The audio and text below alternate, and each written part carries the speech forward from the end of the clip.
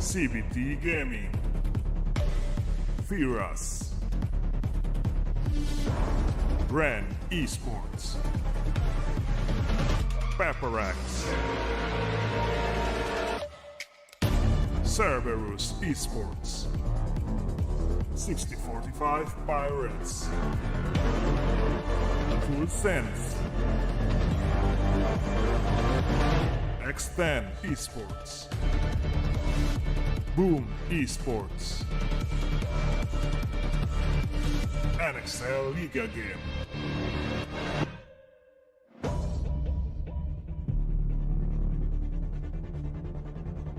Are you ready?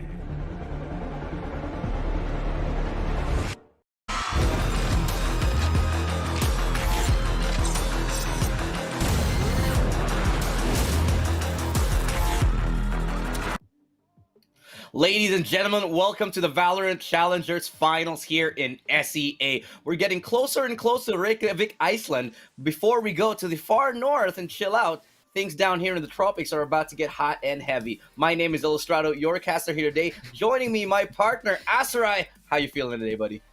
I am doing fantastic. Actually, can you hear me properly? Because my mic's been like great, falling. Man. Awesome. You're great, dude. You're great. Oh. And of course, our viewers are also great. Exactly. No, we did it wrong. We're in Asia, so we have to start with the finger hearts. So, yeah. Okay. Yeah. Anyways, to kind of answer your question there, I'm doing really good right now. I've had proper sleep, and now I'm just looking forward to our teams that will be competing once again for this Southeast Asia Challenger. Now, if I may, including the addition of the Vietnam region, which is something that we didn't have with the Sea Masters that happened a couple of months ago, if I'm not mistaken. Oh, yeah. Information isn't exactly rife for the Valorant region, but we do know some things, all right? So with the inclusion of Vietnam, sort of a household name in SEA when it comes to FPS games. They're very dominant here, including teams like Cerberus. I'm excited to see what they bring because these guys are always going to be good. Vietnamese players, always strong in the FPS community, and they're probably going to shake things up here. Actually, we had a little bit of conversation before we got on broadcast, and I think a few of us actually were pegging Cerberus, the Vietnamese team, as a dark horse, I think, at the very start of it. Yeah, definitely. Because if our viewers don't know what's going to be the matchup for today, well, we're going to go back into that one because we're now showing you guys quickly the tournament info, where this is kind of like the transition of what's going to be happening. We have, of course, the Valorant Challengers, which we have for our respective regions. For us in the Philippines, we had the Valorant Challengers Philippines, now going up to the SEA Playoffs. And my dude, Ilu, all of this is going to be culminating with, like you said, going up to Valorant Masters, which is in Reykjavik, Iceland. Did I pronounce that right? Reykjavik. Yeah. Reykjavik. Well, we can't exactly say it like they do. It's very nuanced, right? But talking about how much money is up for grabs here today, $50,000. Pretty spicy. I'd say 15K going up to the top placer. It's a cool 10,000 going up to second place, and it goes down and down and down. But everybody's gonna go home with a little bit something here. $15,000, Asarai. Definitely a lot of battle passes we could buy with that.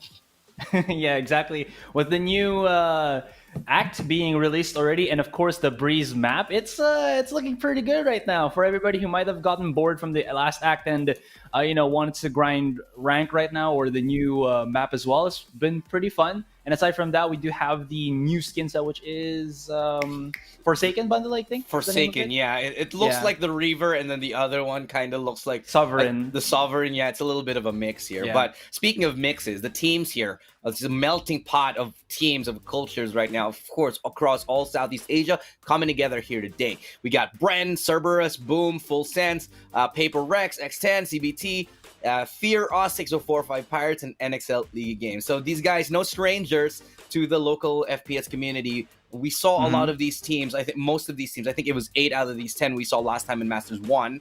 But definitely there's a big change up. A lot of them had roster changes. I mean, X10 just went through a roster change. Pirates is new here. Bren had a roster change as well. Paper Rex as well had a little bit of a roster change. So definitely, I'd say things have changed pretty drastically since the last time that we were here at the Masters. Yeah, it's either for the better or for worse. It's going to be something that teams will be looking forward to testing out in our NC region. It's going to be very exciting, and of course, you saw it already with our schedule there. Our first match will be Cerberus Esports from Vietnam gonna go up against Boom Esports from Indonesia. Yeah, thank you so much.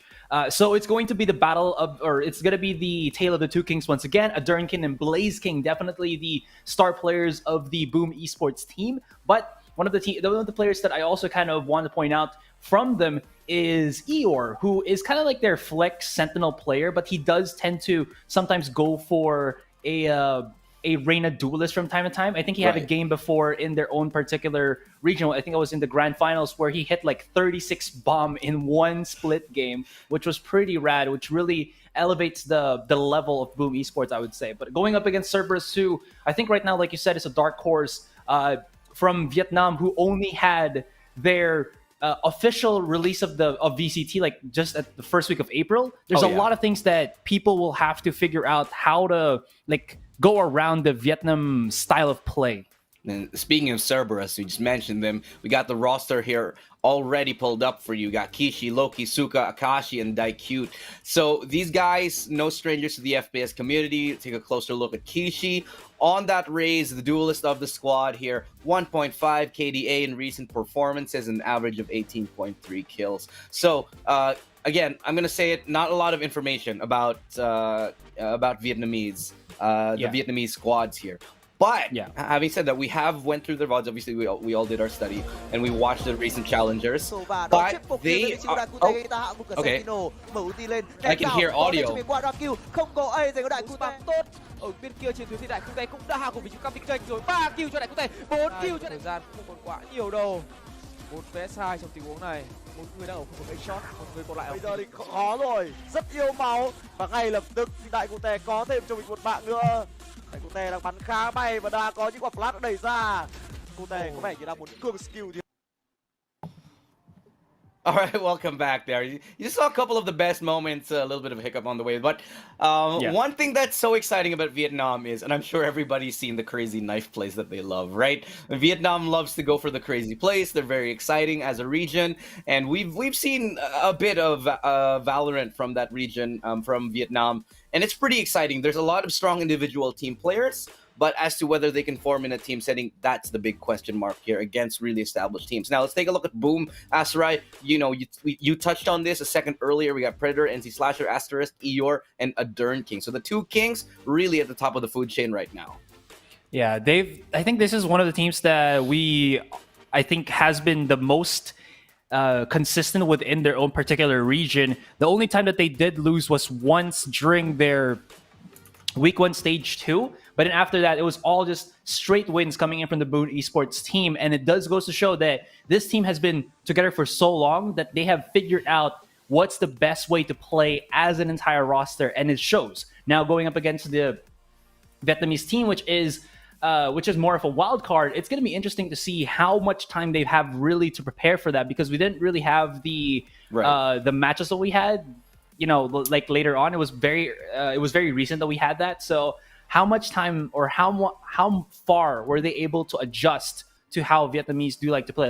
Like you said, they're very exciting, they're very explosive, and that's something that maybe Boom might not be prepared for. Yeah, no, and on the same note, this is exactly the reason why other teams struggle to play against Boom and struggle to play against teams like Cerberus, internationally speaking here. So I had a chat with the coach of Bren a little bit earlier, and by the way, whoever wins this match goes up against Bren in the next round. So if you guys don't know, Bren actually lost to Boom in the previous Masters and took them out in the 2-0. So one thing that's, I think, really, really interesting to point out is, despite the fact that they're sort of an explosive play style, I'd say slower paced teams, more default heavy teams like Bren, they struggle against teams like Cerberus. They struggle against teams like Boom Esports because of their timings. They're a little bit strange, a little bit differently, and the map picks are usually very different per country as well. So we got Split, Haven, and Bind today. How are you feeling about that?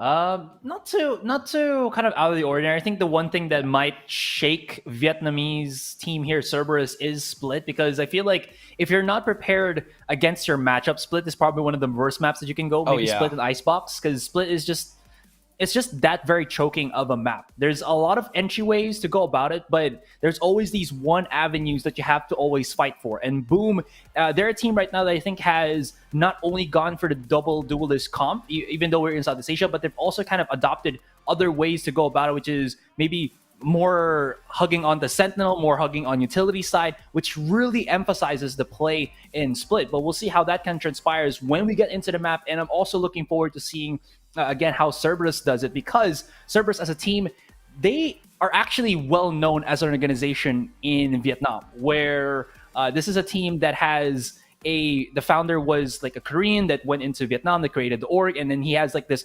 full-fledged facility, full-fledged dream to make everything happen for the players. They got coaches, they got analysts, they got boot camps, they got physicians. Oh my god, this team has had everything. And coming into this one, they're pretty damn well prepared here, Ilu. They do this not just in Valorant, because the Cerberus, I think, brand has found much success in other esports titles. In other games, they're actually a very dominant squad, not just in their own respective country, but even across Southeast Asia, winning different titles in other games that I don't feel like I need to mention. But having said that, they are really a dominant force in the region. But the question is, because of the amount of time that they've had to sort of adjust to this international setting in Valorant, will they be able to go up against more established teams that have been here for a longer time, just like Boom, just like Bren? I feel like the answer to that is 50-50. Because no one has any info about them, like no one has any research on very few VODs to watch. But at the same time, they really don't have that much themselves in terms of experience. I would say they have fair experience when it comes to Valorant. I think within their own particular region, they've had about 3-ish tournaments that they've already competed and dominated, successfully. There's also the point where Akashi, one of their players, Kishi, sorry, is one of their very known players. He came from the CSGO scene of Vietnam, and that particular game right there in Vietnam, it's not really the biggest, but Kishi is very well known because he's been one of like the KOLs, the key opinion leaders for the particular game, switching up to Valorant, and then his teammates were also ex-PUBG pros. So there's a lot of FPS background where we come in from battle royales with a lot of hectic gameplay, which is very, very needed to kind of be edged on in Valorant. There's also a lot of tactics, of course, with Kishi being a former CSGO player. That's going to be really, really good for them. And again, this team, I think, has a lot of ability already to perform. It's just that, again, do they have enough of that C experience? Maybe some of their players, maybe in some other games, but in Valorant, this is probably their first one. Yeah, you mentioned the pedigree that they do have on their roster. Yeah. Sure, they have that in spades, right? But, the problem is, Boom, they have the same. Because Boom, this is a team that goes also way back. This is a rivalry. Like, we talk about Boom versus Bren. That rivalry, sort of that SEA head-to-head has been existing for the very longest time. And in terms of experience, they have the pedigree, they have the experience, they have the ability as well. So I genuinely feel like Cerberus is at a very large disadvantage coming into this map, these upcoming matches here. Having said that, in terms of the map selection, well, we started with Split. which is a very unforgiving map for a team that can be uncoordinated. But the rest of the maps, you talk about Bind, and I think Ascent or Haven was the last one. Yeah. Ascent, correct? I Yeah, think Ascent and Bind. Yeah, those are the last two maps. These ones are a little bit more forgiving, actually. So when it comes to the map, I genuinely feel like Cerberus, they have, I'd say, a little bit of equilibrium in this one, because everybody knows how to play this map. The meta is different per country and how they play these maps. Yeah. And it's all going to be about who can force who to play their game. That's definitely true there. We have seen in the past how Boom was just, I think, was manhandled by Bren on Ascent specifically, where Dubstep did pop off. Of course, you could say that Boom versus Bren match, Bren was having, I think, a kind of, what's the word here, identity crisis, because they were still in the shift. Humi was still there with them. Now he's going to be playing with Wits, but that's a discussion for another series, because now it's the limelight on Cerberus and Boom Esports. Cerberus is going to be starting on the defending side, which could bode well for them. And here's kind of the interesting part. They are going to be using a lot more utility than I was expecting here. I thought they were going to go for the double duelist, but they'll only be utilizing that Raze. As for the Boom Esports side, it's going to be a double duelist once again. NC Slasher, fantastic Raze player, and a Dern King, of course, his signature Reyna as well. Yeah, so we got Blaze King. He's no longer Blaze King, apparently. He is now just Blaze. But he will be playing on that Omen. And, you know, on the other squad, like you mentioned, a lot of utility here. A lot of utility. You got that Breach, a lot of flashes. They got 4 flashes on their squad. On the other side, they only have the 3. You know, they have the ones from Reyna and Omen, sure. But aside from that, not a lot to get really into the site. They do have a hard entry. They have a couple of hard entries. But in terms of the post-plant situation, it might not be as clean as what the other side can offer. So this is fine, because they're starting on the attacking side, right? So they're starting on the attacking side, and this might be, I'd say, a pretty fairly balanced pick for both of these squads. I think that they were both of these teams actually were able to make the right calls into what to decide on what to pick on these on this first game here. Yeah, it makes a lot of sense. For Cerberus, it's just your standard comp at being good at defending. And then for the other side, for Boom, it's your standard comp at being able to attack well and have your options if you want to rotate to the other side of the map. It gives you a lot of breathing space as well. And now, here we are. I'm just going to go for a bit of cinematics. I'm going to take a bit of a sip from my Vietnamese instant coffee, which is Trong Nguyen, and then I bought like condensed milk because that's the OG way to do it. Right? That's the OG way. Like Vietnamese coffee and Vietnamese tea. Oh yeah, amazing. Just if you ever get that proper Chayan, nothing like it. One of the best things about SEA, just the food. Just the food. And if anybody here is watching from outside the region, you got to come down here and try this, and of course hang out with our Valorant players. But here we go, ladies and gentlemen. It's the first game of the day, and it's gonna be one heck of a fight. We got Cerberus versus none other than Boom Esports, and we're starting now on Split. Yeah. Before everything, first, I did promise this. So big shout outs to the coach of Furious. He's my friend Avi, who has given me as much info as he can on these Vietnamese players. Because again, them being the first time to join in Southeast Asia region is going to be great. But of course, I'm going to shut up for that one because it's going to be a quick little entry frag from Boom NC Slasher going into A Heaven already, getting the 2 kills, and now whipping out the Boom bot. Going to spot out one. There's one not going to be onto the site, but they are going to be coming out from elbow from the side here of Cerberus as they drop down the waterfall. Kashi spots out one.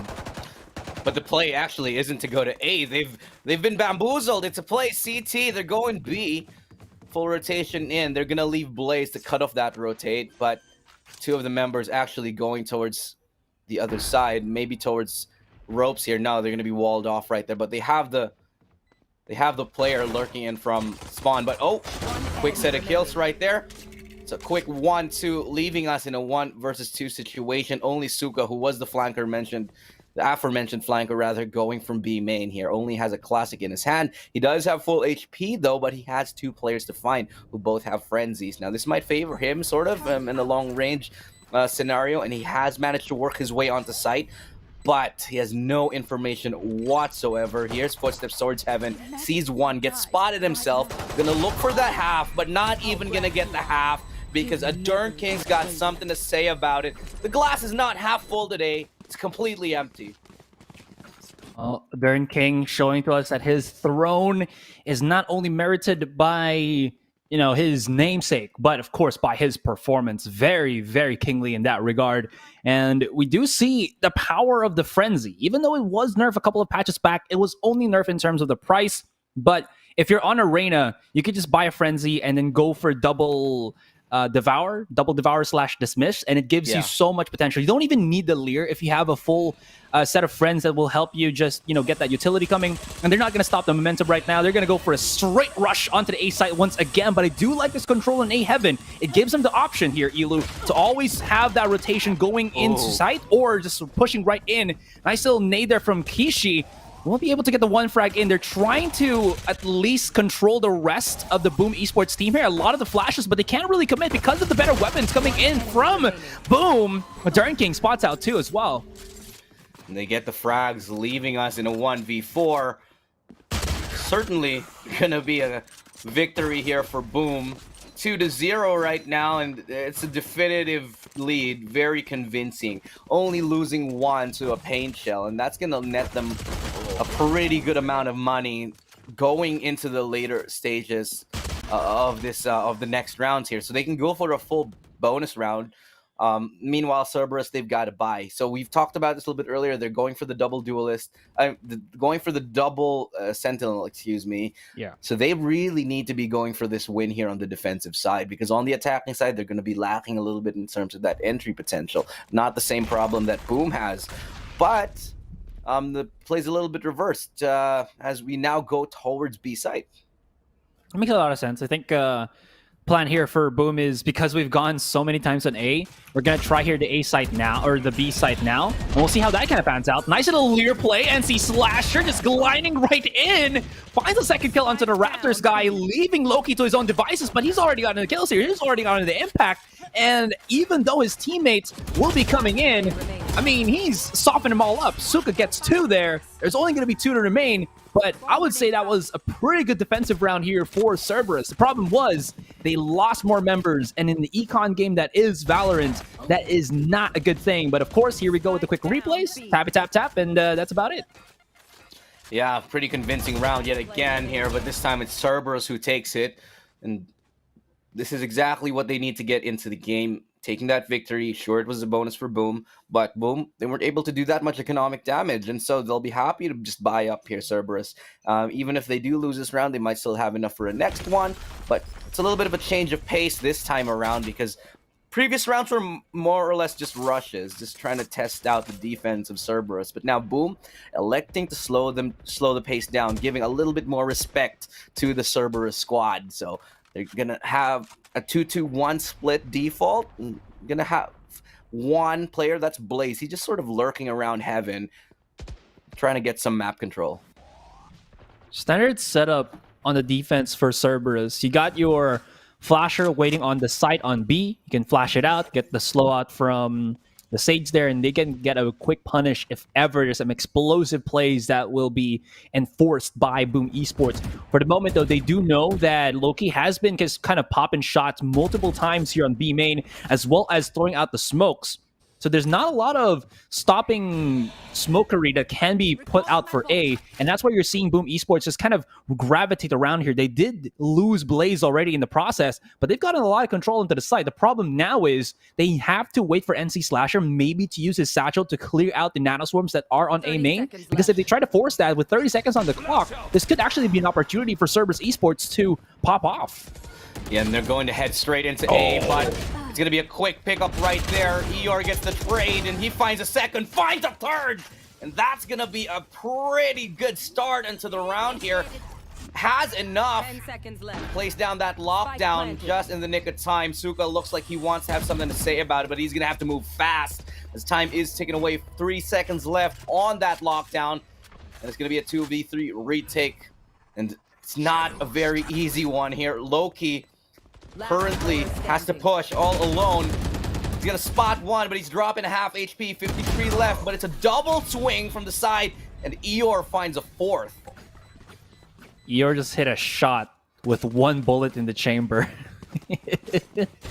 That was nutty. Let's see where he was. That's the one, and then boom. Or maybe Yeah. 2 shots. I don't know. But You know- Nancy Slasher was just there to get the refrag if ever. But yeah. I was just about to say, I do not like the lurk from Blaze, honestly. He's the smoker. He's the one guy you need like towards the mid round. Yeah. You need the smoker mid round to set up those smokes. Having him get caught off pushing so far, even as to go into heaven, I think it's a little bit haphazard. Could be because he just wanted to go for that opening. Or maybe just because that's his main role for the Boom Esports team, you know? We've seen Adern and NC Slasher just love to go for the entry frags. Blaze is all about that lurk because he's from the shadows, man. That's why he's on the Omen here. Quick peek from Loki there, lines it up, and that was beautifully executed. Eeyore's going to be here looking already at the V-Box. And that is going to melt out the one. Can't even go through the icicles because the global warming on those nanoswarms is going to be able to take it down. Akashi finds the head as Eeyore was about to throw more of his shenanigans onto the top of mid. And this leaves us into a very digestible situation for the Cerberus squad. 2 versus 2. Asterisk does have to survive. If he can find one of his teammates, maybe he can bring them back to life a la Evanescence. But the problem with that one, Elu, is that his teammates are all stuck on mid as well as B main. It's all far from him because he's going to be planning to spike down on A. He's already lost his teammate. And Akashi with his Rolling Thunder, this is a death sentence. Maybe if he can find him down beneath, or he jumps right down. He doesn't find him. Whoa. Never mind. That was a quick peek, a quick look, and a quick takedown.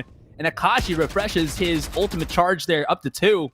That's going to be 4 points, or 4 rounds for Boom Esports. Or sorry, Cerberus rather. My. What a shot right there from Akashi. Doesn't matter. Dropping down Ninja Assassin. Able to take down that kill so quick. The awareness that he could not have been peeked from any other angle, and so he checks right down below him. Let's take a little bit of a look at that again. My God, that was a pretty one. Bam! Straight to the forehead. Oof. I mixed that a little bit. I apologize. That was supposed to be Cerberus. I know. If we have like Vietnamese viewers and it's like, Asri, what the hell are you saying? Sorry guys. It's Cerberus Akashi. I know now. I will not make a mistake again. 3-2. That was really good. Like I don't even know. Maybe it's because the mentality for him as a breach is not to find the kill as their days, but to check the corners where there's nobody else there. Die cute. Hello. Get the shot off onto a Durin King right there. Step in the right direction. Definitely, and it's a little bit of a slow and steady approach now towards mid after that kill. Die cute. He's gonna be able to spot out one, but not gonna land the shots, not gonna get the damage he needs. Does have res if things get a little bit hairy, but he needs to not put himself in a sketchy situation. That's a very scary res to be going for, but he's gonna go for it anyway, and they profit off the risk here. Asterisk taking down his counterpart, Daikute, bringing us to a 4v4. No reds available for Daikute, and that's what I was saying earlier. Daikute, he needed to be alive for this one. Kishi was able to pick up Blaze, yet again getting caught off towards A main. Kishi, Spider Senses tingling. There's the boom bot. Here's it already. Gonna throw out the nade. He's gonna be saving his ultimate for the moment, but rips it right back out as I think he was a bit afraid through the Leer. Ultimate will be used by Loki, and he's gonna use his sophistication to get that A site quickly. But the problem with that one, look at the positioning for the Boom Esports squad. They've all but abandoned the A site as they rush in for B. Quick little flash there from Akashi. He has to bring big here as the nades being thrown out and everything else. Has to back away for the moment. NC Slasher is into the corner, spots out the one, and that will be the end of Kishi. A wall will be stopping the B stairs take as NC Slasher takes home there. The rest of the squad, Asterisk is out in the open, but he finds a kill. Beautifully done. And now it's Loki and Suka through the Defender Killjoy ultimate, but Eeyore is in a spot to make some damage happen. He has to get out. Oh no, he falls down. He falls into hell. Can he get out? No, he doesn't, and that's gonna be one player less. But Slasher, he finds both! 3 kills for him in that round, coming up huge when his teammate is detained. And what a play from the duelist right there of Boom Esports to get 3 kills and save the round for his teammates. Bro, if we finish this highlight, look at where Loki threw out his paranoia. It hit Suka. He was blinded. He doesn't know where NC Slasher was as he dropped down from the heavens. That was incredibly unfortunate. I knew that he wanted to use the paranoia to blind both of the Boom Esports members there, but it was also to the downfall of his teammate because Suka was just minding his own business, defusing that spike, and he got caught out in the open. What I love about that move from NC Slasher was, normally, I mean, the move that would make sense is to watch over your teammate as he's detained, but he doesn't. He goes for the push and he wins it. But as I say that, another push is about to come towards B. The opening frag, NC Slasher, no one there to trade him, and the offense comes to a screeching halt as they get all slowed down and they relinquish map control towards B main as they force a rotate. Daikyu has probably been one of the most adaptable players for Cerberus.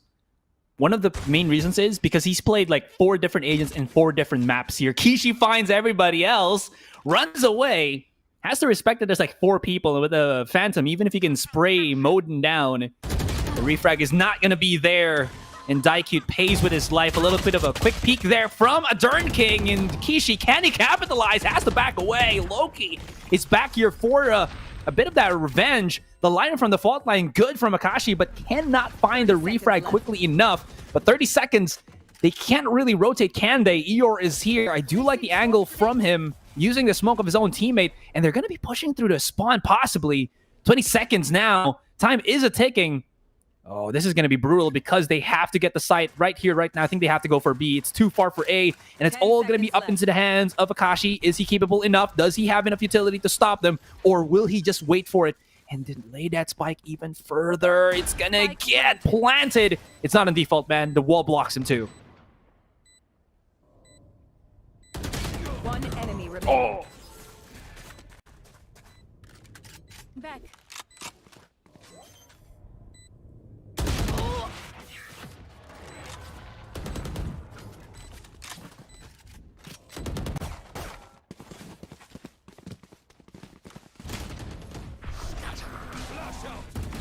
Enemy down.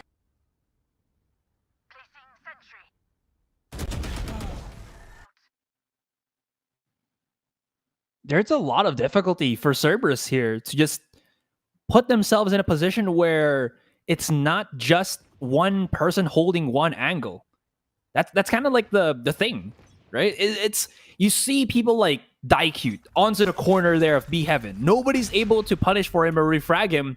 Even if Kishi wants to make that happen, he has to wait like a second or so before they peek his other angle. And this is putting Cerberus in a point where they can't just find these picks and then trade off for their teammates. NC Slasher, he was ADSing and still finds a kill onto Loki, who was just, well, trying to get more control of B main. Maybe even I work think a you little were bit. cut off there. Do me a little bit of a favor and check your audio, because I think our links got a little bit wonky and none of our audio is getting picked up. But it's back for me, I think. So if you guys are hearing me, that's a good thing here. But Kishi gonna spot out one, gets a beautiful headshot now onto Eeyore, and that leaves us in a 4v4, excuse me, on this eco round. Mid control has been wrested, has been secured here by Cerberus, and they're gonna be happy with this control.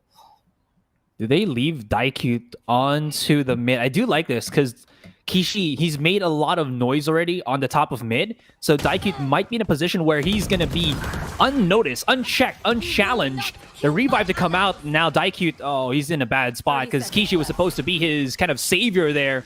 A couple of flashes being thrown out. He's hearing a lot of the rotations, 25 seconds, but Akashi is putting everything for Daikyu here. But maybe it's not the good brace of options because Daikyu cannot really peek out without being refragged too quickly. He's about to go for this one, but there's an alarm bot that is going to be spotting out the B main, as well as, of course, Blaze just looking through it. And that is going to be only Suka to remain, coming through alleyway, and that's going to be the end of that. 6-2 in Boom Esports. Like you said, man, they're starting to build steam, and it's looking pretty damn hot for them. Okay, I mean, I'm fairly alright with that play by Cerberus. They forced the res on an eco round. I wish that they've gotten a couple more to make it more expensive and force some rebuys, especially this late into the half. But the fact that they did make it a little bit expensive, you know, I'm fairly okay with it. They'd have wished that they have gotten more, or you know, maybe gotten a couple just to make things a little bit more difficult for the rebuys. But they didn't, and you know, Boom, I think they're gonna have as much money as they want for the rest of this half because of it, and so they're gonna be confident. They're gonna be brazen with those plays here as they gear up for another A hit. Dern King Now creeping up ever so slowly. He's hearing it. Everybody is walking around. They've already spotted the side of Kishi, and now the entirety of Kishi as Eeyore makes quick work of him. Now knowing that there's only going to be one just messing around in the ace side, Suka in the back of elbow has to respect that he's being thrown a lot of utility just for his position. Daikid spots out one. Does he know that one is on his corner? He boops slow orb into the face of Blaze, but that doesn't do anything. If only it can one-hit headshot, that'll be fantastic, but it doesn't, right? It's only a ball, and you're just passing it.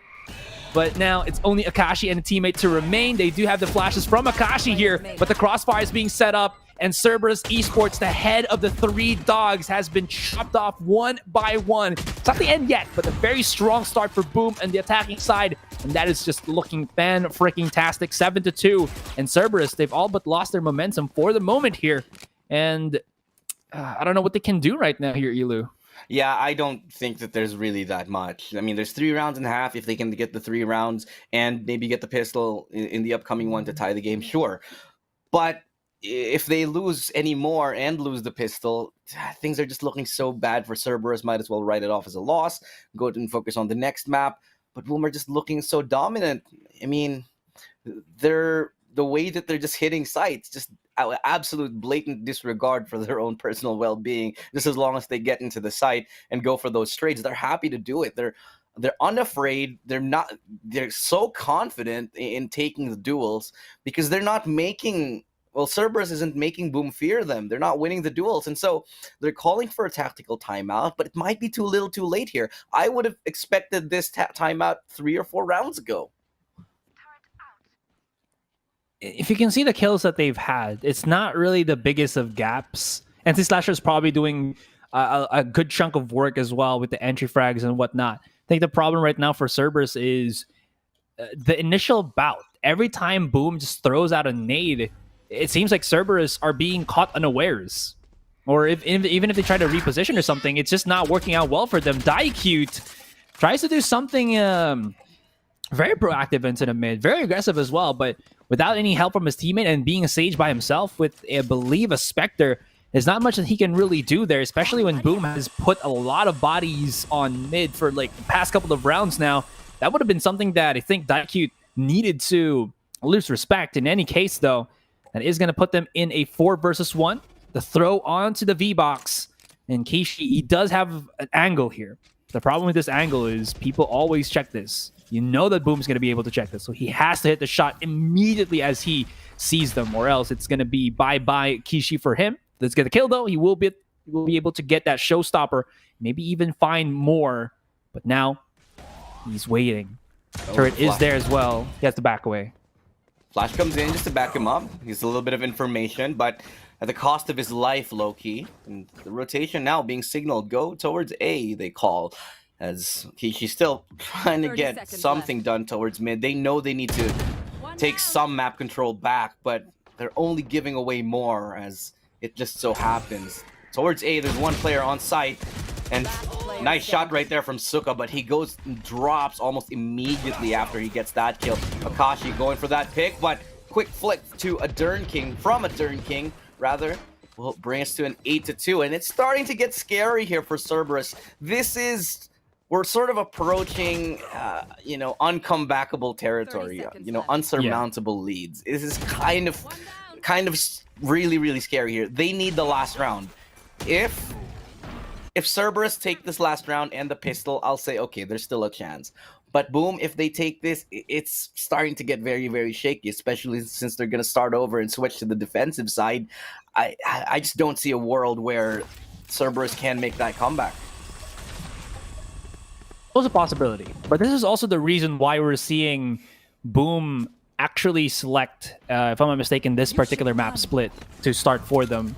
It's such a map that can be two-dimensional or multi-dimensional if you know how to play around it, if you know every single bit of angle. But it seems like Cerberus just has a little bit less of understanding compared to what Boom has.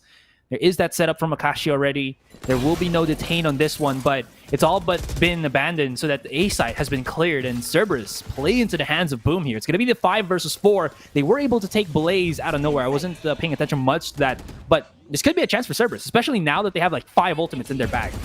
They do. That's the lockdown deployed here to get them a little bit of time. But Adern King's able to get one. Showstopper incoming towards the side. Can he find the connection? Yes, he does. That's a third for Kishi. But looking for a couple more. He has to. Time is ticking away. That's a showstopper in return. Slap taking that before putting it down. And that's got to be the round here. But oh, look at that. Going to be a quick trade-off and another successful round here. So pretty well played one as Adern King is able to shut down. And it's just so many ulti. There were like 5 ultimates deployed in that round, I think 4 or 5. There was one from Eeyore, there's one from NC Slasher, there's one from Suka, there's and one from Kishi. 4 or 5 in that round alone. And at the very end of it, we're at 8-3. So really good round here for Cerberus to pick up the second to the last one. If they can bring this to an 8-4, like I said, still might be possible. It's very workable for them. And nice use on the all ultimates. That's probably one of the ways that Cerberus knew that they're going to have a straight up victory on that particular round. And any round that you can have a win right now is good. Don't save your ultimates, just use it. The mentality is already there. Adern King, as he even knows one's going to be right behind him, he spots it out. Diecute, though, where did that flash came out? Because that is kind of disrupted every mid control that Boom Esports has had. Asterisk does have the operator, will get the shot onto Loki, backs away. He has his ultimate now, and he can revive one if ever. But as you can see, Kishi is guarding that body like a little bit of a hound dog, has to back away now as he was tagged to 2. Thankfully, he was alive, but this does give Adern King the opportunity to come back. And Eeyore, once again, I talked about how he was such a cracked, versatile player for Boom Esports, and he comes big here again to finish off maybe this first half round. Blaze is already playing around his own smoke. Will make that TP play. Suka is second-guessing himself, and with him being alone, well, that's not really a bad idea. As that smoke dissipates in a couple more seconds, he's gonna be in the crossfire, but that doesn't take that long for NC Slasher to find the last target, and we're 9-3, ending the first half. That's, I'd say, definitely a scoreline Boom will be happy with. Cerberus, on the defensive side, they had to pick up a little bit more than this. I mean, on the favored side, we've got to get at least 5. I'd say. I mean, maybe minimum 4. 9-3. I'm hesitant. I'm very, I'm just doubtful about the possibility of a comeback here for Cerberus. It's just that they don't look as on point with their rotation. It feels like they're scrambling around the map. The res at the most important times for Cerberus just never came in for Diecute. It's just a little bit unfortunate here that we're seeing, just mismanagement of ultis and utility, and the rotations are a little bit, hit and miss here for Cerberus on a map that is so dependent on good team play and good utility usage. But, as I say that, a little bit of a cheeky play from Predator. He gets that kill onto Diecute. Bodies being thrown around already. Suka has been spotted, but he's done some good damage. His teammates are about to come on ropes. He needs to be able to at least flank around. Kishi spots another, has to go for the double ropes play. Noted Eeyore maybe is onto the corner, but that nade was perfectly thrown out by NC Slasher. And it forces the rest here of Cerberus to just tuck tail, run to the B site. There's going to be 2 there on B main. And this could actually be really good for Cerberus because their teammate is still lurking about on mid. They will be able to get the spike planted down, but look at the angles at where Boom is about to corner. Eeyore is about to find the one as well. He spots him. Suka, he needs to translate this. He does, and now we're 4 versus 4. Oh! That's a spicy one-tap right there, but it will be punished. Vengeance from Asterisk to take that kill back. No, not rather from Asterisk, but Slasher be able to get 1, and it's a couple kills for Boom yet again to secure the pistol. And this is a round for them. It is most likely looking to be the game, looking like an 11-3 at the end of it. And Cerberus, they're just stumped. They can't figure out how to break into a site. They can't figure out how to hold one. So, and by the way, this is still Boom's map pick, so we'll let them have it. but they gotta do well on Bind. They gotta do well on Ascent here, because if this is any indicator of how the rest of the series is gonna go, it's not looking pretty here for Cerberus. Well, we have seen game series be brought down by split maps, but I mean that's why sometimes it's the best to start it off, because you take away the map that probably will irk you the most at the start of the series and whatnot. So Yeah. that is a chance here for Cerberus. They can always probably even get the comeback here. They only need to make some economic damage here. Problem now is Asterk is about to do the same thing, having himself a nice little shotgun here. Does he know that they're there? I think he knows. He should. He's about to peek him out as well, and he spots out the first, looking for more. And this is all but cornered the rest of the Cerberus squad. Pops it out, throws out, and look at the downfall that they've just done on ropes. And that rope has turned into a noose, as it does just constrict the rest of the Cerberus squad. 2 more for Boom. But here comes Cerberus with their first buy round on the second half. Look at this nice little play here from Asterisk. Boom. Another one. Not a boom. Nope. Just a little bit of a deny there. I mean, Yeah. 11-3, and Boom. This is their best map. This is their favorite map, and it's showing very clear, very evident that Boom is very, very strong on split. In Cerberus, they can't find an out. I'd like the complexity of the plays here by Boom, which I feel like sometimes shoot them in the foot. But against a team like Cerberus, that may not be prepared for it, they are just going unpunished. This double peek here in B main, and there's a trade towards mid here, but this bonus round already, this early on, looking very, very deadly for Boom. If they get any more kills on this is a win and a half for the squad.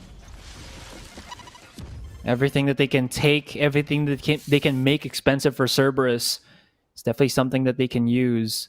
That spray, though, I think if ever someone was on the top of ramp on A, should have been able to hear that. But since there was a kill there, it's looking pretty good. And here's where we see Suka at least show his worth, his stock for the Cerberus team. They're going to make some quick haps going in onto the A site. They will just be swimming through the Nano Swarm. And this could have been a catch here for Eeyore. It was just a tad bit too late. And everybody else from Cerberus, the 4 paws of this team, have kind of just stubbed their ground onto the A site. It's going to be a 4 versus 4. No big ultimates for BME here, and Loki goes onto Raptors, so he can at least open up some angles for his squad as the rest of BME will be coming in. That's a risky shrouded step if I've ever seen one. But Loki trying to make this work. He gets peeked from an angle, but he gets one before he drops. Predator is there for the trade. Suka's right there for the response. And Cerberus, they're looking strong on this. They find a third, though, for Predator. For Blaze, rather. And 11-4 right now. Cerberus, they finally win one. But that was Boom Esports' bonus round. And it is a bonus round, and they got that many kills on top of it. 3 kills. Boom are definitely going to be happy about it. They forced so many rebuys. Akashi doesn't even have anything to buy in this one. Oh, he will be dropped the Vandal. Pardon that. But they won't have any money if they lose this one. So this is pretty much do or die. Pretty much do or die for Cerberus at this point. If they lose this round, I'd say it's fair. I'd say it's GG. They're going to be placing themselves a lot on mid as well as B main. I hope here, chance. Oh, they spot out Asterisk. They hear the wall, but they knew the Asterisk was up to those old shenanigans with that Judge. Daikute spots another one onto the back of the B site. It's going to be Blaze, and it's backing away here. Do they know that there's going to be a Judge quickly there on Mail? Because Kishi's about to be in for a really, really grindy, tough time. Another thing that I did want to point out is that Cerberus do have their Rolling Thunder. It's going to be looking pretty good. The double peek to come out as well, and can Suka come big? It seems like the 2-for-1 is too much for him to handle. And Asterisk, he's about to explode here, but beautiful flash. Yeah, explode he did not. He imploded at the side here, but Blaze is able to get one. The spike dropped, so that's a pretty good pick to find, and the paranoia and the counter flash coming in. Blaze looking for a second. He does get it, but Akashi's right there for the trade. They're able to recover the spike for now, but a Dern King's on the top of B having to deny them that rotation. But the cutoff is coming in here. Eeyore on the flank. He knows that there's a possibility that he could be here, and so that's the ultimate really quickly from the shadows towards a site. That's going to be a retake scenario right here. A very, very good move from the side of Boom. Cerberus, and they might just make this round into a win. Eeyore's about to hit the shot of his life, and he does capitalize quickly. Akashi, he knew where his opponent was going to be coming, but the headshot was just not prevalent enough. He's out in the open. You can see that Loki is playing for that high ground, and if he knows that this guy is just one hit away, he can just no. That was the round that could have Too been. eager. So close. No cigar. Just rather unfortunate. But yeah, Boom rather able to pick up that round and get match point. This much closer to Iceland they get. Remaining. It's still the start of their journey, but still, it is a step in the right direction here. And my oh my, that was just unfortunate. I think Loki was expecting the full defuse to come out from Eeyore. Did not also imagine that he would lose that one. The pixel angle, the headshot peak that he gave to himself was also given to Eeyore as well. And Eeyore not going to miss a chance to make that happen. 12-4, still pretty respectable. There is going to be the Rolling Thunder to come out, but of course it gets stopped in its tracks with a big showstopper from NC Slasher, and he's not done just yet. Come to me, my sweet prince. Remaining. It's going to be a big flank as well. Spike down A. Loki is up to his own, and he's going to be on Sewer here. He can pick up the spike, but it's a 5 versus 1. If he does get it, Blaze will know that he is there. Pops out the paranoia, and now he is in a position where he can hit the shot. Beautifully done. Tremendous performance, tremendous effort, but there's still 4 more to remain. Loki is waiting, but there's so many angles. There's so many opponents to just peek through. He has the paranoia, but like I said, too many angles, too many opponents to try to deal with, and that's going to be GG for the first game. Cerberus holding on. They got 4 rounds, but truly being dominated by Boom here. Very convincing win and one of the cleanest games of Split we've seen all VCT long.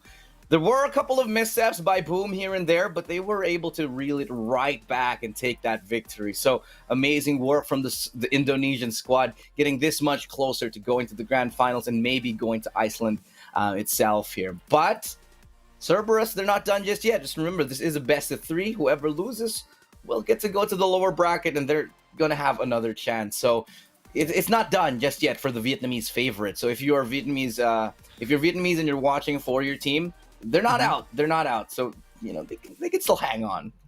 Yeah, that's the beauty of it. And that's why we're kind of excited and happy about this particular format, because the last time that we had something like this, which is the Southeast Asia Masters, it was a single elim. If you lost that best of 3, there's no more chance for you. At least for now, there is one. Of course, we're talking about it like it's already done. It's already happening, but not just yet. There is still a chance here for Cerberus to get the 1-up onto Boom. Now we've already taken away Split, which is, I think, a kind of wild card selection of map in this series where I think it's a toss-up of what could happen. But now there is a possibility that on the next one, it's going to look even better. But now we have, of course, our quick little information bits here. NC Slasher popping off with 3.0 KDA, 330 combat score. The nectarine on this man is nigh but sweet, and the Boom Esports are just kind of enjoying the fruits of his labor.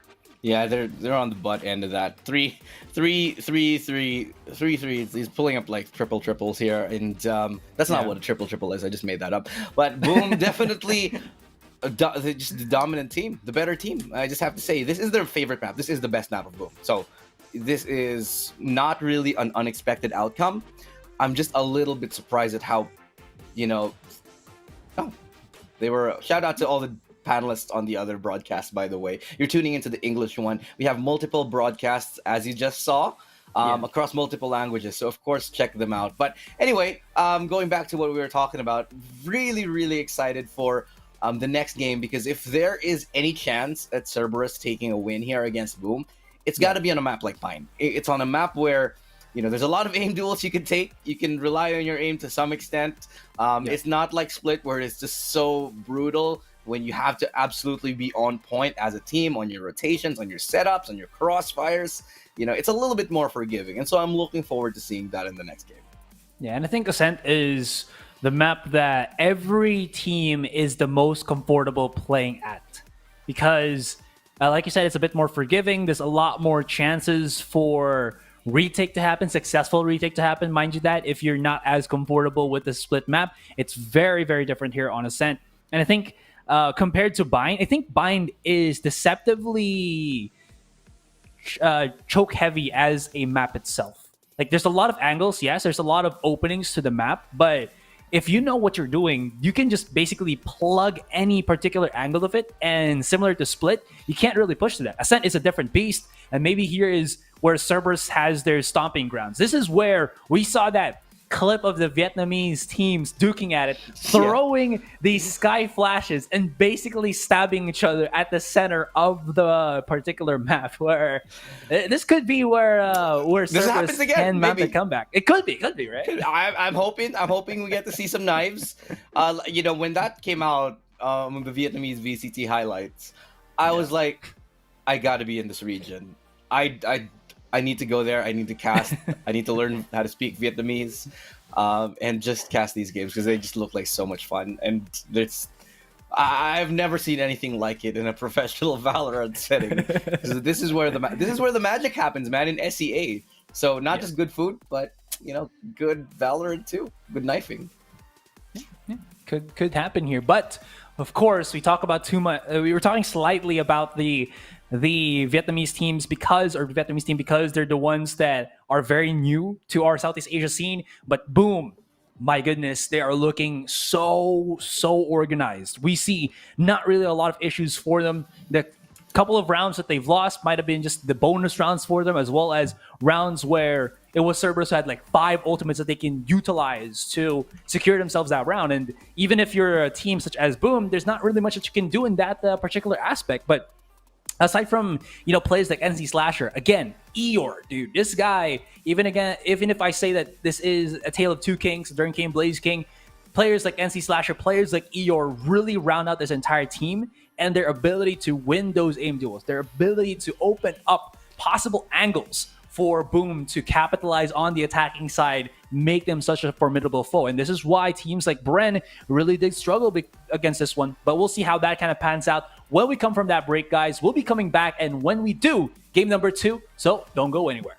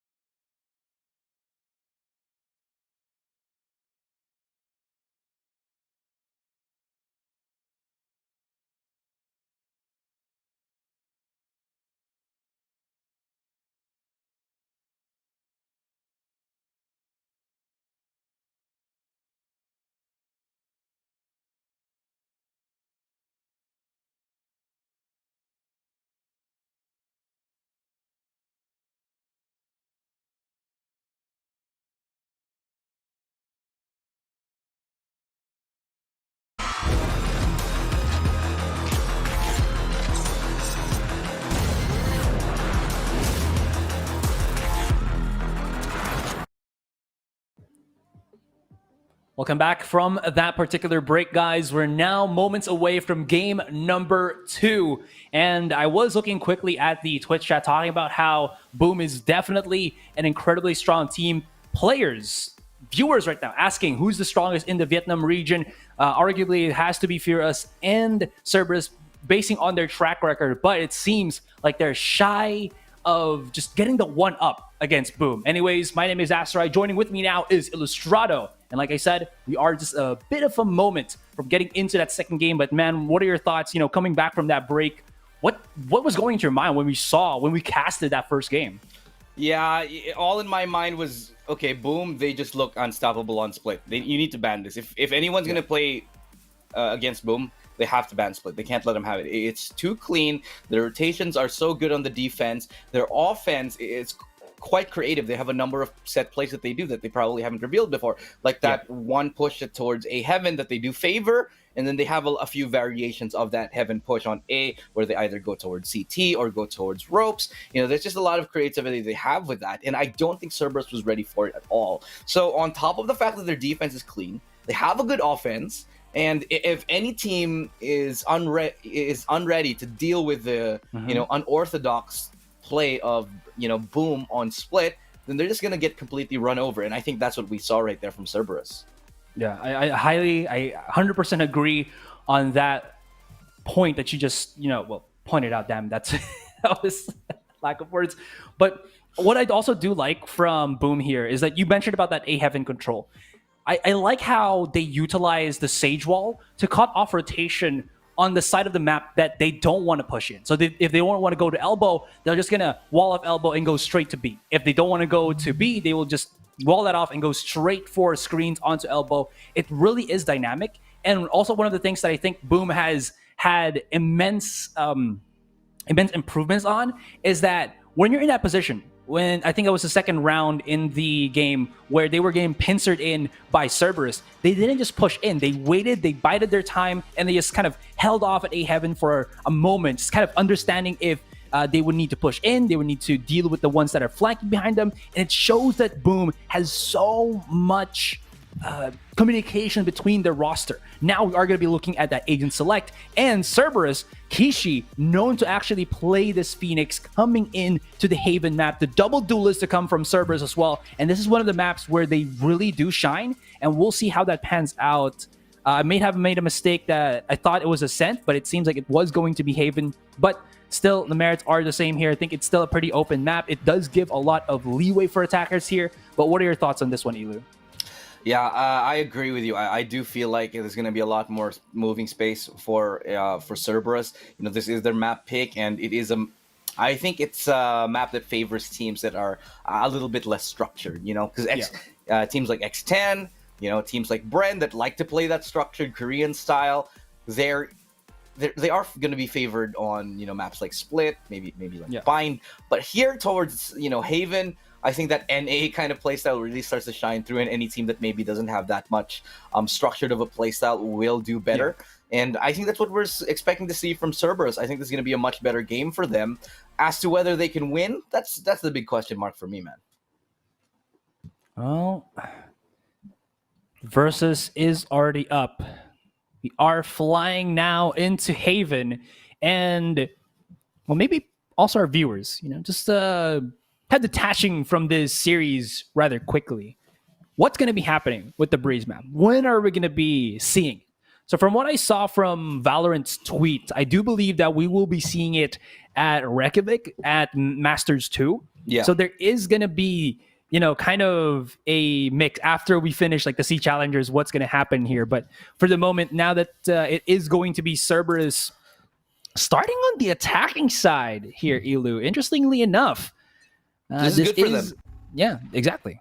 I think this is good for them. They're going to be able to set the pace, do what they want, run the defaults when they want, run rushes when they want to.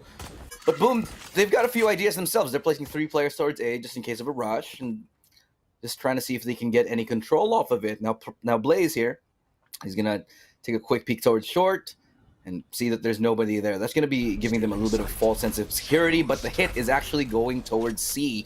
Could be a little bit of a fake, and little bit surprised that their Jet is actually the one doing the lurking here, but that's going to be what happens. As Daikyu actually gets the pick off here. Eeyore gets one, traded by Suka through the smoke. Slasher gets a first, but as quickly as he gets a kill, so does he go down. And it's going to be a little bit of an awkward timing in this flank here on this rotation. As Akashi spots out Asterisk and towards the A side, Adernking gets Daikyu. So it's not over yet. Adernking still alive, and that's going to give them information that there is one player left, and he's coming from A, but he's already snuck himself towards CT. Angle is being watched, though, so this is still a dangerous round, and if Adernking can land those headshots, and heaven knows he can, then this is a very possible round still here for Boom.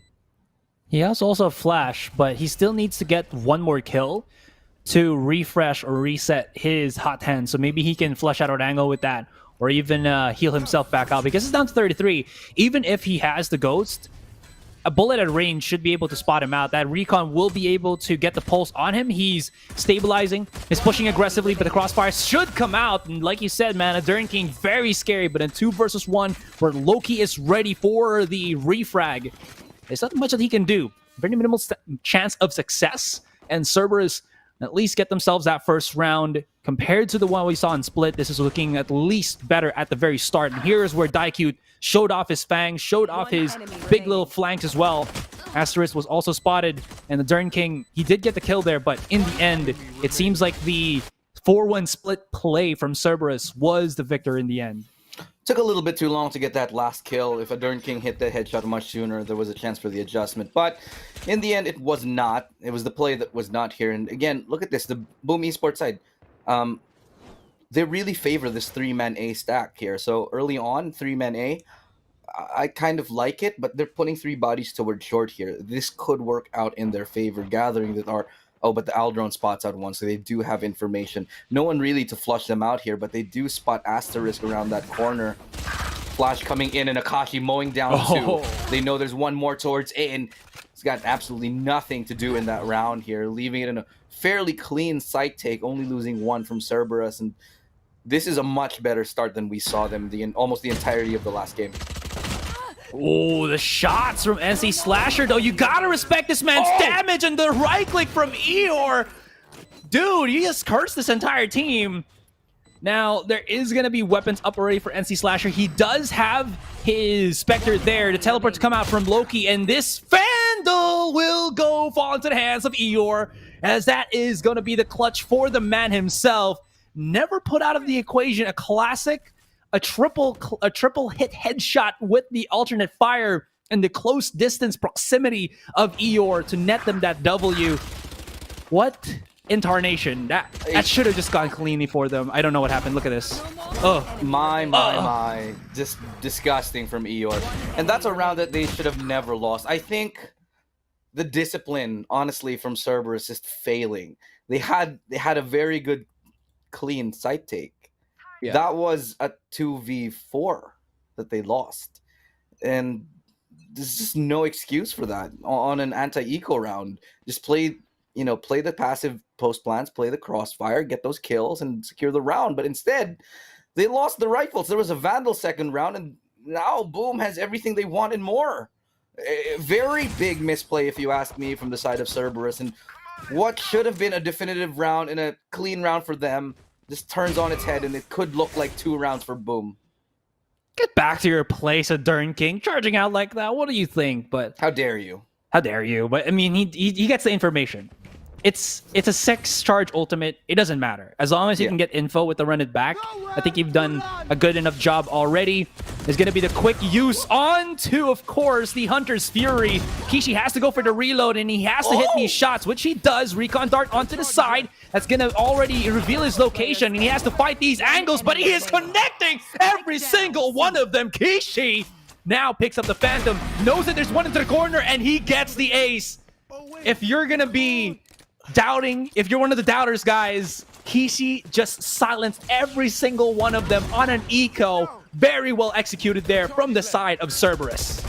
Eco round after eco round win. Kishi bringing it back. 4 turns into 5, picks up the Phantom, and gets the ace to bring Cerberus back with what almost was a crushing loss. Ooh. Damn, that was a round that they're going to be happy to secure. And Kishi, he's going to be dreaming about that tonight. That was his moment. He's got to feel like he's lived for that moment his whole life right there. And props to this Vietnamese player. Amazing way to start off the game. Definitely not feeling discouraged at all after the crushing defeat on Split.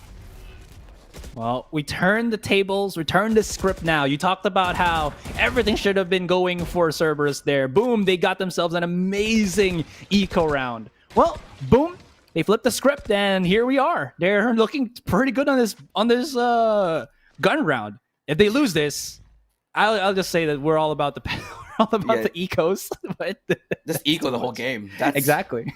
That's the secret right now. But it's towards mid where Daicutie is going to be lurking, leaving the rest of his team towards A. And this is a little bit of a strange configuration. I brought this up earlier where Daicutie is the lurker / duelist, so they have no one really for hard entry, just the Phoenix. A little bit of a question mark here for me, but gets the headshot. So a Durnking, that's a big scalp to find. This is why I don't like really having your jet lurking on anti-ecos. It's just very punishable for me. There's no real way to I'm not too happy about it. But the lockdown coming in will be deployed towards A, and that's going to be signaling a 4v5 retake for the side of Boom. Kishi. I don't know if he heard the Nano Swarm, but that was pivotal for him, because if he didn't destroy that, he would have been detained and everything. I believe they did destroy the lockdown. The trades to come out as well. Kishi is still alive, so is Suka. Gonna be peeking out, but of course, when Kishi's on the case, maybe this is why we're seeing this. Kishi is just the one to start everything for Cerberus, so if he's the one who's he's the one who's lurking, it's not going to work out. And I do understand that if you're a jet, you can always tailwind away to a better location if Daiku is just aware that there is going to be somebody flanking on him. In any case, though, this execute on A, very, very clean, and I did like how they were able to destroy that lockdown, so no pressure to be had onto the retakers on that site. So 3-1, Cerberus are starting to, like, your words on Split there, Elu, building up steam. Yeah, it's pretty good. And 5 kill, I mean, 2 rounds in a row that they've managed to find, and one of them was an eco, and they're starting to clean up their anti-eco. This is a good sign for Cerberus. When a team is able to really play anti-ecos well, I think it's a good sign for teams that they know that they have good fundamentals. But when they lose eco rounds, it's always a very scary perspective, very scary thing here for any team. But so now they're, I think, playing a little bit slower, knows that there's a lot more risk involved. They're playing a lot more patient because they have been punished time and time again. And so now they're trying to just wind down the clock, see if anybody's pushing. But Asterisk could go for that push, but not getting too greedy. Smoke was thrown out immediately. I think so that Asterisk can go and lurk back, or maybe even push forward. A little bit of a jiggle peek, as you saw from the one of the back of the site. I believe that was NC Slasher. Another quick execute to the A. Blaze is setting up the recon dart, so it's easier for them, the trades to come out as well. It's looking pretty even for the most part, but boom, NC Slasher steps up to the plate, stops them in their tracks, hides in the smoke, the criminal nonetheless, but he's down to 8. He has to respect that he doesn't really have the bullets to make it happen, so he waits for his teammates, and now it's all into the hands of Suka. He's in a crossfire here. If he peeks out, if he doesn't get the kill in just a hair, that's not going to work, and 3-2. Great little defensive setup there from Cerberus, and even if they do, or rather defensive setup from Boom, and even if they do throw out everything by Cerberus, it just did not amount to anything. Not a lot of money on Cerberus after that. They will have enough to buy, I'd say, on most of their players. Fortunately, Daiku does have the ulti. And they sort of struggled that round, and this is the first one that Boom Esports has won, I'd say, fairly convincingly. Now, this is where it gets interesting. If they win this round on a lesser buy, it's a pretty good indicator. It's quite indicative of what this team can do. If they can... Nope. Oh, that was a good pick right there from a King, and he almost gets a second. Will get traded out eventually. That's going to net them at least one more weapon on their side, but little do they know, Asterisk still around that corner, playing that double. And this is something that they should have known for now. They have spotted multiple players A every single time, and so they should be expecting a player close. But they didn't, and Cerberus drop another kill, bringing us to a 3v4. Daikyu, though, he's able to at least seek his way. He knows that one is onto the corner already. He needs to hit the shot. There is one already as well on Graffiti. And he's out of position, but they have to pick up the spike. 50 seconds on the clock, and they're committing to this Elu. He has to dash right in, because if he doesn't find this one on Graffiti, this could prove to be fatal. Had his back turned up, but Suko was there to pick up the pieces. 2 versus 2, and that neural theft will give him more information. NC Slasher dropping right into the site, but gets blasted from behind. Eeyore to the corner, but Suko is just a faster trigger. Triple kill for the man, and Cerberus not gonna be taking this down with their heads tucked behind their shirt. And that is going to be 4 rounds for them. Asterisk, though, you can see the replay.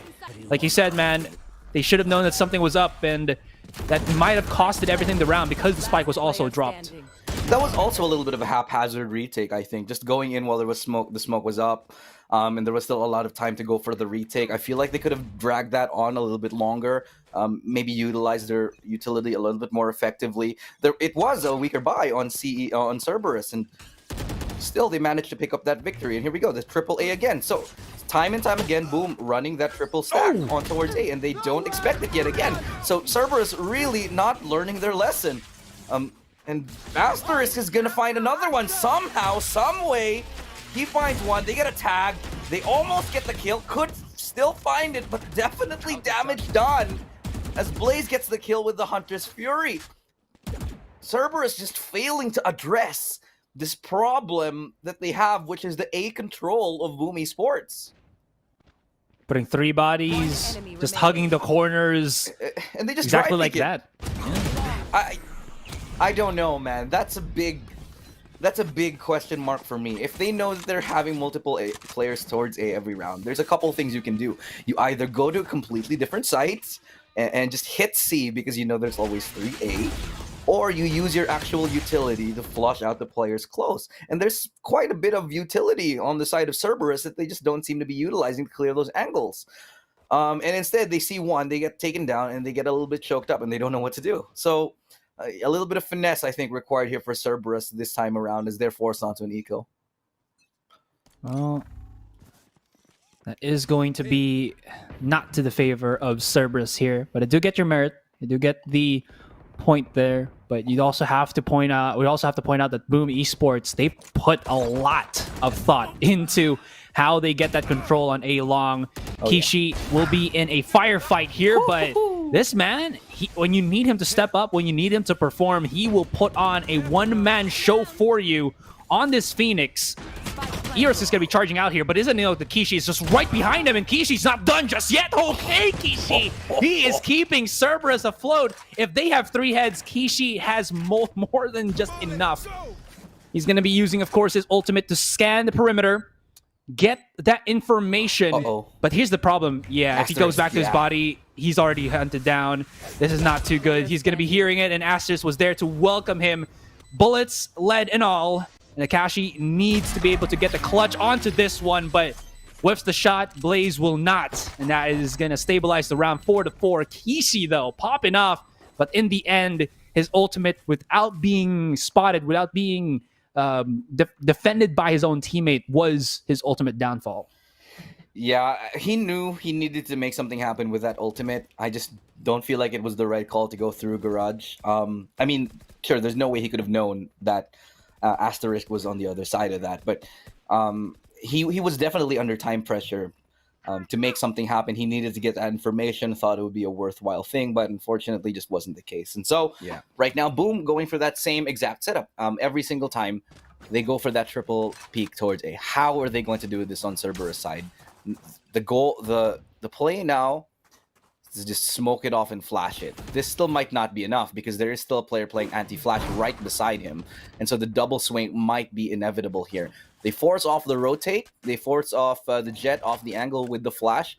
That actually might be enough to alleviate a little bit of pressure towards A, but there's still not a lot of map control garnered from the side of Cerberus. They have secured mid here, but as we all know, just taking mid alone from mid, it's just not enough. You got to do a little bit better than that. Doesn't know that there is a alarm bot onto the corner. Well, he does. Spots it out. Nobody's to trade. And Kishi Is he going to go for the risky play and try to charge in onto Garage? They have plenty of time. This could be one of the reasons that Cerberus at least do kind of not utilize well is they still have 50 seconds on the clock. They can just decide to where to go. I think he spots out the footing as well as his opponent. And Kishi, my God, this man does not miss a shot. And he's really helped Cerberus take these sites as the entry fragger. Asterisk got to be careful there. Does not have his dash. And Kishi, as he hears another shot, will be able to get the heady and backs away safely, using the hot hands to exit and stop anybody from getting the refrag. And everyone else from Boom, they're going to be stuck at Garage as well as the window. This is the kind of play I want to see from Cerberus. Oh, and Daikyu gets the tag through the wall, and only one player left standing. That's a Dern King. And again, this is the kind of play I want to see. They go for that full contact play towards C. No one really flashing, no one really running, just a couple of smokes, and they just simply walk into sight. And Boom were completely unaware of that. One of the reasons, of course, as well, was they had quite a lot of players invested towards that A site. So Cerberus, they sniffed that out, as per their namesake, and they were truly able to capitalize on the situation. This is something that I'd like to see more of. If they can recreate the success, if they do more to read the defense of Boom Esports, then they'll find more success on these rounds. And by the way, Boom Esports, they haven't really changed their defensive strat at all. It's the same exact, almost the exact same defensive setup every single round. Cerberus just aren't able to break free from it a lot. Now they're finally changing it up. They're putting a Dern King away from that A site, and this is a pretty good, I'd say, dynamic play right now from Boom. They're finally switching things up on the defensive side. What I do like as well is I think Cerberus do understand that losing people on A long more than one is not really the best option. Like I said, they're using a lot more of their utility. And not only that, I think because of this, they have more bodies to use. And when Kishi has people right behind him to entry frag, or to at least pick up the frags if he does die aggressively, when he goes aggressive, it does give him more confidence to go for these very aggressive plays. Oh, Die cute. You think about Kishi every single time, but Die cute is also there to connect those shots, make it work. Kishi does get the back of the B already. No ultimates to stop the plant from Boom. And they're going to be in a bit of a tussle here. 5 versus 3. And you could now see Cerberus. They've taken a slower pace, but it's not slow to the point where they just, caterpillar their way to the site. It's more of they check their angles, they go explosive when they get these nice little frags, and it allows them to really just dictate the pace of the game. Nobody is onto the heaven side because I think Boom understand they don't really have much money to go into that next round. Saving their weapons is the #1 priority for the moment because Cerberus, they're just on the warpath here, Elu. okay, so Cerberus, really, I'm thoroughly enjoying the way they've changed their play on attacking side. They adapted in the middle of the match. Instead of just running haphazardly into the side, which they did at the very start of the half, now they're playing more deliberate. They're clearing that angle. They're not getting caught off from A short. They're not getting caught off from A long. They're able to dissect that defense, knowing that there's a lot of presence towards A. And the one time that Boom Esports actually decides to rotate one player out of A and actually do a 2-1-2 setup, or rather a 1-1-2 setup, they actually are able to capitalize it on the Cerberus side. And for the side of Cerberus, this bodes well for them because it means one thing: they're starting to understand and analyze how Boom set up their defense which in all honesty is looking a little bit two-dimensional right now, and Cerberus understand that. Now, Boom, I think they've called for a tactical pause here because they know they've started to get sniffed out. But what does Boom have to do? For me, change it up. Go for aggressive plays towards mid. Try to get more information towards C. Because the way that Boom have been playing this is simply ever since the start of the round, play passively, play 3 players A, secure A, and then leave everybody else to take care of B and C.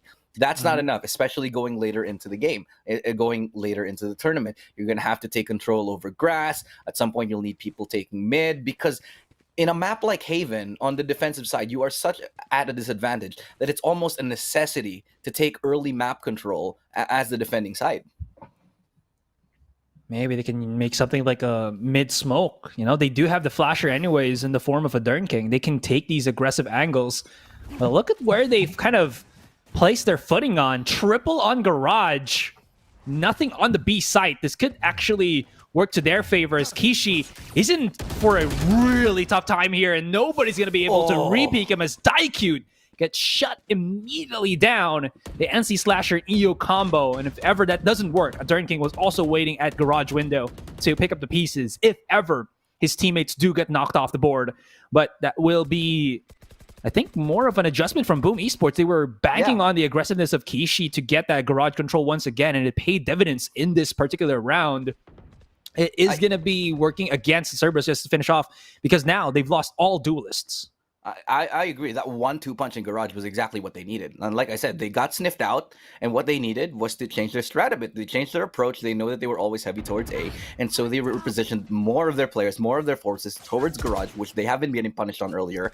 And it's just it's a better look right now. A little bit of a miscommunication towards garage here, but the peak from Eeyore, he prevails over Loki, and that's going to be another kill that Boom has found. And this tactical pause, this one tactical pause from Boom Esports has changed the face of their defense completely. Absolutely love it from Boom right now. Akashi, he has to look once again in the same direction because Blaze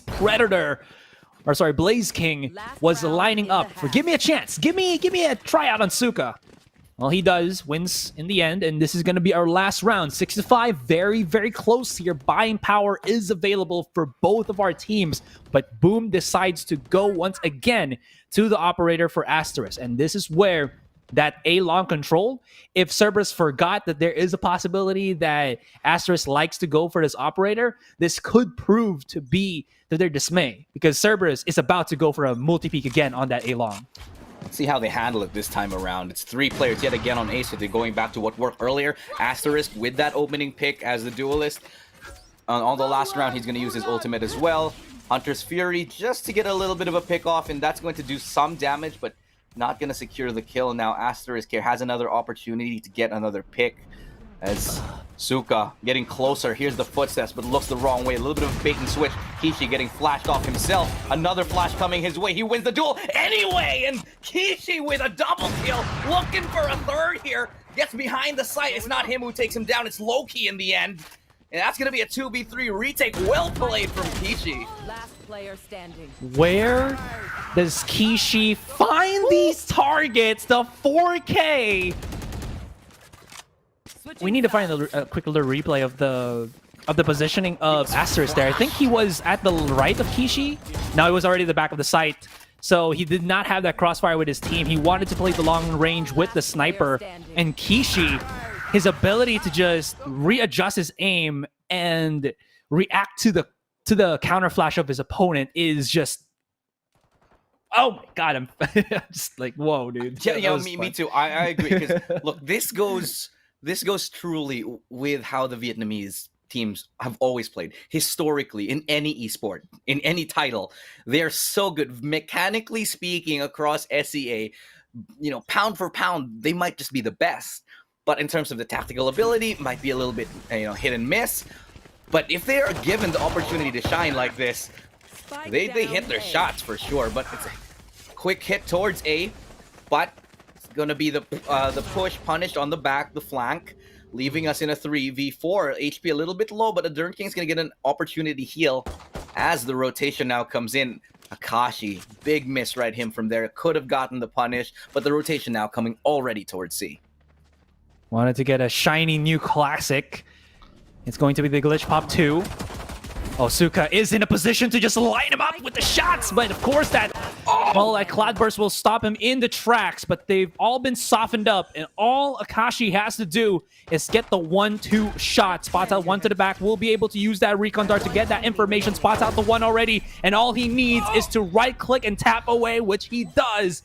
The clutch to come out, the damage be done, and of course, the defuse to come after. 8-5, and Cerberus win that one. Also to point out, Boom bought 5 frenzies. Insane, but it didn't work in the end, at least. I think it would have worked if it would have been a straight-up A hit, but because they were forced to rotate away from it, that's kind of why they struggled, especially going towards C, which is a little bit of more long-range angles. But yeah, you're absolutely right there. You hit the nail on the head. But the rotation coming in towards C, they just weren't prepared for it. They're just a little bit under-equipped, and just Suka with the taps. I mean, man. But there's a force buy coming in, so look at this guy. Everybody wanting a piece of the action. They heard Doesn't it. matter if they're bought or not, if they won the round or not. They're going for the force buy. Eeyore cutting off Kishi. He takes a loss right there, and that's a big scalp to find. That's the person you want to kill on the defensive side here. But look at this. They don't even go towards you. They're heading towards Garage.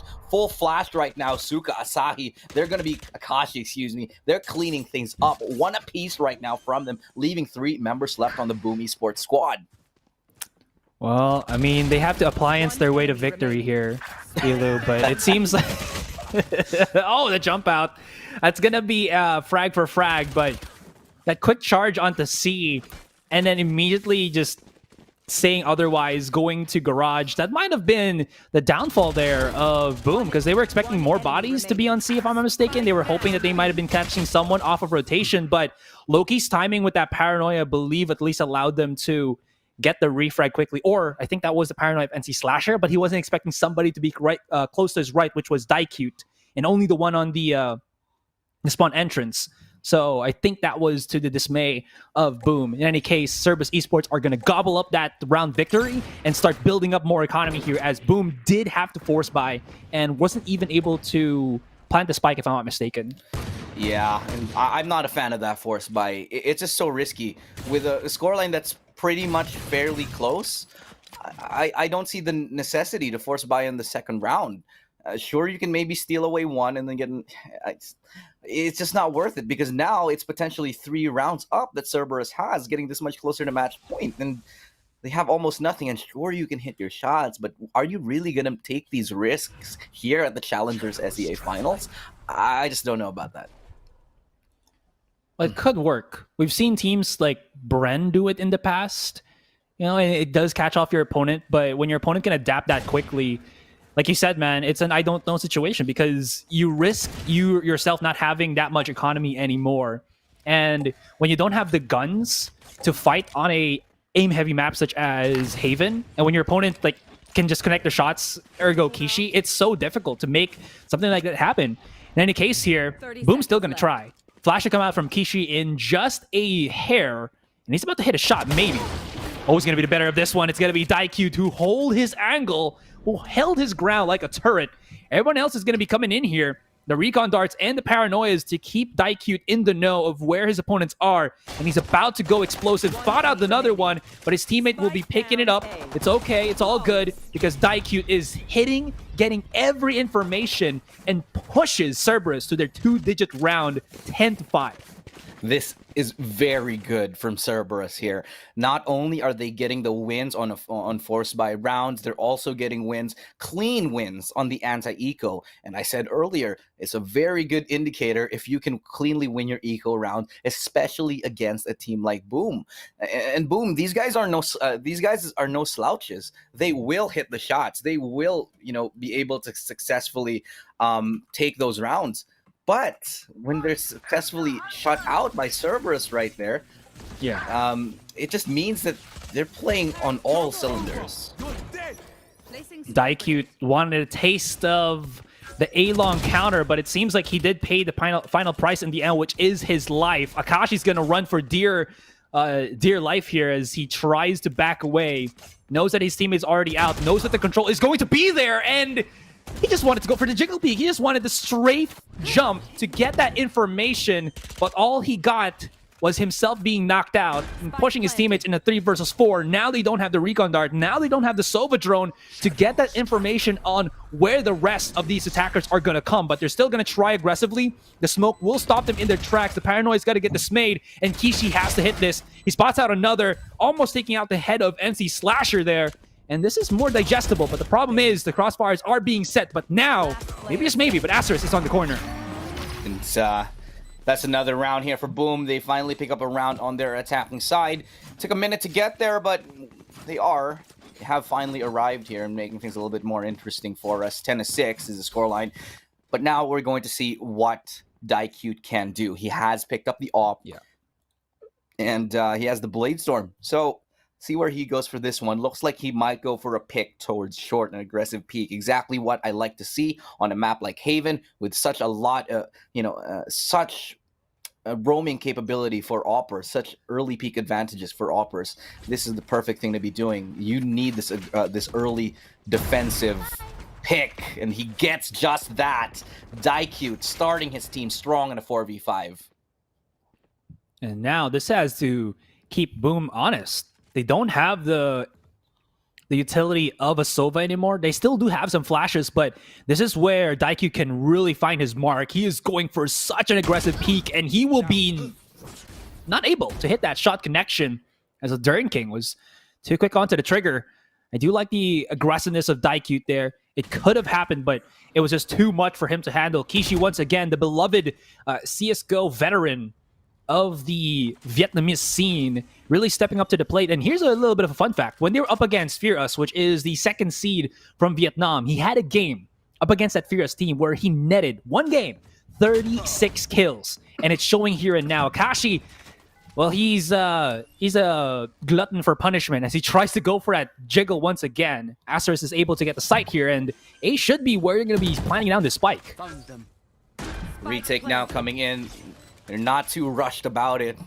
They know that they've got time. They've got a man advantage. Cerberus happy to go for the retake play. They know they have a one-man advantage. And so, Asterisk looking to equalize, looking to bring equilibrium, and so he does. 3v3 as the retake now begins. Akashi will be taken down. Double peek right now from Hell. And Kishi, the last person standing. Asterisk will get mollied off, but still in the flames. He'll win that 1v1. Securing another round here for Boom. It's a good round to take when things just look dire for them. They brought it back. Oh, that's why. This is where you really see the, I would say, the game knowledge of the individual players of Boom just come out into the open. Oh, that's super slow-mo announcer. Super slow-mo, I dig it though. I like it. It's super low voice. Anyways, to finish off what I was saying there, Elu, you can just see the pixel angles that Boom knows that gets the one-off onto Cerberus. And Daikyu didn't even know what hit him because he didn't even have the info, but his opponent did. And that's where they have to respect it. He will not have another op here, but he does have the blades. So there is still some fighting prowess from Cerberus, but this is where their economy goes to the toilet. If they lose this one, they're going to be forced on weaker weapons, and they need to bring this back up because Boom is starting to mount that momentous comeback.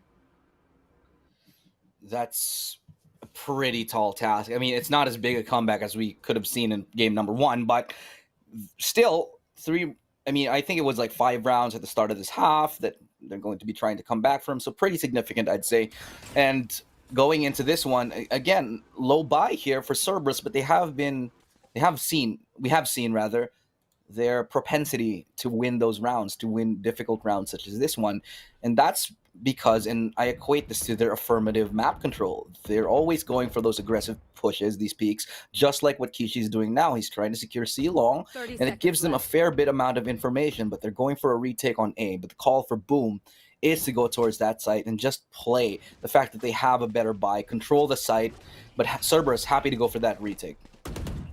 That smoke, Suka's not going to be able to peek out, but he does save his camera.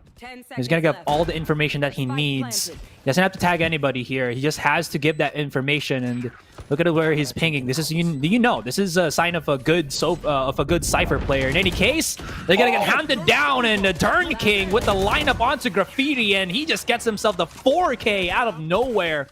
Graffiti is where he paints with the bodies of Cerberus, and this is 2 rounds away. And Cerberus, like I said, man, if they lost that one, they're going to be reset, and they can only afford the Sheriffs here. They do have some ultimates, but these are ultimates that can't really affect the round too much, as it's only going to be the Neural Theft as well as that from the Shadows. And man, oh man, that was so aggressive. And Suka, I do like the merit on it, but even if he did get that information, Durn King just popped out just unawares and got that 4K. Nice Nano Swarm to stave off the push right there from a Durn King, but still rather from Kishi, but he's still going to go for it anyway. Will fall off. And like you said, 2 big Not really two big ticket ultimates here for Cerberus, only really having the From the Shadows and the Neural Theft. And so this might be just more of a round which is about damaging the economy of Boom Esports. They want to get that number pretty low so they can force an eco if they do win a round later on, which they'll be happy to do because they have a couple of rounds to play with before, you know, the tie. And Cerberus, as long as they get the kills, just like that one, they'll be happy to take it. They might be even able to recover a Vandal or a Phantom here just to help them win the round. But what they're doing in response, I absolutely love this. They're taking a gamble. They're stacking 4 members towards A. Sure, it's the wrong read, but on an eco like this, it's exactly what you need to do to get the upper hand. Even if they go for C, they'll have 5 bodies for a retake, and that's still going to be enough. Well, maybe not enough, but it's still going to be a pretty decent number of people to have going into a retake towards Z. There's going to be the big rotations away as well. Suga's going to be here to try to deal some damage, but instead got dealt the bad hand. Loses his life, 4 versus 4, and this Killjoy ultimate will at least keep them at bay for a bit more longer. As you can see now, the post plan is going to be there, the lineups, everything. But on the up and up for Cerberus is they have the smokes. They have everything they can want. And as long as they can destroy this recon dart, this should give them some space to maybe even have that defuse. And Kishi starts it, of course. Oh, here we go. I'm not actually so happy about this 4-man towards C long. They actually could get the defuse here. Pros don't fake. Oh, he gets it. They get it to half. Those are good. They're going to be trying again, but no, going to be denied once more. And the defuse just not coming through. They got a fraction of a second away from actually defusing it. But fortunately, the lineup works. That was way too close, though, for Boom. Again, I don't approve of having everybody go towards C long, especially when there is a smoke on the opposing side. You're just limiting the amount of crossfires that you can hold. Everybody's looking from the same spot. And it shows. That round just was way too close for comfort for Boom. I think that was a little bit of a misplay. And if there were guns on the Cerberus side, that should have been a win for them. But they pick up the round anyway, and we're gonna be seeing another buy round here for Cerberus. Will Boom be able to take this round? And looks like they're changing up the pace. It's looking like it's going to be a straight A execute. There is already a TP towards Heaven. To their favor, though, just to finish off, and I don't think Daikyu was prepared for somebody rushing, creeping on that A-long. To their favor, it was planted at the edge of the platform, so you can't defuse it from the left or the right. It has to be just, I believe, just one particular direction. But in any case, it's a 4 versus 5. Kashi got to back away here, and everything falling into the hands, the crossfire, and it seems like Cerberus, they're just charging right out and falling as soon as they just come in, and like dominoes, they tumble, and this is where we've evened out. Cerberus have completely been stopped to a halt, and Boom have really come alive on this one, and Dern King, he didn't even have to do much there. He just had to walk up, utilize NC Slashers, from the shadows there to go up onto the heavens and basically open up the entirety of the site. The split from Cerberus was not rewarded with anything, and Daikyu left his own devices with Akashi just backing away. That really just allowed him to falter, and now the crossfires that were very visible a while ago have all but diminished in the 3 to 4 rounds that we've seen Cerberus lose to Boom here. And you're absolutely right. I think that the way that Cerberus has to handle this defensive now is, one, call a tactical pause, which they did, and which is honestly a great move. And secondly, play a little bit more aggressive on the defensive side. They keep going for retakes, but they just don't have the... They don't really have the, I'd say the squad for it. This doesn't work out for them. They keep going for retakes on A, they go for retakes on C, and every single time it ends up in a Boom win. I think, with the aim power that they have, just the firepower that they have on the Cerberus squad, they should be going for more aggressive peaks. They should be working hand in hand. They have flashes on Kishi, they have Loki for a flash as well, and the Sova as well. For the recon dart, I feel like it's a little bit underutilized for the moment, because Boom, they're not exactly playing fast. Now they are, sure, they're hitting towards A because they've sensed weakness towards A, but earlier they could have used it. But as I say that, Bucky from Blaze able to get one, Daikyu rather, and Blaze finds 2, finds a trade rather. 10-10, looking like it could be finally the lead for Boom, as only 2 players left standing on Cerberus. Can that reach heaven? Okay, no. I thought it could reach heaven. Loki has already been spotted, and like his Marvel counterpart, I think he's gonna have to go into the sequel, which is the next round, because unless he can hit the shots, it's not gonna happen, and that's gonna be the round advantage for Boom here. 11-10. Cerberus, you see how aggressive they were. I think they wanted was the single aim duels here, looking for the picks, but all but everything is just, you know, falling on them.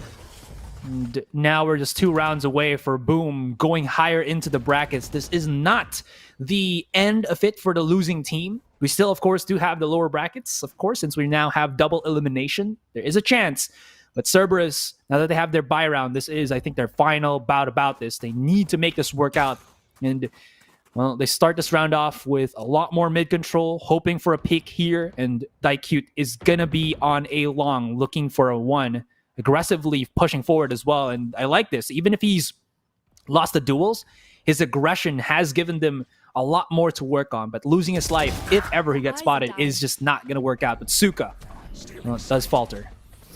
That's a big pick to find. Flashes, flash for flash. Kishi prevails, 30 HP left. Pulls out his ultimate, gets a kill. Is able to stay alive for the meantime. Has another flashing case, but he's dead to rights here. Yeah, he gets caught off with that ulti, and look at this. Oh, the beautiful Hunter's Fury from Makachi onto C-Long. Is able to find 2, and he turns around and finds a Dern King as well. Akashi reawakened, and he's brought his team back from the brink of defeat with a single play. Can't count them out just yet. Being forced back, and Kishi. We needed to see the 2 kills there, because this one, yeah, was the one that he got spotted. But Akashi capitalizing on his positioning. I'm pretty sure if we saw like the pings of Kishi or something, he would have been just like, dude, just ultimate where I was. And that last kill on to a Dern. Fantastic. 11-11. What a sale that we've gotten here, as the deal is a very close game between these 2 teams. Daikyu has already been spotted, but he is still going to be holding his angle. But a Dern King, he just walks right up. It's like, you know, Victoria's Secret model for Valorant here. Is just charged right through. Akashi, he gets... Okay, he gets the ulti. Sure, that's fine. He stays alive. That's what matters. In the end, as long as he's alive, there's still a chance, because we've seen what he can do in that previous round here. And however, Boom, they have the man advantage. And they have the map control advantage. Look, they've given up C completely. Cerberus struggling to recontrol bits of the map that they had in the beginning. And so they're fighting for what they initially had. And their gamble is to stack 2 players towards A and leave 1 player towards mid. This is a very precarious situation here, especially after that pick from Eeyore. Now the lockdown coming through, followed by the pick from a Dern King, catching off the rotation. This could be map point for Boom. That Killjoy ultimate gives them so much control. Look at how that big chunk has just been given to Boom with that 1 ult. And Eeyore just places himself at the back of sight. They still have the full 5. This is a 2 versus 5. Akashi and Suka coming in from both links. It's not going to work out in the end, but maybe Suka can find the picks that he needs with that neural theft. Starting to charge. Now spots out the 1. Has to bait this one right now, but there's like too many heads, too many angles to work around. And like you said, man, this is going to be the match point already. 1 more to push. And that first pick on Kishi, I believe he was cycling weapons, or he was just not aware of it. Caught out in the open as well. And even though there are some nice little picks here from Suka and whatnot, there's just too many alive from Boom there. Agree, 100%. And fortunately, Cerberus has enough to make kind of a scrappy buy. They have a Bulldog on Loki. Sure, they don't have all the utility in the world, but they do have Spirit and Hope. And, you know, for some, Wow. sometimes that's enough. Hey, Is man, this a Disney movie? It very may well be, because Cerberus, all right, nobody expected them to get this far and do this well. But they have, and they brought it to 11 and 12. If they let this slip now, it's going to be so heartbreaking for these guys. Kishi has pushed up all the way on the entrance of grass here. There is the flank, but there are counters to this flank. Eeyore as well as Blaze, or rather NC Slasher, is waiting for Kishi to push. They know, they have the inkling. There are the traps that are situated, but there's not really going to be any capitalization on this. And the site should be taking all but nothing for Boom here. CES, they have to make something happen right now. No capitalization indeed, but might be a punctuation, an exclamation mark to finish off the round, as there is a spike plant now coming down here in this 5v5 retake. We could be going out with a bang here. Still an Aldrone available to be used. They save this utility, gets the pick off. They find two. Kishi going down. Now Suka, what can you find here? Still very, very doable. Suka catching off, but missing the opportunity to get a Dern King here, and he's still alive. A Dern King not finding another one. It is Loki to get one, however, but they all fall one by one. All the King's Horsemen and all the King's Men couldn't defeat Boom yet again. And Boom taking that win 2-0. We get a definitive scoreline at the very end of it. And just when you think we're going to get to a map number 3, Boom slipped under pull the rug from under Cerberus and just take a 2-0. It was unfortunate, but we all knew if Suka missed that shot, that was the crucial positioning. That was the crucial target that he needed to take down. Not only because the Dern King is just a crack of a shot, but also the one fact that his positioning on Hell makes it difficult for the defenders to come in and retake the site, because there's multiple angles that you have to deal with. The one in front of you and the one to your side. It's very, very crucial to have him connect with the shots, and when he couldn't, that's where it just all faltered. I'm pretty sure, I'm confident that they could have pushed that into overtime if Suka connected that shot. In any case, that is not going to be what transpired, and we're going to be seeing Cerberus fight for their lives on the coming days on the lower brackets, as well. Boom probably is happy about that, and they're going to have their rematch with Brent going on to tomorrow's matches. It's going to be a bit of a doozy here, but that just concludes our first series. We're just going to be waiting for who was the MVP on that one. But before we do see the stats, I'm going to ask you, who do you think just had the most impact on that game, Elu? Right. Well, that was a big game, but honestly, everybody truly contributing here. Dern King, sure, he had a better map on the first map, on Haven rather. But I think if anyone stood out, it was Eeyore. Like, sure, he's the Sentinel, but time and time again, he was getting those picks for his team. He was getting the aggressive. He was getting the 3v1, 1v3s. And just performing lights out time and time again. Whenever he needed to step up to the plate, he hit a home run. He's able to take things for his team and bring it to the win. And, if I'm being honest, if there's any shining star here for Boom, it's got to be the IGL right now. The shot calling was on point. They knew how to change their rotations on the offense. Whenever they felt like they were getting sniffed out on the defense, they changed something up. On the offensive, they were dynamic. They were calling for contact plays when they were playing slow. They were playing rushes to change up the pace. It was a really good show of dynamic offense on Boom that really sealed the deal, and Cerberus is unable to keep up with it.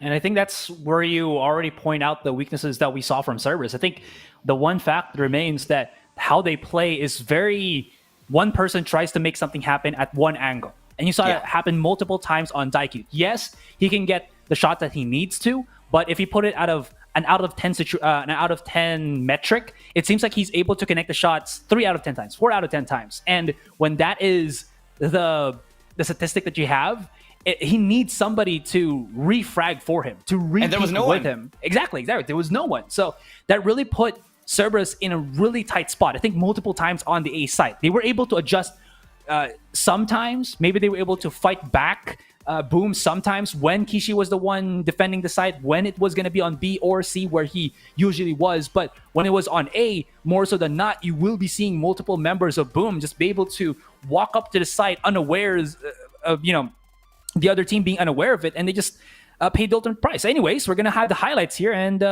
just enjoy this, guys.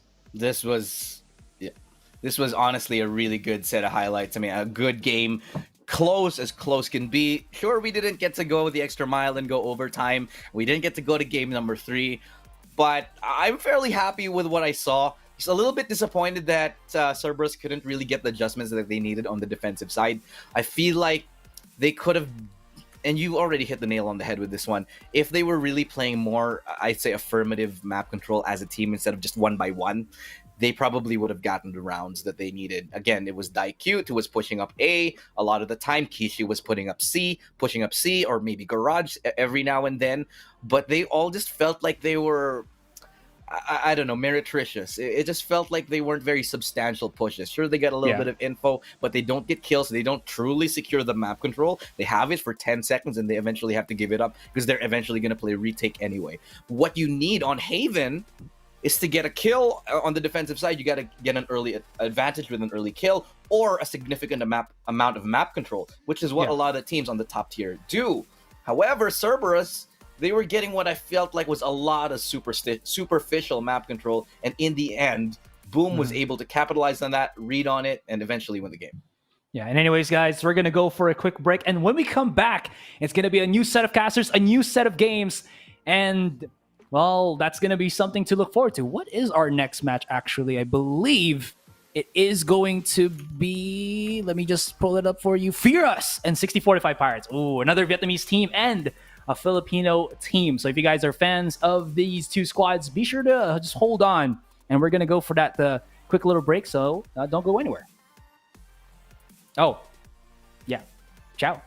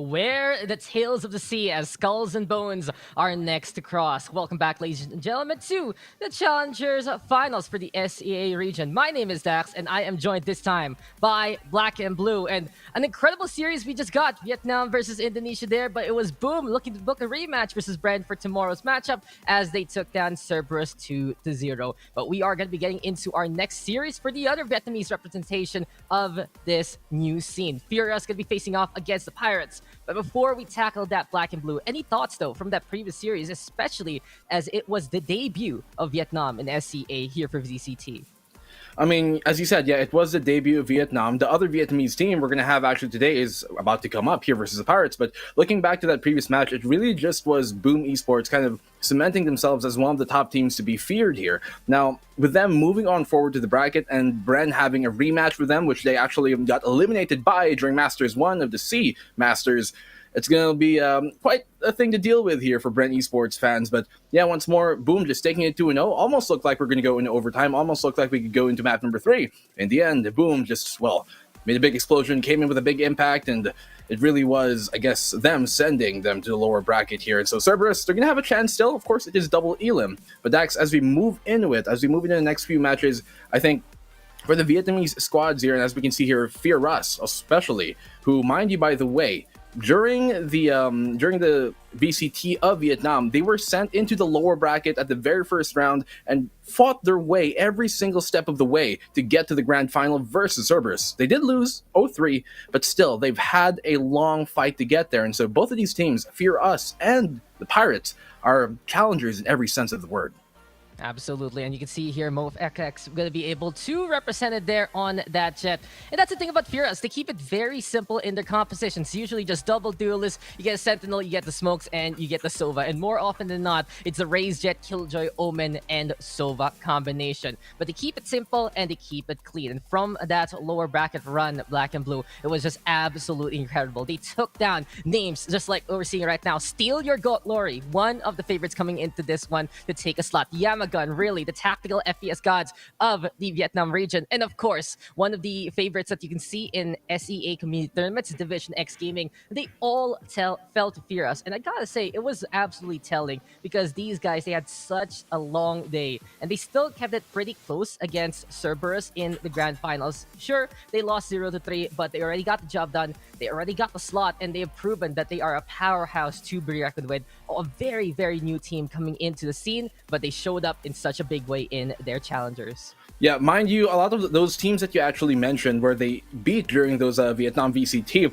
they actually 2-0'd every single one of them aside from that match versus Yamagan where they did drop a map who sent them, and by the way, Yamagan was the team that sent them into the lower bracket, but as they make it on here now, Cerberus, they did lose 0-3 in that, and so with them taking that second place spot, actually both of these teams, Pirates, is also kind of like the second placer slot here for the Philippine region qualifier. They have also had a long, hard bout to get here into the Challengers Finals. Of course, beating Hashira, who was in the end of that week, the team favored to actually take it home during week number 3 of the Philippine VCT. But, I mean, the Pirates, they have been every single week here improving consistently and have not been taking any steps back, honestly. These guys have been marching on forward, sailing on through even very, very tough and shaky waters, and now they're here to represent the Philippines at the SEA Challengers Finals. Man, these guys have a lot going for them.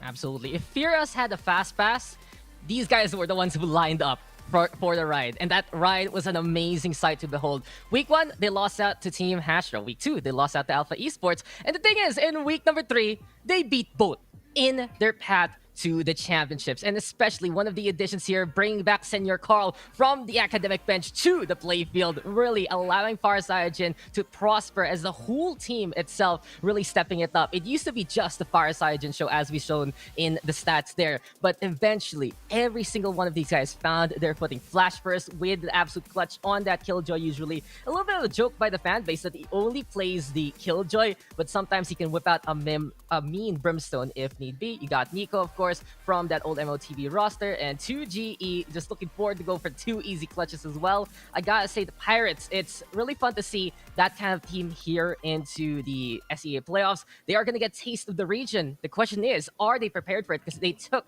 their sweet steps to get this far anyway. Well, people may joke about how Flash may only play that Killjoy, but what isn't a joke here about picking their compositions is from the Vietnamese squad, Furious. They literally only play one composition. Their whole lineup is almost always Omen, Raze, Jet, Sova, Killjoy, and they don't play almost anything else. Maybe sometimes they'll have a Sage in either slows or unique, but for the most part, they have the exact same composition. As we move into it, Bind, Icebox, and Split. You can see here, selected by Furious to start things off will be Bind, which is actually their best map so far, and they have a 73 win percentage on the attacking side on that in terms of the rounds that they do win. And so Bind is definitely their best map. I think it should have been banned by Pirates, but Pirates, they get Icebox next, and that is a map that they've basically shut and cooled off Titans in Icebox.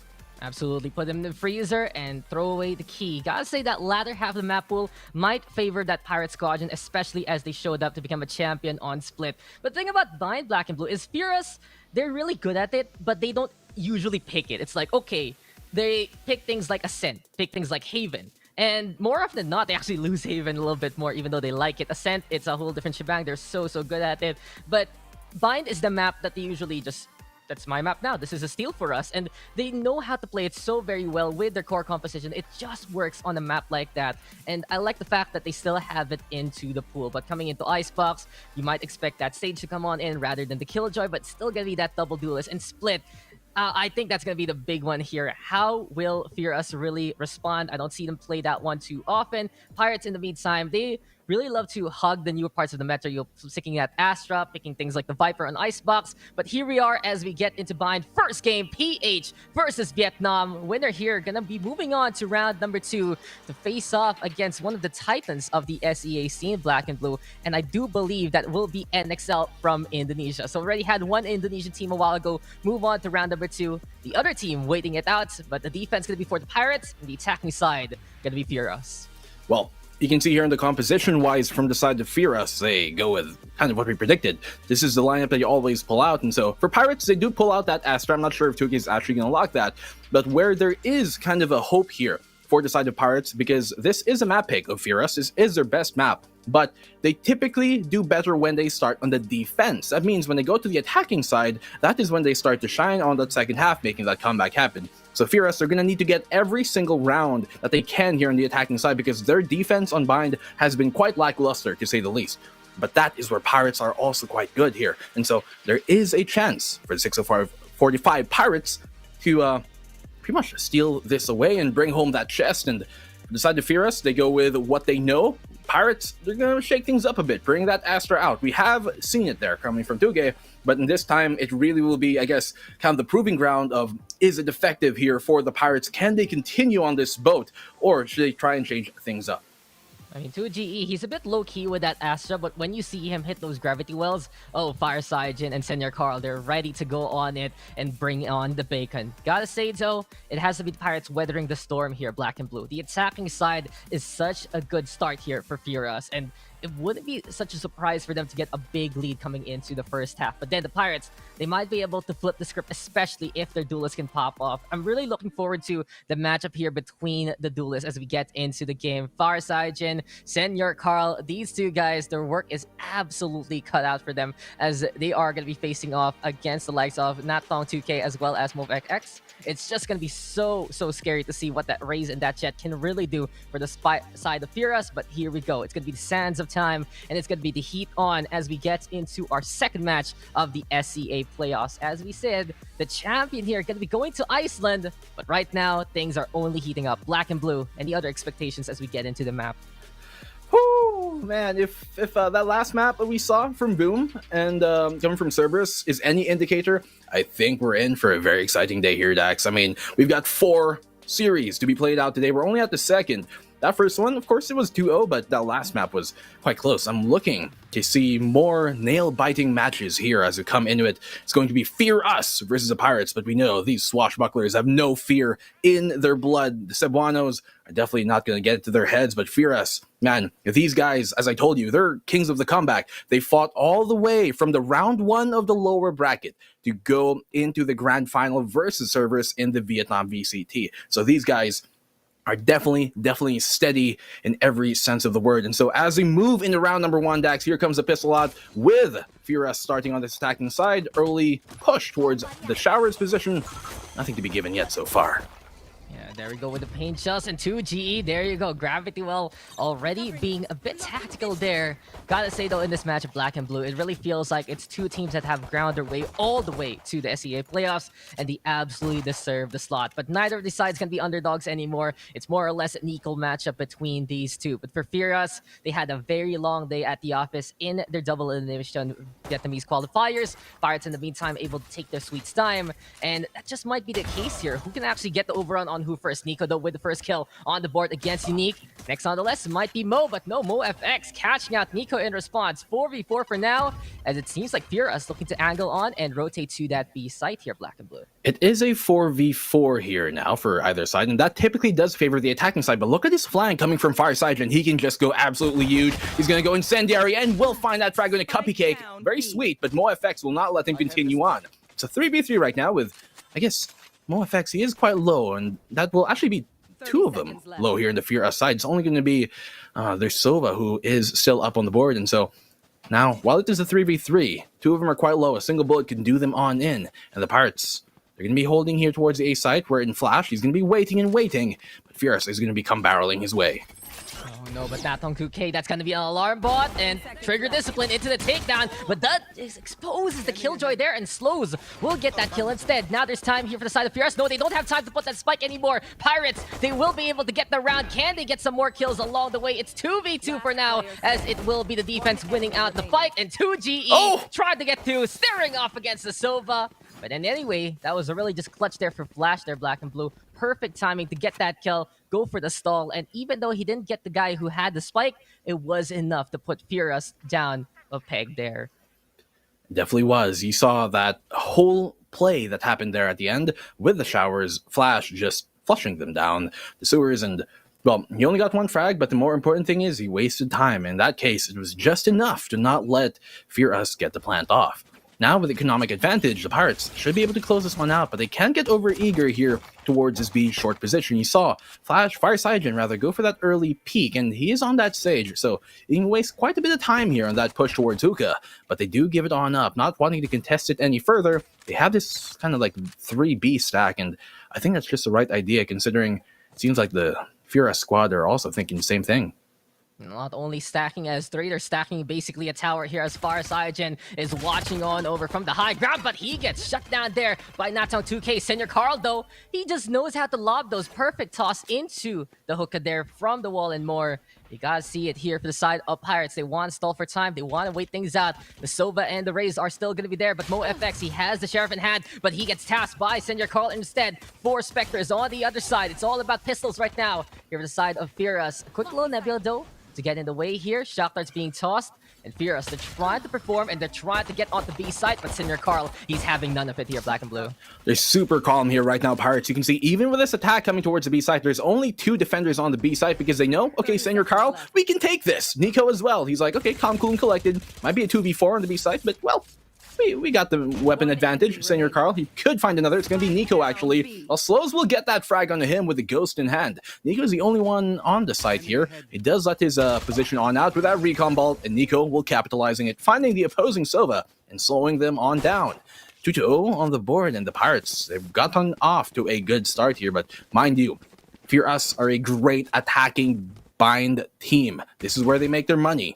And so the Pirates, they're going to have to keep their sails at half-mast for now. Can't get a bit too over themselves. Otherwise, Furious might be able to make the comeback happen as we move into the first gun round here for Furious. Good opening start from Pirates, but they're going to have to keep this up. Yeah, Pirates at least up by 2 for now. Gonna be a bonus for them. At the same time, though, Furious, as we mentioned before, these guys are strong on the bind attack, and with the rifles, they are gonna be tested as we get into this one. So a bit of a slow start here for our Vietnamese teams. It really feels like it's a bit of culture shock coming into this one.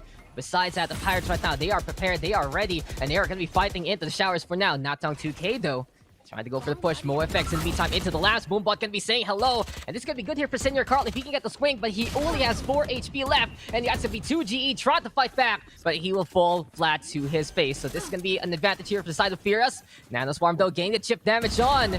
Cupcake, can he survive? Yes, he does. MoFX finding Farsight in there as it is going to be a disengage with the spike plant. Finally, Furious putting that spike down. It's 4v2, and can the Pirates try to fight some more? Senior Carl will get a good start there, but it's now going to be 1v3, and the showstopper is upon us here. Well, he's looking for the remote right now. It's kind of stuffed in between the couch, and Slows shows him the way out. That is the opening round here for the side of Furious, and as we said, you know, as we come into the first gun round here for the side of Furious, this is where they make their money. Bind is their map. They picked it for a good reason. They have a 73 attack round win percentage on Bind, and this is definitely where the Pirates are going to have to, I guess, have their toughest battle against a Vietnamese squad. But for now, they will be able to actually buy on up here, and that will hopefully change things their way. They have like kind of like 3 ace stack, and I just want to point out that Nanostorm was just a hair short of denying that plant. If it was a bit closer maybe to the APC, it would have been able to stop them from actually getting the plant off. In this case, nada. Senior Carl will open things up with a nade here, painting short well, but still so far our FRS, they're going to play this patiently. Yeah, Furious. Oh, they lost MoFX very quickly there as 2GE finds the peak and finds the target. You mentioned it. They're trying to play it slow and steady, looking to size up the competition and see what Pirates have. But 2GE, he just says hello immediately and goodbye to the jet there of Furious. But Unique, looking pretty proper, catches out Nico in response on the other side of the map. We still got Nats and 2K holding on to the shower, but the thing is, it's all about openings here for the side of Furious. They're trying to make Pirates rotate a little bit more before they siege onto the site. Playing for picks right now, waiting for someone to come, and it's good to see Furious really stable on their comp so far. They're feeling very confident on the very core-based composition. 2 duelists, an initiator, a controller, and a sentinel. Pretty much the way to go for many into the scene. But the Pirates, these guys like innovation. They've really brought out so many different things like the Vipers, the Astras, and the Sages on a map like this. That's on 2K though. Finally playing the entry. 2G again with the answer. And seems like Pirates, they're trying to make a pinch happen here. It's a 3v3 right now on the site. Unique, he's going to need to find an ace. And well, 2K, he will get that frag on his slows here.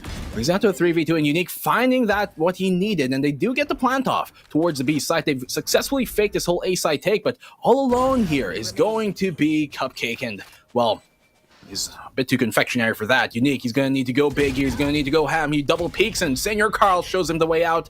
Hola and adios, he says. Here comes down the third round for the Pirates, and they do successfully get a double round lead once more. Yeah, whenever you're talking about Senior Carl, my friend, it really feels like your Spanish blood is coming on out. And right now, it seems like the Pirates, they're bringing in a pretty good journey coming into this one. Funded, of course, by the Cebu side. And here we go, the Pirates right now. Check out that replay from Senior Carl. Timing and aggression, absolutely key. And we talk about him a lot on the local scene, but I really feel like he needs just a little bit more of notice coming into this one. He came in when Pirates needed him the most. He was really that missing piece that this roster needed. Give that much needed relief to Farsight and his shoulders carrying everything and more. So it really feels like Pirates right now, they're such a complete team as we get into the region. They're not really the biggest underdog anymore, except maybe against some of the biggest names. But against a team like Furious, who are also trying to prove something, it will just be a test for both sides as equal as possible. But right now, scoreline, not so much. 3-1 in favor of the Pirates, and the attacking side here of Furious seems like they're on the pistols instead. Well, the Pirates right now, they have a quite heavy economic advantage over the Fear Us squad. Of course, not going to be too dissuaded by that right now. You can see that solo lurk there coming all the way by the Killjoy of Fear Us towards that kind of B short position. And so that's going to be actually a frag here being found by him. Senior Carl will get taken down by MoFX. It was Unique roaming on there, but he's going to find another here, actually. Nico, he's going to find that frag in MoFX to get the trade on off. But as it's now a 2v3 with Natong, he's going to get 2GE down. That will be the plan towards the A site. No way to defuse or deny this from happening right now. They're going to have to play the 2v4 retake. High ground though for Nico. Shockbird bouncing on around. And the Pirates right now, they're trying to size up the competition and figure out where they are. But Fearus, they're not fearful of it all. Stacking onto the lamps. There is no kind of agent on the other side to punish them for this kind of position. And they will take advantage. Natong 2K does play to his namesake with a double kill at the end. 3 in a row for the round. And Fearus, they just steal that away from the Pirates. What a good chain of events there with MoFX and Natsum basically playing the entries on both sides. Openings made by the Jet, allowing that 8 side to be taken. And you can see right now how confident the core comp of Fira is. They really trust their duelists to do their work, 6 kills and 7 kills respectively for the Jet and the Rays. And they keep it simple, but they keep it clean. It's going to be another round here, and it seems like it's Pirates now on the Eco. Well, MoFX just willing them back into that round, finding 2 opening picks, sheriff in hand, the law has been laid. And now they're only a round away from tying things up, and with the economic advantage of firepower that they've got in their hands, it should be a quick opening pick here for MoFX, and yes, he does. Give him a second, Senor Carl. He has to be very careful here. Paint shells will come on out. That's going to force him back, letting the paint dry on out. And he's still going to try and aggress towards his short position. There's nothing much that Senor Carl can do unless he finds a double kill. And MoFX, he's going to find his second now. That should be the A side right for the taking, and they do take it successfully. Tugget going down. Last one left alive here will be Flash. And, well, the 1v5 frenzy in hand. You can steal kills every now and then, but Dax, I think this is another round and a tied game for Firas. And look at that angle for Nats on 2K, as clean as a whistle, and you have to fear the squad from Vietnam when their duelists are popping off. Another solid entry, and sure, there is that gun disparity, but you can see the strength right now of the attacking side when MoFX and Nats on 2K are just absolutely feeling it. They seem to be nigh unstoppable unless the Pirates can respond with Senior Carl and Fire Saiyajin. But since Fire Saiyajin, he's on that stage right now rather than that duelist, you're not going to be seeing him play the initial contact as much as possible. He wants to go for the trade, go for the res, and give the advantage for Pirates. It is going to be 3 ultimates right now for the 60-45 squadron. And at the same time, we're not seeing too many ults here. I believe Nico and Senior Carl, sure, they have leashed it, but Flash, Fire Saiyajin, and 2GE, they've kept it in reserve. And I feel like the Pirates, they need to tip the scales and pass, and it has to be these ults now, turning it up and changing it up here. Definitely going to have to tip things their way, but the weight of the world is currently trying to push its way towards Showers initially. They have been pulled on back as that Boombot did go on through. So, okay, he's going to still hold onto the Showers position. He does have lots of utility to work here. As that smoke does dissipate, he's going to go and fall on back to a safer angle where he can actually be helped on out, as you can actually see here Firas, they're crawling their way here towards this B-long position. Senor Carl, he's going to be the first one to make contact. He will find that opening frag here in the Unique, but MoFX, quick on the trade. That should be the only member left remaining here. Fire Saiyajin towards his B-side. MoFX, if he can find him, this should be the B-side open ripe for the taking, but you can see now Fire Saiyajin, he's going to play a lot more safer, checking that short angle out and holding on to Hookah for now as they try and get the plant off. And at least they are going to be on site and looking to put the spike down into the tin can. We go. That container going to be protecting the spike as much as possible. The thing is, do they have the proper post plant if ever? MoFX says, sure, I'm just going to stay on site anyway. I'm going to be killing Fire Saiyajin to start things off. Cosmic Divide gonna be into play, and it seems like the Pirates, they're assuming that they're on the other side of A, but no, it's gonna be here for the side of Firas. B is where they're at. They're holding close, and they're holding as fast as possible. Cupcake on the board. Nat on 2K will do so as well, but 2GE, he's trying to play the clutch. It's 1v1, as that is gonna be the lockdown, broken on down. Showstopper, though, is coming their way. Gravity Well to try and get the catch, but Nat on 2K, he doesn't care about his momentum because he will still unleash the rocket. That is gonna be the red glare there for Firas to take another round. Almost a successful retake there onto the B site, but in the end, it will be Firas taking that map home. Great elbow control here. You can see that Fear, they really knew how much of an important position it was to take, especially with the plant that they had, and they made it happen. Great showstopper at the end to confirm the round, and Firas take the lead finally here over Pirates, their first one the whole game. Yeah, at least Firas now bringing it back, and with just double digits for both MoFX and Naton 2K, can see really where the squad can shine. 3 protect 2, 3 enable 2, and 3 watch to kill absolutely everyone. As how aggressive these guys have been playing, it seems like the Pirates, they are just caught unaware of what kind of positioning the attacking side is gonna take. You play Cosmic Divide like that, you expect them, okay, hookah hold, maybe that Octagon Garden hold, that kind of can work on out, but then they're by the defender spawn instead. And here we go as we get into this one. Unique at 2GE, they are trading blows. Naton 2K there again. It seems like the Killjoy, he wants a piece of the action here. Black and Blue, he wants to get the kills as well. Naton 2K on the high ground, but Flash, a beautiful tap into play, but Unique now getting 3. Here comes the gun for the hand of Flash, and he's been clutch here for the Pirate Squadron, but can he go for it? He just needs 3 get on the other side, and Flash, he's looking for a target or 2. Does he see anyone? The turret will spot him though. He is exposed, he is caught, he is just seen red-handed there on the high ground, and Slow is just so quick to show on up to give Furious the 2-round lead. Have extended it once more here. He's got blades for fingers. You can see call 911 because that Jet's blade storm was quite swell to open things up. Flash though, that opening shot there, recon bolt. I guess a bit miffed, but slows, doesn't matter. Does get the round in the end. What do you think here, Dax, of having Fire Sergeant on that Sage? Wow. Well, we typically do see him on more of a duelist role. He has kind of flex every now and then, but to see him here on Sage and Bind, it's not something we often see too much. Well, I think the biggest thing right now that's happening for the side of Fire Sergeant is he's getting caught. And another thing is he's just never in position to really go for the resurrections. Why is that so? Because Furious, they're playing super aggressive. They're really pushing as far as they can. And there is just no way for Fire Sergeant to get those corpses in the first place to turn things around here for the 60-45 Pirates. So in terms of positioning, it's just Furious going further and further than you expect, going beyond the light years right now of what is to come on Bind. And that extra aggression is really bringing in the sizzle and bringing the advantage versus the Pirates. That is definitely what's been, I guess, cooking here for the Pirate side, and especially for Fear Us, as they once more try this B side take, which has been successful for them. But you can see here, Pirates actually go for kind of a short play here towards that B short position. They draw it on out, of course, and they're going to be playing it patiently as well with the smoke. This is an aggressive one, and MoFX, a great find there to Fire Sergeant, spicing things up, and that should be B-side control if they cannot take elbow away where Flash is waiting, taking a bit of damage. There's nothing he can do to necessarily stop this. He does have a Nano Swarm to try and deny the plant, but he's going to be waiting very patiently in the smoke, pushing at the right time and finding a double kill off of that too. He's able to escape successfully, scot-free, and there's nothing they could do to stop him from that. And now they're in a 4v3. Here comes the showstopper, finding that frag with not Dong, and it is now a 2v2. Look at the swing back here. Cupcake and Unique into 1v1 right now. Make that 1v2. Nico and Tuki still up on the live. They swing and they find the frag. A great take and a great push from Flash, channeling all things, taking elbow control and stopping them in their tracks.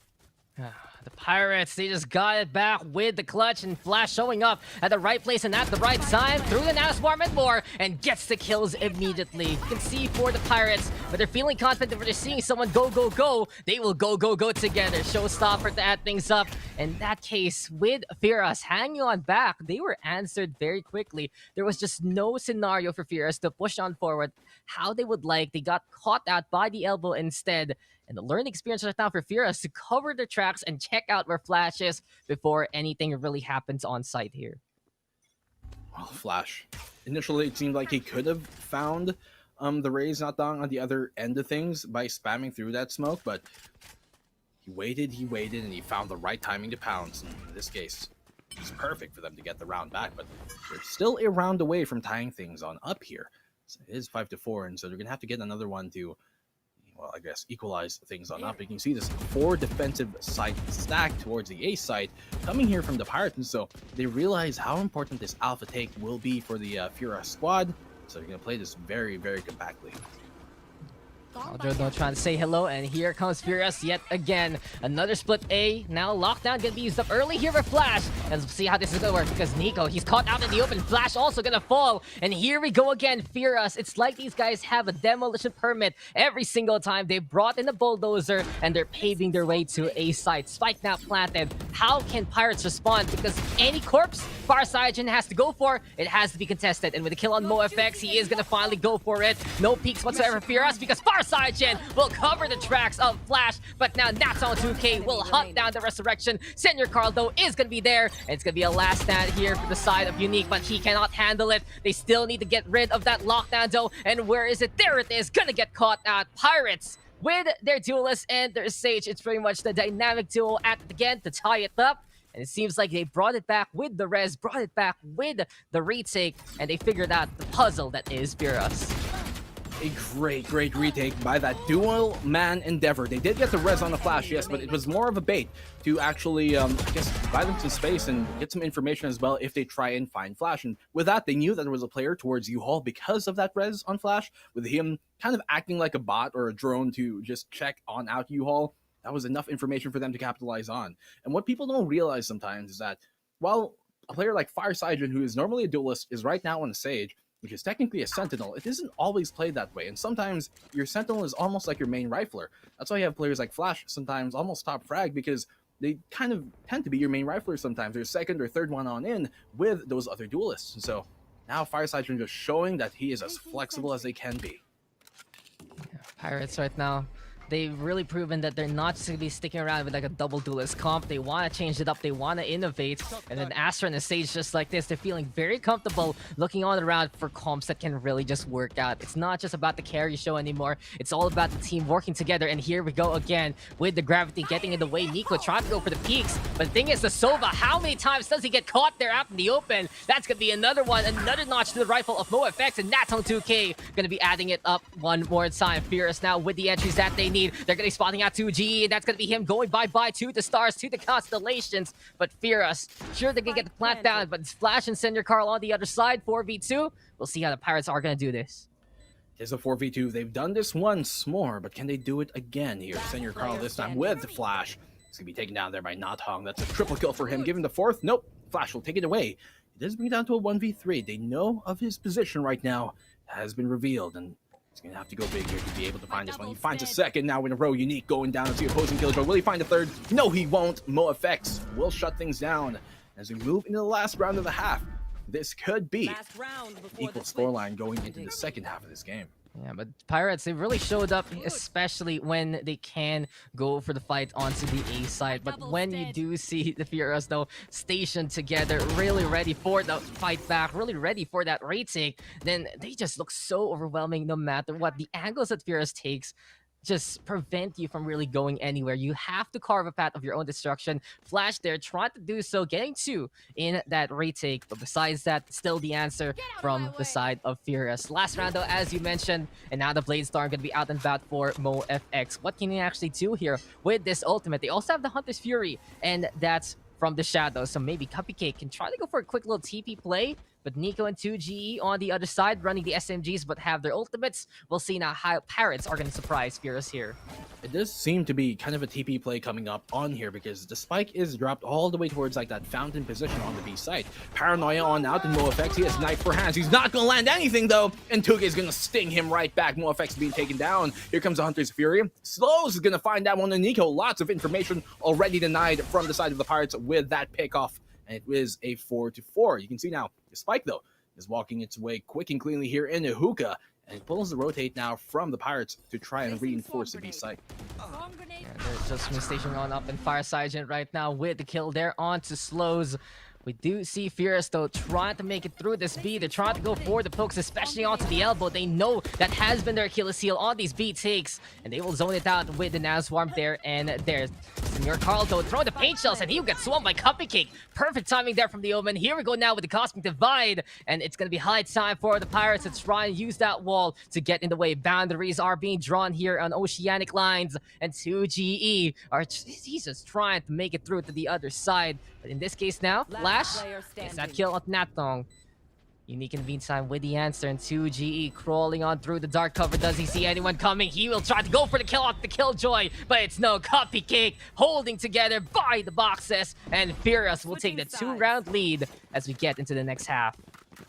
They do get the lead into the half, as you say here. 7-5, yes, but that is only 2 rounds. And if I'm Pirates, I'm very happy with the scoreline. Because that means if I win the pistol, if the Pirates win the pistol here, they're going to be able to tie things on up. As that will probably give them, obviously, the economic advantage. And they should be able to string a second round together to tie things up 7-7. And so we did mention that also, statistically, us here are quite a bit lackluster sometimes on that defensive side when it comes to bind. They don't have quite a high percentage of a win rate when it comes to playing that defensive side. And so for Pirates right now, it is very, very, very doable for them to actually come back into this, tie things up, and even take the lead once more. Because, as I said, for Furious, they had to take every single round that they can on the attacking side because the defense has not been too kind to them historically. Fire Cyanogen will take some early damage on, but luckily as a Sage on he is, Nico will get that opening pick. That's going to be Pirates right now getting the entry that they need. And in this case, it will be Flash trying to play the entry onto the short angle. So the Pirates trying to keep it slow and steady and trying to keep it simple onto the A-split push. But 2GE, That's going to be goodbye to the Astra, and that's big. Without the controller there, you're not going to be able to set up the gravity wells, the Nova Pulses, nor the Nebulas. And that's on 2K. This guy is just absolutely fearless. He goes for the jump peek there, but Senior Carl with the kill onto MoFX instead. Partner down. Can Natong try to do it? No, it's Flash instead with the kill. Slows though in the meantime, holding inside the lamp. Surprises Senior Carl running on in. Didn't expect someone to still be there, and now Slows trying to go for the unexpected shock dart, but he's getting tagged. He has to back on away. And the Pirates, they're putting the spike down and looking for the catch onto the Sova, but no. Flash will fall instead. Here comes Slows again. That's going to be 3 here for Slows. 1v1 between him and the Sage, but Farside Jin will be able to keep the power level on, and the Pirates will take the pistol in the second half. That was a great play there, honestly, from Slows with the frenzy. Finding a triple kill, he's able to get Senior Carl down, finds his second on the swing once more towards Flash, and then the third as he does come on out here to find the opposing Sova. That's going to be Nico. Could have definitely been done by him, but in the end, well, Fireside, he knew where the information was. He had the longer range with a ghost in his hands versus a frenzy. Of course, he's meant to win that. And now they do get this round on the board, which means they have economic advantage, and once more, with that firepower, they should be able to tie things on up here. But we know Fierus, they're very, very thrifty. They can definitely do some crazy things, can steal a round back here, even on the eco. And so they take quick hookah control, and B site seems to be under attack now this time, once more on by this Pirate side. Pirates, they have 4 Spectres and they're going to be looking to go for the push coming into this one. Seems like, though, it will just be all about the elbow here for the side of Fierus. And the Pirates, they will take control on site already. Senior Carl going to back, seeing absolutely no one. Going to go for that Nebula to dissipate. Slows in the meantime with the kill at the far side. Jin, it's a good catch there by the Silva. Still feeling the momentum from the other round. 2GE though, concealing as much as he can. The stars right now are aligning for the Pirates, and there you go with the alignment onto Natong 2K. Goodbye to the race, and your Carl's been able to get 2 so far, make that 3. 2GE is there, but Cupcake, classic in hand, that's all he needs to get the kills. Spectre now, but Nico, he's watching the gun, and he will watch you pick it up just to drop it again. Pirates now able to equalize, but Furious, it's time for them to show us what they got with the guns. Here comes out the gun round now for Fierus. A very valiant endeavor on the retake. You know, they gave them some space to work with here, Pirates, and then they tried to, I guess, pincer them on in with kind of like the false sense of space that they actually gave the Pirates. And in the end, they were able to get 3 frags off of it. Not anymore, of course. They were on a bit of a, I guess, the lower side of that buy. And so now, as they finally buy the gun rounds on in, you can see here for Pirates, they do have that rifle and Fireside, but the rest of them, they will try and stick on those Spectres. Well, correctly, that Flash does have a Phantom as well. And so they're taking this early showers control here for the side of the Pirates, taking that old charge, fall on back, but it's actually FRS who are looking to make a play here towards his B long position, it seems, with that early information. Not on 2K though. Has back on the way a bit of the spray right now to scare off the opposition. In this case, we'll just be the side of the Pirates. Again, looking around for the angles. They've left the spike behind for now. And this is the thing with the Astra. They just want to find a bit of an opening, try to bait out the competition, and a quick little dissipate there, telling the side of Fierce that they're getting the stars back and looking to go somewhere else. Senor Carl, though, he's only a single kill away from getting that showstopper.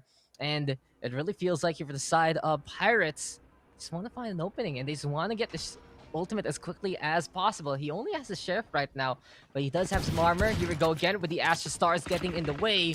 And now this one right now gonna be there. So Blast back gonna get thrown.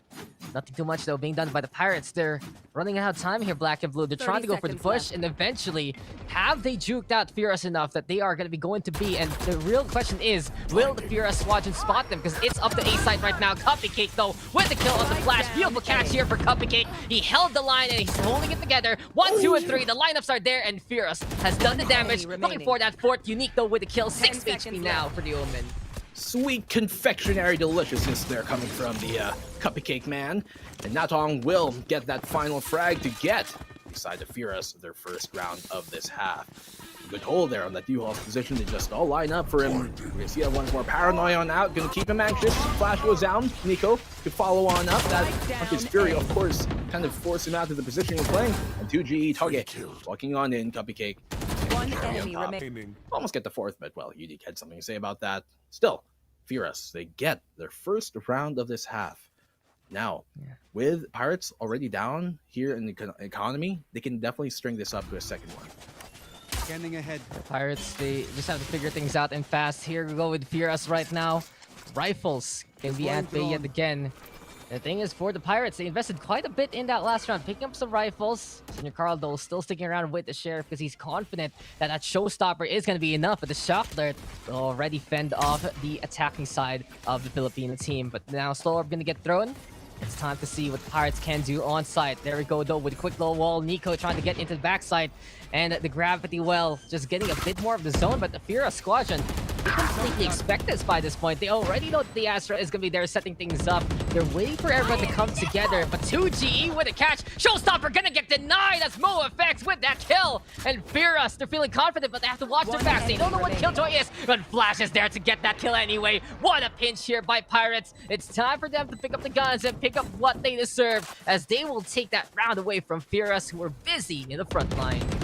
Well, they may be named Fearless, but Pirates here, even with the economic disadvantage, not going to be intimidated, making that eco round happen. Nico here with the Spectre, just finding a great pick there towards MoFX, and they've tied things on up here once more, retrieve the rifles for free, and are looking to take the lead back once more. We're tied up here. It's anybody's ball game, really, and right now, Fear Us. They have been going for like this 3A hold.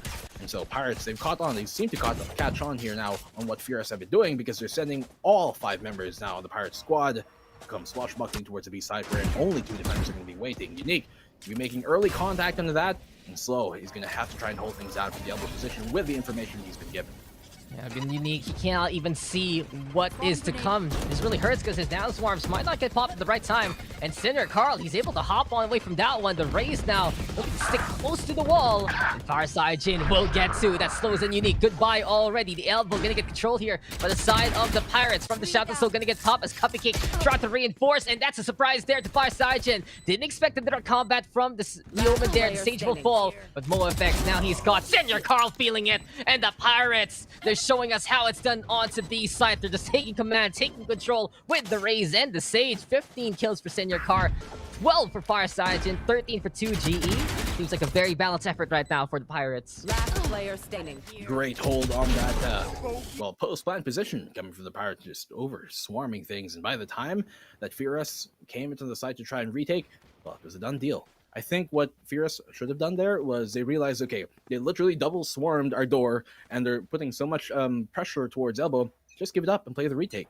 Hold on to Elbow, and, you know, for the rest of things, just give up the site. We don't have to contest. We don't have to give them the numbers advantage already. I think that should have been the play there for Fear Us. But Pirates, a great opening pick once more. Senior Carl, we'll find out in the Natong. Now, they are in an eco here. Fear Us, but we've seen them do some thrifty things recently. And that's what the Blade Storm is all about. But in that last round, right, you made such a good point. The controller for the Pirates, as here we go. MoFX missing the burst, and Senior Carl will get that kill. Here we go now, a bit of the push, but slows in the meantime, finding 2. Farside Jin now with the catch.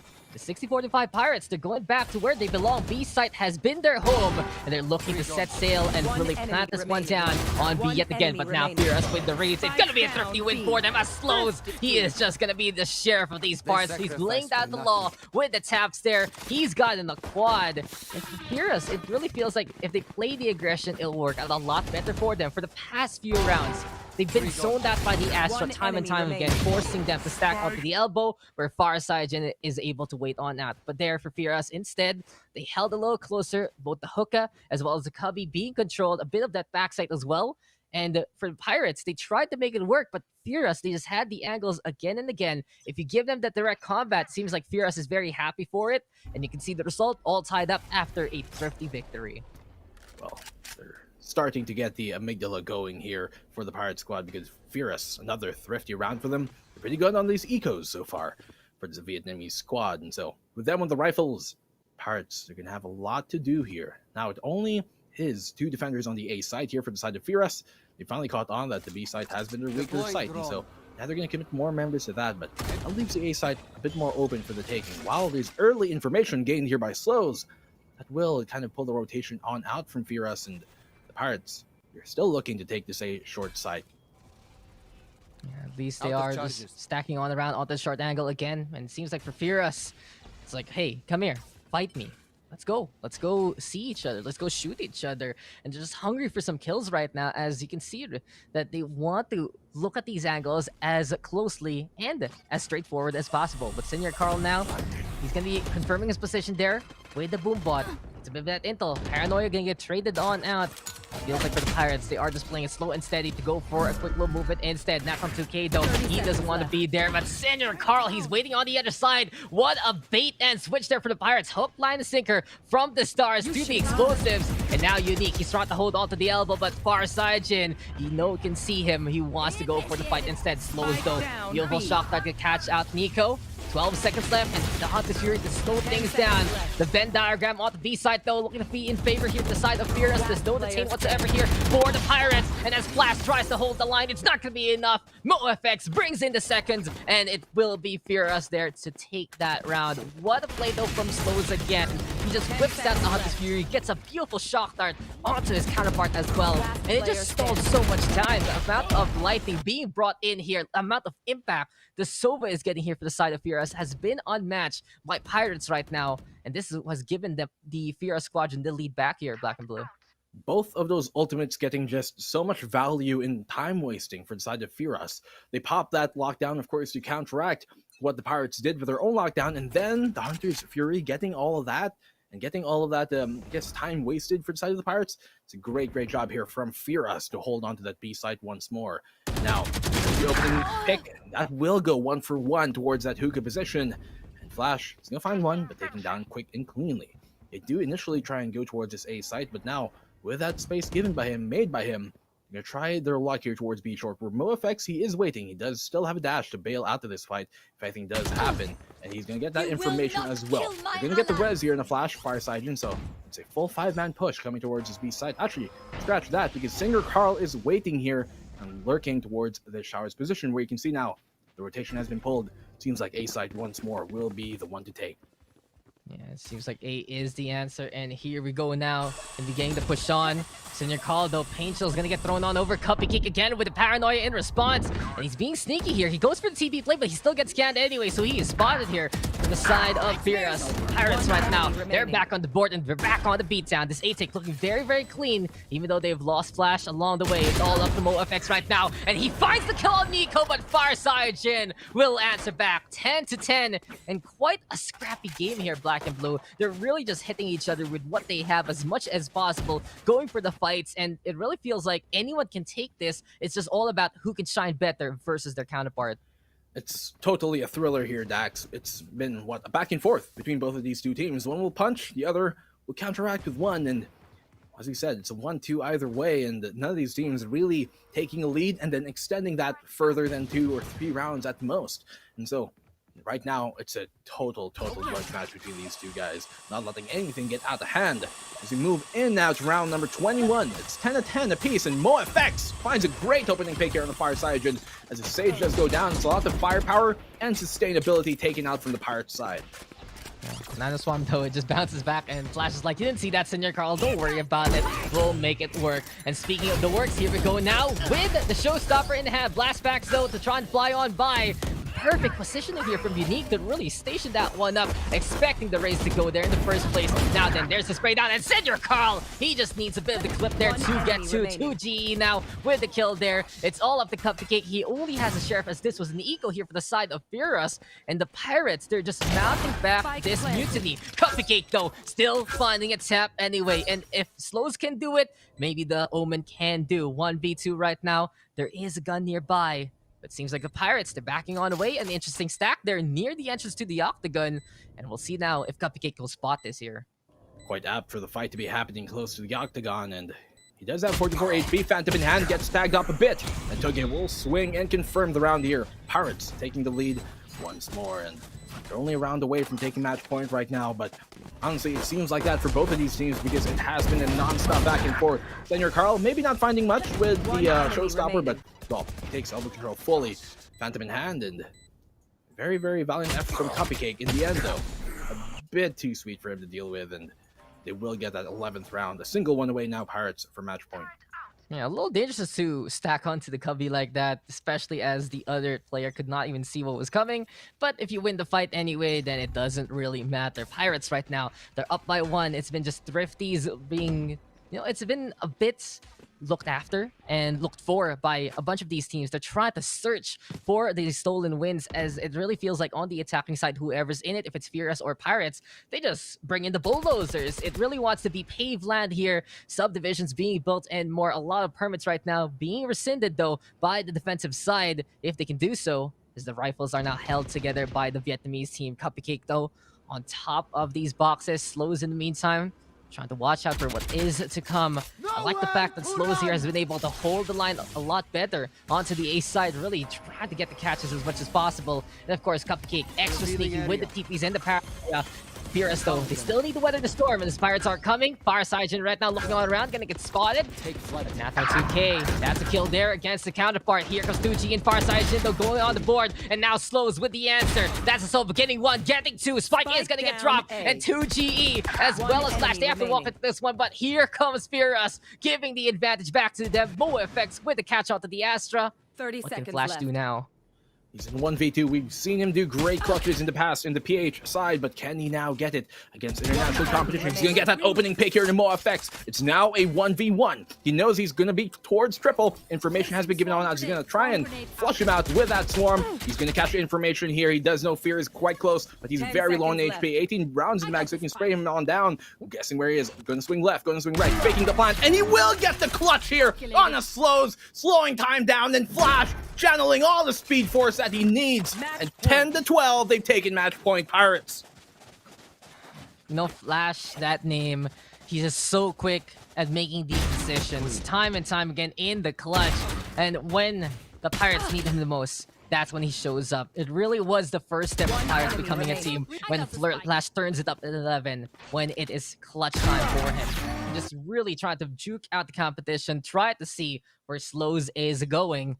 From that point on, it allowed them to get that kill, and now the Pirates, they are on match point. 2 ultimates here available for the attacking side. Whatever Furious can buy, they will do so with some Spectres into play alongside rifles. But the Pirates right now, seems like they're in a bit of cruise control here, Black and Blue. They want to go for the push on to B. They want to take this map pick away from Furious and get back to their map picks instead and try to win out the series. But we're not done. The lockdown, though, is going to be a lot of pressure here. Furious, that Dome of Doom is waiting on the other side, and MoFX now, he does not disappoint with the kill on the Flash. Can he get some other ones? Here we go, though, with the Killjoy trying to stay alive. Unique, though, going to fall. Not to 2K with the paint shells now being thrown.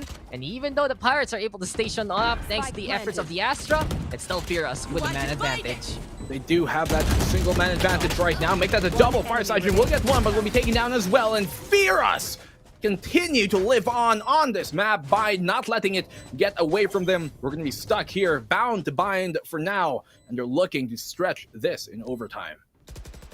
Not done. Furious. The stacks, they can work if you can come out very, very quickly. And as soon as the Astra Stars were gone, that was enough. But MoFX, that's a huge kill off the Flash. It really was just them catching out the Killjoy, preventing any traps into the post-plant situation. Not only that, a bit of pressure being applied. Nats on 2K, able to come on in and clean up the competition. 25 kills, though, for the Rays of Furious. 23 for the side of Pirates' Rays. It really is just Grenadiers right now, bringing in the explosiveness, bringing in the fireworks. But Furious, this is the last round of regulation. Last chance to stay alive. They have to win this round, or we are going into map number 2 instead. It's overtime or Pirates win. We'll find out as here we go now into the showers. And Senior Carl, he's not only exposed, he has to hop on the way, and the Showstopper will chase him down to take him down. Not on 2K, no fear whatsoever, using the Hunter's Fury for cover to go for the push. But it's only a single pick here for 2 ultimates. Never mind, Cupcake with a catch, and Furious now with a pretty good advantage. The showers definitely have not been good waters here for the Pirates because they've given up 2 opening picks here. Great play by Natong there to get that opening one with the Showstopper in hand. And so 3v5 here for the Pirates. They're going to have to definitely get more than just a bucket to bring this one back. Well, the water is starting to overflow here on the boat, and Natong is going to be the first one to make contact as they do push on in. Of course, that being the Astra Smoke, a bit smaller, gives him a bit more angle to actually play off of. 2GE giving his position away. The idea here is to try and fake this defense to go towards the A site, and that's rightfully so, because right now, only single player on that B site, and we can actually go for the B side plant as the rotation does come on in here from MoFX. We'll be playing this very close with Unique, and 30 now the B seconds side will left. be on attack once more. I mean, for the Pirates, they're just trying to do what has worked for them. They like to go for those fakes, like to go for the rotates, and more often than not, it's Furious actually falling for it. But in the 3v5 slate, then of course, Furious are happy to station themselves on the B side. But Unique getting overrun just like that by Nico. It's not a good start for defense on this hold, and there you 10 have it. seconds Pirates left. right now trying to clutch things out. They are going to be able to get 3 so far. Slows Spike and planted. not on 2K trying to come on back, and we'll see what they can do. They have been the most clutch right now for the side of Furious. They're going for a bit of the spray, but 2GE, he's holding close. And the Pirates right now, they're sniffing out a bit of the treasure. They're trying to go for this booty and look for that booty, but no slows right now. Gonna get 2, gonna get 3, and he is just so quick. That name is an absolute misnomer. It is just an irony that this guy is so fast on the trigger finger, so quick also in figuring out what to do. Furious now forcing overtime. Slows has been thriving in all these fast situations, which have been quite chaotic, and he's been getting every single thing on the board here for Fear Us. All the things that he needs to do, he's been, well, doing it perfectly. Now, they've extended this in overtime. Look at this opening initial push from Nat Hong to get that opening pick there, and actually found a double. Still, though, the Pirates, he brought it down to 3v2 in their favor.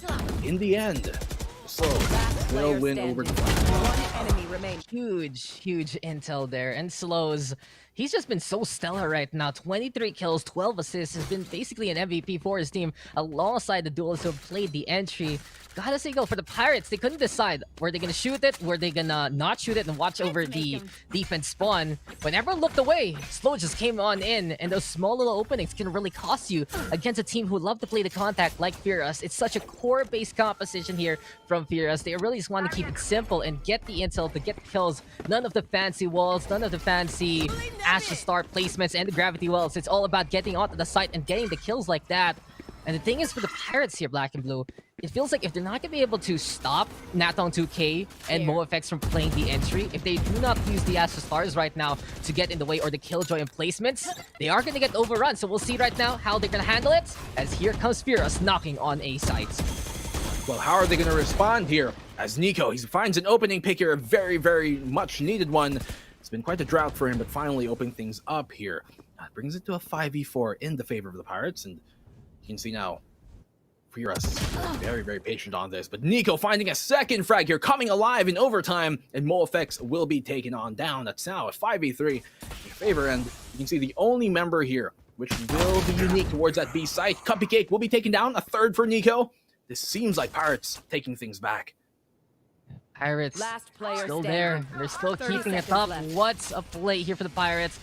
I literally just mentioned it. You have to use your utilities to get in the way. And not only that, Nico in such prime position to find that kill. Now he's going after Slows, but Slows instead, he is just so stellar anyway. He is still alive. 15 seconds left though. He has to get that spike and put that spike down onto a site. But it seems like there is just no time 10 here, Black and seconds Blue. The left. Pirates should be able to get the round. Less it's just gonna be tap after tap from Slows. He tries to go for the flick against 2GE. A valiant effort from the Sova, but it's not enough. Switching And sides. you asked for it. We asked for it here on the casting side, and we get it from the Pirates. Perfect adjustment versus the attack there of Furious. Now they have the advantage coming 10 into seconds their left. attack. And this is looking good. Can the Pirates wrap it up in overtime? Or will Furious find another clutch way to make it another round of go?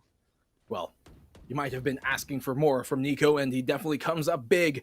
Big-time players make big-time plays in big-time moments. And so, right now, Nico going absolutely huge in that round. We're going to need another stellar performance here, this time from the Fira squad, to bring this one back. It is 12-13.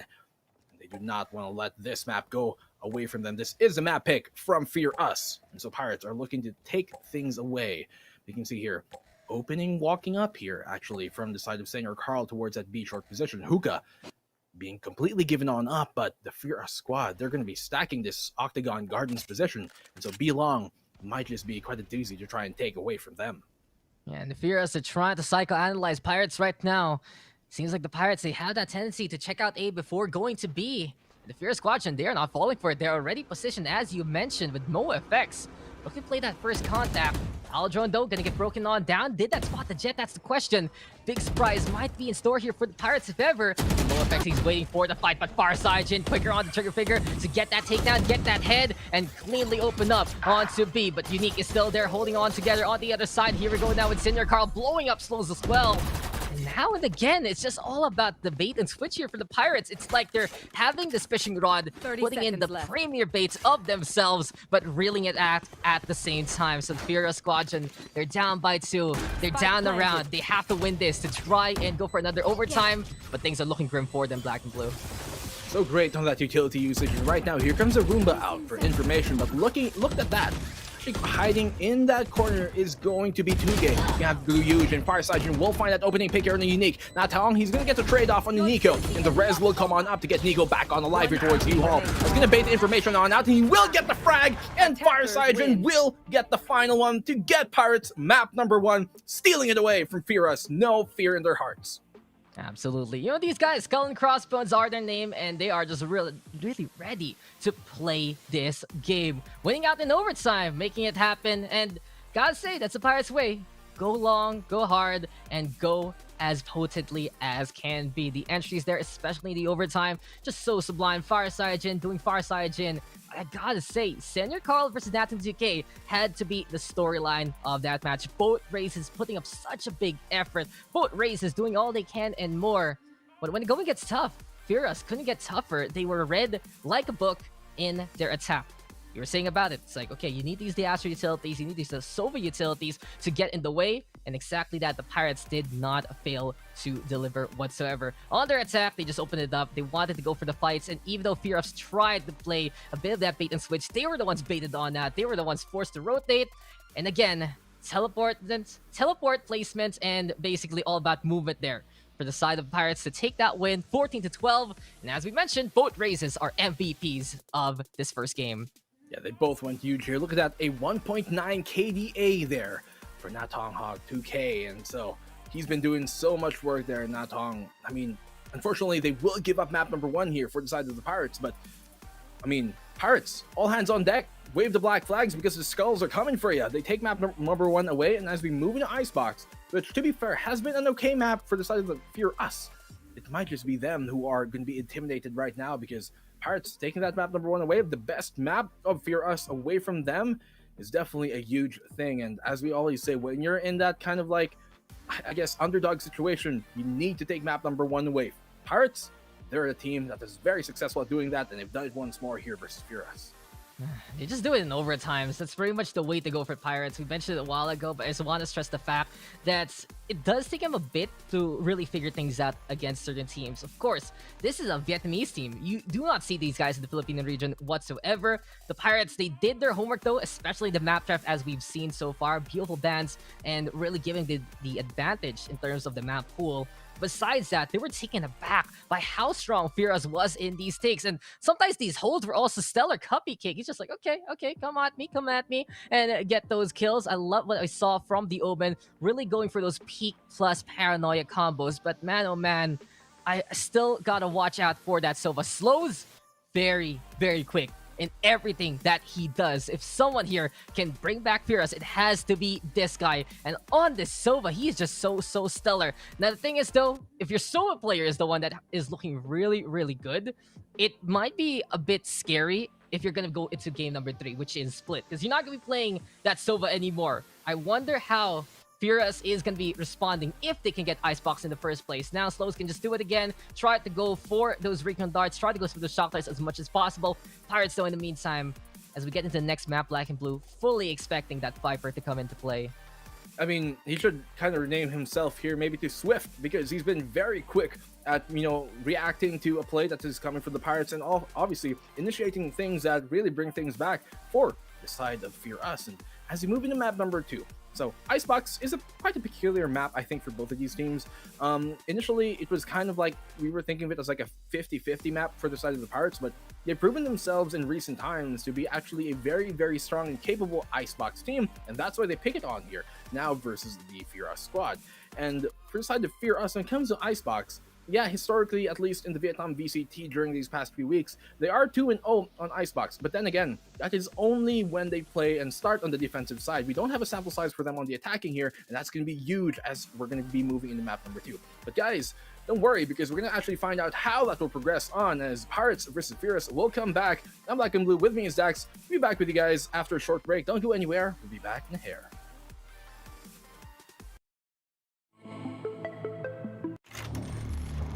Welcome to the Valorant Champions Tour, a year-long tournament circuit featuring the best players and teams from all over the world, culminating in a global championship event, Valorant Champions. Each stage begins with challengers, where teams compete in regional tournaments for a place at Masters. Teams who compete in Masters events will earn points that help them qualify for Champions. And Champions is where the best teams from around the world compete on a global stage, where the art of greatness is on full display. And one team will be crowned 2021 Valorant Champions.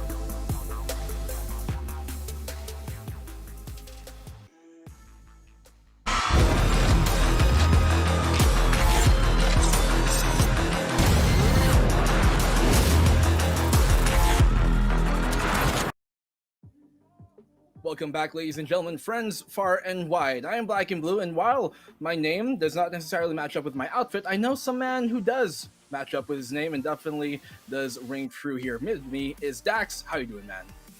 How do you even know? How do you find out, Black and I guess because of the weeks we've been casting together, I'm not too surprised actually. Doing fine, and seeing such a scrappy series like that, at first game, already setting a pace of what is to come as we get into next max blind, though taken away by the Pirates in overtime. Gotta say, learning from their mistakes, learning about their opponent, and now it's time to learn if Furious can handle it again. Icebox, more than likely, they're gonna be sticking around on that core base composition. And I find it a bit ironic because Pirates, not only have they been the underdog team from PH for quite a while, first things first, they're facing off against another underdog, which is Furia's very new team coming together, really proving against many of the favorites on the Vietnamese side. But also, the other irony here, Black and Blue, is Pirates is usually known as a team that loves to play contact. But with Furious sticking on these core base comps, the two duelists, and then you got Sentinel, Initiator, plus the Control, they're the ones looking for the fights a lot more aggressively than the Pirates usually do, which means the Pirates are the one who have to respond in terms of utility. And for me, it really feel like for the Pirates right now, that Grand Finals versus Hashra to make it to the SEA Challengers Playoffs, besides that, this match right now, it's a big test for them to see how well-rounded they are as a team, not only as team members, but also in terms of compositions. How will they adjust and what will they bring out coming into the next map? Well, it's kind of a story between two very different philosophies here. From the side of Furious, they're playing their tried and true game, right? They don't switch anything up composition-wise. They very rarely do. So as we saw in the last one, they had Omen, Raze, Jet, Sova, and the Killjoy. And that is their composition for pretty much every single map in every single situation versus almost every single team here. That's all they do. That's all they play. But that is what they're great at, and that's how they're able to get this far. For the side of the Pirates, well, their name suggests it. They go different places. Maybe go to this island, maybe go to that one, take this village on, and well, that's what they've been doing here. They keep on switching things up. Life on the high seas definitely is something that requires a bit of flexibility and intuitiveness to be able to get through. And the Pirates, that's what they do here right now. We saw the Aster come up on 2G. We saw Farjan flex into that stage. We don't normally see him do that, but he made it work during that previous match. And so as we move into Icebox, we know that they're a team that does maybe like employing Viper, especially on Icebox. We also know that for the side of Furious, they don't do that, even though it kind of is the Viper meta right now, especially on Icebox, but that is where they shine. And so as we move into map number 2, which is the pick of the Pirates, we have said it time and time again, while I guess icebergs and boats, they don't normally mix well together, the Pirates, this is their waters. It's just where they came from. It's just basically the port that started things off for the Pirates. This was really where they were able to build that history to become a great team in stage number 2. But for Furious, we haven't seen them too much on a map like this, as you mentioned in those stats, but I really feel like this team is so scrappy coming into this set. They came down from the lower bracket in their Vietnamese challengers, and now they're one map away rather from getting dropped down to the lower bracket yet again. But it is going to be high time now to see that stage for Unique over to Killjoy.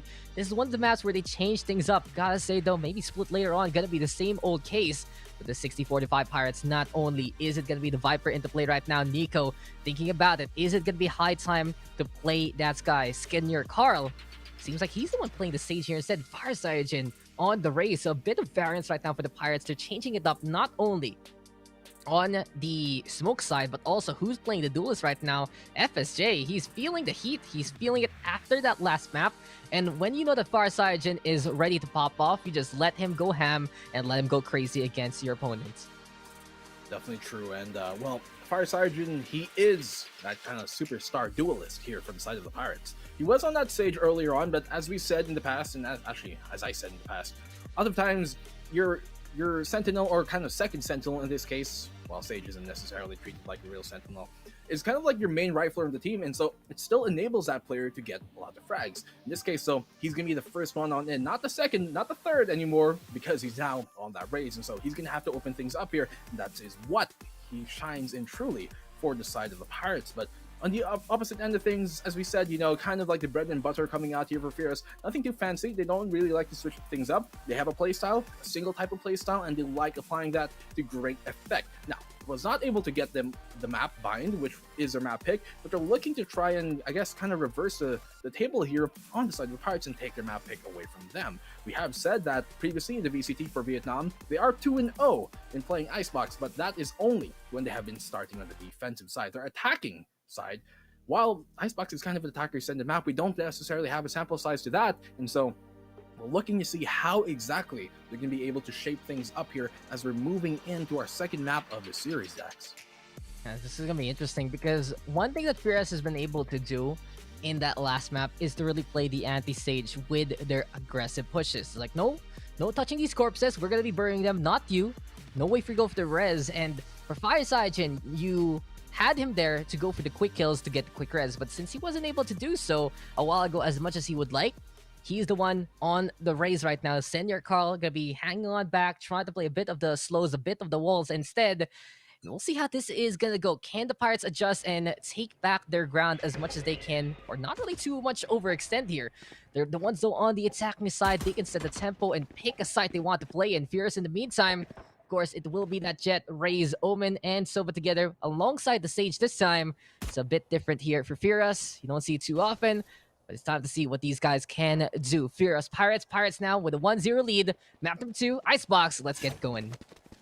Furious here on this defensive side. This is quite favored for them, actually. They do like making that comeback in the second half, but right now, the Pirates looking to go towards green here. B main is where they're going to be coming up on B long, and Cupcake will be the only player here towards the B side. That is quite common for the team to leave a solo Omen here towards the B side. And in this case, that's exactly what they're going to do. This plant should be given up for free. And as the wall comes on up, that's going to block all the sightlines needed. Here comes the wall on out. It should be a safe plant. They put the Nano Swarm just to confirm in the post plant.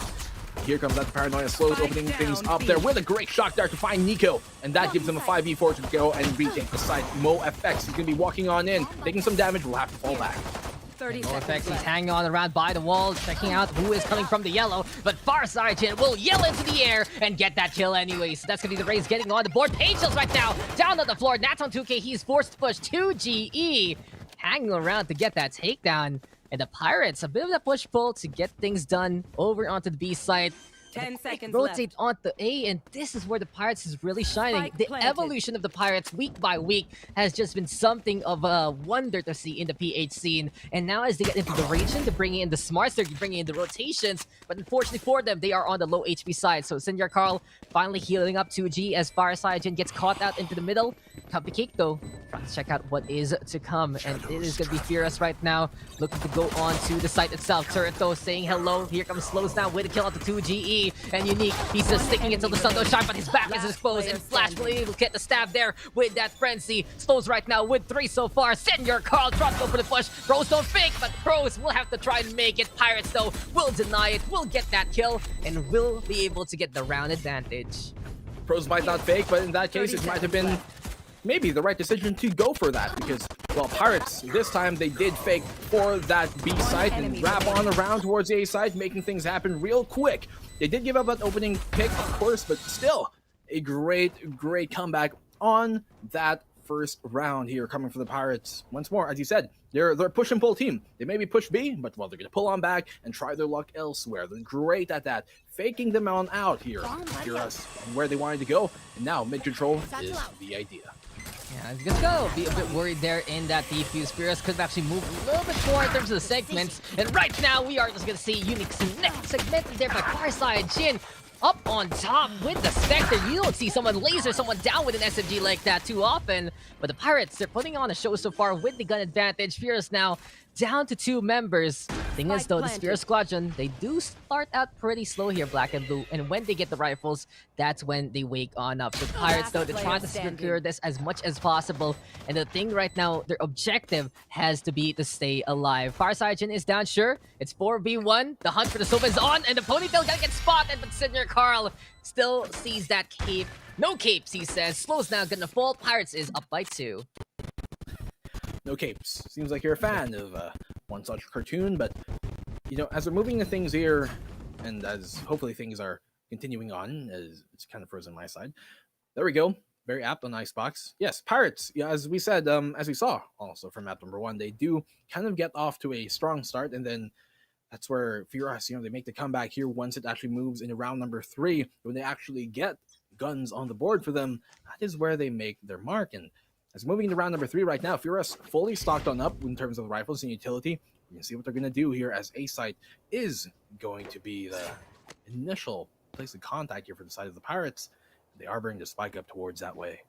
Yeah, they're looking on around, but the thing is, Furious, in terms of composition, they don't really have the best to contest the Pirates setup. The Viper of 2GE, all the angles that he wants to set up the toxic screens for the plant, for the take, he can just go for it. And you can see right now that Furious, they're backing on away with the Omen. Unless he goes for the Paranoid Peak, it's just not going to work out whatsoever. And the Pirates, they're happy right now to try and set on up.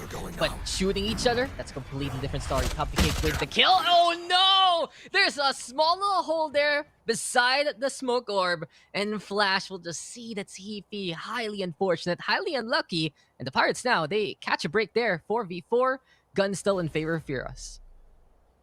They do have the rifles, and on the side, obviously, they're kind of going for more of a bonus here, the Pirates, but the Spike is walking its way up towards A site once more. There's only going to be MoFX waiting there, and so the rotate should be able to come on quick enough from Slows, 30 seconds left. ironically, if they do go for that A site, because he's playing pretty close, but Unique making a bit of noise here, actually, towards his B side with Farsight. He could actually catch him off guard, Farsight, on this rotate. Senior Carl will find that pick there in the MoFX. A bit intricate on the connection there, but well, they do get it now 4v3 in their favor in the post plan. I mean, he connected the dots. It was enough to basically draw on your opponent and get that kill. Fireside Jin, though, in the meantime, with the kill onto Unique, and this is big for the Pirates. They're getting the takedowns. They have the man advantage. They have the plant already. And Fireside Jin, he's trying to do it again here. Black Blue ADS with the Spectre. This time, it doesn't work on outs. And now Naton 2K, he is all alone. Can he go beyond his name and get the 3? That's the side of Fearless needs. They're hungry for that point, and Nico will just be able to get that takedown. Pirates now winning the bonus and running away with the lead here, Black and Blue. A very good start for the PH Squadron on the attacking side. And that's the thing. This is really the side they're so strong in. The Pirates, they've made such a good starting point. They made a chapter 1 of themselves on a map like this, especially on the attack. They had to figure out the defense along the way, but if the Pirates keep getting points round after round, it's going to look very deadly for Fearless until they get on the attacking side. And you mentioned it before, Fearless, they know a lot more on the defense compared to what we've seen them on the attacking side. Very worrying here. It's another round with the eco. We'll see what Fearless can do against the Pirates, but we're not done just yet. It's very curious on how they're more favored on the defensive side when Icebox is typically an attacker-sided map. And, well, for now, let's focus on what Pirates are doing because they're walking up Kitchen here. And if Fear can stop this, then they might just get cooked because they're looking to dish on out. Flag here for his Cupcake. He's going to bake him in. Well, Flash will get that opening pick. Senior Carl going to follow on up on a Unique. Very nice opening frags here, but not Hong with a great double. That's from MoFX on the second. They've equalized things up here on the man advantage. They can retrieve the rifles, and they do. A single one there on Not Hong, and I think they're looking for another one there on the MoFX. He does give it on over to him. Checking out the monkey bars. Nothing being swung here. Fireside will fall on back with MoFX finding another. It's a double kill for him. 2K will get the trade off on the Natong. And now there's a 2v2 MoFX very low here. They know that they're towards Snowman. Nade on out, giving away his position. But up on the boost there, he's going to be given on away. So the fall on back slows here. 2K finding that opening pick on the MoFX. It's all going to be in a 1v2 here versus slows. Very quick, very swift. 2K will get the trade, and that's going to be a 4th here for Pirates. Refrag after refrag, but I think Slows has to be kicking himself after that one. He saw the Viper already by the Snowman, and he just couldn't get the kill in time. Fierce, though, they still fought back anyway. They used the shares to the best degree. MoFX picking up a Vandal to bring in the damage as well. GE alongside the Rays. You can see the trades. You can see how quick they can be. And under the watching eyes of the Commando Penguins from up top, it's the Pirates right now with the 4-0 lead. The Pirates, smooth sailing so far. These opening 4 rounds, but looking to change here coming from the side of Fear Us because they're playing a lot more spread out right now on this attacking side here, the Pirates. You can see them trying to fish for information towards A side, but the Fear Us, they're also going very deep for them to actually find that great pick here from the Rays. And Senior Carl, he's going to get the double, the trade on both the duelists, both taken down here for the side of Fear Us, and he's going to get the Rays to boot too, so they have a 5v3 coming into the site. And even with that, you can see them, they're not necessarily going to flood the A side just yet. That keeps the side here of Fearless kind of guessing. And Cupcake, he's going to find an opening pick in a flash. Still a 4v3. Yeah, I'm liking this right now from Senior Carl. Him on the stage, a bit more reserved from what we've seen compared to FSJ. And it feels like in that bind, they're trying to figure out, okay, who wants to be first contact, who wants to be second contact, and they figured it out, made it happen on the roster here on Icebox. And you can see the difference, 4v3. Nico, though, quite low, needs a heal from the stage because he cannot heal himself. As Fearless now are trying to play the retake. They're throwing out the dark cover, trying to get in the way, but Pirates, they're getting so much intel right now, trying to figure out what's going on with the Trailblazers. Senior Carl, though, behind the box, waiting out the dock screen and more. Viper spits. It's just all about the snake bites right now. And Senior Carl and Fireside getting on the board there to get the takedowns. Unique, though, catching out at least 2 to end that round. But the damage has been done. The win has been achieved, and the Pirates now are up by 5. Oh, senor. Those opening 2 picks coming in from Carl and Farside just closing things on up. While Natong 2K was able to get a 1K to start things on off. Great trade coming in from Senor Carl once more. He finds a 3rd there at the end of things. Farside, he will get the double to get the round here. A 5th for Pirates. And, well, Fear Us, they're definitely in a tough spot right now. Quite intimidating, the spot that they are on in, considering they're on the attacking side and down 0-5. Should easily be 0-6 because they only have a Bucky at most and a bunch of sheriffs here they can test with. That is going to be a big kaboom. Unique will be able to heal himself on up, but armor removed. Senior Carl, another great double kill here to find Slows and Natong. Make that a 3rd for Fireside. Oh, that high ground position today, how many times has he taken advantage? Far side Jin, he's just correcting his aims, like, where's the spray, where's the spray, where's the hit? Eventually it will come. And the thing is, Cerberus, they're already fully kitted with their ultimates. All of them have been ready at it. Pirates in the meantime, able to secure the Viper's Pit as well as the lockdown. And honestly, I was gonna say in that round, if there was a pinch there, the Pirates got a bit lucky with Unique actually getting the kill onto 2GE 2 rounds prior to give him the Viper's Pit. Doesn't matter though, because it's just Senior Carl, he's doing it again.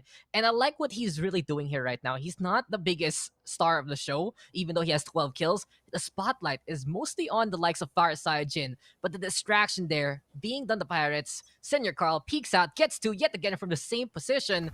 And Furious, they have to learn about this. But the thing is, I mentioned it a while ago, they just don't have the comp to really contest these angles as much as they would like.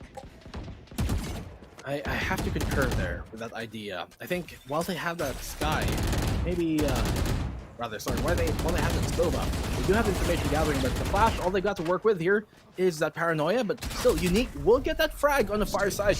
Paranoic to come on out, and that's going to keep him anxious here, the side of the Pirates. Moving their way towards B long. Green will be held by Cupcake. He's going to send him on back. Very, very sweet from him, but still. 2GE, 2K, getting that frag, getting the trade on him. Now a 3v4. Make that an equalized man advantage now for both sides. It's a 3v3. Seems like the B side is going to be the one they're going to be going for here. But the wall, it might come down in a bit. Here comes the Pirates, their Viper Pit on out for the side of the Pirates, and that should allow them to get the plant off safely here with Unique being the only one to contest it. But Unique, he does have that res, and the thing is, Pirates, they don't want to be pushing outside the souffle, but they do get the res anyway. 4v4 right now, Showstopper, Hunter's Fury, gonna be huge here for Furious if need be, but the lockdown now is the answer, forcing the bow and arrow to be whipped on now. 2GE though, looking around for a target or two. He's being extra sneaky inside the container here, and MoFX on the board, but Unique, good call to get up close to personal. Here comes Senior Carl though, and that Showstopper gets a connection, but 2GE apparently, the poison bringing in the damage. That's all 2K though, gets the 2K that they need, and Furious, finally, they're able to unleash their fury, unleash the storm of their ultimates, and get the round. But at what cost? That's 3 ults used on up, 3 down as well. They had to go for the rest to try and fight back, and even though Furious got the win, it's still a lot of damage on their economy. Well, it's actually a lot of ults expended on both sides. You can see there for the Pirate side, they did obviously burn that the Viper's Pit, but they also had to burn the res. Actually, that's both sides burning their own res, and so they also pulled out the Showstopper, yes, from Fear here, but still, things are quite equal on both sides. The only ultimate on up here for the side of Furious, or any side, will be that Omen's ultimate. And Cupcake, speaking of the devil, he finds a frag on the Flash, and that opens things on up here. Flash going down, that does leave the B side a lot more weaker on that. And here comes the defense finally from Fear, waking on up. Unique getting that second. And that's the thing, when you win a round, you just get that momentum, and Furious, they're finally feeling it, and they're finally back into form. Sure, it's a bit worrying to use all of your ults halfway into the half, but when you get kills like that, when you get the flawless win, then you just get ults abound anyway. Points going in favor of Furious. They're already halfway through the res. 2 away from the Blade Storm. It seems like the damage has been undone with a very commanding round just like that. Pirates, they're not out of these very terrible seas as of yet. They still need to make sure they're not going to get marooned anytime soon by Furious and Unique. Look at this play from the defense. Come on, that's so unique to see him do that. Setting up top of the blue box with the barrier orb there, and then you don't see that too often. And the Pirates, they're like, what just happened? This is going to be very interesting because Furious, they're whipping out a bit of a new dimension with these different angles, and I'm liking what I see here. If Furious can surprise Pirates time and time again, it should allow them to try and equalize this half. Well, the seas are normally flat and all the way, sight lines all the way to the horizon. In this case, though, for the side of Furious, they're definitely using the verticality to play these off angles, and it has been to great success in their favor, actually, here for the side of Furious. And so that is something they have to try and incorporate a bit more. Catching off Pirates where they least expect it. Keeping that fear alive, because you never know. You're always going to be worried, where are these guys coming from? Where is the rotate coming from? Where is the flank pushing? And where are they holding? And that, right now, should be the game plan for the side of Furious, considering the fact that they are going to be quite struggling taking up kind of like face-to-face fights with only having a Paranoia as their Flash. So that means they have to play these off angles, use the verticality as much as they can, which they have a lot of. They have the Rays, they have that Jet, And they also have the teleport, obviously, from the Omen here. So Cupcake can definitely do a lot, even being the sole defender on towards the B site. So right now, Pirates, you gotta gear on up. They can't let this get to their heads, obviously. So Flash, he's gonna be buying on up here as we move finally into the round. Moving on to things, Pirates, will they be able to finally get the stop here and stop FRS from getting a third on the board, or FRS? Are they gonna have to deficit on up, Dax? I mean, that's a good point there, Black and Blue. Even though Furious doesn't have the best kind of composition to contest the Sky and Viper setups from Pirates, they can take so many different angles between the Omen, the Jet, the Raze, and you can even add in the Sage there to help Slows. Like, Slows, you want to come up with us? I can put a barrier orb, we can come together. You don't want to feel left alone, and Slows just, it's fine, I'm just gonna hang on around with my darts instead.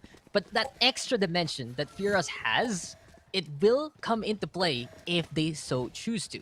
That matter of choice will put Pirates now on a bit of alert status by this point. They have to look on up besides just sideways, and I'd love to see Furious exploit that just a little bit more. But now, the Pirates, they're back at it again. The B take is looking to be prim and proper with the toxic screen already there. Again, no real contest here from the side of Furious so far, unless Cupcake sees Farside Jin. He tries to go for the flick, doesn't get it, backs on the way, drops on down instead. Pirates now knocking on the doorstep of B site. Push and pull though might be the answer, as that spike is already rotating all the way to A instead. They do this push and pull once more here towards the B side. It pulls the defense. You can see actually 4 of them have been pulled from Furious towards that B side, while the total A train is going to keep on chugging to try and get that flank towards A. You can see they pull out the smokes here. Lots of utility already being dropped, but MoFX will get that frag, making it a double. Flash and Nico both go down. He's holding on to this very valiantly all by himself. Will he get the third? Yes, he will. MoFX stepping on the pedal, and 2K will go down. He's going absolutely insane. Senior Carl will get the frag on the unique, but he's going to get shut on down by Slows towards mid, and they take the round back, having the deficit up 3-6 here for the Fear Us squad. So in the Philippines, we have a car that's been very reliable. It's been used so many times, it's probably ageless by this point, and it's called the Tamara FX, and it really feels like MoFX, he is just that absolutely reliable. And he's faster than the Tamara FX, that's for sure. We saw the pull there at the very end, though, from Slows, just to add a little bit more to this analogy. But that's the thing, for Furious, you can rely on your duelist to pop off, and 10 kills right now for MoFX. It's momentum in favor of Furious. It will be the Pirates right now trying to figure out what to do. It's a bit of a force though, because they have 4 rifles and a Spectre. Farside, and he's ready with the showstopper. But this has just been a big change of heart and a big change of pace, as Furious have brought it back and are at the very least trying to make a comeback. Well, if they're on the ride here, Pirates, you're gonna have to knock at the top of the roof and tell them, hey, this is my stop. Because they need a stop here right now, Pirates. Get off that Tamaraw train and really get things going, because they cannot let Furious continue to push on with this momentum that they're building. They've gotten 3 in a row. If you give them a 4th, well, it definitely could be the comeback kings making it happen once more here. Furious, Vietnamese squad, will they be able to actually get a 4th round on the board?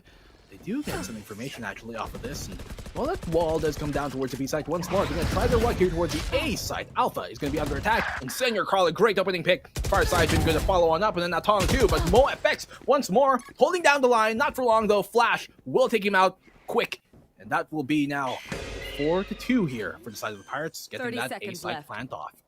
Yeah, the Flash right now hiding into the corner, and Slows, he is again trying to be as quick as they come. Oh, 2GE, what an angle taken there. And the snake comes out of the pit. The snake comes out to peek over to the middle, and that is just enough. Pirates right now, cold-blooded in that round. They just figured out exactly what to do. They struck when the iron was hot, and the Viper there doing damage that needs to be done at the very end of things. And Furious, they had to change it up here, Black and Blue. I like the call to go for the operator. We'll see what MoFX can do in these angles. And if he finds the spot, if he finds that small little peak that Pirates might overextend themselves, might be trying to set up their setup, then that should be a good punish from the Jet. We'll figure it out though, as there you have it already. Snoke's being thrown, and the Pirates right now are on the offensive again. I have to agree there. I think the operator might just be the right answer here for the side of FRS, but look at that, a great opening pick by Farside, and ADSing for a split second there. And Slows, that's all the time he needed to shut him down and take boiler control. But look at this, walking on up here to tube is going to be unique. Now, that's definitely not the first time we've seen that, but still, will they actually be able to catch on Flash here? He's actually watching the position, so it has to be very, very well timed.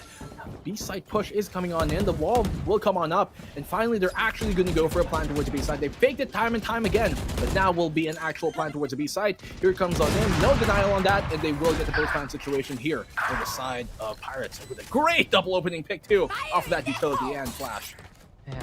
Enough One of the fake enemy news and the remaining. photo ops. It's time for the real deal, and the Pirates are dealing death and destruction coming into that round. That B take, it happened the way it was supposed to, Last round and they just in got the it in half. such a clean fashion. MoFX did not expect that to come in his face anymore, and that is just the Pirates taking a round, taking away that op, preventing it from being a factor coming into this half.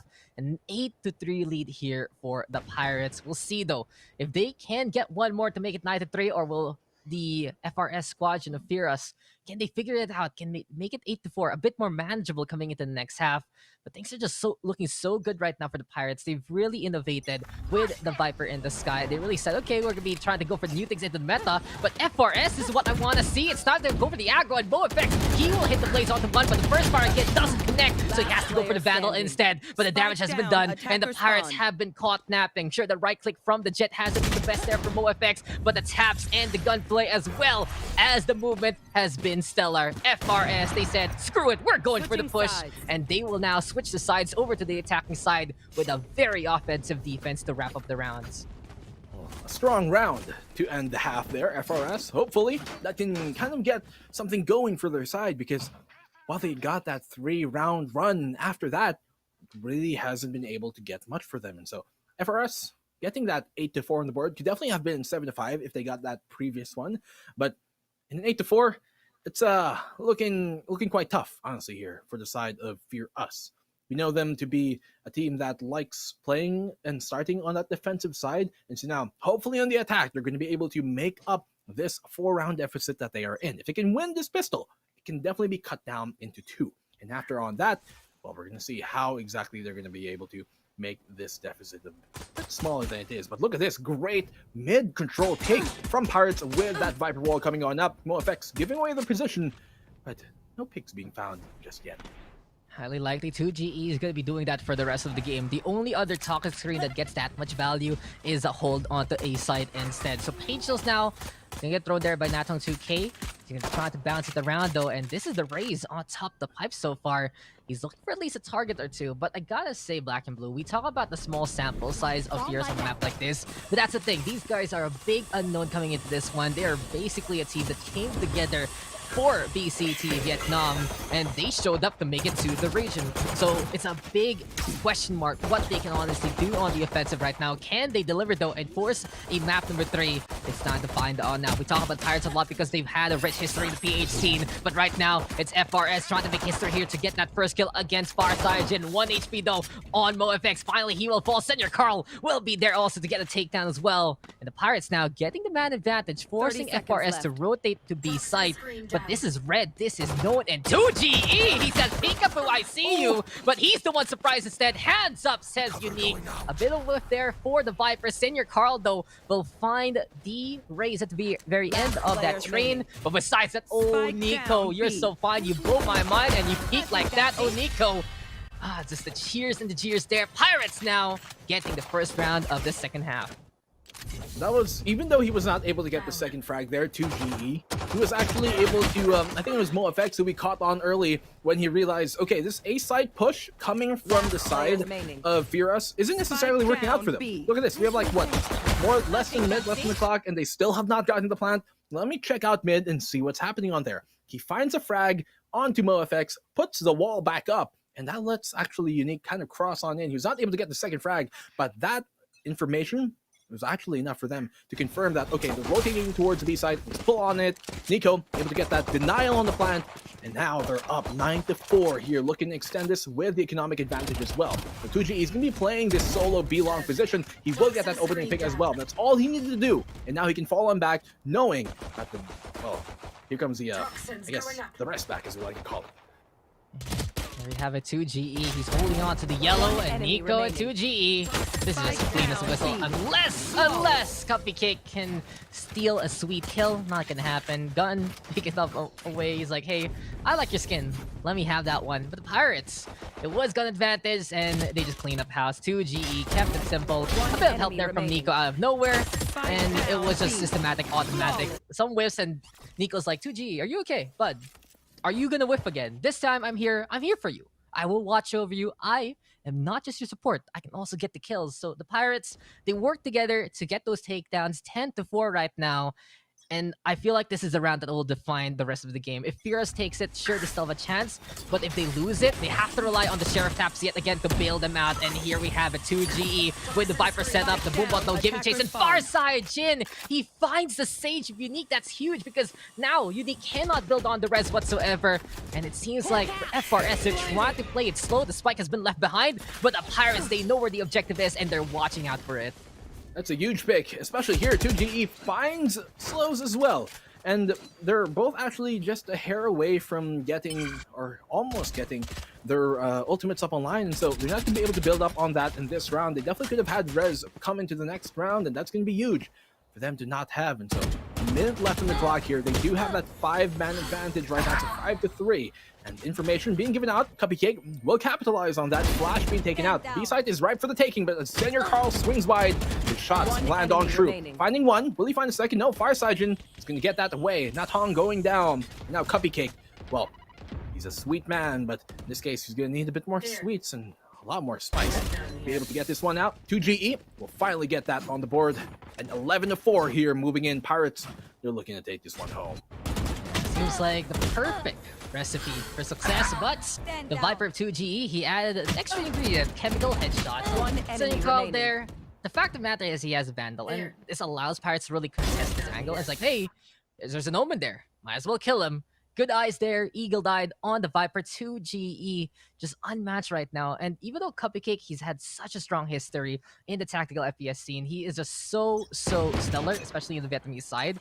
Right now, it does feel like the FRS squadron, they're limited by the amount of compositions they really know how to run. Far side Jin though, and that from 2K, they're able to trade blows. But back to my point, FRS is a roster that is even newer than Pirates. Sure, the Pirates, they stepped it up only recently, especially this month.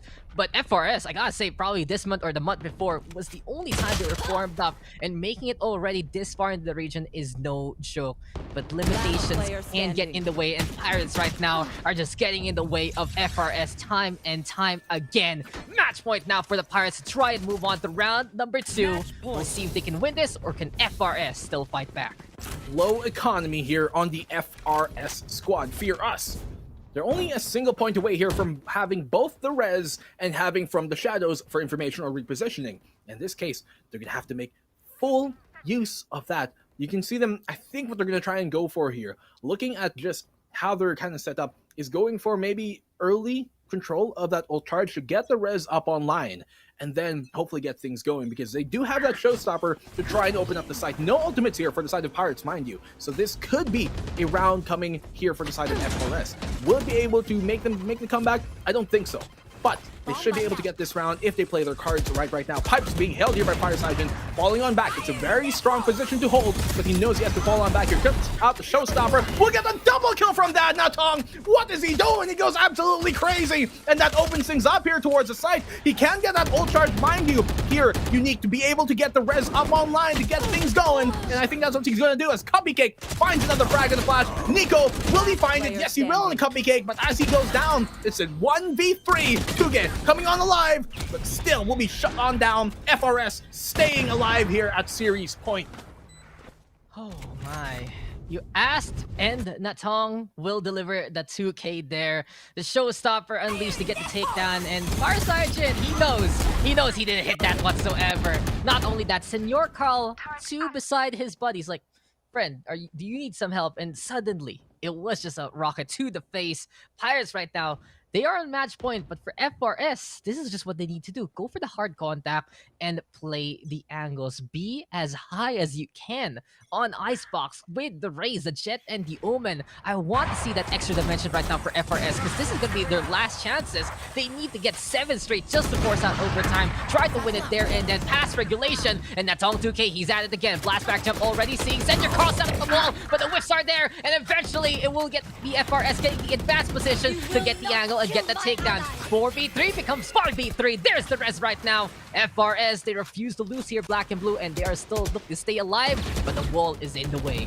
No fear has been stricken in their hearts as Farsighted will get that frag. He finds a double, but Mofek swinging wide will get the trade-off. It's a 3v2 right now. Here comes out the Tasmanian Tiger for the information. Cupcake, he is playing this yellow position. Actually, all 3 of them are towards yellow right now. Information has been given away, but look at this flank. Actually, look at the rotation coming here from Nico towards that A side. You can see that he's actually scared of that happening, but as Flash is the only member on here, that gives him enough space to get the plant on off in the 2v3. So right now, they know Snowman is where he is. He's going to have to try and cross. He finds that frag. Will he find a second? He does not, but this is doable right now for Nico. 1v2. How is it going to go? He has to get that operator and fast, and this time it will be Nico trying to go for the peak, but there's the 1 shot, 1 kill that Slows needs. Beautiful confirmation with the angle. We saw Cupcake go for a bit of the firefight, and that was all the space needed by Slows to turn it up to 11, get that takedown. But Senior Carl, he tried to get on away. Didn't know if he was going to go into the small little awning he made or past the wall. And while that happens, Farsighted makes some noise in behind. But yeah, just a peek there. He's trying to say hello. The Omen being very cheeky, exposing his position. But this time, the op is there to help on out. 4 rifles and an operator. Is this going to be enough for FRS to mount this comeback? 4 rifles and the operator. Maybe that's just what they need right now, but very interesting enough, very curiously, it is not on the Jet. They keep it on the Silva, so Slow is going to have that in hand. Cupcake, early information given by him and taken as well. He does do quite a bit of damage there, but still, the heal will come on up, and so 2GE playing this yellow position is going to have a lot of work to do. He's going to be caught out in an island here. He's going to need to find an oasis to bring it back, and he's going to find that frag in the MoFX. He gets a dig as well. He's going to find a second kill here, and Senior Call will get the 3rd here for the side of the Pirates. They're bringing things back, and we're making it happen right now. Cupcake will get that on Farsighted. It's a 4v2 here, Dax, and suddenly, this seems like match point already. This could be the end here for the side of Fear as they get the res back online. It's a 4v2 on the take. Flash will get that frag. Slows keeping it alive. That Flash will finally get the round on the board and once more secure the map here for Pirates, taking the series 2-0.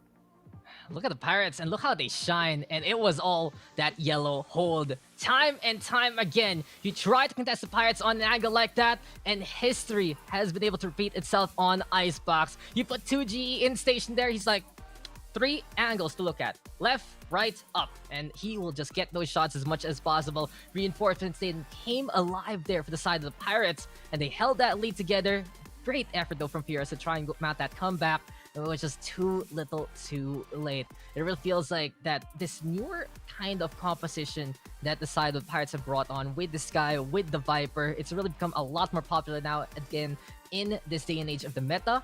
And when you look at the side of Fierce, they really just worked on their core comp as much as possible. There's nothing wrong with that, but if you're only going to be sticking with one comp all throughout a regional tournament, you better make sure that you are the damn best at it. And unfortunately for Fierce right now, they still had to deal with a hard contact kind of team in the Pirates. I really felt like that matchup could have gone either way, but with the added flexibility that the Pirates have earned, worked for over the past few weeks, it gave them the victory. Senior Carl though, right place, right time, MVP there for the Pirates. FRSL Cupcake. I love the efforts, I love the Owen plays, but unfortunately just wasn't enough to win it out for Fierce. I mean, he did a lot of work there, Cupcake. You know, being that sole defender on the B site versus a Pirates push is not an easy job to be in, and still, he does get that, you know, MVP for his side, but in the end, it will be in 2-0 for the side of the Pirates. We talked about, Dax, to start the series off, that it's a bit of a battle of ideals here in playstyles, with Pirates being very flexible, and for the side here of Fear Us, well, they play their own style. They play one composition, one style of Valorant, and that is all that they do. In this case, though, not able to finally win the series, and as they give up map number 1, map number 2, well, it was pretty much Pirates to lose. And you can see just the benefits of that, going up in such a huge lead to start the second half off, and the Pirates are able to bring it home in what would have seemed like rough waters coming into this, because we know that when starting on the defensive side so far, Furious have been, well, perfect. But with that small sample size, this is their first time losing in a VCT match when they start off on Icebox defend, and, well, it's the Pirates gonna dish out. That's the thing, though. This is such a telling sign for the Pirates. They've worked really hard from the start of the month all the way to the end here. I would have never said Pirates is flexible when we got into Stage 2 Week 1, but they worked for it. Probably some really good coaching behind them, some really good efforts, and it has allowed them to win out their first foray into the region here in VCT. But I just gotta say, as we get the highlights right now, even though we've seen both Vietnamese teams drop on down to the lower bracket, it's good to see them here. This is basically their first month in, and they showed up with two teams that not many really expected. We mentioned some names before we got started with the series, right? That those might have been the names to actually make it, but no, Furious as well as Cerberus, they tried their hand, they beat out the rest of the local competition, and they made it to the region. But SEA is a whole different ball game, and it feels like they do have to work their way from the lower bracket. They still have a chance to show on up, and the talent is there. But it really is just a matter of it becoming a completely different ball game. SCA, so different from the likes of NA, EU, KR, and more. It's a melting pot. Some teams like to play other play styles. The others like to play more of the utility. And of course, there are others who just want to play that contact as much as possible. So it's a bit of a guessing game to try and figure out what your comp is going to be, what their comp is going to be. And right now, welcome Vietnam to VCT, but you guys are going down to the lower brackets. Well, they tried to dock their ships on the Cebuano shores, wherein, that's where the Pirates, that's their home island, but sending them back to the sea and telling them, wait, Icebox, this is our land, guys, this is our shore. And they take the series 2-0 in such a swift fashion, too. Map number 1, that was super close, of course. It was looking to go into how many overtimes we couldn't even count because it was that close of a map, but in the end, they were able to take map number 1 away from the side there of Furious, and being able to do that, taking map number 1, the best map of Furious, was huge. The only other map as we moved into it, if that could be quite, I guess, problematic for the side of Pirates if we got to it, would have been Ascent, but I think they banned that as well because Ascent is quite a good map for the side of Furious. And so with us seeing how they were able to take map number 1 away from them, that was huge because Icebox, this is their pick, this is where they make their home, this is where their money is made here in Icebox. And well, quick, cool, swift end to things. And well, guys, we're going to be back with our third series. That is the second for today. We're going to have 2 more. But coming up next will be Asarai and Illustrado. We'll see you guys in a bit. Don't go anywhere. VCT shall return.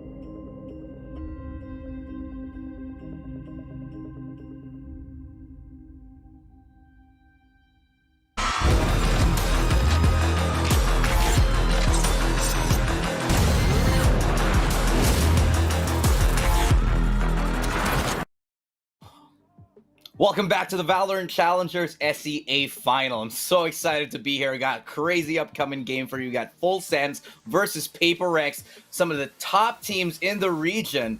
We just saw them play, but we got some more coming up for you. My name is Illustrato, your shoutcaster here today. Joining me, Asarai. We are feeling good about this game, one of the most hyped ones. You know, let's start digging into it, man. Paper Rex, crazy strong team, and they're going up against Full Sense, formerly known as NG Black. Man, this is going to be one heck of a clash. The last team that we had to represent this particular region was actually Team SMG, but in a very grueling best of 5 match, Paper Rex were able to whittle down this team. This was the team, this Team SMG had Zesbu in it, which we were reminded back in Southeast Asia Masters was a phenomenal player. And now Paper Rex kind of getting the one up on them. If you guys haven't seen, I think Paper Rex did tweet out their kind of winning moment where it was a 3v1 clutch. Very, very tight-knit, very, very close matchup. And now this is going to be a rematch once again, not against Team SMG, but against Full Sense. And if you guys don't know who Full Sense is, this is basically NG Black in a new skin. From the old team to this new banner that they've been playing at. They have fought before, I believe, during the eFire Master League, where Paper Rex has always gotten the one up in the best of 3. It's always been a 2-1, and now they're looking for that revenge. PTC, of course, one of the phenomenal Jet players out there, will be looking to lead this team to victory in this best of 3. But just wanted to also point out, Ilu, that today has been the 2-0s, and will we see that transpire here in one of our most awaited matches for the first day of our tournament? Yeah, and you see this is some of their recent clips right here, some of their most recent performances. They have swapped out a couple of players, right? So we are no longer seeing, players like Superbus. You know, we still retain like cha-la-la-la-la, cha-la-la-la. A couple of more laws in there, but you know, some of the players, again, still the same. Yeah. But they've had to sort of rebrand. They've sort of changed their play style a lot. We've seen them do amazing, phenomenally in their VCT qualifiers. They're looking stronger than they've ever been, but they've only been together for such and such amount of time. Not exactly the freshest squad. You know, they did great in Masters 1. In the final of the SEA last one, but against a team like Paper Rex, who has just been crazy lately. I don't know how it's gonna go. And speaking of Paper Rex, we got their squad right up for you. We got Benkai, Davai, Mind Freak, Forsaken, and Tommy, and we know all about these guys, right? So Davai and Forsaken, the bastions, the 2 top players of this squad, and really those who pass on the torch, who carry the torch for their team. We're looking at them in particular in this particular matchups. Yeah, you know, in the match that Paper Rex had when they went head-to-head up against Team SMG, there was, I believe, Forsaken and Davai, who in that entire 5 games has accumulated 201 kills between these 2 players. And Forsaken, he's cracked. Like, if you guys watch VCT Philippines, you know, for the Filipino viewers out there, and for the other viewers that we have that have watched, he's like the envy of their particular region. That is just a comparison, guys. If you think that, you know, I'm just saying it because Forsaken has played 5 different agents, where he's gone for duelists, he's gone for initiators and sentinels. He's basically got the whole shebang on him, and he still performs at such an excellent level. And this, I think, is one of the hypest players that we have coming in to our SEA Challengers here. And now with that, it seems like Paper Rex are looking on a high from their momentum coming in from their region here to the Southeast Asia tournament. And we'll see how that fares out. But of course, Full Sense is out for blood. They really want to be able to get this revenge match because they haven't taken a series away from Paper Rex. But we'll see how that goes. As like you pointed out, Ilu, it's not going to be Super Bust anymore. It's going to be the 4 retained members of NG Black plus the newbie that came into fruition when Full Sense came into play as well. So that's going to be interesting to see. I have been struggling for a long time to remember what your hair reminds me of, and now I know. Borderlands 3. That's how they cut their hair in Oh. Borderlands 3. Dude, like, no cap, I dig it. I'm sure the people in chat appreciate it. Chat, if you like Asterai's hair, let him know. It's giving. All you need now is like the crazy hair color, maybe some spiky armor, and maybe tattoos as well. that would be cool. I'm trying to get one like right here. Like Maybe says they'll let us plus do O. this on the broadcast. Just They can. I mean, other regions can do that again. yeah, right. Maybe. Who knows? Anyway, let's go back before we lose our minds and go full nerd rage on Borderlands 3. Well, this is of course Valorant, and we've got a crazy game. Who are you favoring in this match? Personally, I think all logic and on paper, it stands to reason that you would go for NG Black, not NG Black, rather Full Sense. These guys are just, I feel like on paper the better squad. Yeah. But Paper Rex, they've just been performing out of their minds. We got the map selection right now. We got Split, Ascent, and Bind, and these are maps that Paper Rex are actually pretty strong at. All of these, they can play these comfortably, with the exception of Split, where Full Sense is a little bit better. But going back to what I said, I think Paper Rex might actually be in the favored team here. That could be the case. I don't think we've had a match before with NG Black and PRX because, again, the team that represented the Singapore region was a Team SMG. But at least from that particular statistic, SMG did win against NG Black 2-1. So if PaperX did beat SMG, it's not transitive property, but I'm just pointing out some facts here that we might actually be looking at to see if PaperX have a one-up here. I could look at PaperX on my end. NG Black are a very dominant team, but I feel like with PaperX having, again, Forsaken, one of the star players from their region, this could be a downhill battle for this team. I don't know, man. I'm just predicting, but it seems like he's just a nutty player that he can lead this team to victory. I'm gonna double down on that and say that. Yeah. So here's the thing: Paper Rex winning is generally very conditional. They need to have Divide pop off. They need to have Forsaken destroy everyone on the server. When that doesn't happen, they're in hot water.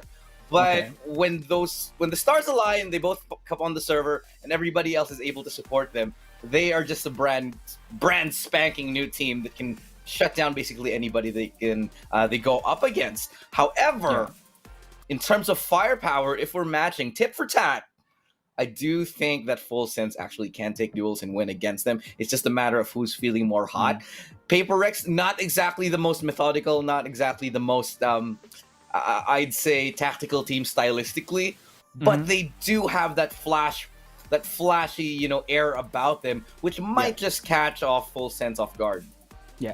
And again, from what we saw a few months back, there have been multiple changes already to Valorant. So these players, they could have adapted to this new style of play. Again, we saw the 2 series from a while ago where Vietnam, from what the casters have said, from what we saw in that first series, they haven't really embraced the Viper and Astra controller picks, but for regions that Full Sense come from the regions that Paper Rex come from, they have been very comfortable with picks such as Astra. So we might be seeing some kind of different play come out from both of these teams, and see that right now on Split, where I feel like Astra can really dominate. But like you said, there is an air of like pizzazz for the Paper X team, but when you have an Astra, you need more than pizzazz. You need that ability to coordinate. When you peek out, you have to put the stars in and activate it. You can't just have it right there and expect that your opponents are going to run in through. So we'll have to, again, just look forward to how they well utilize this really strong controller, because in some regions, people say that Astra is basically, dog doo-doo, but I think there is a certain style of play here in Southeast Asia that really capitalize on the Astra. And like you said, man, I feel like it's not true that Astra is not good. I think she's really underrated, and all you have to do is have that good amount of coordination. Better or easier said than done. Look, I'm going to say, I think Astra is going to have a little bit of a heyday, I think, in the near future. I feel like they are conditional in that there are certain maps that you want them on. And like on Viper as well, right? Like Icebox, I feel like you need a Viper on Icebox, and Astra can be also workable. But now that we have Breeze coming in, and by the way, absolutely love Breeze. I think it's one of I love that. We played it, like last night, and it feels good. It feels good. It feels like a proper map with a lot of open spaces that you can hold from actual complex sites. So Yeah. I personally love it, and I feel like this is where we're gonna start to see agents like Astra shine, because there's so much you can do. There's so many angles on that site, especially on on Breeze, like on that B site. There's just so B-site, many yeah. angles. So I feel like this is where those multiple smokes, those multiple stars can come into play. Where is she gonna smoke? Where is she actually gonna deploy them? Is it really a fake? Same thing that applies onto Viper. And where are you gonna be dropping down that wall? You take half of that huge map, and that's a big gain. So I feel like, again, going back, could be the heyday of Viper and Astra as we go later into the meta of the game. Yeah, man, I played a lot of matches with you and with Eliza where we had like this, just friendly bet going, and I've lost to her 3-0, 2 on the Breeze map. And one of the things that really kind of struck me with it is, like I said, man, there's just so many open spaces on that map, and I cannot wait to see. I'm so excited to see it coming out on Reykjavik, where it's not only going to be the Southeast Asia region, but it's going to be the hot pot of all of the regions coming in and playing on that map. I hope that we don't ban it, please. For the love of God, don't ban it. Yeah, I feel like look. Let's be honest here. We're probably going to be seeing a lot of Breeze bans. But if you were to ask me, it's a pretty good idea to start getting good at it. Like any team for sure. should be learning how to do it. It's a map which I think will play into very tactical teams' play styles, if they know how to do it. And at the same time, it lends to really heavy aim start teams because of the long distance, because of the amount of headshot angles that there is. No covers as much, yeah. Yeah, exactly. And this is why I feel like it's so open to interpretation that it's a wonderfully designed map that you can have, anybody come in, any team, and they can have their own interpretation of how to play it.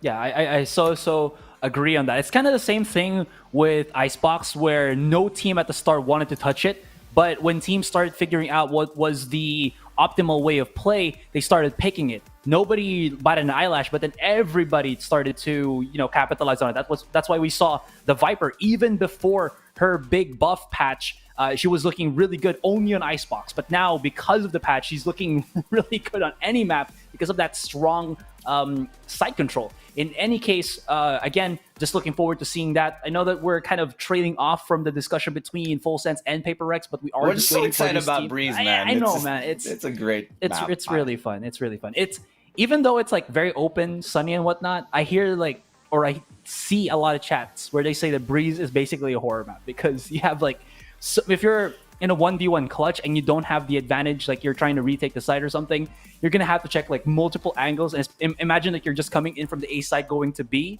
There's a bajillion locations that your opponent might actually be tucked in, and you're not gonna be able to peek every single one of those in the span of 40 seconds that you have to defuse the spike. Yeah, definitely. And but before we go and talk a little bit about Breeze and more than this, do you want to mention? Actually, no, I do want to go back to Breeze. I feel like Breeze is a map where we actually could start to see double ops become a little bit more popular.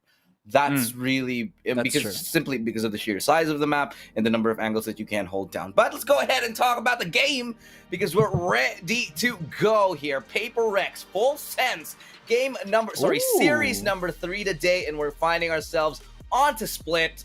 Paper Rex going with the Astra, like we mentioned. All right. This is something I'm personally quite excited about, going for that double Sentinel, single Duelist, one Initiator combo. Little information so far about Full Sense. All we have to work on right now is that we see a Raze and a Cypher.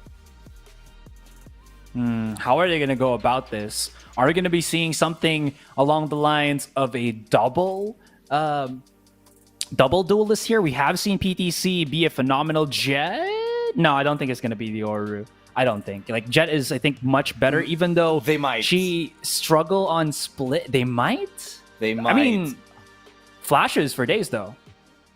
They didn't lock it in, but if they did, that is going to be a Yoru Raze Duelist setup for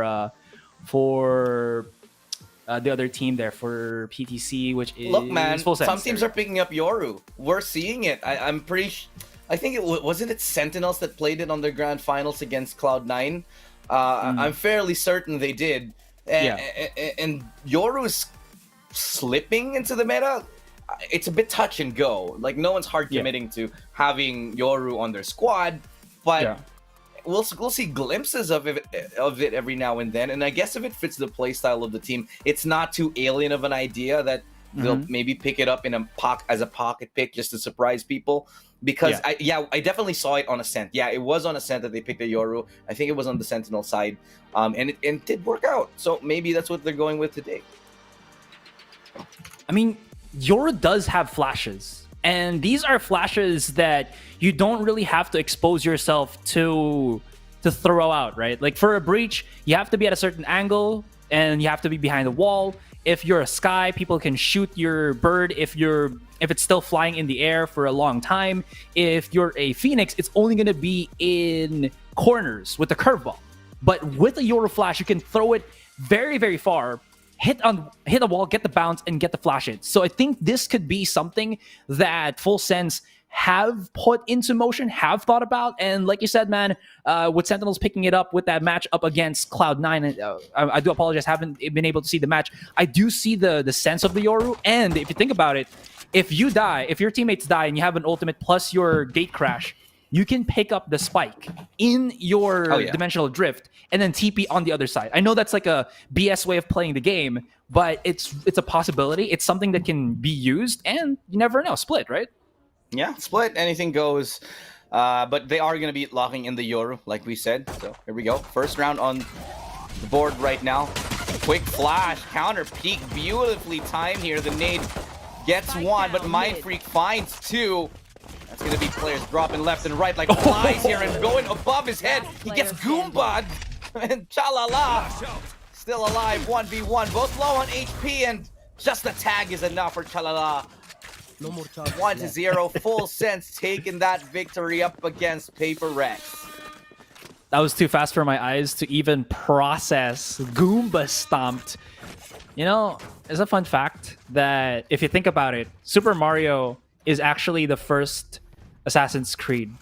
Because you know how in Assassin's Creed you have to be like above your target to kill. I know that, you know, you can do like ground assaults, but it's all about that from above jumping into your opponent and stuff, right? Isn't it like Mario where you have to be high and then bump on their heads? Yep. Exactly. Yep. Exactly. That's a Goomba. Just got Goomba'd Yes, sir. last time. But here we go.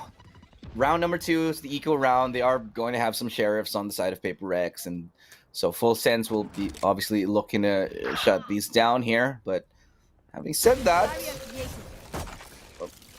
wall is going to be dropped towards mid right here, but it'll be a quick pick. Mind Freak going down early on in the round, and already going to see 4 men here towards that B site. There is Cha-la-la-la. It's a bit of a mouthful, isn't it? Well, we are going to be going into the mouth of the A site, as it seems like PRX were thinking could have been the B.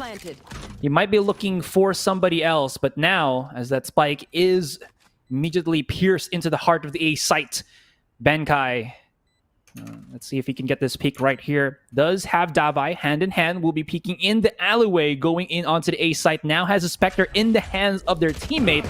And his fault line is going to be starting everything, but the crossfire is being set up.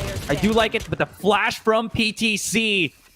And now I see it, and I'm believing, man. The Yoru pick looking pretty fancy, but this is the buy round for PRX, so let's see what happens here. Let's not get ahead of ourselves. It's the second round. It's it's round number 2. He does have ulti, so this is pretty big. If he can use this to help them win the...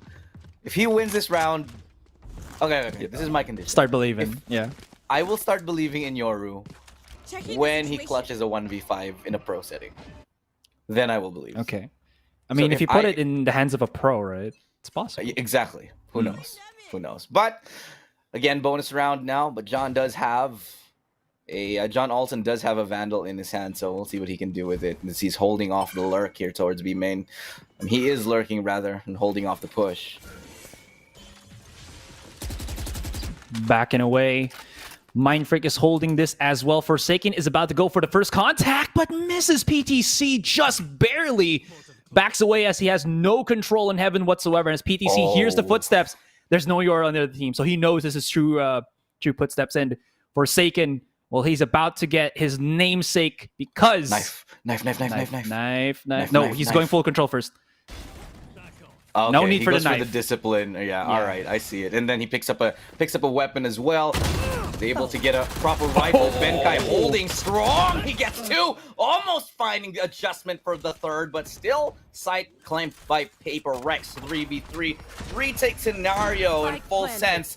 A little bit on the back foot here. All the information that everybody is on site here, so they do know where they are and where to go. They still have to wait for that last player to initiate that retake, however, so Right there. we'll be beginning in just a second. Though there are still 2 sentinels on the post plant side, so they might have a little bit of a better chance holding this here. But flash coming in as well. The gravity well. Starting the retake now. It's Mind Freak. Nice tap. enemy remaining. Finds the head beautifully. Tommy chiming in one of his own. John Olsen getting 1, but only good for 1. And that's going to be enough for Paper Rex. No, it's not. They're running out of time. It took too long. Oh my god. They find another 3-0. That might have been an audio cue issue on our end because it sounded like they still have enough time, but It did. at least from their perspective, yeah, it wasn't. So that might have just merited the saving on the weapons rather than trying to YOLO defuse the spike and hope that it'll get detached, disconnected, or discontinued from exploding. In any case, I do see the playstyle from PTC really popping off because one of the, I think, good reasons for Yoru right now to pop off on Split is the one fact that his fake out actually makes a lot of sense here because you can't see the footsteps coming in, and because this map is very CQC, close quarter combat. If you hear any footsteps, you're gonna second guess yourself. Is he there? Is he here? And if you don't have that information, you might actually over-rotate to it. In any case, though, PTC, he does have the angle. He should be able to rotate as well. He's going to provide a bit of flashes here. Maybe pick up the spike as well and then rotate straight up to A.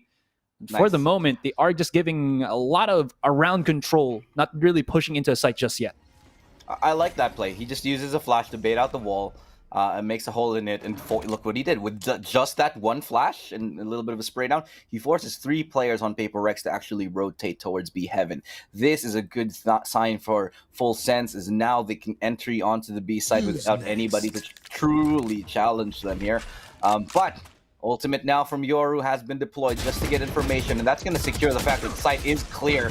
Divide, though, he's getting those shots. Forsaken with the double kill on the paint shell, and he lands 2 more with the showstopper. 4 kills for Forsaken on Paper Rex. They're making this eco happen. PTC wondering what the hell has happened to the rest of his team.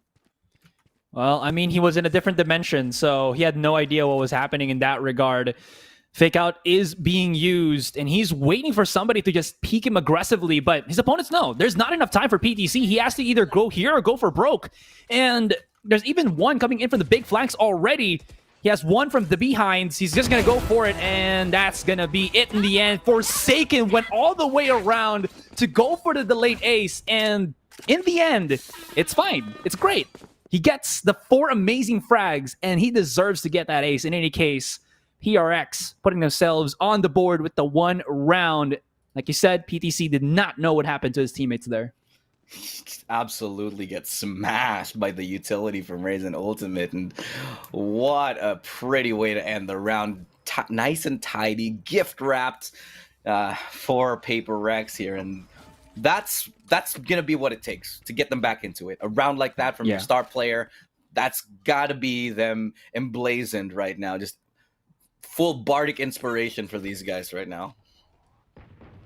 No, I think this was pointed out as well, and I do remember this. Isn't this the Forsaken that has topped the leaderboards in our particular region? Zelen with the 1-for-1 trade onto the heavens, and as Illustrato says, yes, Forsaken gets a no, as Zelen denies him any fact of that mid control.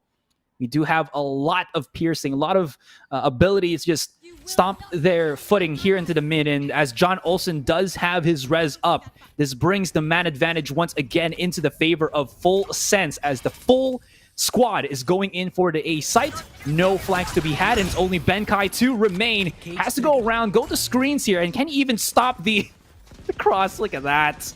Oh. Nothing he can do. And the Cypher Cage actually works against him in that instance. Couldn't see the person dropping down from heaven and just making life just more difficult. It gets taken down without a possible trade, and it's a 3v5 retake. I just say Paper Rex, they got to save this round. It's very early on, and indeed it's going to be the call. They decide to back off to save the weaponry. They can try again next round, but they're struggling on this defense, man. They're struggling, and it's not a good look for Paper Rex. The only round they won was basically an ace from Forsaken. Just going back to the agent selection for Full Sense, if we kind of look at it and how they've been playing, it seems like they're opening the map with just 2 agents specifically. Whether I think it's the Cypher and PTC's Yoru that have been controlling the map so well here. Because imagine if you're gonna try to push on the side where the Cypher is. There's gonna be traps, there's gonna be the cameras. You can't really push through that because you don't know what's waiting on the other side. And then for PTC, he can provide some pseudo pressure on the other side of the map. And then split second later, he's on the other end looking to push with his teammates. It really forces PRX to aggressively peek here, get that information, or else the amount of knowledge, the amount of map control that they have is I think, imaginary. Again, because of the fact that I think Full Sense have just basically gotten everything that they would want to. And there's nothing that you can really do about it unless you just aggressively peek and get the kills. But even then, Full Sense have made that into a very difficult situation to do. Attack here. Onto A is 3 players showing presence. Sort of, not really. Just hanging out, chilling for the meantime towards A. But this Boom bot will at least confirm that there is one. And for them, their suspicions, now that there's 2, make that 3, and one by one divided and conquered. Forsaken will have something to say about it. Able to hang strong for his team. Paper Rex, what a good defensive setup that they had. This is the Crossfire, able to truly shut down Full Sense here. And just like that, all the A presence of Full Sense vanishes in the blink of an eye. Great adjustment from Paper Rex. They knew that they had to challenge these angles. So Crossfire, even though it was risky, even though it was on someone that could just not rotate from the top of ramps, which was Benkai on that Cypher, they still went for the risk. And because he was Crossfire with Forsaken, he doesn't miss those. He will be able to pick up the slack if ever Benkai does get overwhelmed, which he was. Really helped them in the end. And now Zillin and John Olsen will have to go about this. The rush in, 10 seconds, there's not a lot of time, and there's a lot of angles to try to deal with, although John also procures the kill. Zelen as well, 4 seconds into the plate. No time. No time. He's going to be just going into the embracing bullets of his opponent, Davai. Oh my goodness. Oh, he could have won. Zelen, how?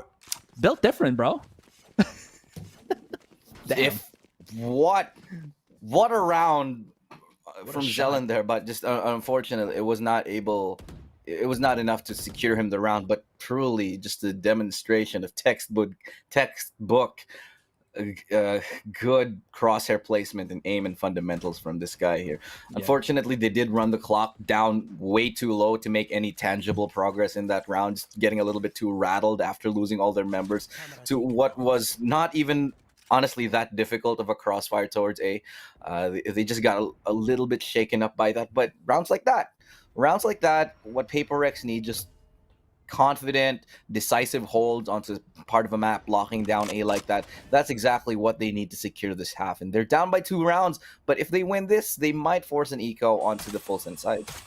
We definitely need to have color coordination on the Astra stars, because if there's like 2 Astras, whose star is on A, whose star is on B, right? Anyways, again, very aggressive here from PRX. They really want to lead this charge with a couple of kills at the start of the round, but the problem with that is, since Full Sense immediately went for this adjustment where they just held on, chilled a little bit, it paid dividends for them, because now they knew that there was going to be some shenanigans happening possibly onto that A site. They waited, they baited, and when that came in, when Forsaken and Benkai peeked out, it seems like Full Sense knew what was about to happen, and they're going to be pushing this into a 5 versus 3 where PRX have nothing and PTC is on the war hunt.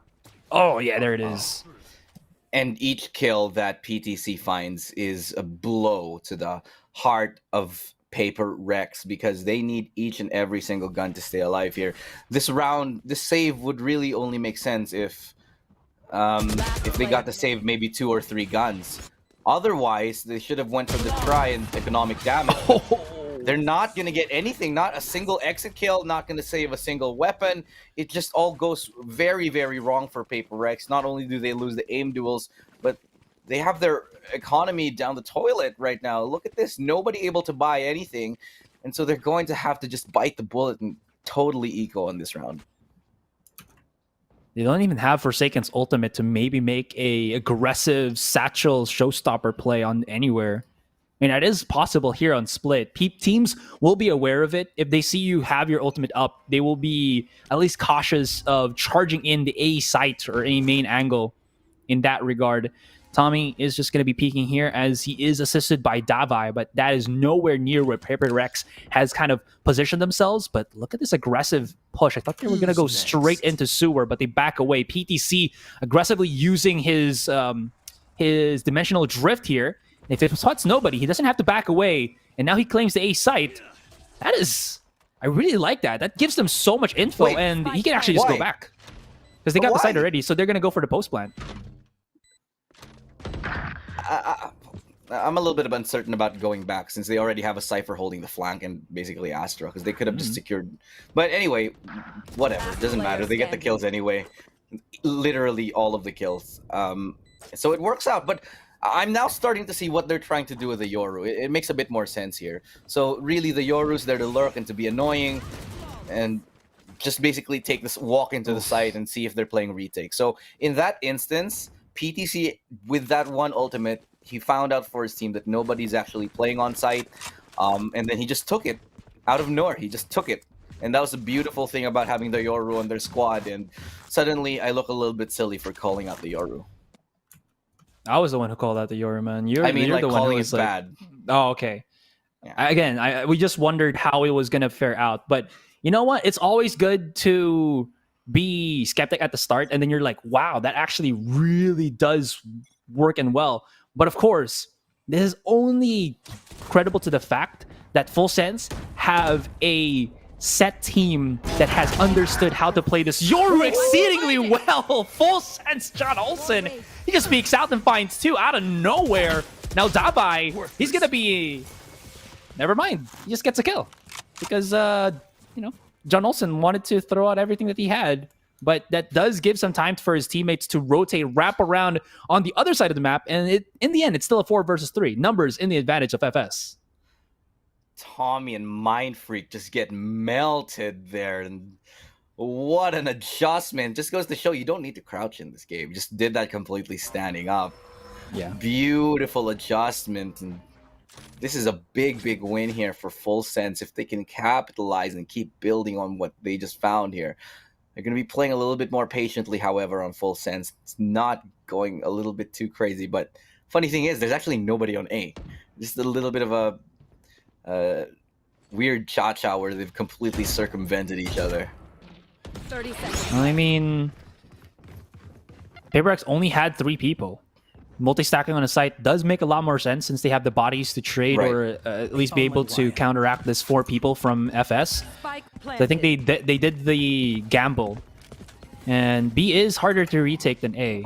But in this numbers discrepancy where Full Sense still have a good chunk of utility, also Lammy Snacks has his showstopper, it could be Paper X just having to save once again, because if he spots out that there's like 3 people here in screens, that is prime target for the big rocket to come out, and you can't even flush him out of a corner because he can flush himself out of a corner. I know! They shut down PTC though. That's really unfortunate there. And one after the other. Paper Rex dropping like flies.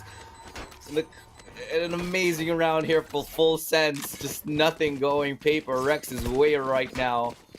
One after the other, they all fall down like toy soldiers. And Paper Rex, man, they just got the bottom and like the short end of that stick. That was rather unfortunate. They had to charge in out of there, and whether it was 3 of the remaining members of PRX or just the 2 does not matter. They still have to wiggle their way because that spike was already trickling in on it. Now Paper Rex, they're once again forced to go for this eco. Once again forced to just deal with their opponents with the weaker pistols and whatnot. You don't even have any good chunks of ultimate. John Olsen does have his Sheriff, but that's a far cry from what you could do. He does... Oh, sorry, not John Olsen, but Tommy. My bad. Crossfire. Pre-fire as well. PTC, though, will get stunned. No, never mind. But that smoke does keep them honest. Yeah, they're just throwing everything that they had on this mid. Everything but the kitchen sink. But if they had one, they probably would throw it out there as well. So, just for all the utility they've got thrown out, they've barely gotten any map control. They have now found a trade here. Benkai will fall off the angle just in the nick of time as he was about to get peeked. And Mind Freak looking to be the sole defender here on towards B, unable to land the crucial shot. Zelen does, though, getting another 2 entries here for his team, securing the site. And it's got to be another round here for Full Sense, unless Benkai's got something to say about it. That's the second he's found in this round. And the Sheriff's just doing so much work in the series, man. He can pick up a weapon. By him, I believe Forsaken. There should be a Phantom, there, that he's able to scrounge up on mid. The problem is he's burned up a lot of time rotating from the A site, now trying to trickle into the B. And there's even a camera that will spot him on the B main. And as Benkai falls, there's not really much that Forsaken can do rather than just hope to get that that exit frag. Maybe. His opponents, they're not even looking to go there. I think they're going to try to hunt for Forsaken, but they don't know where he is, and they're going to go the other direction. So Forsaken at least can save the Phantom, but in the end, damage is just being done time and time again by Full Sense here. Even though there's kills popping here and there, it's still not really amounting to the site being defended. Yeah, and this is honestly the makings of what is potentially a stomp, because this is the defensive side. Paper Rex, they've only gotten 2. It's already 8-2, and they've been forced every single round that they win. They're forced to reset right after it. So they're on the defensive side. I can't stress how important it is to have that economy built up, to have a few dollars in a few credits rather in your bank to be able to buy you into the next round. But they're never really able to do that. It's just Full Sense getting the win even after giving up a loss, and that just shuts down Paper Rex completely. They are paupers coming into this half. Maybe a tactical pause here for Paper Rex as they are 2 rounds away from ending this first half. They have the money now, so this is they could have done maybe a tactical pause a few rounds ago, but I think this is the perfect time now that they have bought up once again, now that they have crucial ultimates to utilize. They can use this to their advantage. Maybe even disrupt the momentum of the team, because again, in these type of shooters where you can have a tactical pause, that sometimes can also disrupt the momentum of your team. It's the mind games that these pros play at the highest level, and everything that Paper Rex can use for the advantage, they have to use right here, right now. They need to win this round. I cannot stress that enough. They need to win this round. If they go 9-3 on the defending side, Paper Rex is done for. They're toast. They're not just toast. They're cinnamon toast. They're cinnamon toast crunch. Extra crispy toasty. PTC, though, has to back away all through the B. Does he have a heal from his teammate who's not looking at him? Bro, come on, give me. John. Yeah, there we go. Okay, you're good now. Back to 100. 100 HP on basically everyone, but Benkai sitting at 0. Nothing. 6 feet under. 6 feet under. And they're just happy to play slow, man. They're happy to just go at their pace because they know the longer they hold off, the more utility will be burned on the other side. But this is the cue to begin the B take. They don't really have time to rotate, so it has to be B. It has to be. They have to make this happen now. No teleporters like in other sites, and this is going to draw the rotation here. Look at all this utility being deployed here. Mind Freak somehow able to survive. Divide flashing for his team. Great backup right now to bail his teammate out and finds a sec. Nope, it's Forsaken actually find that here. And Paper Rex staving off the offense here. 14 seconds left, and Full Sense. They're locked into B main, one after the other. They get picked off, and it's a great hold. A little bit too easily read here. Last round Paper in the X, they half. 30 take the seconds left. crucial round they need. And if they get one more, this just might be a doable map for them. I really like how Davai knew that even if he flashes his teammate, he'll still flash his opponent, thus keeping, I believe, Mind Freak alive there. That gives him the opportunity to at least get that refrag. In terms of the kills, it seems like it's not really that far, but Zelen and John Olsen have at least 2 or 3 above Benkai and Davai. In the end, that's what I think they've just been able to do. Amount of these kills, because of the superior utility play that Full Sense have been showcasing as of this moment. And here we have the last round already. Full buys from both of the teams. No ops, interestingly enough. Well, makes a lot of sense here because there's no Jet, and having an op is very, very difficult, especially when opponents can just rush you in and you can't reposition quickly enough.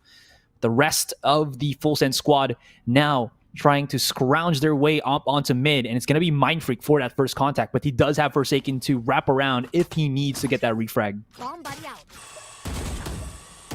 Boom bot, just to help him clear the angle, makes a little bit of a noise, so there's an inkling that there is somebody nearby.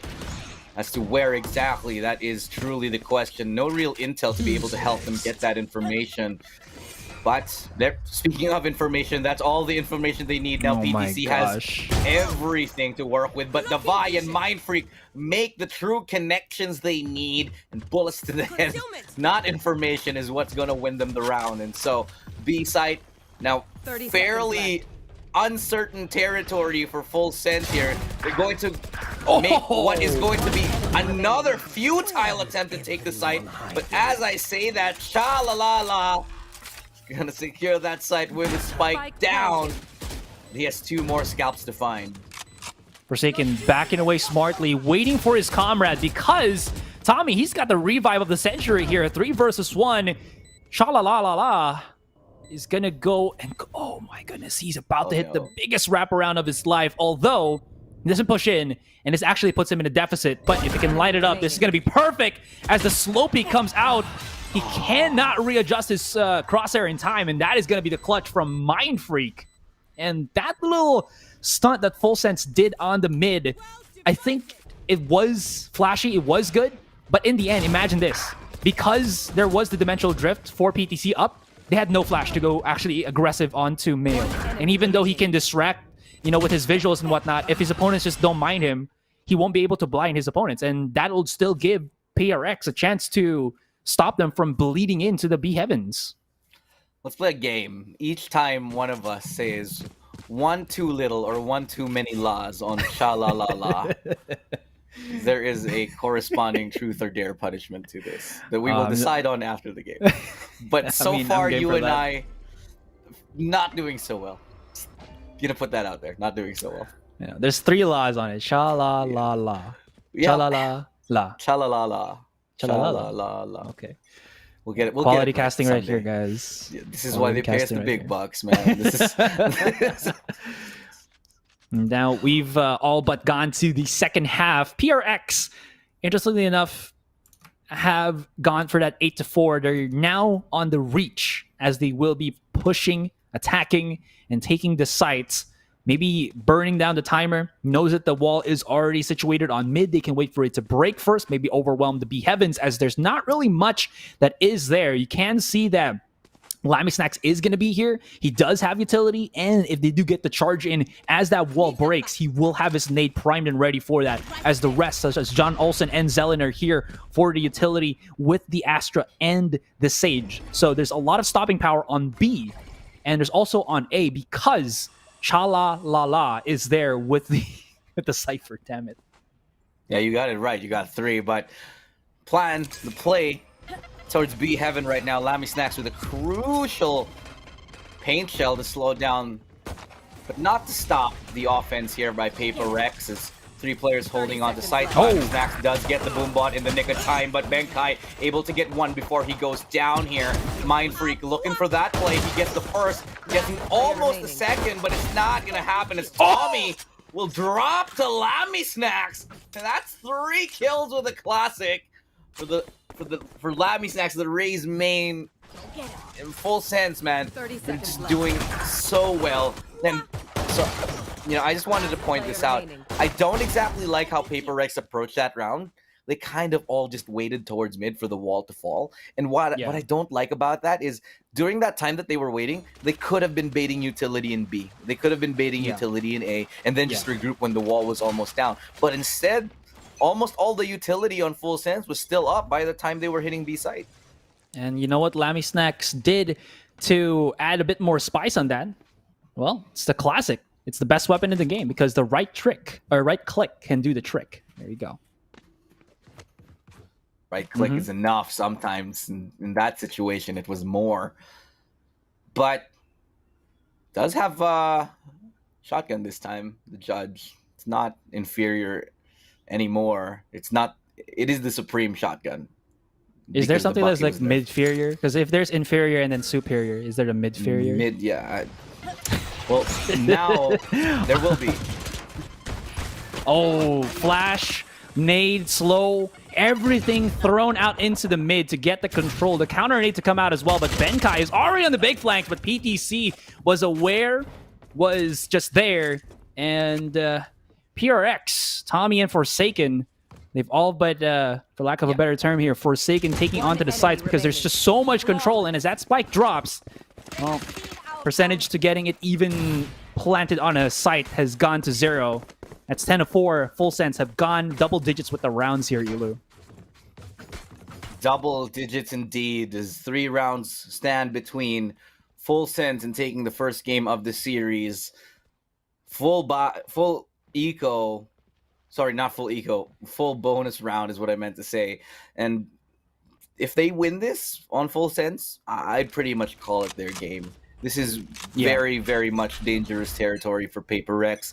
Even if hypothetically they were better on their attacking side on split and they're not, this is just almost a death sentence for them, the scoreline right here. The timeouts should have come much sooner. The pauses, the tactical pauses, but they never came, and they just kept walking into death traps, getting run over on the defensive side for Paper Rex.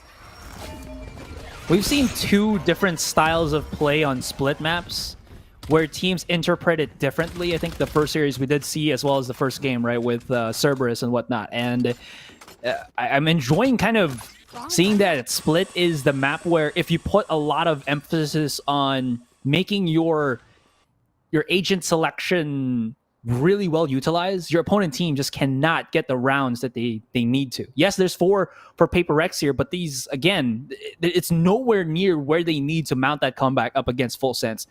Still, though, they do have the full 5, and like you did say a while ago, they're baiting a lot more utilities here, but there still is a few more. They're going to destroy the Cypher trap there and just go for the straight aggression. PTC, because of the flash that he has, couldn't really get refragged immediately. He does go for the 1-for-1 trade, but the spike, as it drops down, it's not going to be much time, and Cha-la-la-la is about to go for the big peaks. 1 behind, 1 in front, but he still has his value. And look at that. He's already but destroyed the chances of PRX to actually get this. And Mind Freak, all that he can really do is run, tuck tail, go to the mountains, and come back on the next round because everything has just been shattered for PRX to get that A site. Where did he even come from, Chalala? Where did he even come from, though? Like, he was at nowhere on screens. site. Was he just waiting in screens and they He was didn't just check waiting him? at screens. Oh, Look at it. There he is on the He minimap. pushes through the smoke and then nobody checks him. The timing. Oh, that's heartbreaking. That's heartbreaking for Paper Rex right there. Yeah. I thought one was behind him, but that was actually his teammate, Lammy Snacks, that was already providing support. PRX really pushing the timer on there probably was the reason why they weren't able to really cover the entirety of the site, because somebody had to plant the spike down so that Paper Rex can play that post plan already. But in the confusion of it all, Full Sense just capitalized on that. They knew that their opponent just did not have enough time, and if they can just muddle through, which Cha-la-la-la did, you can't really do much. And here, Forsaken, he's going to do something similar here once again. Yeah. And just as much as that last law is a struggle, it's a struggle to get onto A for Full Sense, rather, for Paper Rex, excuse me, but the retake now beginning with full weaponry, full arsenal of weapons here, and all the utility they could ever want. Spike A little bit planted. of tough situation, to say the least, for Paper Rex, and this needs to be the retake here. This needs to be the retake. They're going to take this win. Oh, but that nade's going to hurt. That nade is... I take that back, though. John Olsen finding one.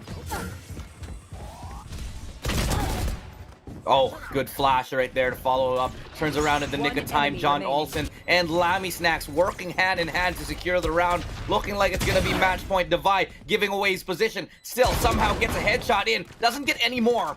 But it's enough for Full Sense to take the map point. They can't really do much in that regard. They had the weaker weapons. Even if they took the site, the inevitable retake was still going to come out from Paper Rex. And in the end, all that Paper Rex can really do there was have money to buy in this round. They don't have any ultimates as well, but Lammy Snacks and John Olsen do. This is going to give so much fuel to the fire of Full Sense here. And what is going to transpire once again? Where can you go? If you try to go for B main, there's 3 stars by the Astra. If you go A, there's multiple traps from the Cypher. If you try mid, there's a slow and a nade. I'm pointing out the super obvious thing here, but imagine just going through all of that utility and coming out alive. I don't think that's ever going to happen here. And the problem now for PRX is nobody from Full Sense is aggressing towards them. All they have to do is throw a bit of utility. They know they're there because the boombot can spot them. A little bit of jiggle peeking and they throw out slows. What's the chance here for Paper X? They're going to have to just squeeze their way to mid from the looks of it. Yeah, you're right. And to me, honestly, the biggest problem here for Paper X is that they're not doing well enough to bait out utility from Full Sense. They just sort of wait and hope somebody peeks, but they've got to do more.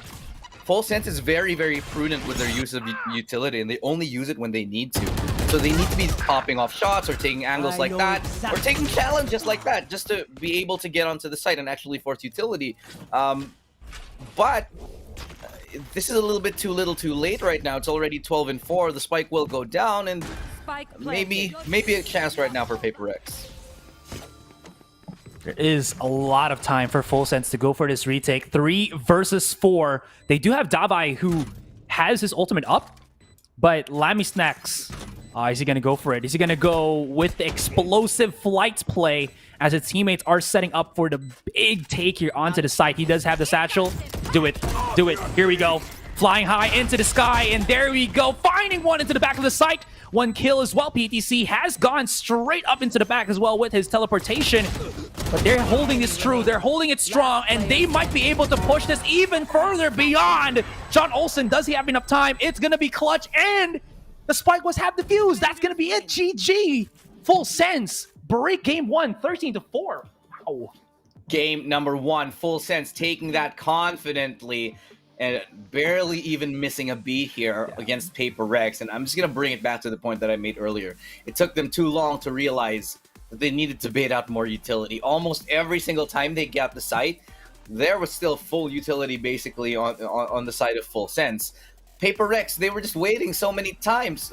But in my opinion, you got to do more. Like I said, you got to take some shots, maybe force them to throw a couple of things and use some utility of your own to make sure that they don't have anything when they go for the retake. But that really never happened. And on the defensive side, Paper X, still, they got run over, never really truly being able to adjust to whatever Full Sense was throwing their way. And so it was a clean victory in the end for Full Sense.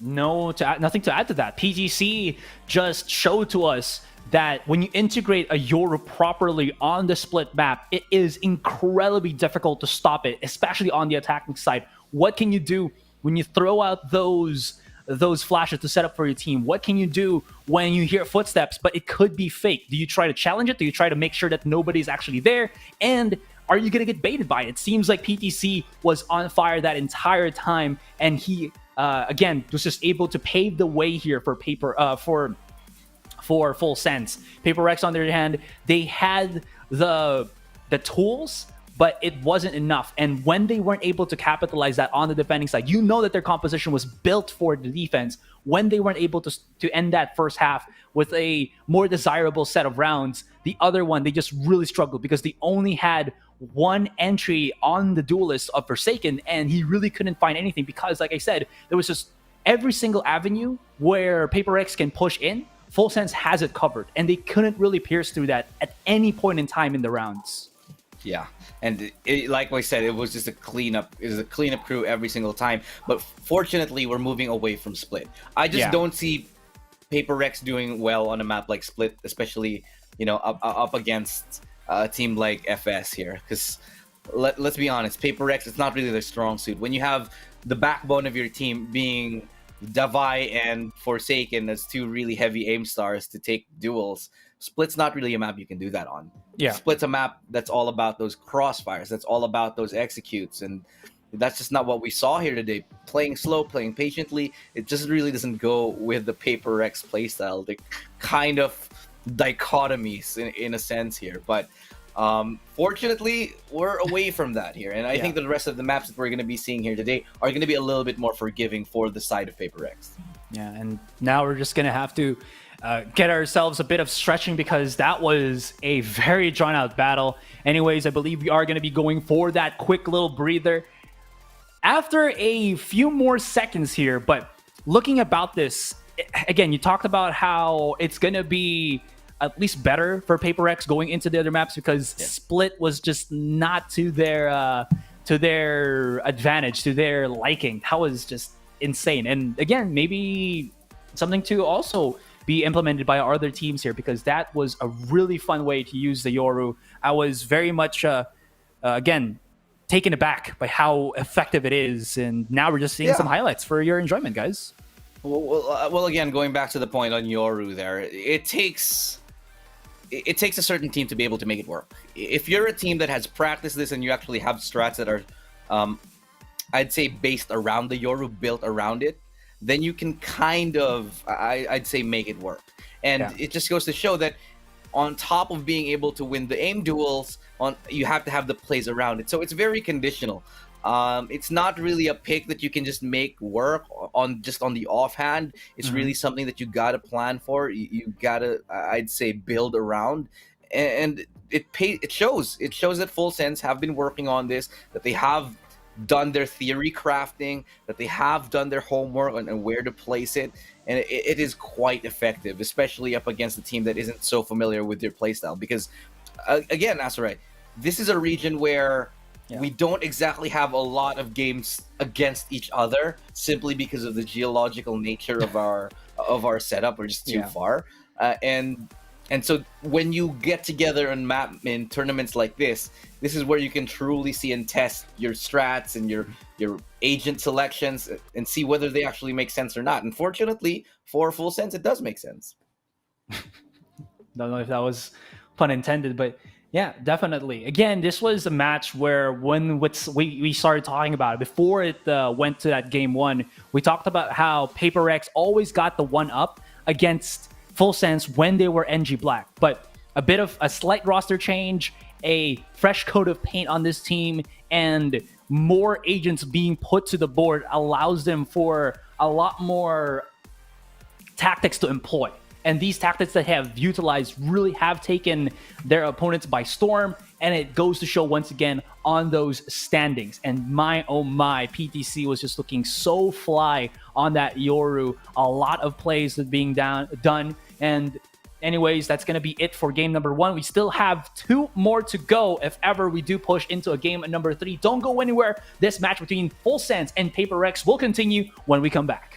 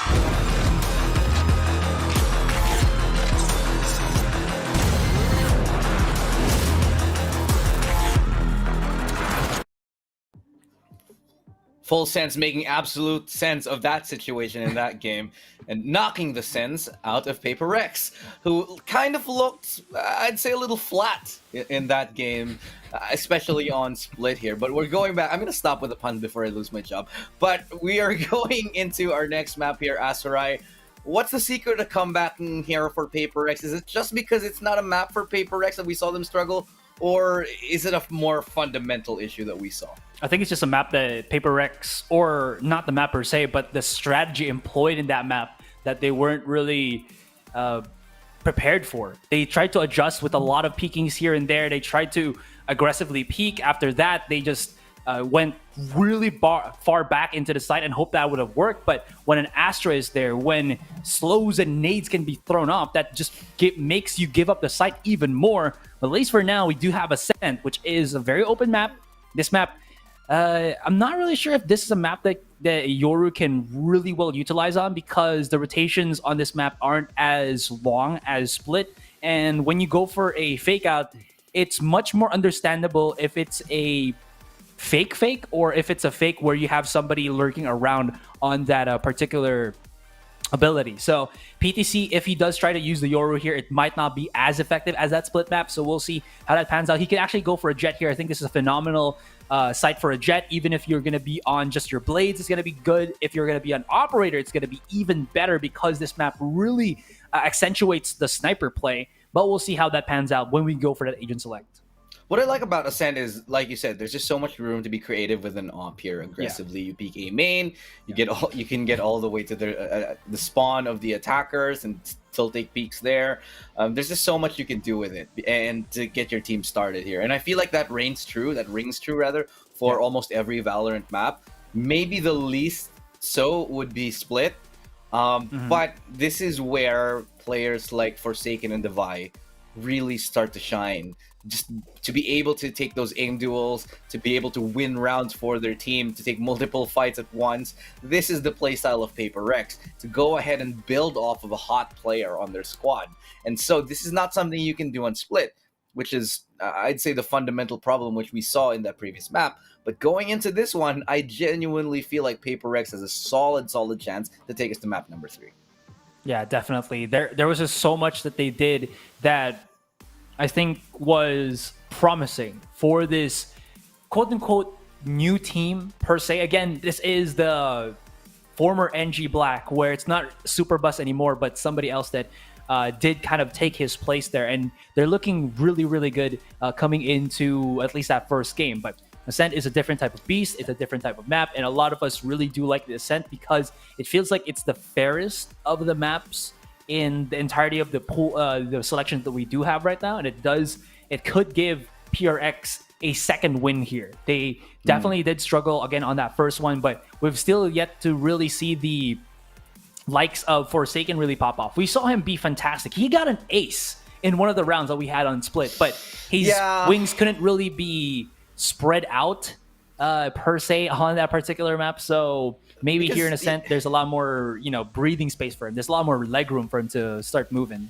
Yeah, I agree. And I feel like that's just because the nature of Split. You just see a lot of, I hate to say, neuter duelists. It's If you've ever played Jet on Split and you're a Jet main, most of us would agree. Like, I'm a Jet main. Most of us would agree that it's just not very fun. Yeah. It's not a lot you can do. You're relying more on your Sentinels to be able to make setups for you, to make plays for you, and your initiators to be able to help you build off of that. But as a duelist, sure, it's a fairly decent map for Raze, but then you're still sort of limited. It's just this tight, confined spaces that you're always forced into. You can't really go off and take multiple 1v1 engagements. There's usually a lot of trades on the back of that. Having said that, like you said, the fairest map of them all, mirror, mirror on the wall, is Haven. And this one is one of the maps where I feel like aim stars really, truly shine. Yeah. And not just that, you also have a lot of good set executes on A, set executes that you can do on B that are just more effective than what you would see on Split. Which is why I'm saying on Paper X, this goes hand in hand with their playstyle, as we can see right now. Oh, full sense. Gonna be utilizing more the Omen than the Astra. It's a more traditional set of play for them. and I wasn't able to check out the Paper Rex roster there, but I did see again Mindfreak is going to be playing on his own Astra, so that does give me a bit of understanding that there is going to be a lot more zone control here, angle control with that, but the same could be said when you have an Omen with a Paranoia, so, you know, it's nothing really out of the ordinary, but this is where it becomes interesting. When you're on a retake, or even taking a site, when you have that Cosmic Divide, it's fantastic. I think on Split, we didn't really see it too much, but when we're here on Ascent, I think we're going to be seeing a more pronounced ultimate play that will come out from the Astra of Mindfreak. Yeah, and I'm hoping it's not just a better game for them as, you know, as agents. I'm hoping this is a better game for PRX as individuals, because you could clearly see they were not really winning any duels. It was here and there. They'd pick up a duel every now and then, but even when they did, they would just get traded so immediately. Yeah. And you could see that they were pretty much flat on their feet in that previous game. But again, going into Ascent, could be looking better here as we're getting ready to go into the second game of this third series of a day. Again, ladies and gentlemen, it's Paper Rex going up against Full Sense. Is this going to be the end for Paper Rex? Not the true end, guys, because again, would like to point out we're on double LMs. Hooray for the SEA Challengers. A quick little challenge there. John Olsen got to back away on the Phoenix, flashes for safety, and Lammy Snacks goes all throughout here. Nanoswarm will keep them contained at the back of the site, and we'll have to use this hot hands to keep him contained, but Mindfreak just comes out wild. Yeah, that's exactly what we want to see from him, and he's able to open that side up cleanly. Now it's a 5v3 retake on B. Definitely not easy. There is even a lurker in the form of Forsaken. PTC will bring it back just a little bit for now. But Forsaken doing work from Market, finding the double that he needs, but he's denied by Chalalala, and it's now going to be a 1v3. A fantastic player, though, but can he retake against 3? That's the question. Getting flashed off, not really, though. Still has space to work with, but no one's truly peeking him. They're just jiggling and making his life hell. No one can get he can't get a duel at all. And that's going to secure the round here for Paper Rex. Starting strong on their preferred map. And 3 kills for Mindfreak on the Astra. It's a pretty good start of the round. And, you know, like I said, this is a map that, you know, the duelists and the players of Paper Rex truly start to shine on, and I'm starting to feel like this is going to be the case. If this is any indicator of how the rest of the game is going to go, Paper Rex, they are looking cleaner. They started that round strong, and I'm just happy that they're finding a little bit more of the groove coming into this one. But response now, PTC missing a couple big shots. That could have been a couple kills.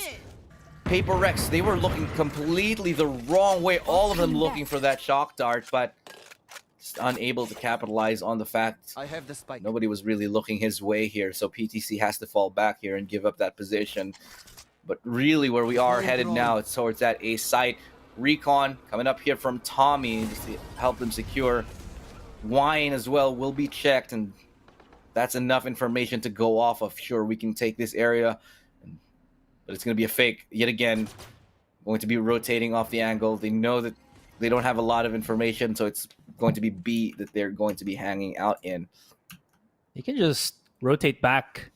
They wanted to. They have so much time on their hands, and they're really spreading thin their opponents. But Full Sense will not get truly faked by that, because you can see the positioning from PTC. He's hunting hard, but he's all but been left. Lammy Snack is about to go peek here. He's about to get hit by that recon dart, and his position is already exposed. He does have a sheriff in hand, but when his positioning is just already, you know, granted to the opponents, pre-fires will be prevalent. Dabai is already holding here, and as the smoke dissipates, he's looking for more. Zelen does keep it short and simple. He will not be able to hit the second shot, and it's all into the hands of PTC to make this even more expensive. A bonus round into the next will be looking pretty good for PRX, but PTC, he's about to go about this. Mindfreak refunds his star for the moment, but they still have not yet found this pesky little jet that has situated himself near their spawn. Yeah, and this is a good round here.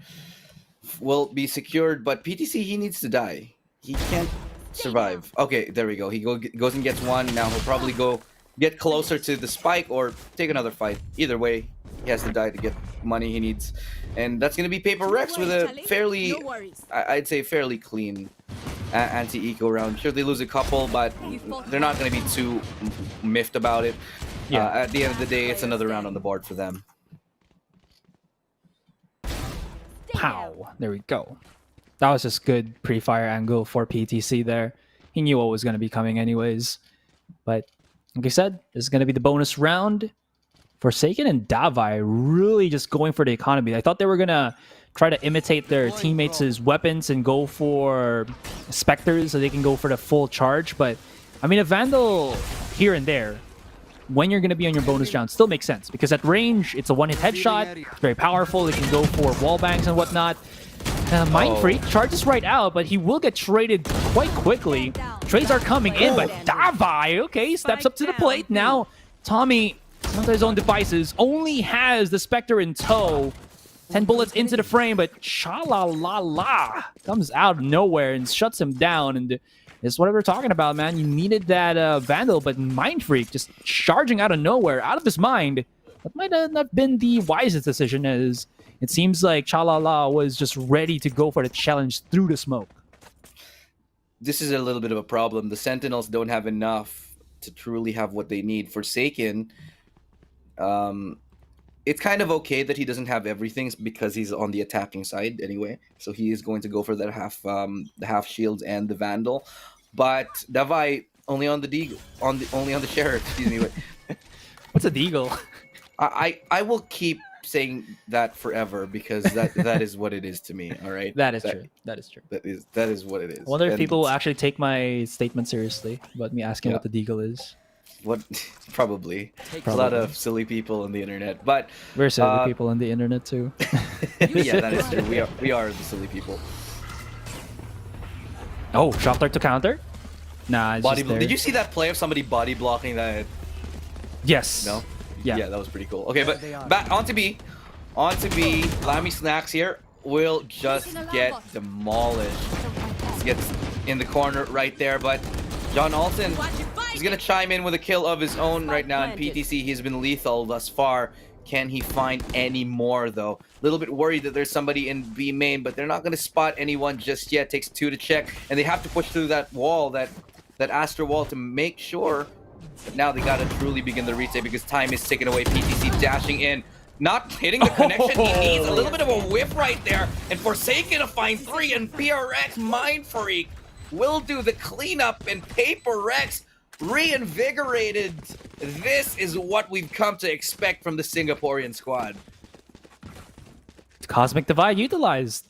This is why Astra is looking pretty mighty fine, because without that Cosmic Divide, it would have been very easy for you to just charge out, set your smoke, set your flashes, and play the retake game. But because of that Cosmic Divide, it adds a layer of there might actually be someone at the other side of this wall that we can't really flush out. We can't even flash through him, or else he's just going to push out and get the kill on us. So it really did hamper a lot of things. But one of the main things as well, why that didn't really pan out, was we already saw that our POV, at our perspective, was PDC just not hitting the shots that he needs, even through a flashed Forsaken.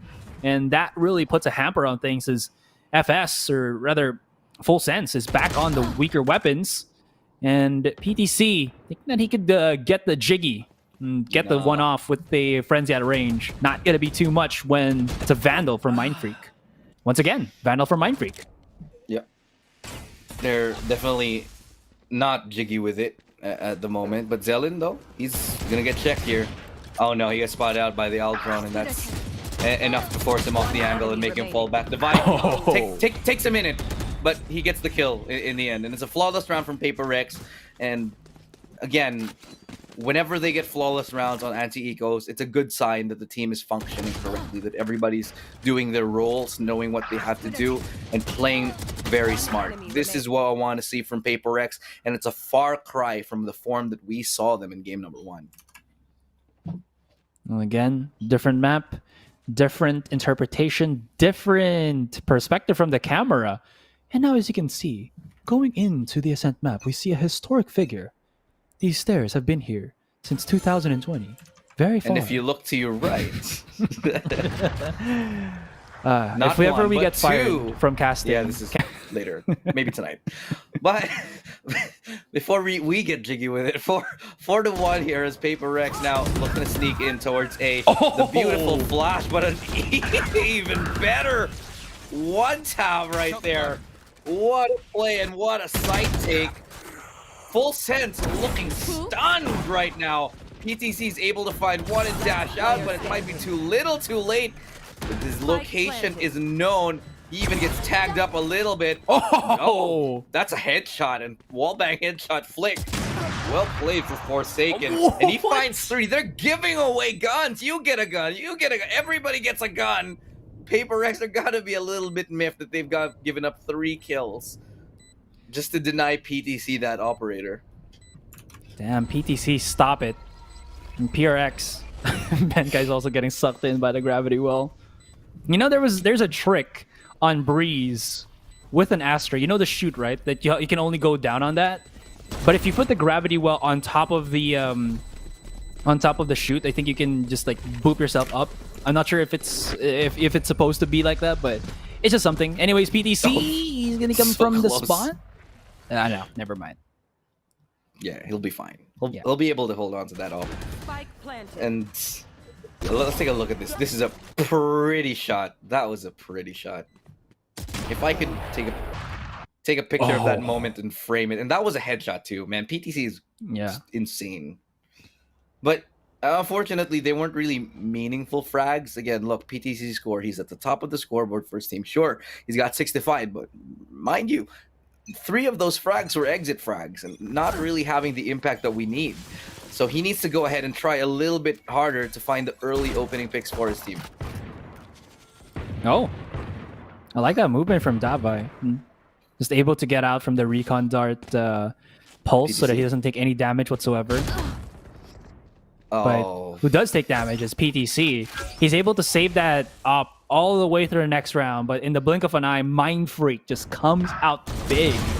Yeah, we talk about how Mind Freak, he wasn't really that hot coming into that split map, but this one, he's really come back. He's really turned himself around, and Forsaken, you know, he's gonna play the ultimate price, leaving his gun to the hands of his teammate. Davai, I wonder why he wanted to, you know, respawn his opponent, but Chalalala is about to make things more fair. In. Yeah, true. You know, bring back your opponent. Maybe even kill him. Oh, the hunt though. Oh, he doesn't even look behind him. Oh no, this is awkward.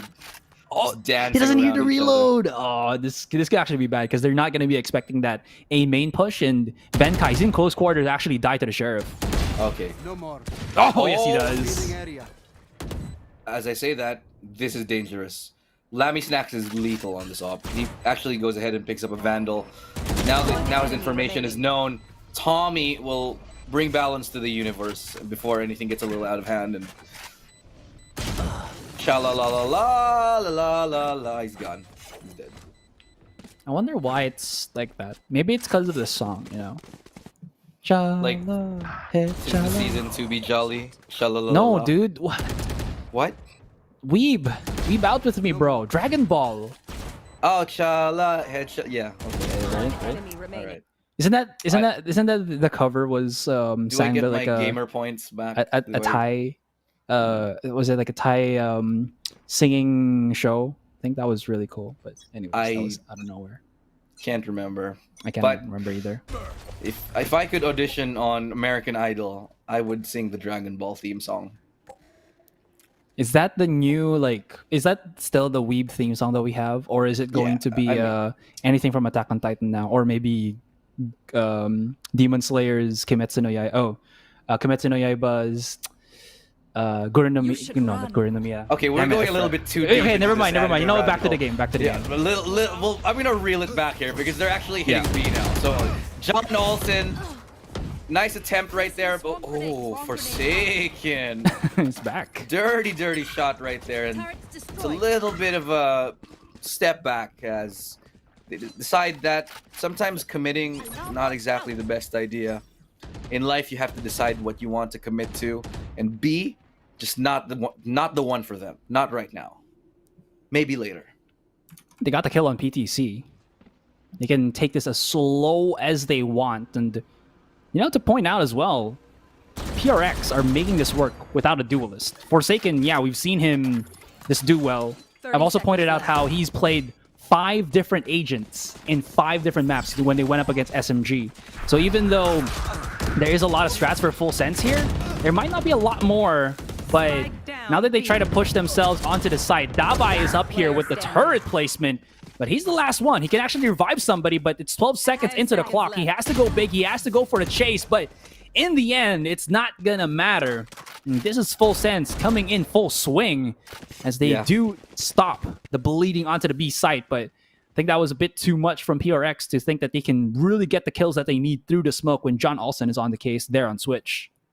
That was a little bit of a weird round for Paper Rex there, honestly. It feels like they just it was kind of touch and go. They didn't really want to commit, and they kind of did want to. Kind of like my last relationship. But they kind of just wanted to go to B, but then they're like, nah, not really. Let's kind of go to A. And then they just went back to B anyway. Again, these challengers not really going to their mark. John Olsen, though, he flashes always himself. charging flash for flash. Who is going to be the blind master? It's going to be Benkai. But PTC out of nowhere on downtown fades away with the shot. Unfortunately, the wall bangs at that angle is not going to be prevalent to hit. They have to deny this because the wall bangs is going to be coming out from Chala. A lot jumping up and down. Are you a madman, Dabai? But in the end, it won't matter again as Forsaken picks up the slack. Dabai is into the corner here. PTC is going to be coming out, but the wall boost gives him that off angle, and PTC shut down once again. PRX bring it back. This is a great round for PRX, not so much for Full Sense. They needed this round to stabilize their economy, but they were unable to do that. And this is a big pickup. This is absolutely crucial. If they want to see us to game number 3, this just boosted their chances by like 5-fold here. Yeah. They are going to be able to buy one more time, but that's only because, the Jet PTC was able to use the ulti a little bit earlier on, but truly, they're genuinely struggling. If PRX wins this is more than enough for the halftime scoreline for PaperX to completely run away with this game. Paranoia as well as the Molly, and Mind Freak gets extra toasty into the corner there. No free refrags will be had. And Full Sense, they finally had the shenanigans. I do like that they didn't really have to go for the aggressive dash play after the Paranoia. Rather, they knew that somebody was already situated there onto the cubby and used the hot hands to combo with it. Nobody can actually go for the refrag because everybody from PRX was blinded. And all that they can really do is hope to get the kill. But thankfully enough, at least for PRX here, Davai still had his revive up. And this does give some opportunity for PRX since they still do have some time to work another side if they want to. And look at this, 4 basically big ticket ultimates here for Paper Rex. They've got Astra, they've got Breach, they've got Killjoy, and Sofa. 4 big ultimates 30 seconds. they can commit to, but will they even need it? No. Okay, there we go. Davai goes down, a little bit awkward here, but the fake, it's been sold. They all go to B, but it's a lemon. They've been sold a second-hand card. It won't even start here. They all go towards B, but it's A right now that's the target of choice for Paper Rex. And sure, it is a 3v4, but remember, there still is a couple of big ultimates on Paper Rex side. So this retake, not the easiest in the world. But I don't think Tommy knows that somebody's going to be behind him. Look at where he's looking at in the minimap right now. He's going to get backstabbed, and that's going to be about it. Sha-la-la. I mean, he's getting spotted as well through that utility, but in the end, it's not going to matter. Now, Benkai, yeah, Tommy did not expect anybody to come in all the way around. He did know that Forsaken was already dropped, so maybe they were thinking it's going to be on short, but because the door wasn't even broken at the start, there could have only been 2 options, Heaven or the flank through A main. And it seems like Tommy was too focused on that Heaven side and opened up the possibility for Full Sense to go in full, full guns blazing. Realistic shot here, though, from Davai. That was good, and his wall was was pretty nutty, but that took a Forsaken minute. flank as well just did not work out in the end. One enemy remaining. That round from Full Sense, that's going to give them a big sigh of relief. That helps them at least stabilize the economy somewhat. I'm sure they lose a bunch of players, but still, it's going to help them be a little bit more comfortable as this half progresses now. And Paper Rex, though, they've got to be a little bit worried. They don't want to lose this next 2 rounds here. They can't afford to, sure, but if they win at least 1 more, if they win 2 more, it might very well be already the game here, and we might be going to game number 3. But for Full Sense, they don't really have that much to risk. They can't lose that many more. Paper Rex, again, still 2 big ultis. Benkai has his, and Tommy has a follow-up as well on that Hunter's Fury. This crucial round here, this might be also make or break it, depending on who wins it. They still do have 2 crucial ultimates that they were able or not able to use in that last one.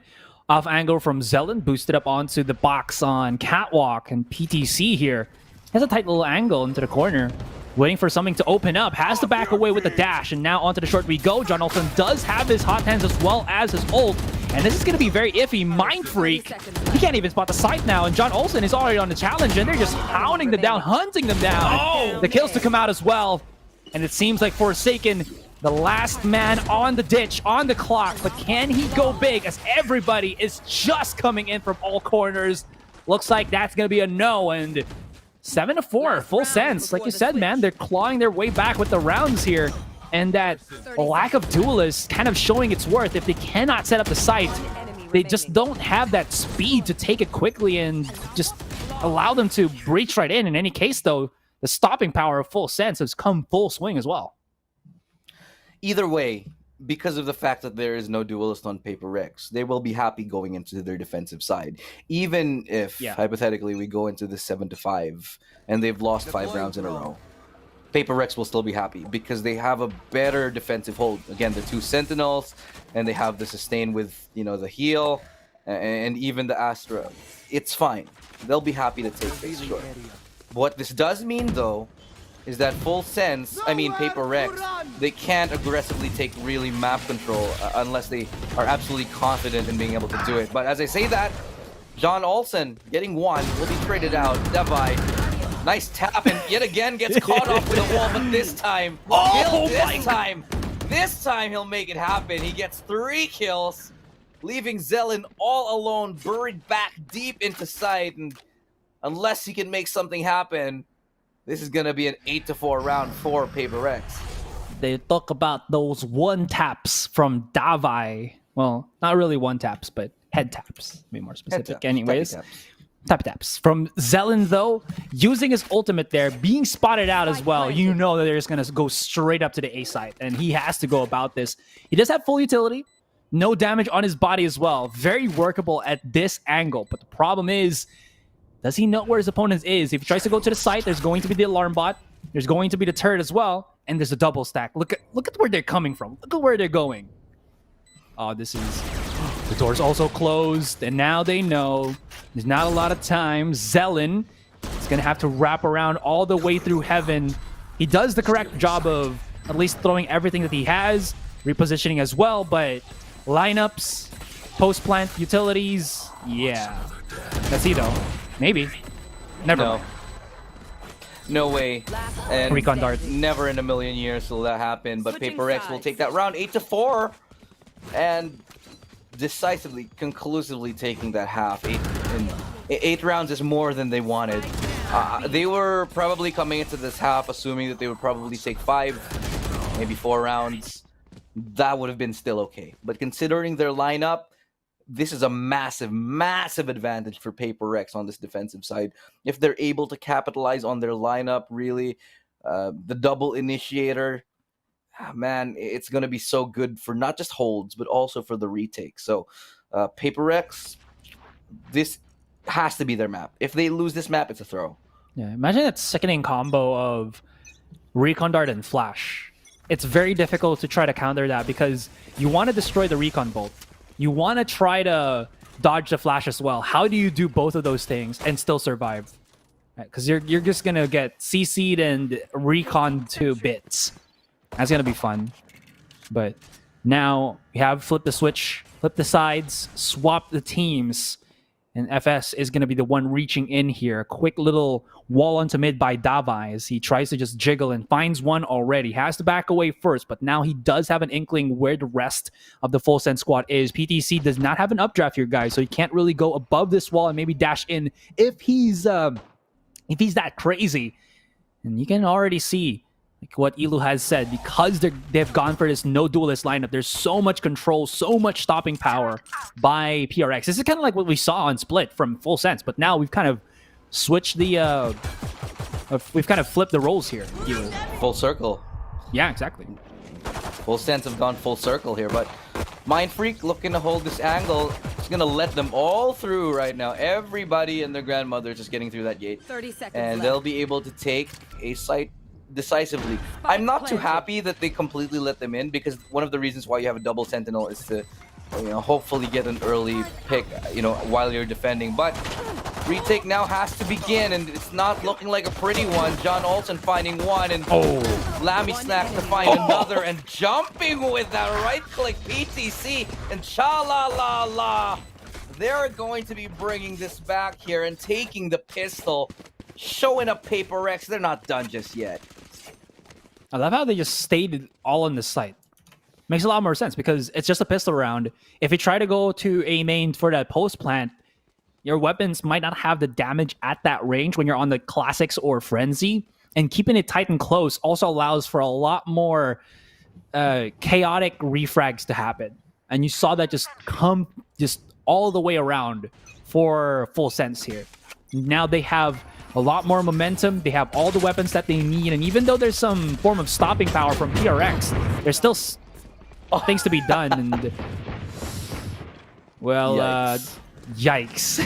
Never mind. Well, that will at least net the other members of Full Sense to go straight for the A site, but that was just nothing for PTC to work on. He just cannot get out of that situation. Devi's in a good spot, but he only has a classic, and yeah, that's gonna be it. That's all he can do. He gets one though, and Benkai is so far removed from the action. I don't think there's any way that you can win this. It'll take a miracle. Okay, yeah, and that happens too. So really, things just not going PRX's way. Like Look, at all. You saw that? He's gonna reposition it because he says, "Oh wait, it's diagonal." Yeah. Tripwire. Triple peak though. And that's going to be it. 8-6, and Full Sense, they're coming back at this, Elu. PRX, well, of course, they didn't have the weaponries. Now they will. And we'll see how PRX do set up this no duelist defending side roster of theirs. How they're going to be able to make this work. But, I mean, they do have the double sentinel, so they can plug up two corners straight up. They do have the Astra, who kind of plays like a sentinel as well. Not really a true controller. And be able to put down like 3 stars on one main part and then just leave it at that, just throw out the gravity well, the concuss, and everything.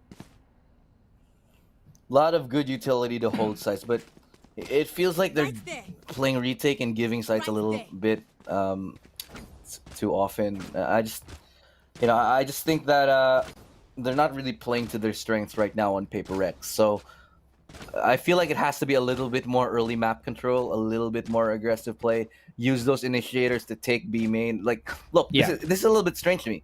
There's 2 initiators on B holding, and while it's a decent, form.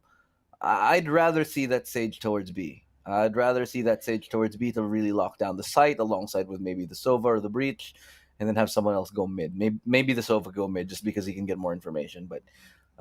I'm not liking the form too much. I like the idea, however, for these guys, but the execution's not just completely there. Well, at least for me, the combo is also there, so maybe it could work. But aggressively peeking with Forsaken, though, he is a crack of a shot. He's very, very confident as a player, but when you lose him, he loses everything in terms of that utility. He will be throwing out that turret at the very top quickly. And that's going to give a lot more main control here. Gets broken down, but they do hear 2 shots, 2 set of weapons That situates a bit of utility or a bit of bodies for full sense here. And that also forces Cha-La-La-La to throw out his Cypher Trap or Cypher Cage through the A main just to keep him safe for the moment. But while all that was happening, you saw Davai able to break down PTC once again. Davai has been hot this entire second map, and PTC's been the forefront of like just eating the bullets of Davai, and he hasn't really returned the favor at all. Now Zelen's gonna get spotted out by the alarm bot, and all information being thrown the way of Paper Rex. A lot of information garnered here for full sense. They've taken every bit of map control that they have, but Paper Rex, they take it and then they relinquish it. So it's a little bit touch and go. So whether they can actually hold on to it and this lead, it's starting to look quite questionable here. Davai, because of how much they lost, has to go for an aggressive peak. And that's a 1-on-1 that's not going to favor them. Fortunately, it's a rotation towards B, actually. And look at how far John Olsen has crept up. He's actually on B. He spots the barrel of the gun. Does he? No, he doesn't. Yeah, he does. And he gets the flash. Beautiful work right there. And it's a good cleanup with 5 seconds left. They're going to be able to plant the spike barely. This wall is going to stop anything from coming in for the moment. Pop shots to come out from Forsaken. Has to respect that Pulse has kind of given away his position, and everything's going to be thrown here. Mind Freak, does he still have some utility utilized? I don't think he does. And this is going to be all about the dry peaks. The close range with that Spectre is going to prove fatal here, but this course will be the refrag, and Forsaken, what we need is PO Flash there. How did he connect that shot? The fuse will be pushed through, and PRX get that 9-6. One more before they push this into double digits in terms of the rounds. I genuinely would like to see that with the flash. No, that wasn't it. Yeah, let's get it. No, that's not it. Still not it. Oh, he didn't get flashed though. It seems like he wasn't. He didn't? You saw his head. It wasn't. It didn't have that light circle. Yeah. Hard to tell. I don't think he was, but maybe it's just our replay or something. But yeah, it's hard to tell. Yeah. But still, a really sick shot from him though. In the end, that does allow the clutch for Paper Rex, and in the end, that's just what they really need. John Olsen going to be holding the angle here, looking for an aggressive peak. But I think we've kind of understand now what was being utilized here by Paper Rex. They're not really going to peek anything except for maybe this A main. Forsaken, he is just going in at this very, very riskily because he had nobody helping him out there, and he just places everything on A main. And now, because of that risky little peek out on A main, he has so much control in his A side with the help of Mind Freak, just having everything that Astra has on both the entrances to the A side. Not a lot of places you can hold in A, and so they'll make their own spots, and they're going to take A main for themselves here. This is what I like. This is what I want to see from Paper Rex. To be able to take affirmative action and get map control in their favor, really force the issue. Now, the rotation will be enough to go towards B, and because of what Killjoy did, that's given them enough, not only information, but also time to go ahead and towards B here. Ben Kai will throw out a couple of flashes as well to supplement that rotation. But PTC will catch off Davai towards mid here. That's going to be the Hunter's Fury. Not going to be able to do anything, but John Olsen and Lammy Snacks, they'll chime in with a couple. And this is a very precarious round here. Paper Rex in a 2v5 might as well call for the save. I mean, Davai is a sick shot, but you see the weaknesses of the Guardian already. The slower fire rate compared to any of the auto rifles that we have, really not coming in clutch for him. And is there enough money for Paper X to really make this happen? Look at where Forsaken is, tucked away all at the spawn. He thinks he's an attacker here, but look at where the others are. There's like a 4-man stack just running straight and just hunting him down. And John Olsen is just holding here. Wait, no, it's not because he's elevated. Please. Light him up, cowboy. He's missing every shot. No way. Oh, he gets 2. He's gonna get the 3. Can Mind Freak actually get the refrag? He's so far behind. I thought that was just gonna go all the way down the drain, but you know what? Forsaken still gives us a bit of a show. Yeah. Well, he gets 2, so that's pretty decent. So I'll take it. Yeah, we'll still get it. Yeah. But again, Paper Rex, they're losing grip on the situation here. They started off quite strong, and it was a 7-0 half. now it's 9-7. They've just basically turned the tables here. In full sense, they're adjusting in the middle of the map. They're really getting a read on how Paper Rex has this defense structured. And Paper Rex, they should have called it. I think they need to call a timeout. A timeout is due. They need to evaluate or maybe use this eco to sort of just talk about everything. And be like, yeah, we're getting caught off. Our presence isn't really felt, and our win conditions aren't being met. They need to reevaluate what they're doing wrong because they're getting snuffed out. No, he broke the Sova drone, but I think that was too obvious. I think that was too obvious for them. Then he made sure. Big little flanks there from one already. PTC is charging right straight into the heart of A. He's down to 69 HP, nice. But Tommy is here, but he's going to be down to 0 HP as Davai is going to have to bait his teammate out, only having the shorty in hand. Trades it for the Sheriff, but can he really deal the damage here? He's cracked up a shot, but can he find the targets firsthand before he gets found out himself? But that seems to be a no, and a flawless team ace here for Full Sense. And one more round before we equalize, and they're looking to come back. Like you said, man, they just understand everything, and we need to have some sort of pause here for Paper X. I genuinely think that the presence towards A is just not enough. There has to be a change in pace. They have to be able to do something with this no duelist lineup because playing passive just isn't working for them. I'd like to see a little bit of map control, maybe towards mid, maybe try to challenge for mid control because they're giving it almost every single round. Sure, they're taking A every now and then, but they don't really do much on top of it. So when you take A main like this, one of the good things that you can do is maybe just leave one player in wine since you already have taken it, and then cheat off another player towards either mid or B. But that's not what's happening. What's happening right now is, Paper X, they take A main just like this, and then they give it up for free yet again. But maybe they'll go ahead and do a push and play on top of this, which would be really good for their squad. That smoke, quick smoke, actually allows for a bit of cover for Forsaken here, and I do like it. You think that it's just there to refund you, but not really. Benkai on the other side of the map finds another. And PTC, he's going to look for some scraps here. If he can find Benkai, that's a step in the right direction, but can he really? That's going to be a straight up yes. That's going to be a correct answer for me. But he's not done just yet. He wants to open up the site already, and he challenges. PTC will not be denied that fact. And he has to wait for his teammate to go rotate all the way around. Zelen does not have his ultimate, so he can't TP straight into the site, but look at where he's positioned. He's going to just bypass the one already. Look to your left, my man. Oh, no, he's not there, but the angle for Forsaken is Tommy's going to get revived as well, and now PTC in no man's land, but he's allowed his teammate to just be able to wrap the way. No. But 20 seconds, what is going to happen? Oh, no, there's not enough time. He's going to rush through this, but he's just going to get spotted. And even if PTC opens up things, Zelen was just too far and could not find any openings whatsoever. Yeah, this was a good round here and could have gotten very scary. Full Sense was very close to taking it. But the gravity well, enough to help them out there. And the operator will be retained by Paper X, which is a big pickup.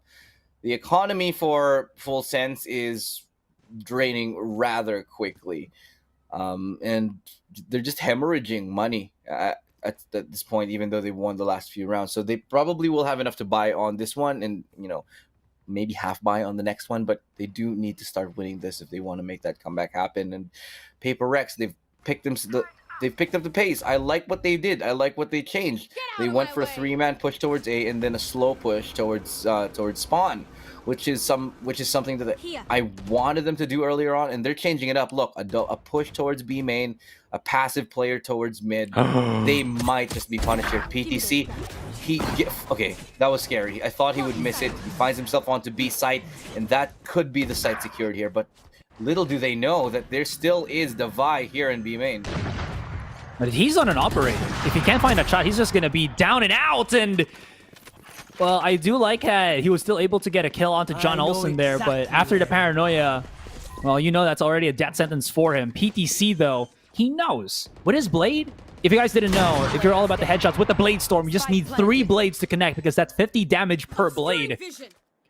In the end, though, he still will get that entry frag, and that mid, that slow peek onto mid, nobody holding it when they have so much utility and so much presence with the Sova per se, it just did not work because they took that aggressive B main control and they couldn't really get out of it. In case Mind Freak will have to just run away with this weapon. You were talking about how the well of resources, of money, of creds for Full Sense have dried up. Well, they found some bank here. 3 saved, as well as the spike planted down. They're building some bank now, as well as just aggression towards that mid control. Yeah, and the mid control just didn't work out here for Paper Rex. 10-9.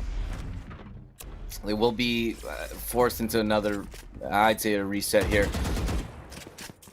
The game just sort of coming to a little bit of a grinding halt as Paper Rex, they will have to save money. A couple of nice shots from Devi, though, making things a little bit interesting for a little bit longer. He did make it expensive. That wasn't Yeah. Devi anymore. That was actually PTC, just to clarify. Maybe somebody did not see the blades come out. But, I mean, it was a nice play. But the lapse of judgment to have that slight mid, somebody just a hold mid, that's basically it. Because you saw PTC was just able to just sneak his way all up there. Now that it's going to be the weaker buy for Paper Rex, they just went for the straight double, just stacking, playing the numbers game. Close quarter combat, mind you. Closing the switch doors already. Davai will be placing himself here. He's going to plug up the wall, or put up the wall there just to stop any control onto the B main. He's looking for the first contact first, and he's about to get spotted, but he does throw it out immediately and just backs away. But this is going to be very difficult, and he has to hit these shots. He knows that the wall's broken down now. There's going to be the Sova drone, and this is not looking too fancy, but he does have a teammate at the back of it as well. Actually, never mind. He's already been out. No, not at all. John Olsen finding one.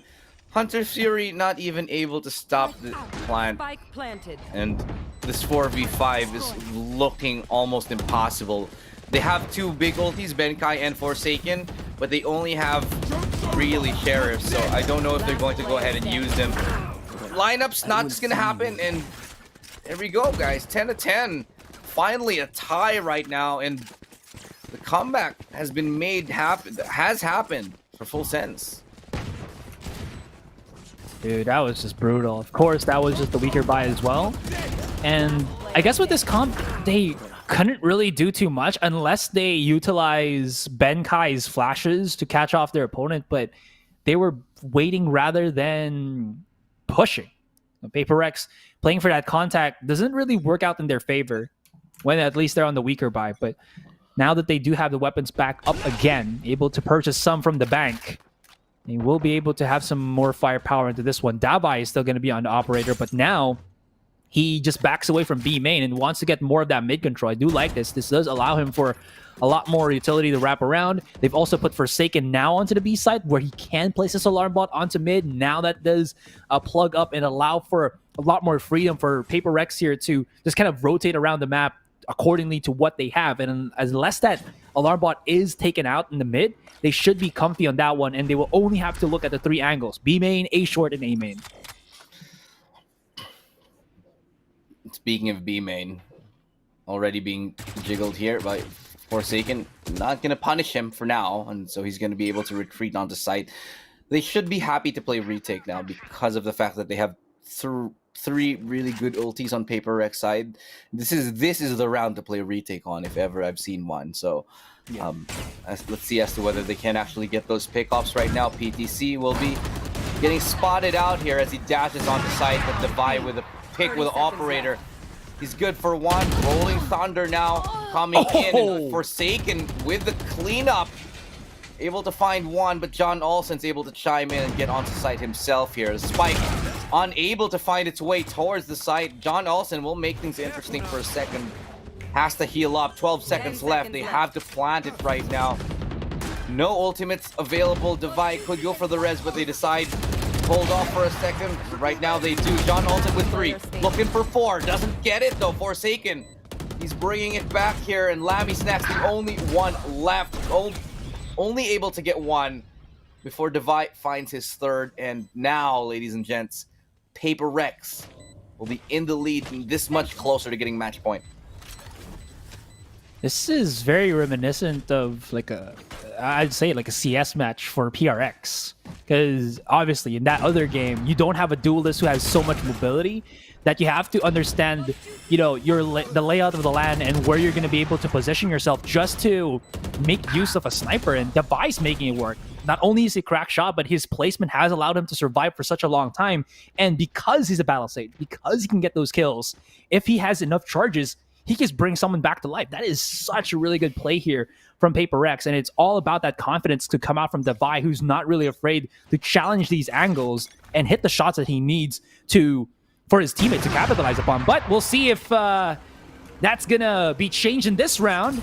Looks like it's still gonna be Devi all day long. As PTC back to the drawing board you go. They're looking much more set up into the motion here. He sees the barrel already. He's wanting to go for it. And he wants to go for that challenge, but has to back away. He does get dropped down a bit too over-eager, as well as flamboyant from Devi. And he actually brings his teammate to death as well. And that should have been a nice starting play, but it went quickly to the other way, if you know what I mean, I think Elu. a little bit too much on the aggression. I said I want them to go aggression, and the fact that they got the opening pick is more than enough on Ascent, especially with the fact that there's 2 ultis, and they could have just played that a little bit more safer. But fortunately, for their side, Mindfreak, he's making the connections, all right. But yeah, going back to the point, after that kill, Devi should have fallen back. They do have the ultimate from Forsaken and also from Mindfreak, so those would have been 2 really big ones, but instead they've brought us to a 3v2. Let's see if Mindfreak can go the way of Chris Angel. John Olsen, not fearing for his life because that is going to be his ultimate, does allow to get the kill as well. Recon Dart thrown. Benkai has to respect. He's backing away as well here, but the utilities being thrown out will not stop the spike from getting planted down, and it's all up to Lamistax to keep that contained. 2 versus 2, and this is going to be all about that contact. Benkai, though, he does have the lineup, but they have to wait for this wall first, and the flash is still available from John Olsen this late into the round. That will help them out. The positioning is onto Jenny. Lamistax finds the one already, has to back away. The retake is there, and beautiful execution coming out from Full Sense, keeping this still in the reach. 11-11. We are not budging an inch here from both of the squads. No, it's basically 2 titans of teams just hitting each other. No one really blocking, no one really guarding. It's a slugfest here as we get closer and closer to overtime. Just the two top performing, rather 3 top performing players on the server. Devi with 23 kills, Forsaken with 20, and then there's also John Olsen with 21. So if we're seeing a show, we're seeing these hard aimers really show us what they can do. However, on the rest of the side of PRX, a couple of players having a little bit of a slow performance. This is clearly affecting their game. This is clearly affecting how they're holding their sides correctly here. But what's the play right now? Dash into A. PTC alive for now. But Mindfreak with a double kill with a classic somehow. All right. We saw that last round, man. Sorry, we saw that. Yeah, last game on Split. Why not do it now? But this is slightly more digestible. They do have the numbers, but those weapons were dropped all the way in A main. And look at the guard dogs of Full Sense, just making sure that nobody's going to be able to pick that one up. Going to be throwing the Al drone straight as, let's see if Hedwig can find the opening that he needs. Lammy Snacks finds the one target now, and this should be a pretty clean round for the rest of PRX, or sorry, for Full Sense. PTC is just lurking through the shadows of the underground. But what is it with today in the right clicks? Still though, Lammy Snacks at range with the Vandal should not lose this. If he does, I don't know what's going to happen anymore. That's so annoying. He just gets attacked by 2 things. He gets tagged by the Al drone and then by the camera. At that point, just like, you know what? Take the picture, print it out, just keep it. I'm done. I'm leaving. And he just gets destroyed by it. To point this out as well, match point. Oh, Devi! Sheesh! Stop it. Stop it. We've gone from PRX just besmirching Full Sense in the first half to now being back and forth in this second game. And now Full Sense actually has a chance to finish off this series 2-0. big chance here for Full Sense. But now Devi has the op in his hands again. And the ulti economy just not really being fully utilized by Paper X. They got spotted. They got the spot onto one, so that's a pretty big find here if they can get the kill. Now, A site is going to be completely relinquished. They're happy to sacrifice it. They will be using the ulti on Forsaken now. Finally, after way too long, and the ulti on Astra on this round. But you can see already, Lammy Snacks did save his ult just for that. Cosmic Divide will be utilized just to force everybody to come into the side. And now a challenge has been called here, and the close quarter combat will push through. Forsaken, though, popping the shots off. Lammy Snacks and PTC to remain. Oh, but they didn't hear it. They did not hear it, though. Cosmic Divide diffuses the sound, and that is going to be overtime. It muffles everything, ladies and gentlemen. You gotta take note of that one. And if you second guess yourselves, it's not gonna happen. There was too much kerfuffle, too much audio interference, and the Cosmic Divide just splits the entire dimensions. Unfortunate, because they had... Look at how close PTC is, but he just did not have the information. Well, that's the trouble, isn't it? When the Cosmic Divide is there and so many things going on, sometimes you fail to hear the important things. There's just a lot of turbulence in the the audio sphere. But yeah, we're seeing our first overtime here, and this is Paper Rex's chance to pull it back. They've given up so many rounds. They did amazing earlier on, but then it just kind of slipped in between their fingers. And Full Sense, they might be able to take us into a clean 2-0. Well, we have reset the game already. This is out of regulation now. Overtime. Yeah. So you got money now for both of our teams.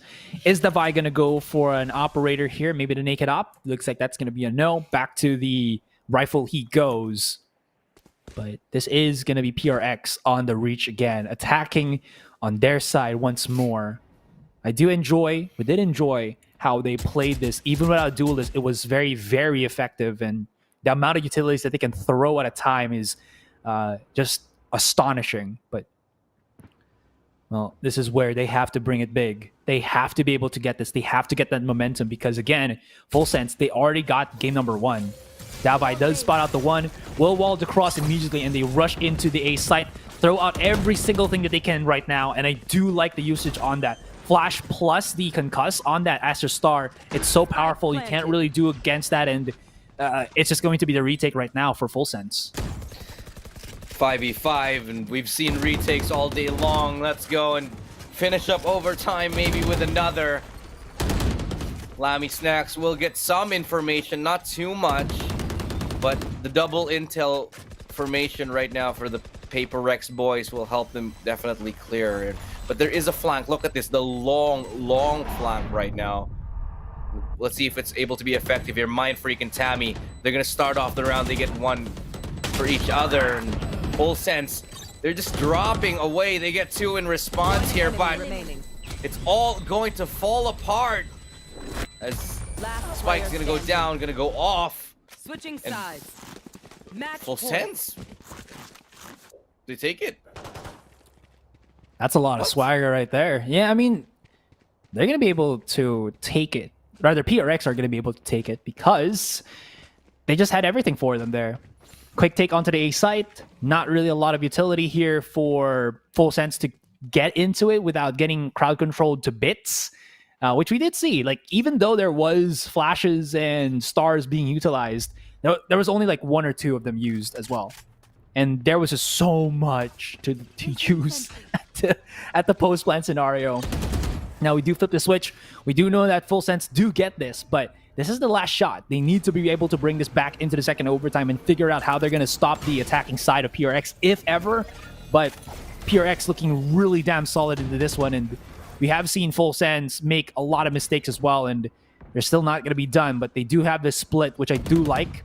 Davai is into the mid side already with a nice little Sage wall boost onto Pizza. Full Sense have yet to really commit onto a site. More just feeling out the map right now. They're trying to figure things out, and they're looking to maybe bring this spike all the way through the A. If they can find both the breach as well as the one at the back of lane here, this could be doable, but this crossfire is looking mighty fine for the PRX squad as well. Yeah, this is going to be a tough one to break through here, and Let's see if they're able to. That's a great molly. That's a fantastic molly to force out Benkai. In full sense, they might have just brought that back. That's a 30 successful seconds lurk and a half here. 30 now, seconds. dashing in towards A, actually, Divide will get one, but it's traded as quickly as it went. And PTC will fall. What a scalp to find. Lami Snacks trades that out. Spike He's planted. all alone at the site. John Olsen is far removed from the situation. Retake beginning now, and Tommy, he's definitely in the top spot. Look at how quick they're not hesitating to get onto site. Lammy Snacks finding one. Could win it for his team. No, Tommy. He's making the big play, He making the knows. big flank. Oh no, he's gonna stick it. Does he have time? He does! And oh, through the wind! Defenders What? win. Paper Rex, they win this in the strangest way possible. That when he broke the window, that was it already. When he broke the window, you knew that he was gonna lose because there was no time that he can come through that, rush all the way, and counter that spike from being diffused. Because first things first, it was planted on Jenny, which is more favored for that A main angle and not favored at all for A heaven. And I was wondering what they were kind of thinking there, leaving John Olsen all the way through at the mid link. But I think the mentality there was that he will be staying there to hold off the lurk, the rotates. But in a 2v2 scenario where everything is so crucial, where you need bodies to stop the retakers from coming in and, you know, getting the kills, it just did not work out. And it seems like his teammate did not bait up enough time for the Phoenix to rotate right in and help him in, you know, transpiring and pushing that into a second overtime. In any case here, Game 3 is going to go underway, and PRX have clawed their way back. It seems like it was going all to, you know, the wayside for them, but they just did everything well without a duelist, mind you that. I do like the fact that Paper Rex goes straight up, no hesitation for the retake. I think they knew that because of the fact that there was probably someone lurking, that they could isolate that 1v1 as fast as possible, and that's exactly what we saw. We saw them go fast. They didn't hesitate, go straight in, and it paid off. A 14-12 victory in the game number 2, and we actually go to game number 3. I'm so psyched about this. You know, PRX, they did well. Not as well as Full Sense did on their map pick, but they won their own map selection here. And, you know, again, I'm just not too happy. I'm not too convinced about that last game from Paper Rex. It started off so strong, but then it kind of slipped. And if they lost, I wouldn't have been surprised. But instead, it's Paper Rex winning game 3. I mean, in the end, as long as you win, right? That's all that it is. That is true. And PRX have just performed outstandingly.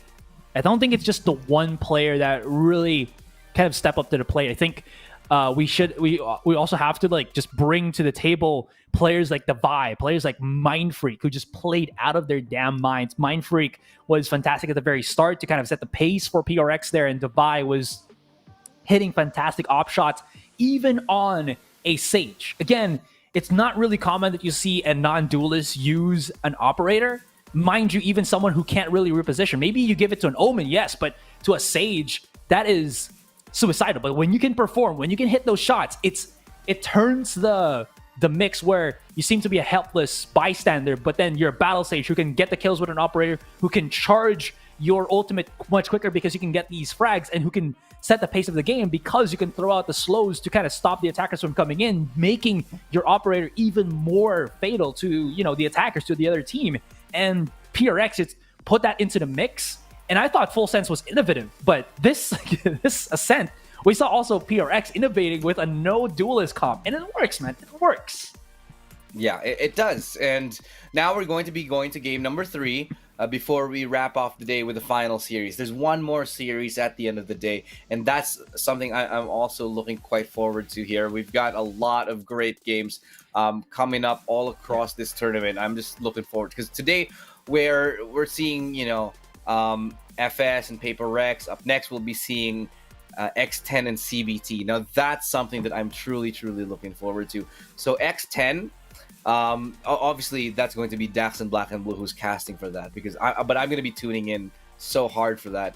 This is the first time we can see Patifan on X10 really in this international setting because yeah. remember, Pooh One Tap used to be the main duelist and kind of the star on X10, but now they've sort of switched things over and they've brought in Patifan, and I'm looking forward to seeing what he can do in this upcoming game right after this one. Yeah, right after we conclude who is gonna go higher into the brackets. But to kind of compound to what you were talking about, man, I've been actually a Patifan fan back when he was still a incredibly cracked Overwatch player. That was like 2016. So he's been active in the competitive scene for such a long time now, man. And it just goes to show that he's going to be able to bring that to the table on that next series. But whether it's enough to replace Pooh One Tap, that's a question that at least we haven't really seen answered just yet. I mean, they're here, which means that they have the necessary tools to get into the upper echelons of the Southeast Asia scene, but we'll see how that pans out. And that's the last highlight. Oof, man, I got a feel for the Phoenix player of PRX there. He just did not have enough time in the position. Just going back into that. It was a great game. I'm satisfied that I saw it. I feel like Paper X was a little bit shaky, and we can clearly see that there are things that they have to work on once we go into a little bit of a break. But I do think that Paper X did well enough to obviously win that match. Yeah. But will this form that they have be convincing enough to win them a game in a map that's not their map pick? I'm looking quite hesitant here. So if I'm going to say, I think full sense they have a pretty good chance at that, but we'll find out whether that reigns true or not once we come back from this break. We got to take a short one, but when we do return, it's going to be the last game of this series. And again, I'm Star. This is Asteroid. We'll be back here with more Valorant Challengers SEA Playoffs in just a bit. Don't go anywhere.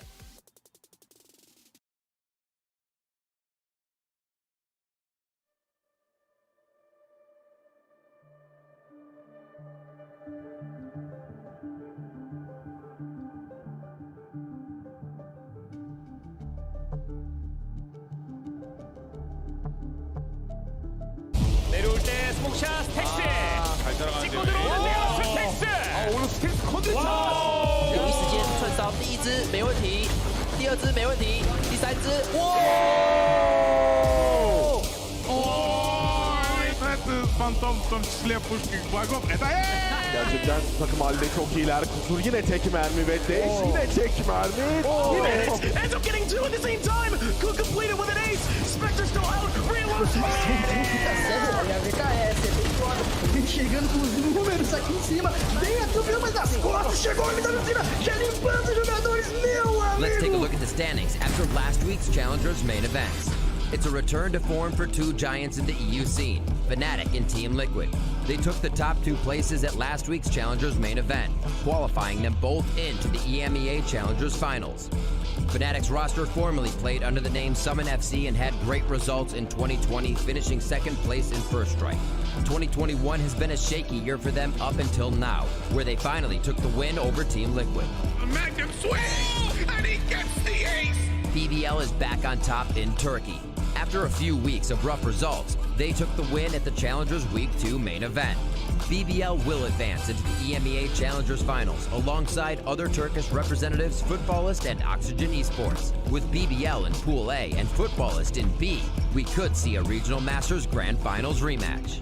Over in Brazil, we've locked in our first four teams for Challengers Finals.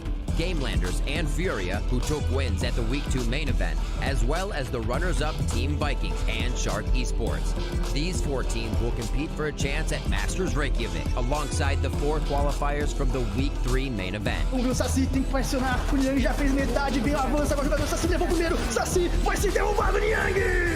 Vision Strikers' 102-game win streak has finally come to a close in Korea.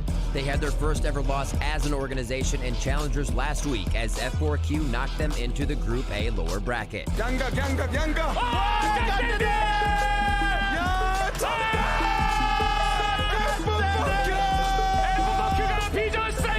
Vision Strikers now must defeat I Need Girlfriend this week in order to qualify into their regional playoffs. Gambit Esports took the win in Challengers CIS Week 2 main event, securing their spot in the EMEA Challengers Finals. As CIS's most constant and dominant team, they'll definitely be ones to watch this event. Здесь можно констатировать факт, что Valorant играют все, а побеждает Гамбит. Most of SEA played Challengers main event as well, with a couple more teams qualifying into SEA Challengers Finals. Bren Esports from the Philippines and Team NXL from Indonesia. CBT Gaming took the win in Hong Kong, Taiwan, and Paper Rex did the same in Malaysia, Singapore. Both teams will advance into Challengers 3 to fight for a chance at the SEA Challengers Finals. For more results from other regions and open qualifiers, head on over to ValorantEsports.com. Let's head over to NA to see who will be our team to watch this week. At long last, fan favorites TSM have qualified into another Challengers main event. 2021 has been a difficult year for the TSM squad. They were once regarded as NA's best team, but they've struggled to live up to that title so far in the VCT. They've only qualified into one other Challengers main event, where they finished 6th place. After a disappointing Stage 1, TSM made the ambitious move of signing Brax as their 6th player. TSM played with Brax in Stage 2 Week 1 and then swapped back to Hayes for Week 2. But in the end, it was the off god Wardell who stepped it up with an amazing performance for the Week 2 Open qualifier. Highlight reel at the end of this game is going to be just Wardell, and then more Wardell. He put up a whopping 28 kills against Gen G on Ascent, landing himself a peak average combat score of 381 on that one map alone. They're peeking up, it's too easy for him. TSM made a bold bet on a 6-man roster with hopes of being the most versatile team at Masters Reykjavik, the VCT's first international LAN event. It's the Wardell show. Will this move pay off for them? Can they defeat powerhouse teams like Sentinels and Immortals to earn their spot at Masters? Tune in this weekend to find out. TSM look to close it out on the retake. The paranoia goes through all 5 members. Sabrosa cuts down 2 inside garage. Wardell to find another, and this could be it. As Kuzna hops up, Sabrosa finds a 3K on the round. Make it for the Hunter's Fury as the cherry on top. And TSM closes out 2-0 fashion. Before we wrap things up, we've got a special in their spot at Masters. Tune in this weekend to find out. TSM look to close it out on the retake. The paranoia goes through all 5 members. Sabrosa cuts down 2 inside garage. Wardell to find another, and this could be it. As Kuzna hops up, Sabrosa finds a 3K on the round. Make it for the Hunter's Fury as the cherry on top. And TSM closes out 2-0 fashion. Before we wrap things up, we've got a special announcement for you. Let's have some fun. Masters Reykjavik will also debut Valorant's newest map, Breeze, in competitive play. With 6 maps in rotation, we'll be introducing a new map veto and selection process that will take place ahead of each match. I'm impressed. Be sure to tune in on May 24th to watch all the best pro teams from around the world competing on Breeze for the first time ever. The competition in Iceland is going to blow you away. Which team do you think will dominate Breeze when it drops? Let us know in the comments, and be sure to subscribe so you don't miss out on any of the action. Thanks for watching The Headshot. For upcoming matches and schedules, check out ValorantEsports.com.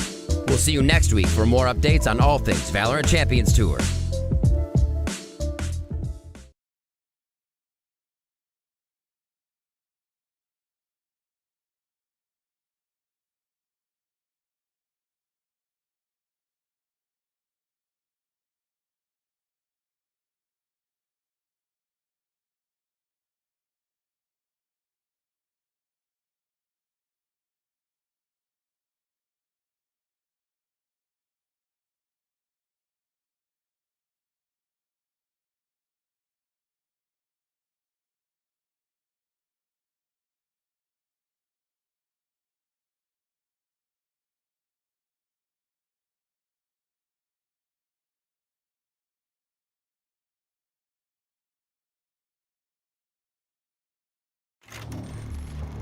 Welcome to the Valorant Champions Tour, a year-long tournament circuit featuring the best players and teams from all over the world, culminating in a global championship event, Valorant Champions.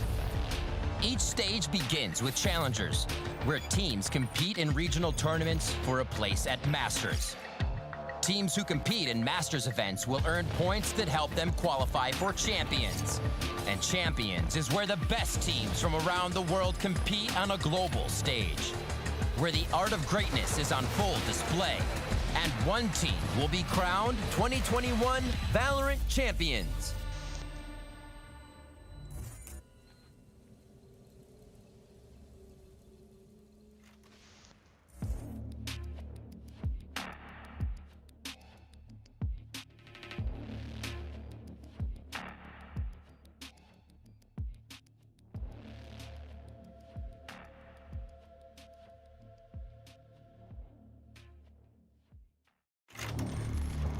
Welcome to the Valorant Champions Tour, a year-long tournament circuit featuring the best players and teams from all over the world, culminating in a global championship event, Valorant Champions. Each stage begins with Challengers, where teams compete in regional tournaments for a place at Masters. Teams who compete in Masters events will earn points that help them qualify for Champions.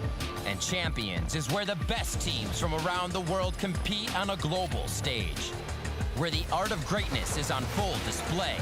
And one team will be crowned 2021 Valorant Champions.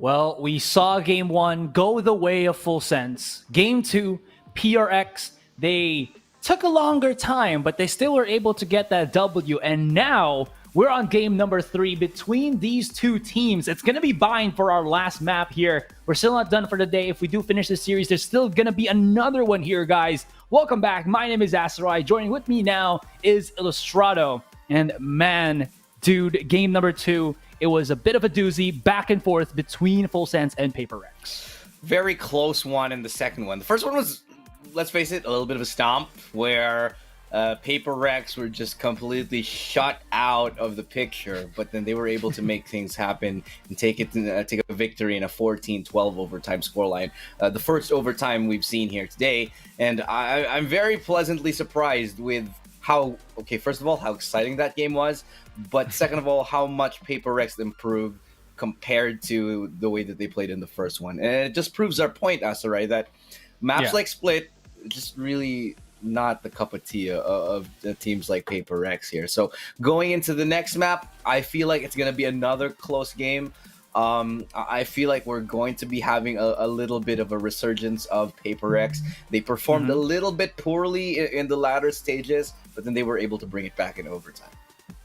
Yeah, again, that was more akin, I think, to how Full Sense just set up this new comp with PTC playing as a Yoru, and it just allowed them for so much options to go around Split, which arguably as an attacking side, not really possible. But with Yoru, it seems like everything was, just falling into their hands. Going into that next map definitely was more akin to Paper Rex, who innovated on their end, where we thought it was only going to be Full Sense to bring some shenanigans into this best of 3. It's also Paper Rex on that Ascent map.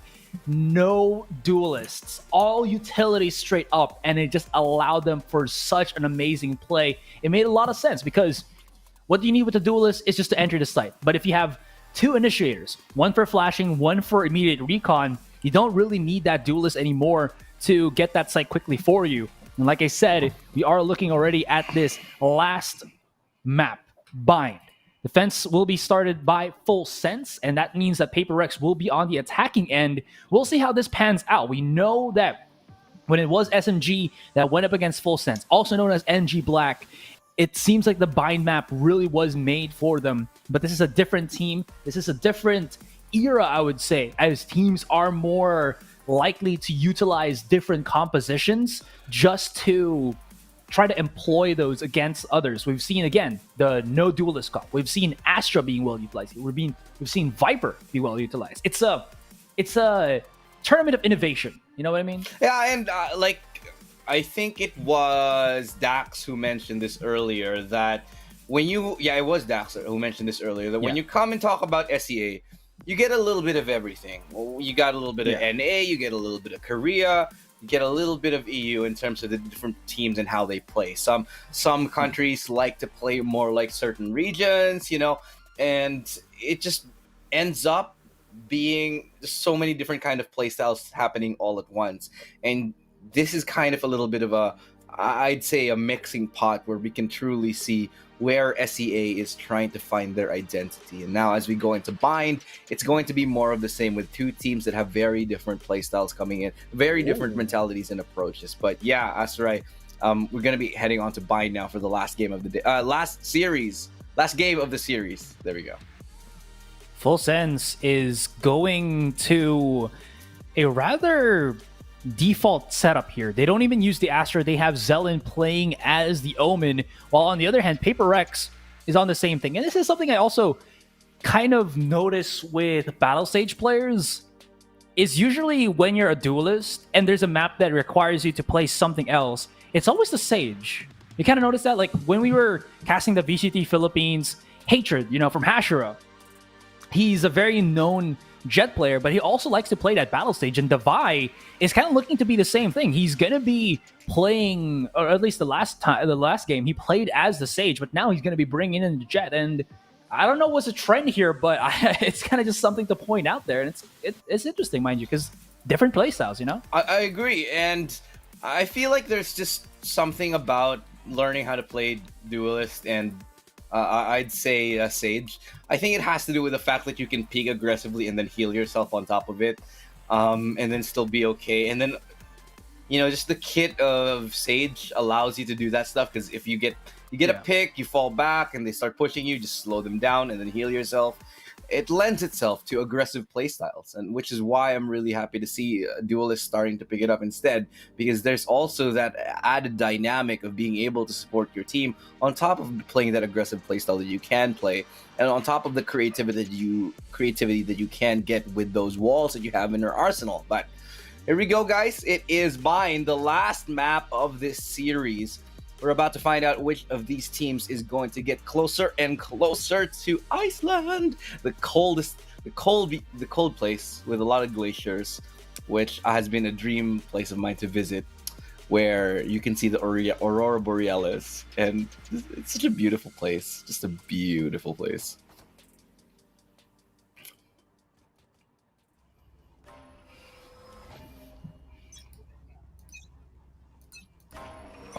I mean, I haven't thought about going to Iceland, but because Masters Reykjavik is there, why not, right? Why not? I mean, I could also dream of going there and maybe being picked up by a certain sponsor there to go. Yeah, you never know. You never know. We can only dream. You can, but I'll be real here. If I could just hang out in Iceland and just hang out and go to those like volcanic spas and watch Aurora Borealis while playing Valorant, it's the best thing in the world. Lammy Snacks almost gets punished right there with that Aldron, but John Alton and PTC, wow, what an entry for him, but Forsaken with a double of his own to keep his team in the running.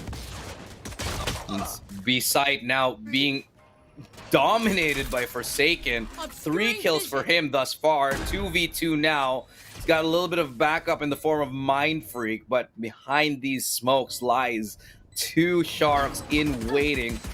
That's a dash in right there. Forsaken trying to go for that pick. 3 kills for him. Finds a 4th, looking for the pistol ace, healing himself in the fires. And as he gets it, 5 kills for Forsaken. Beautiful play, the patience, and just showing us why he's the top player in Southeast Asia. My God, this guy's on another level. You know, Forsaken has played Sentinel for the past 2 games. Am I not wrong, right? He played as Killjoy on both matches, if I'm not mistaken. Let me double check on that so I don't talk out of my butt. Oh no, he played as... Oh, sorry. He played as the Raze, sorry, on the first map. In any case, though, it seems like he wasn't able to stretch his legs on Split because of how constricting Full Sense were able to just control that entire game. But it seems like right now in Bind, it's a different bit of a toss-up here. And he's going to be happy with those kills. He's going to be happy with everything that came his way there because, you know why? Forsaken now has his ultimate up on the 2nd round. Oh, wow. Okay, well, after an ace, he has to have it up. I don't know if he'll go ahead and use it. Might elect to go for it on the bonus round, but oh, that's a nice shot from PTC. Decapitates Mind Freak right there and rolls on away just like his head, looking for another one, and he gets deathly close to being able to doing it as well. Leonardo Decapitato. Decapitato? Decapitato. Yeah. PRX still have the weapons in their end. Ooh, I like this wall. Allows you for a safe passage onto the U-Haul side. Forsaken is going to be starting that off. Got to be careful because that is the Sheriff at close range, but he will not be denied. Pull the trigger on the ultimate, maybe. This will ensure it. Or still utilize the Spectres in hand, but it's been a story of alternate fires. What can you really do? Forsaken has to back away as he is the lone man here. They know that he's still somewhere onto the U-Haul side. He will find Lammy Snacks. John also into the corner as well, and is he going to be able to hit the shot to stop them from taking this one? Looks like that's going to be a no, but PTC is still alive. Forsaken throwing out the mollies, and they want to hunt first before anything else. Got to make sure that PTC is still here, but he is about to deny that. Immediately pulls out the trigger, spots out Shalala. Now, they know where he is. They can hear the reload as well. Not really much that he can do. And you saw Forsaken was down to 15, but smartly refreshes that back to 100. And this crossfire is not going to look too good, but he almost got it, and Forsaken almost gets another ace as well. That's 4 kills again for Forsaken. That's 9 kills in 2 rounds, guys. And jeez. 9 kills in 2 rounds. Okay, somebody stop this man. He's insane. Dude, this day has been like the craziest days for classic triple fire or alt fires. This is unfair. This is just you just can't come on the server and do this to these people. These are pro players that he's bodying at this point right now. But the first gun round now coming in, it was a very expensive anti-eco round, however, for Paper Rex. So full sense, they're going to be a little bit happy with the economic damage that they've done. Paper Rex will have almost full rifles on this one, so they'll be going for those early aggressive picks right now, and they're gearing towards B here on the Paper Rex side. Question is, what can they really do about it? Not a lot of utility expended towards B, just an okay amount here.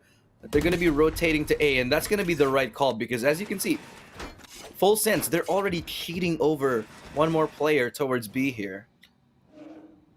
Or not. Yeah, they might try to do that. They do have at least Lammy Snacks back again, but he does recon dart the not right position because everybody and their mothers is about to just go on to hookah, get yourself a nice little hit of those smokes, and then start going into the site. I spot out the one in the back already. Nice little swing out from Lammy Snacks, but trades for days will be had. Davai is about to drop one down. PTC is into the corner. He's already on the side, but he can't really go through the murder hole. Gotta respect that smoke and crossfires are already being set up, and this is a 3 versus 4 with everybody coming in from the spawn. No one to wrap around, but look at the post plants for full sense. Just so well placed, so well utilized. And Zelen, he has to get traded there, but survives through the alarm bot.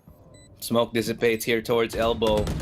Can they capitalize on it? And they're looking for the picks here. Cha-la-la-la, he gets one. That brings us to a 3v3 time. They have to go now because time is taken away, but they've done it already. And just like that, Paper Rex hang on.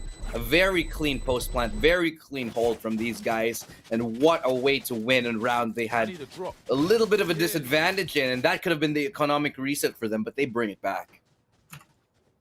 Now, there is a fighting shot for full sense here. Know that it is going to be a weaker buy for them, but PTC, he's kind of built up the past couple of rounds. Now he has a charge on his ultimate, and you're going to be seeing him just look pretty dang aggressive as you are looking through the lamps. Again, I can't remember which country they've kind of modeled bind around, but it's looks very Middle Egyptian. Eastern. Yeah, something like that because of the lamps and whatnot. I know there's like countries in the Middle East that kind of have everything there. Oh man, what I wouldn't give to like get myself a what was it again? A lamp? No, not lamp with a P. A lamb with a B. Oh, a lamb with a B. Shish kebab? No. What's the other word for it? That's what I got for dinner, by the way. Mutton. There we go. I love mutton. Mutton's great. Yeah. No, it's great. That entry. Shots from Davai. Yeah, exactly. And he's not done though, but he's gonna Mamba out for the moment as Chala La just throws out the wall. I still can't get the syllables right. Hey, apparently. Calling my bot. Never mind. Yeah. Never mind. Oh, he spots the head though, but the smoke does give some cover. 40 seconds onto the clock. Where is this gonna go? It's followed all the way. He's going to be throwing it, but the double back once again. Stars being thrown. And it seems like Full Sense are just playing around. They're like sailors at this point. They're following the stars to give them to get them to victory. Oh, okay. There we go. That thing I said never mind about. It was. I'm just confirming. Chat actually told me where it is. This is based on. It's Morocco. Cypher's home base. Oh. Yeah. More you know. Thank you, chat. I appreciate that. This round is basically done, but he's just gonna make it expensive, so he'll be happy with it. Manages to pick up a Vandal, and the pulse is not really stopping. Not even gonna go for the flash right here. He's gonna. I can't believe he didn't kill that turret. Like he had so many chances. He was focused on short, I guess. Just like, everybody just running up on him. I mean, I know the damage is kind of negligible, but really, the worst thing about it, it's the slow. The tagging really is what gets you. Really does. And now we look at the nice little beehive and palm trees. The scenery here looking pretty good. And what are those? They have palm trees in Morocco? I thought it was Dude, a tropical country thing. I don't know, man. I don't know. Is it palm? You call it palm trees, right? They're coconut trees. Yeah, palm. I am not gonna pretend to know anything about Yeah. herbology. Same here. Yeah. Treeology. Oh. Oh, he uses the Hunter's Fury for that entry as well. Good use as its traction. John Olsen hunting down, but he's just trapped onto Octagon. Everybody drops. The smoke provides him some cover. He does reposition, but third time's a charm, I guess. Mind Freak is going to be all by his lonesome. Does have his teammate right behind him now to at least help him out. And this is Zelen as well as Sha-La-La-La able to come in. Can he get a revive? He does have a teammate that is here onto the... Oh, they almost elbow line angle. up for him. That could have been No it. way. But the res. I would have gone for the knife, but that was a pretty good attempt right here, Mind Freak. I don't know why he would... Why would he... That's a little bit of a questionable res, if you ask me. He probably wanted... He probably was guessing that Mind Freak was nowhere near Tommy. That's probably it. That was probably the reason why. And he wanted to make use of his ultimate already because you just want to cycle it. But the problem there was timing was not of the essence, or just out of... it was just out of timing there. Yeah, I don't know, because he got information that there was... His teammate just got killed, right? From that angle, and he still went for the reds. Maybe, I don't know. They got the kill though, right? Yeah. I mean, Tommy was the one to peek out. Anyway. Yeah. 5-0 though. This is yikes. Yo, Forsaken, damn. Forsaken. Oh, he even spots it. What? He even, dude, get a kill. Oh my B-Hop God, he's gonna spotted. get this kill. PTC, is he here? Is he ready to hit the shot off? Because he's just about to be taken away, but Davai gets that one. Forsaken was just there to kind of hold his hand, but sorry, that was just Dude, sick from Forsaken. 13-3, guys. He's on a warpath. Crack. He is cracked. Yeah, they're 13-3. I want you to take, not just chat, everybody watching at home, take a note of this statistic right here. 13-3. We're gonna keep track of this as the day goes by, because this is the potential to make a 30 or a 40 bomb. And if Paper Rex win this, it's going to be off the back of the Herculean, Sisyphusian effort of Forsaken. The fan-freaking-tastic plays that this man can produce. And now we're back again with him having his own ultimate. Zelen has the TP on out of there as Forsaken. Oh, he's going to get stopped in the tracks, though, but he does have his ultimate up, so he's going to be back and up and running. Davai uses that time to go about it. Recon Dart will spot out one, although they got to be careful because one is already into the corner of U-Haul. Still, Lamisax cannot capitalize, and you know what? You know what's better than a Cosmic Divide? It's a flaming Cosmic Divide. Why not? Yeah, why not? Just add flames to it. Flames make everything cooler here, but Forsaken will finally go down in the hands of John Olsen, his counterpart, but he's got a lot of kills to find, and he's out of time here. Body's out in the open, and he will revive himself at the most unfortunate of locations. 7-0, Paper Rex. They are, safe to say, well ahead. This is a far cry from what we've seen in the previous game, and seemingly the direct opposite of the performance that we saw from them in the first game. You gotta feel there for Zelen for just a little bit, because he used his Shrouded Step to get on top of the boost spot outside of Showers. He used it to get out of there, but now he has no way to reposition out of the position where he was, and basically just caught out unawares. But now he brings it all the way back around. Sha-La-La-La does not have his revive, but Zelen, he's really gotten the picks that he needs. He needed to bring it all the way back for his team, and he does get that value, even through the hot hands kind of just boiling underneath his feet. And at least now, Full Sense have some form of control in this game already, in the 3 versus 1. But here's the butt clencher here. Davai's still alive. Tommy picking us up. Getting Lamisac is just not good. Pick reposition there, does not want to take any damage whatsoever, but now knows that somebody else on the triple side. 3 versus 3. And Benkai finds Chalalala, who needs to at least be able to stop them from there. He could not reposition, and now it should have been a digestible moment for Full Sense, but now it's not. Careful now.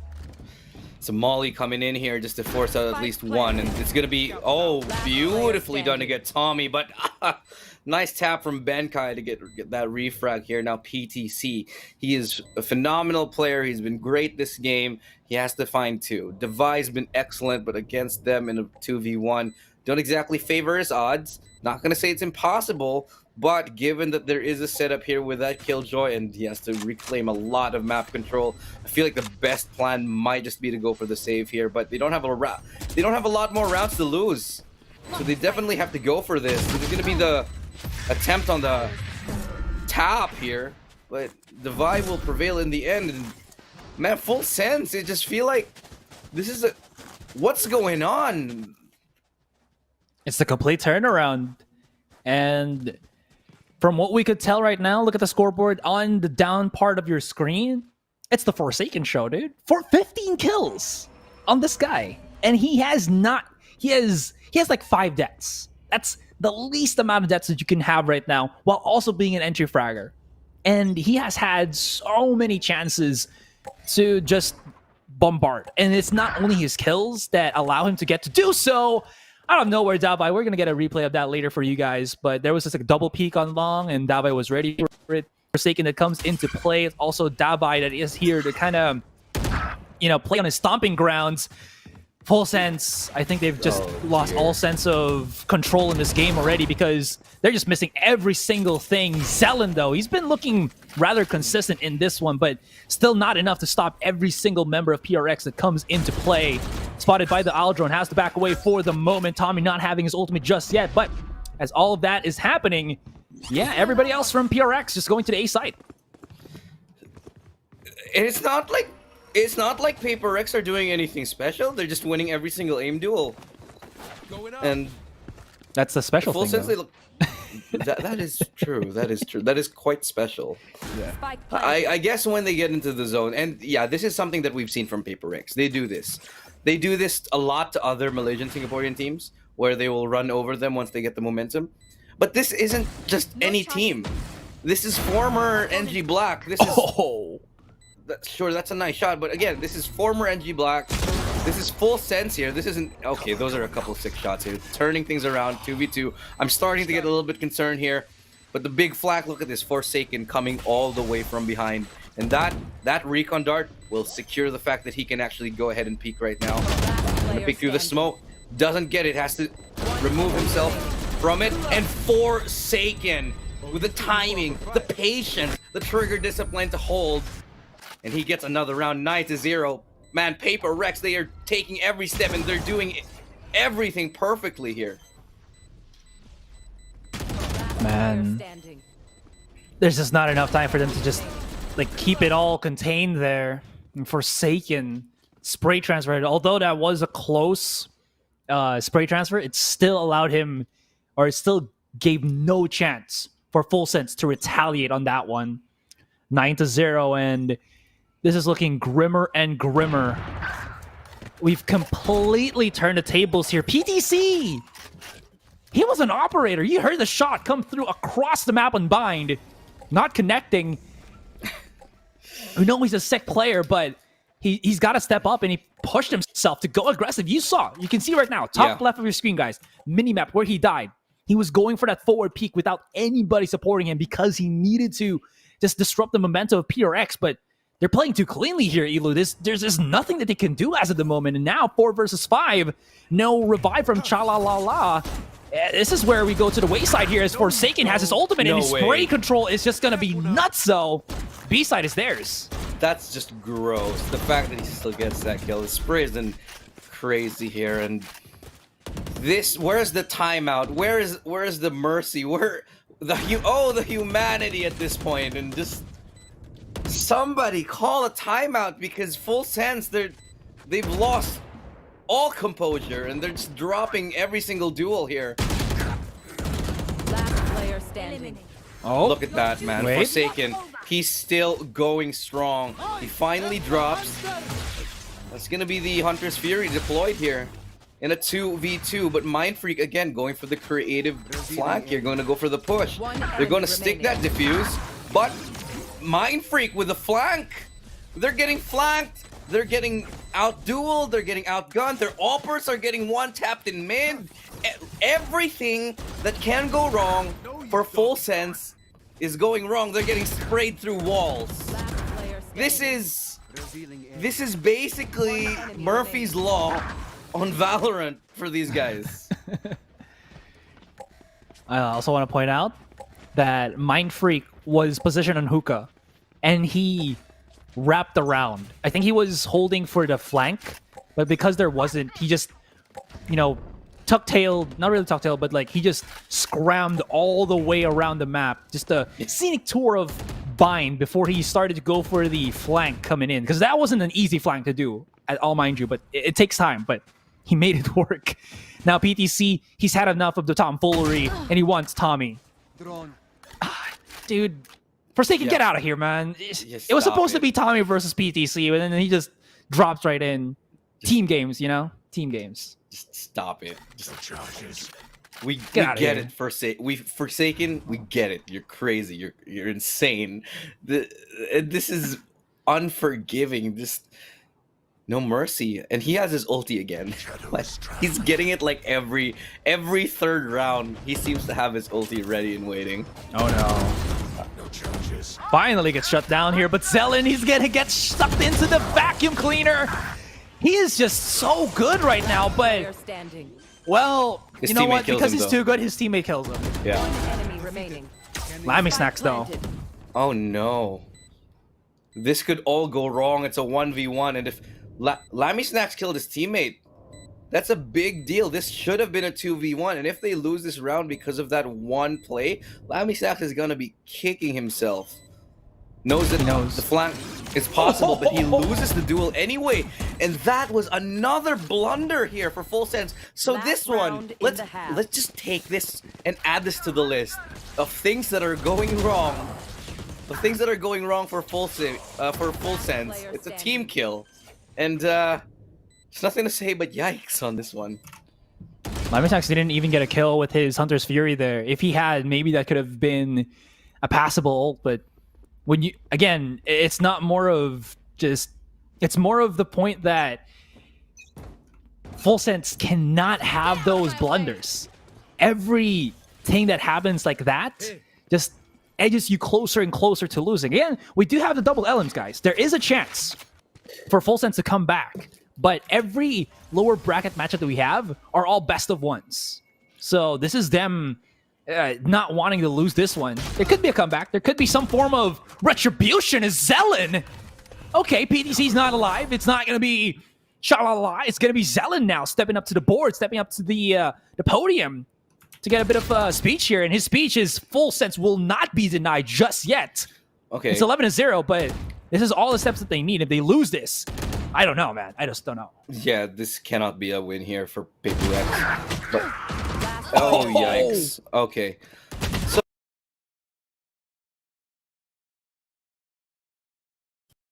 this is the most polarizing half that I've ever seen on VCT Masters, period. And I think VCT Philippines included. Never have I seen this. This is just a complete blowout. And to say that this is beyond the realm of possibility of coming back into this, I'd say I'd be blatantly remiss if I were to say that it was possible.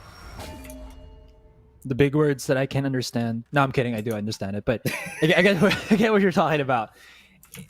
It's a very, very momentous or tremendous stretch for Full Sense here, because we're looking at a 10-round deficit, and obviously, if they lose this pistol, they have to force buy into such a weak weaponry. They cannot forgo this map already. And Forsaken, his opponent had armor. If he's just at the long range. But yeah, that's definitely not what you want to happen. There is about to be an explosion of members of FS here at the long range. But Forsaken is primed and ready. Charges right out to the sucky sucks of his teammate. He finds one already. This is just the complete and utter decimation, dissection, and demolition of full sense. Just the setups are too good, and they're rip. That is so unforgiving. There's nothing you can do about that. Just. I'm gonna steal that setup, by the way. I'm gonna steal that setup. Spy will get planted though. 2 versus 4, but numbers not into their favor. Forsaken's gonna throw out his hot hands.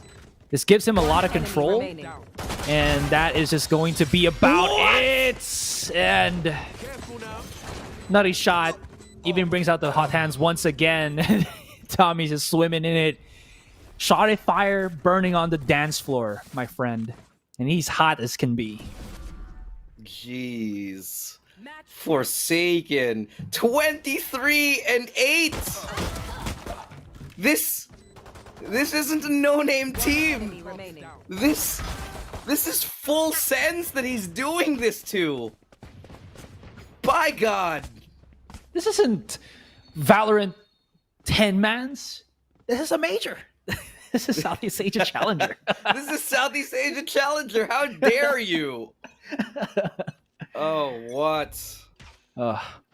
This 23 kills is more fascinating if you think about it, because we're only 13 rounds into this game as well. Yeah, the KDA must be insane on him. Yeah, like for I sure. literally want to see the post-match stats just because I want to see his KDA. Because I'm also too bad at math to understand how to calculate that. I mean, it's kills and assists divided by deaths. How can we go from going overtime in game number 2? This is just what I don't understand. Yeah. Well, there again, I did point out that Paper X have historically been the ones that always beat NG Black, which is again full sense right here and now. And their record when they go for best of 3s has always been 2-1. Yeah. Always been 2-1. But hookah control, Forsaken. Oh no, he's gonna do it, isn't he? He's gonna. Nah, he gets punished. Okay, for a second you believed. You believed that he had the timing, but he gives up a Vandal in the end. And full sense. All right, they have a little bit of a chance here, and a gift, a little bit of a 30 gift seconds left. present, signed, sealed, delivered to full sense. Now, I need to watch the full game of that PRX versus SMG match, man. I only saw the Paper X highlight video that they said, like, guys, we got into Southeast Asia Challenger. Congrats to them. Ben Oh my God, dude! He just Win. lighted Who up. could Ben have predicted Kai. this? All right. What on earth did we just see from Ben Kai? The timing. No, not possible. Dude, this is no. not like this, Not man. like this. No, this is rough. This has got to be heartbreaking. gosh. Okay, guys, let's reel it in. Fortunately, Okay. there is a lower bracket. But Yeah. what a way You know- to go down. They lost composure for that. Full sense, just I felt was feeling the pressure already for that entire third game, and they knew that they had no time already, but that was just the most heartbreaking way that you could get thrown into the lower brackets. Mind you that. Again, fantastic performance for Paper X, fantastic performance for Full Sense. We cannot throw away their performance on game 1 and game 2, but in this one, it just seems like they got reset. Like the board was just wiped clean, and every single letter, every single word that was being written was all Paper X for the win. Damn. It could have been a 2-0, but it was a reverse sweep in the end, losing in overtime. And I just feel like Full Sense, they lost all composure after losing in overtime. Yeah. Because this could have been their series. And to come back from that, we've seen this as the downfall of so many teams where when they lose to overtime, and then they get so tilted, and then they're never able to come back from it. I'm going to say it straight up. I think that was a tilt. And that they weren't able to recover from map number 2. And Paper X just so uplifted by their previous win that they were able to to just steamroll. 3.1, 400 combat score. This isn't pro stats. This is smurfing stats, man. this ain't right. The highest for Full Sense is 0.7. Combat score for Zelen has been really high, but that is because he's able to punish 2-3 people coming into angles before getting taken down himself. But when that is the only metric that Full Sense can really bank on, when they don't really have that much map control, is very it's still not a metric that I think they're going to be happy with. And again, we talked about how, you point out how Full Sense might be tilted and whatnot, but we cannot put out the equation. Again, the man of the hour, Forsaken. His ability to just frag with any weapon that you give in his hands. He's like, at least for this game, he's like the John Wick of this best of 3. Any weapon that you give him, even if it's a pencil, he'll probably still be able to get like a high KDA. I've seen Forsaken kill a man with a pencil. And it was the rubber end of it too. Like, Oh, dear. my goodness. Oh my, oh me. Forsaken, just something of beauty in that performance right there. One of the most, again, polarizing games and series that we've seen in the entire VCT. We went from absolute domination by Full Sense in game number 1 to Paper Rex coming out with a scrappy win in overtime in game number 2, to them almost taking a 13-0 in game number 3. It's a roller coaster of emotions that I feel like I was very unprepared for. I need to unpack this and have a chat with my therapist about this after that.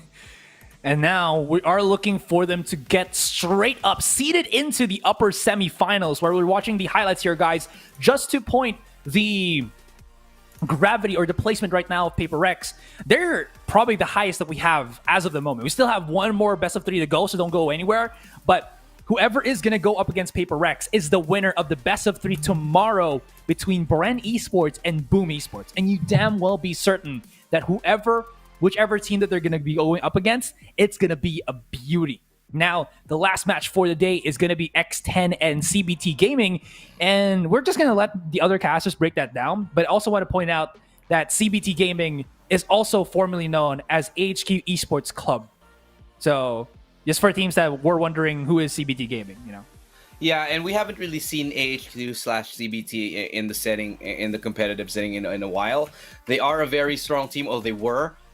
They were very active back in the days when we were doing the Valorant Pacific Opens and whatever, but then they kind of fell off. They were along the same lines and the same sort of batch as like Foxy or Accordai, but now they've kind of been a little bit more quiet. This is their resurgence. I'm glad to see them back. These old faces, we'll be seeing them in just a minute here, but of course, we have to take a little bit of a break here. Again, my name is Illustrato, and joining me is Asarai. We've been your casters here for the day, but we got to sign off and leave it into the hands of Dax and Black and Blue for the very last series. In the meantime, we're going to take a short one, so don't go anywhere. It's going to be, again, it's going to be an exciting one. It's a best of 3 to end off the day. But, sorry, I'm going to leave it right now. Had to stall a little bit for time, but again, my name is Illustrato. This is Asarai. We'll be back in just a second. Don't go anywhere.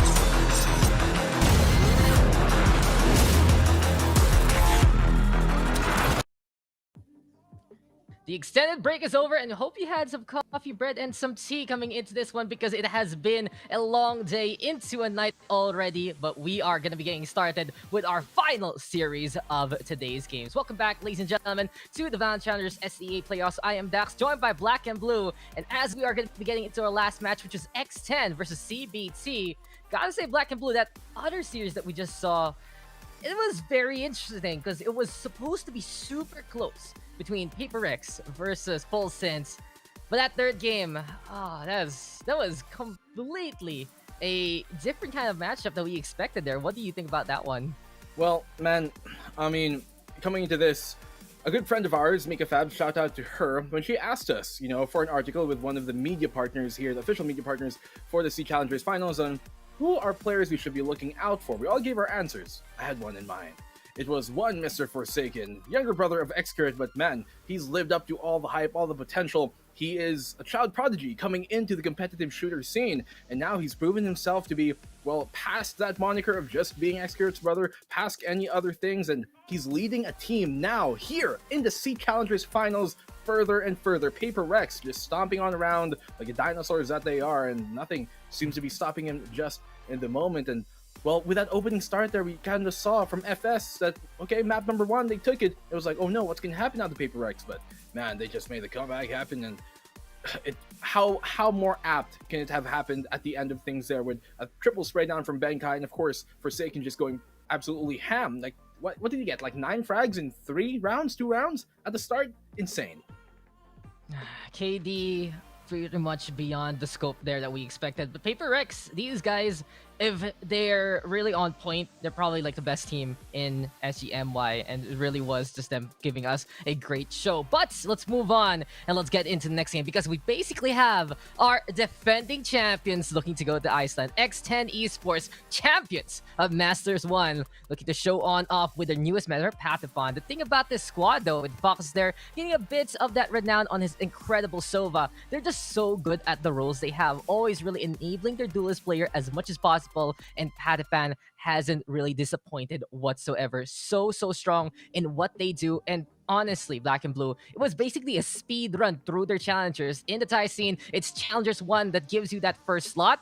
And Excellent was like, let's get it early, let's get it on. And they only dropped a single map in that run versus Sharper, with Patapon just showing on up the same way Poo One Tap used to do so. He was just so potent no matter what. And of course, Cruz with the flashes, Scary with the amazing smokes as per usual, Foxes with Intel, and Sush Boy with the Sentinel play. It was just all X10 all day, every day for the Thai scene. And they're looking to do the same old thing here in the SEA Playoffs. You said it right, man. I mean, they just dominated their way through the Thailand VCT qualifiers. And, well, they only dropped a single map, as you said, towards Sharper. They also beat Full Sense 2-0 during that run.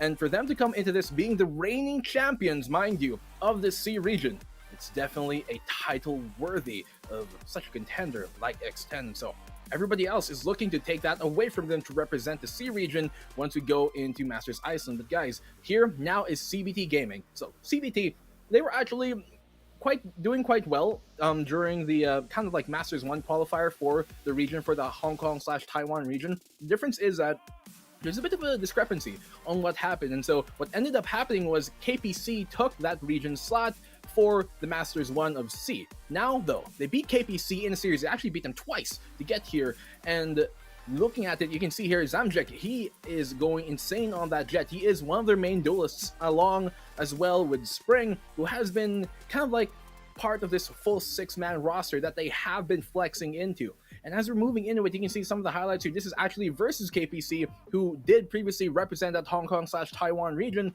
as we moved into Masters 1. Now they're taking their slot over here now, CBT, and they're looking to finally make their mark and debut here at the SEA Challengers Finals.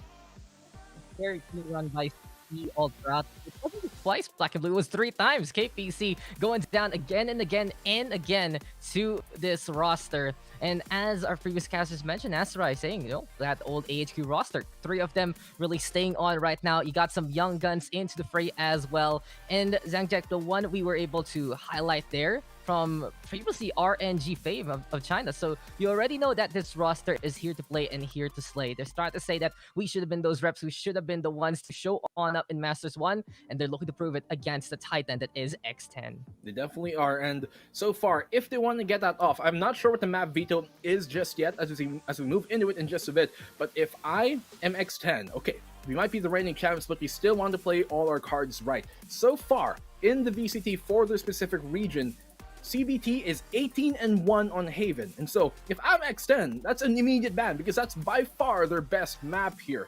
X10, they are also a decent map, a decent team rather on Ascent. Actually, it's one of their best attacking maps, but still, they have so many maps that are so good for them. X10, their map pool is huge, honestly wide. Icebox, they're great at. Ascent, they're great at. Bind, they're great at. Haven, they're so good at on attack as well. As they actually check into it, Ascent will be our first map here, Bind second, and if we ever get to a decider, what more app one than Split?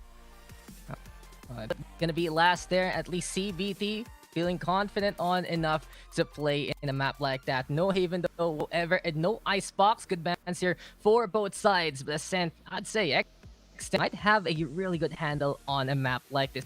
They have so much control with the utility. They have time and time again. And the X10 show, it just continues on. And when you put them on the first place, you see that shed on B side. One of the duelists are going to be skating on it, and it's usually X10. CBT, they are absolutely no slouch as well. They're going to be looking pretty. And I wonder what they're going to bring out. Is it going to be that breach coming into play? Will it be C-Boy set up instead with maybe some duelists into play? A Sky even? There's variants right now for CBD that they can bring out. And for X10, the thing that kind of limits them, but not really, is the fact of the matter is each player has a special role. Now, you're going to be seeing someone be playing the flashes, you're going to be someone getting that intel, someone be playing the smokes, and it's just so designated for X10. It's so coordinated, but it does allow you to raid your opponent a little bit better compared to other teams. So as we are going to be getting into the game, X10 on the attack, CBT on the defensive. You said it right there, and Ascent is actually here, at least for the side of X10. We said a while ago it's one of the best maps, but it actually is the best attacking map for the side of X10. And for them to be starting on the attack here, and then as we move into Bind, which by the way is the best defensive map for X10 so far statistically also, they seem to have won this map veto already, but that's where CBT Gaming are going to have to step up to the plate. You can see on the composition-wise, very standard on their way. For CBT, they have the double duelist going, they do have the Sova, the Killjoy, Omen. Nothing too fancy there. On the opposite end of things, a bit more, I guess, nuanced. They do have the Reyna, of course, but they have the Sky, and they have the Astra to shake things up. So, single duelist, but they do have kind of that initiator here and the information gathering with that Sky, and the Sky going to be paired up with a Sova. I think that's going to be huge here for the attacking side of X10. That's so much information gathering and so much basically potential to push any lane that they want to when they start on the attack. Try to figure out what's going on in the meantime, and they bring it on. Really, some of the best that we see from their perspective for reasons. On the China side, we got X10. On the Hong Kong Taiwan side, we got CBT right now. And I really feel like that CBT that they are still in that category. They're still going to be as good as they were in those 2 days. They're looking to reclaim their position in SEA. And honestly, by this point, they're the best in Asia Pacific. They're in the SEA side. The only counterpart they have is in a little bit of a different region. You got Jupiter there taking that top 1 slot overall. So if X10 can win it out yet again, prove that they're a bit better than their counterparts, then this might be their chance to take the crown of the whole Ocean here and now Black and Blue. Well, in this case, the Ocean, the Tides are going to have to go in the way of CBT because they are, to put it simply, quite the underdogs here. Let's be honest with it. They are the underdogs in this match. And that's why it's so exciting to see this, because they're so, I don't want to say that they're so heavily, you know, kind of like outgunned here, but the matter of the fact is that X10 are the reigning champions, and they are one of the best teams in C or in Asia period. And so for CBT here, being the sole representative of that Hong Kong Taiwan region, they're going to have a lot to prove here. And as we get off to map number 1, round number 1, we can have the chance to finally do that as early A main push initiating here from the side of X10, but they're going to pull on back, getting that ult charge for free. We'll try their luck towards B. And Scary, he's going to be on that Astra, so you know there'll be a lot of control here for X10 so far. In the meantime, CBT, what's going to be planned for them? Phoenix Jets. A bit of that danger close from Spring as per usual. And we got Kant looking to play the Sova here and now. But more of the sacks here at Black and Blue. X10 trying to play onto B site, and they're going to be setting up the Stars to try and fight. Well, the Stars are going to have to align for them right now as Execute comes on in for the X10 side. B site will be under siege this time to start the game off. And Io, he's taking, actually spraying through that, not landing anything. It's going to be Foxes finding that opening. Very sneaky from him, very sly. Subject will be going down. It's a Star Duelist. Jet removed here, and can't. He can. He's going to find Foxes this time with a trade-off. But look at this. All members of X10 aside here from Patifan are quite low. Extend, they're on site, and Cruz doesn't even have the heal. He doesn't, so he is going to go for the kill off the Spring instead. Surprise, surprise, with the guiding light. There we go with the Speedway. Getting a bit of that star action yet again. Patifan, scary on the board, and now it's X10 just holding down, hunkering down on the site, and getting the first round. First one on the board here from X10. A very good push towards that B side. Looking a bit scary once it did come down to that 4v4 in the post plant because they were all quite low. It was only Patifan who had some decent health on them. Everybody else, a single bullet would have done them on in. But X10, knowing the veteran experience that they do have, able to come away with it. Scary there. Finding a double, not giving up the team ace there to Sushi Boys. He's going to have to wait for the fish to come his way next time, but Can't, the only player to find a frag there for CBT. So they're going to have to play a lot more conservatively in terms of their economy. You're not seeing them kind of force up any Spectres nor any other type of pistols. They're just going to stay on this classic as we're going for a quick, I think this might be a technical pause, if anything. Mm-hmm. Yes, it is. As you can see there in the top right. Break time. Yeah, it is what it is. Let's see what's going to be going on here. You got CBT right now. And they just basically experienced the X10 show right in front of him from the get-go. Cruz again with the flashes, he just knows what to do. Foxes in the meantime with their reconnaissance and more. Scary with the smokes. Patapan with the duelist, and Sushi Boys, of course, gonna be playing that Sentinel. As we said, X10, segregate, isolate, dominate. It's just them knowing exactly what they do, and it really feels like per role, they're probably one of the best, if not the best, in the SA region and exactly what they're assigned to. CBT, in the meantime, going to be trying to fight. They're going to be trying to show on up. And it is going to be a big test for them because more or less they're able to vanquish their demons, dominate stage number 2 on the local side. But the question is, can they handle a powerhouse that is X10? A bit of a short straw right now into the bracket, I'd say. But CBT, we know that this team is stellar. They have that history from last year as AHQ. They have these great young guns in them as well. And I'm really excited to notice what Spring and ZM, what can they do right now, especially on the Phoenix and the Jet? It looks like stats-wise, they're very potent at what they do. They know how to really get in the face of the opposition, but if X10 can get in the way time after time, then that might be the biggest problem of CBT's comp right now. CBT, they do have some things going their way, obviously. It's a very well-rounded comp, one that you might commonly see here. They have everything you kind of need to be played on both sides.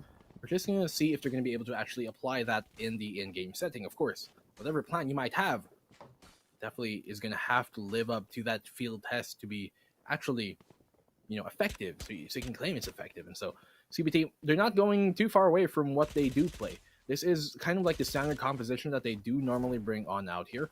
You see this quite often. Spring on that Phoenix, they actually, as we pointed out a while ago, do have a 6-man roster. And so in this case, I believe, just to check things, it's supposed to be Yuikao who isn't in here. And so he typically does play that Omen Breach, smoker controller role. In this case, they're going to have Rainy on that, and we're going to see how this will actually shake things on up as we finally move in to this round.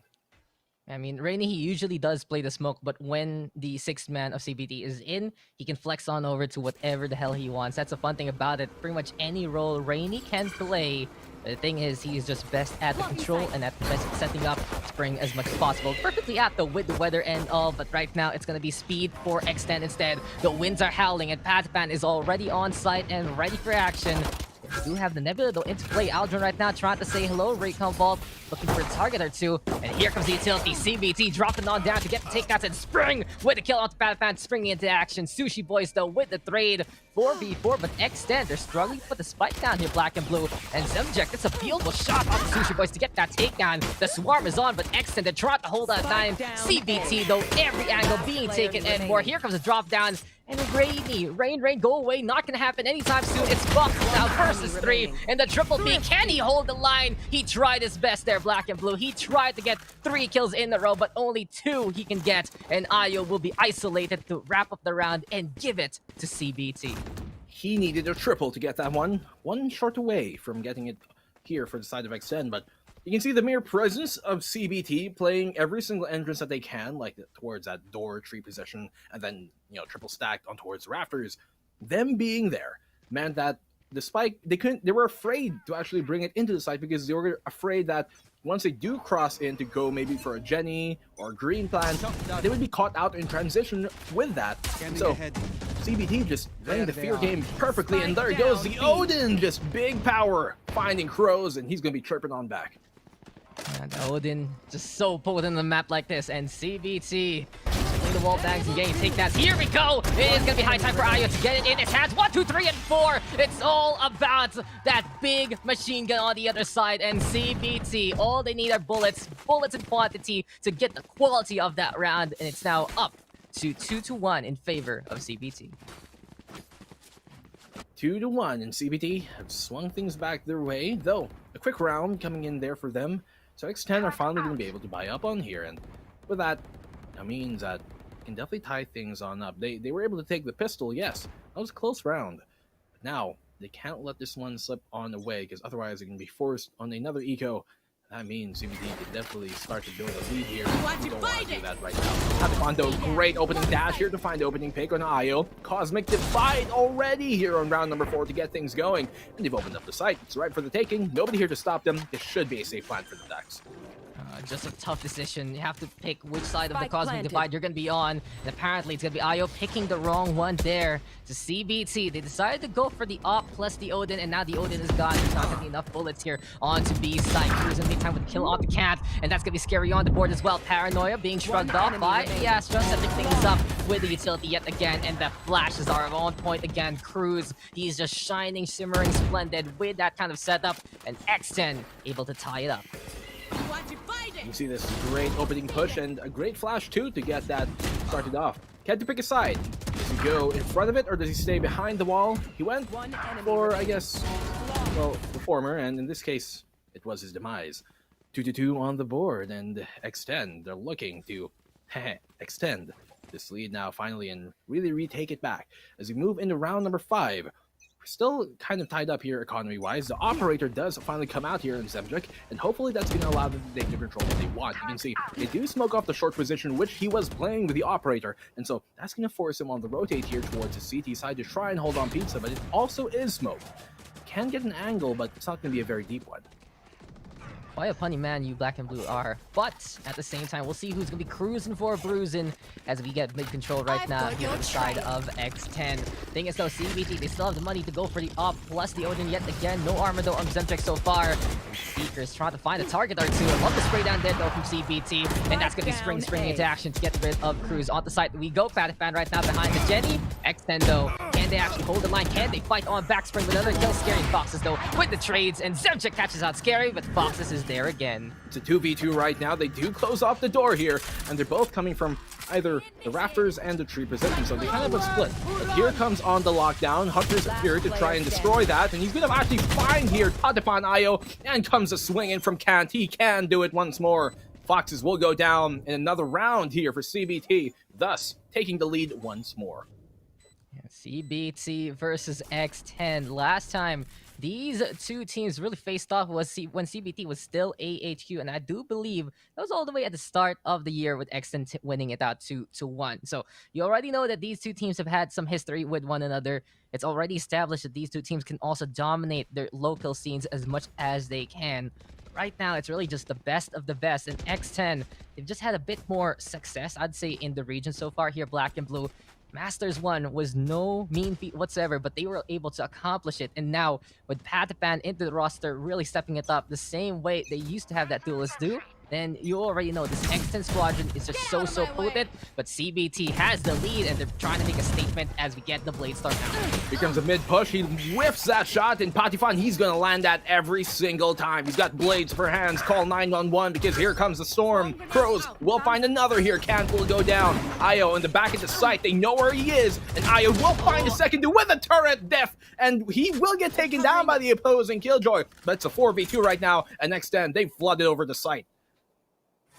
And they're on site and ready to pounce. Thing is, though, it really feels like in these post-plant situations, X10 is just able to play so proactive, even though they're the ones defending the spike. And CBT, they haven't really shown that they're ready for it, but will it be nighttime to do so now? Spring, he has to run it back. Rainy, looking to make it rain with those smokes.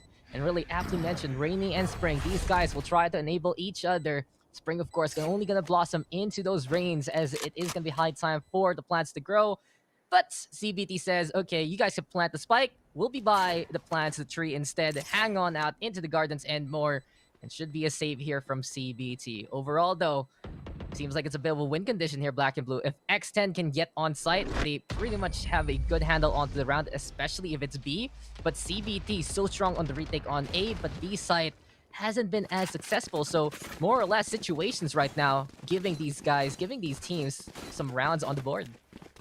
What I've noticed here, at least so far in the small sample size we have, because it's only been 6 rounds, is that CBT, if they let X10 actually get onto the site and play that plant, they have a very hard time going for the retake for the most part, right? But if they can actually stop that from happening, if they can do like what they did on round number 2, where they were, I guess, being too much of a big imposing force for X10 to even try and go for the plant, that's where they shine. So that's where CBT are going to have to come on in. But look at this A main push coming out from X10. A very heavy-handed one, every single member here, and that Nano Swarm is going to, well, tell them to, I guess, hold on for a second as they try and push on here. Lots of Sentinels on the side, but the subject is going to find the opening. Pick that second for him. He said these guys got blade for hands. He's going to be able to dodge that with the updraft. Could not find the third. He actually just walked on by Cruz, and Io will get that trade off on him. It's a 1v4 here right now, and he's not going to last very long as the spring is going to turn into summertime. And here we go. CBT are up 4-3. And a bit of summertime sadness for X10 there. You can really see the power of the Jet on the side of CBT. And I really feel like Zumjik versus Pathafan has to be one of the storylines right now. We have to keep an eye out for these two duelists. Going to be trying to outfrag one another, especially with the blades. But as of yet, Cat doing an exceptional job really setting things up for the team. CBT setting things when there is that kind of intel. The Owl Drone and Recon Bolt so essential time and time again. Not only that, it really does allow the side of CBT to scope out that A site and really try to get it as hard as they can. So here we go now into the next round, Black and Blue. Lockdown this time here for the side of X10. Sushi Boy setting it up. How will CBT respond as Spring? He's going to be holding on to the east side, playing the hero right now, but he should get detained here. It's a lot of a detain here right now for the side of CBT. X10 will say thank you very much for the jazz hands, and on to A side they go. Well, sweet chin music on that one, finding the quick frag on the Spring, showing him the way on out as his season does end, and here comes a frag coming from Foxes. Gonna get Rainy. It's not gonna be pouring for him for now. A very sly one. Now, Zimjik does have the operator here, but what good can that do in this retake situation? Can't. He's gonna go one. The Crows will find the trade-off on him. Zamjik finding a second here on the retake for the side of CBT, but a 2v3. With the operator in hand, he's gonna have to go big, and he's gonna land his shots. He has to. Otherwise, it's going to be a bit too difficult as they're both coming from the rafters. Io, a great opening pick here to find Scary. He's definitely not going to be afraid of that. And the second one goes his way. Sushi Boys, he's going to get cooked. And SGMJK, how many letters are there in his name? Zamjik, they will get the trade-off here. And a 5-3. They've taken the lead twice up on now. No jokes whatsoever there from Zamjik. And even though CBT got triple detained, it's apparently all according to the plan, because this team, look how so good they are when they go for the drop down gameplay from the rafters down below to the site. It's CBT getting another retake with those positions, and it really feels like they're just trying to bait excellence, like triple detain. Come on, you know it's tempting. You have to go for it. You have to go to this A site, but the trap was set and the trap was sprung. CBT now up by 2, and X10, they're very surprised of what's going on, of what CBT is showing us now. Well, You might be surprised about what's happening, but this is no surprise to fans of that Hong Kong Taiwan region, CBT. They've been dominating their own qualifier, of course, and as you said, they beat teams like KPC 3 times in a row to get here, and they're just not letting on up. X10, you guys might be the reigning champs, but well, this is a Challengers Finals, and so CBT, they're definitely a challenger worthy of the contesting that title of X10 right now, as we finally get the round going once more. We're moving into round number 9. As you can see, for the side here of X10, if they lose this, they're going to go on an eco, which means CBT could definitely go 7-3, yes, if X10 give this on up. So a lot, economy-wise, is riding on this round for the side of X10. With that, you can see them, they're playing a bit more cautious right now. There is like this 3-player presence towards A main, but for the rest of them, they're going to be waiting here towards mid, trying to see what information they can find. Zemjic looking all the way towards the top, and Patifan, he has to be careful. If he does peek this, nope, we're going to let go of it and rotate to B. It's like back to spawn we go and over to B side. Thing is though, Black and Blue, all the challengers we have are absolute champions. And it does feel like it's just feudal lords trying to fight for the region, fight to unite this SEA region under one banner. That's the thing, only one can make it to Iceland to face off against the rest of the world. X10, the ones with the biggest claim after winning Masters 1, but CBT, they're trying to go for the answer. And here we go, Cosmic Divide. This time though, Ayo, I love the decision making here from the Killjoy. He says, nope, nope, nope, onto the other side of the wall. Now all of CBT will know that you are here, and X10 trying to get on behind. Subject gonna get pretty much pinched there. Cruz and Scary on the board, can't with one. But X10, they love this B site and going for the same old take that has been working for them. Rainy though, does he get surprised by the person on B main? Yes, he does. Oh, Patifan instead with the kill, as Foxes will get covered up by Spring, but that is just gonna be his fault there. Sushi Boys with the off. X10 planting onto B and winning on B as well. They're just so good at flooding over this B site. It seems like the bees. B is the word, because that's just the site that has been opening up for X10 every single time that they go over to it. And so CBT, they're going to have to do something about this. Now, they have the Killjoy to try and hold on to the B side. Now, they're going to actually commit a lot more utility to that. Sometimes they flex her on over, but for the most part here, yeah, B side has been a bit of a problem. What I think they should make an adjustment here is, I guess, maybe play that CT mid pizza control, not specifically to hold on to the B side, but to make the retakes a lot quicker and not waste as much time rotating over from A. In this case, you can see mid pizza control taken very heavily. If they had somebody like a Sova towards mid, they would have found out about this a lot earlier on and maybe can make the appropriate play. But right now, they're trapped in the site, no way for them to escape, and well, they're pretty much going to be free chum for the players inside, but Zembic, he still finds that frag in the pros. Oh, but Patifan, he's already there, and the thing is, CBT, they were relying on the power of the Odin, and Ayo, he will still stay on and stay alive. Patifan now going on down. And even though X10 reading that B main play with the wall bangs like a book, apparently it's another chapter here from the mid, and CBT still having a bit of the cliff notes to read on up. So it's 2v2 now. Spring though, on the other side of the market, trying to really bring in the Blossom. And this time, Ayo, Odin, let's go. It just lets it rip. Black and Blue, CBT tearing X10, an absolute new one. Riddled with holes, riddled by the bullets. And it's 6-4 in favor of CBT. Incredible effort right now. Great job in taking this B site once again. And as we said, they take bottom mid so quick. Pizza has been cooking for them non-stop. They've been baking things all the way, and there's nothing, it seems, CBT. It's not that CBT, there's nothing that they can do to stop this from happening. It's more like they're not necessarily trying to stop that mid push from happening in the first place. They have utility to do that. And what I think a lot of the times is the answer here for that kind of mid pizza push is taking aggressive short control. And you can kind of see that coming from Zemjic, but he's going to get quickly traded on down here. Patifan, a second going his way. Knives for hands and non-stop action coming his way. Making their way towards the A site, this could be another successful take. Oh, what a catch though by Spring. It's like Patifan coming to my lair, and that will just be the burn on down to the wins. But Cruz, nature still kills all, and that should be Spring's demise there. And then 3v2 for now. Seems like X10, they have that man advantage, and they're on the A site. Can't though, he knows where to station. Beautiful shock dart, and Scary has to back on the way. Door though, protect him, and Cruz now with the catch onto Ayo. X10 trying to play the pinch. Is he gonna be earth it? No, cannot do it this time. X10 though, with the entries from Patifan to play on the A side. Now one away from tying it up. And this Batman kid, he is just no slouch whatsoever. Formerly of Full Sense, really a player to remember. He initially had starts in the MITH, the Myth roster, way back when in Valorant.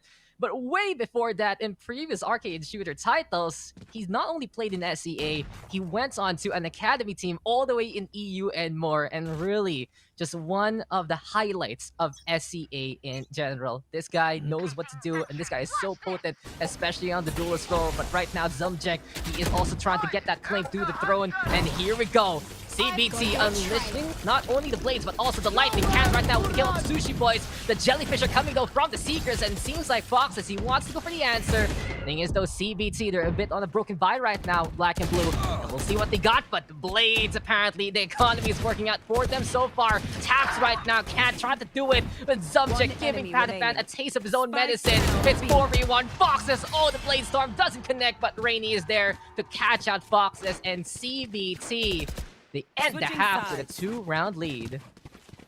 Well, Rainy, he got his ultimate at the end of that round, but what does it matter when you move into the second half?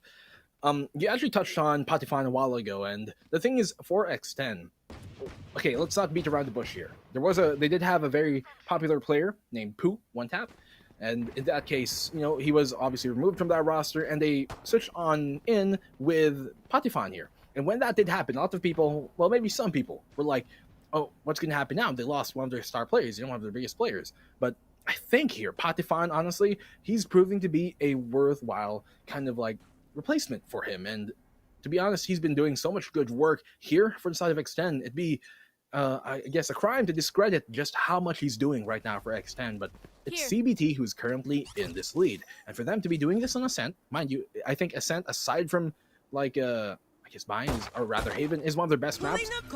Fortunately, they're able to get a bunch of stops here versus this very aggressive X10 attack. But moving in the second half right now here, Dax, he comes out. They're playing this very cautiously, though, on the attacking side here, CBT. Time to play it patient in X10. These guys, they know how to station on the defensive as well. And that's the whole thing about them. It's like they're basically a kitchen. They know what to do. They know exactly what the roles are. And they know how to station as much as possible. But CBT, they've been finding ways to answer back, and it really is just them highlighting their own strengths over X10's. But then again, X10 so good at exposing the weaknesses. We saw it on B side, CBT falling on flat. X10, they're gonna try to prove us right now that they can hold on to B with the gravity well. Scary though, backing on a wave, the rotation, but Zumjek with a catch on the Pataphan there. CBT with first blood on the B side we go, and the pit of balance right now. Force Spring and more. Rainy, Zumjek gonna be there again, but apparently Scary, he jumps on up alongside the Jet. Jump for joy, jump for the kill. Scary right now looking oh so stellar. The thing is, can he go for the peekaboo against IO? Not gonna happen. Sushi Boys versus the world. We'll see how he can do it in a 2v1. Well, Sushi Boys, he's gonna have to serve up a souffle here along with that, well, fish he's got going on, because right now, as they swing on wide, Io will shut him down, and they'll get the opening pistol here, CBT.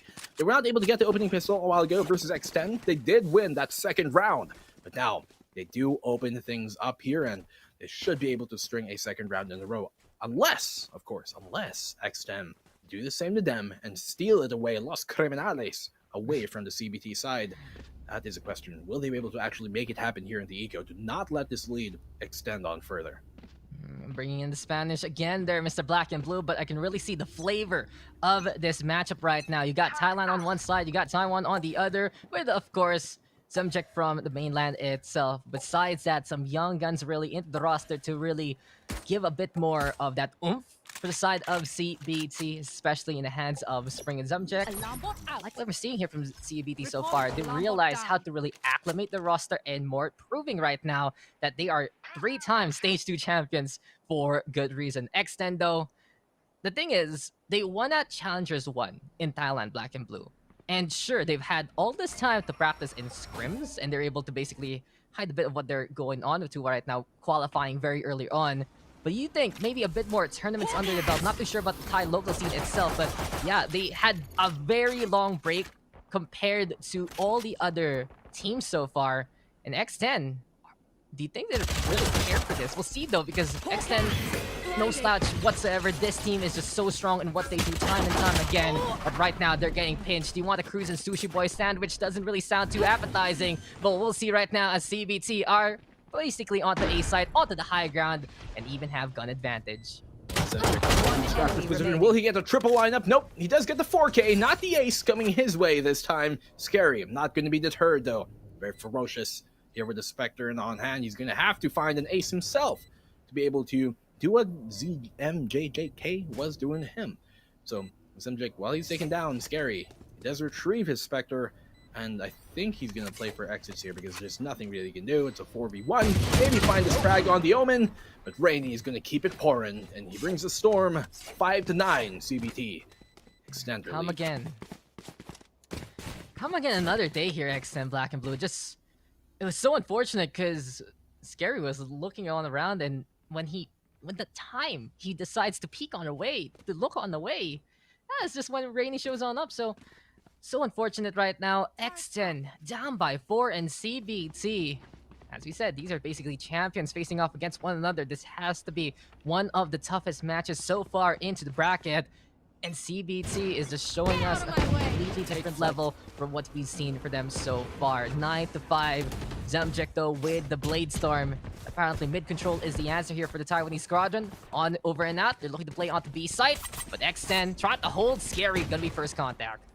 Well, he only has 2 more kunais in hand, and Patafan will find the opening pick here. A second going his way. Scary's gonna spray him all down. They're trying to make his push happen with Rainy. He's gonna find a double kill. Scary gonna find the triple now, finally getting that round on the board. 6-9, and X10, they've cut into this lead now. Still, they have 3 rounds to go to make the comeback happen, and CBT have enough economy to keep on buying on up here. Even if they lose this, it can kind of go for like a mixed light buy, I believe, afterwards. Especially, well, if ZMJJK especially had his Blade Storm, but he just burned it on that last one.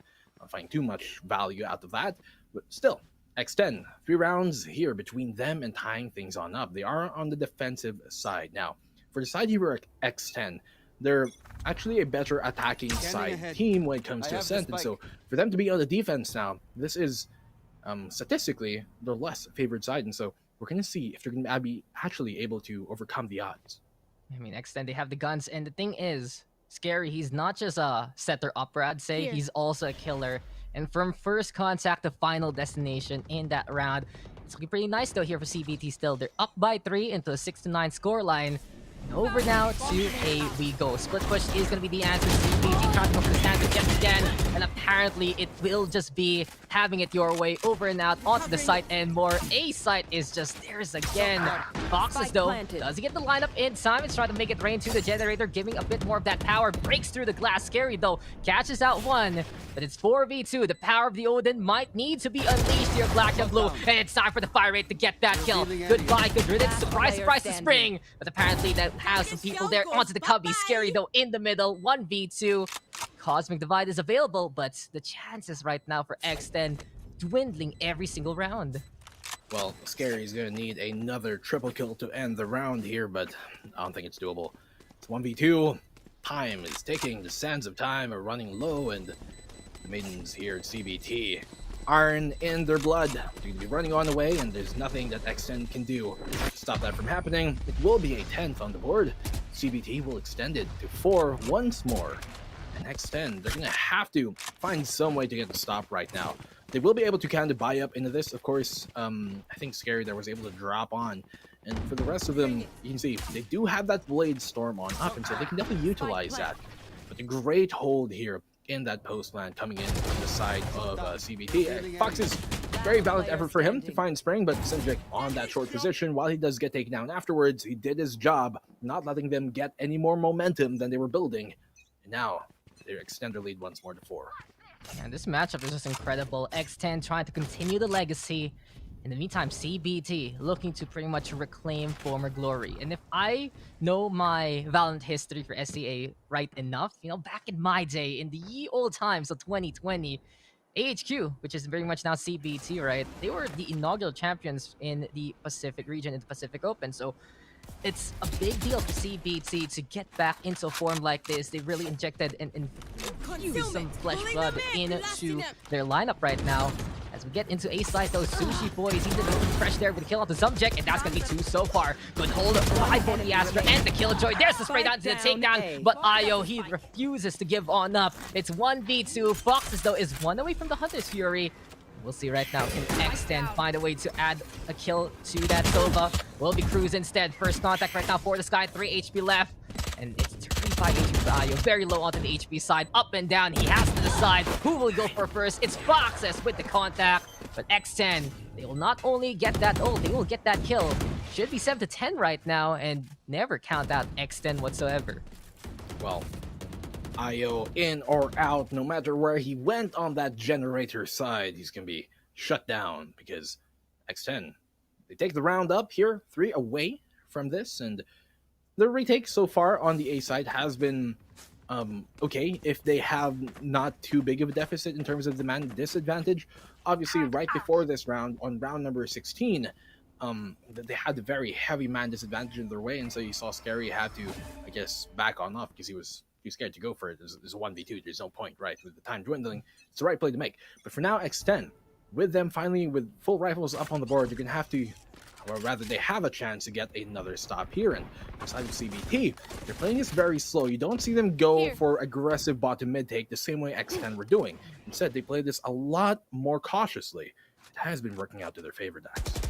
Yeah, what else has been working? These cubby pushes. CBT, time and time again, getting some control into the garden area. And like what Exton's doing, Scary right now has just been so stellar so far alongside the push boys.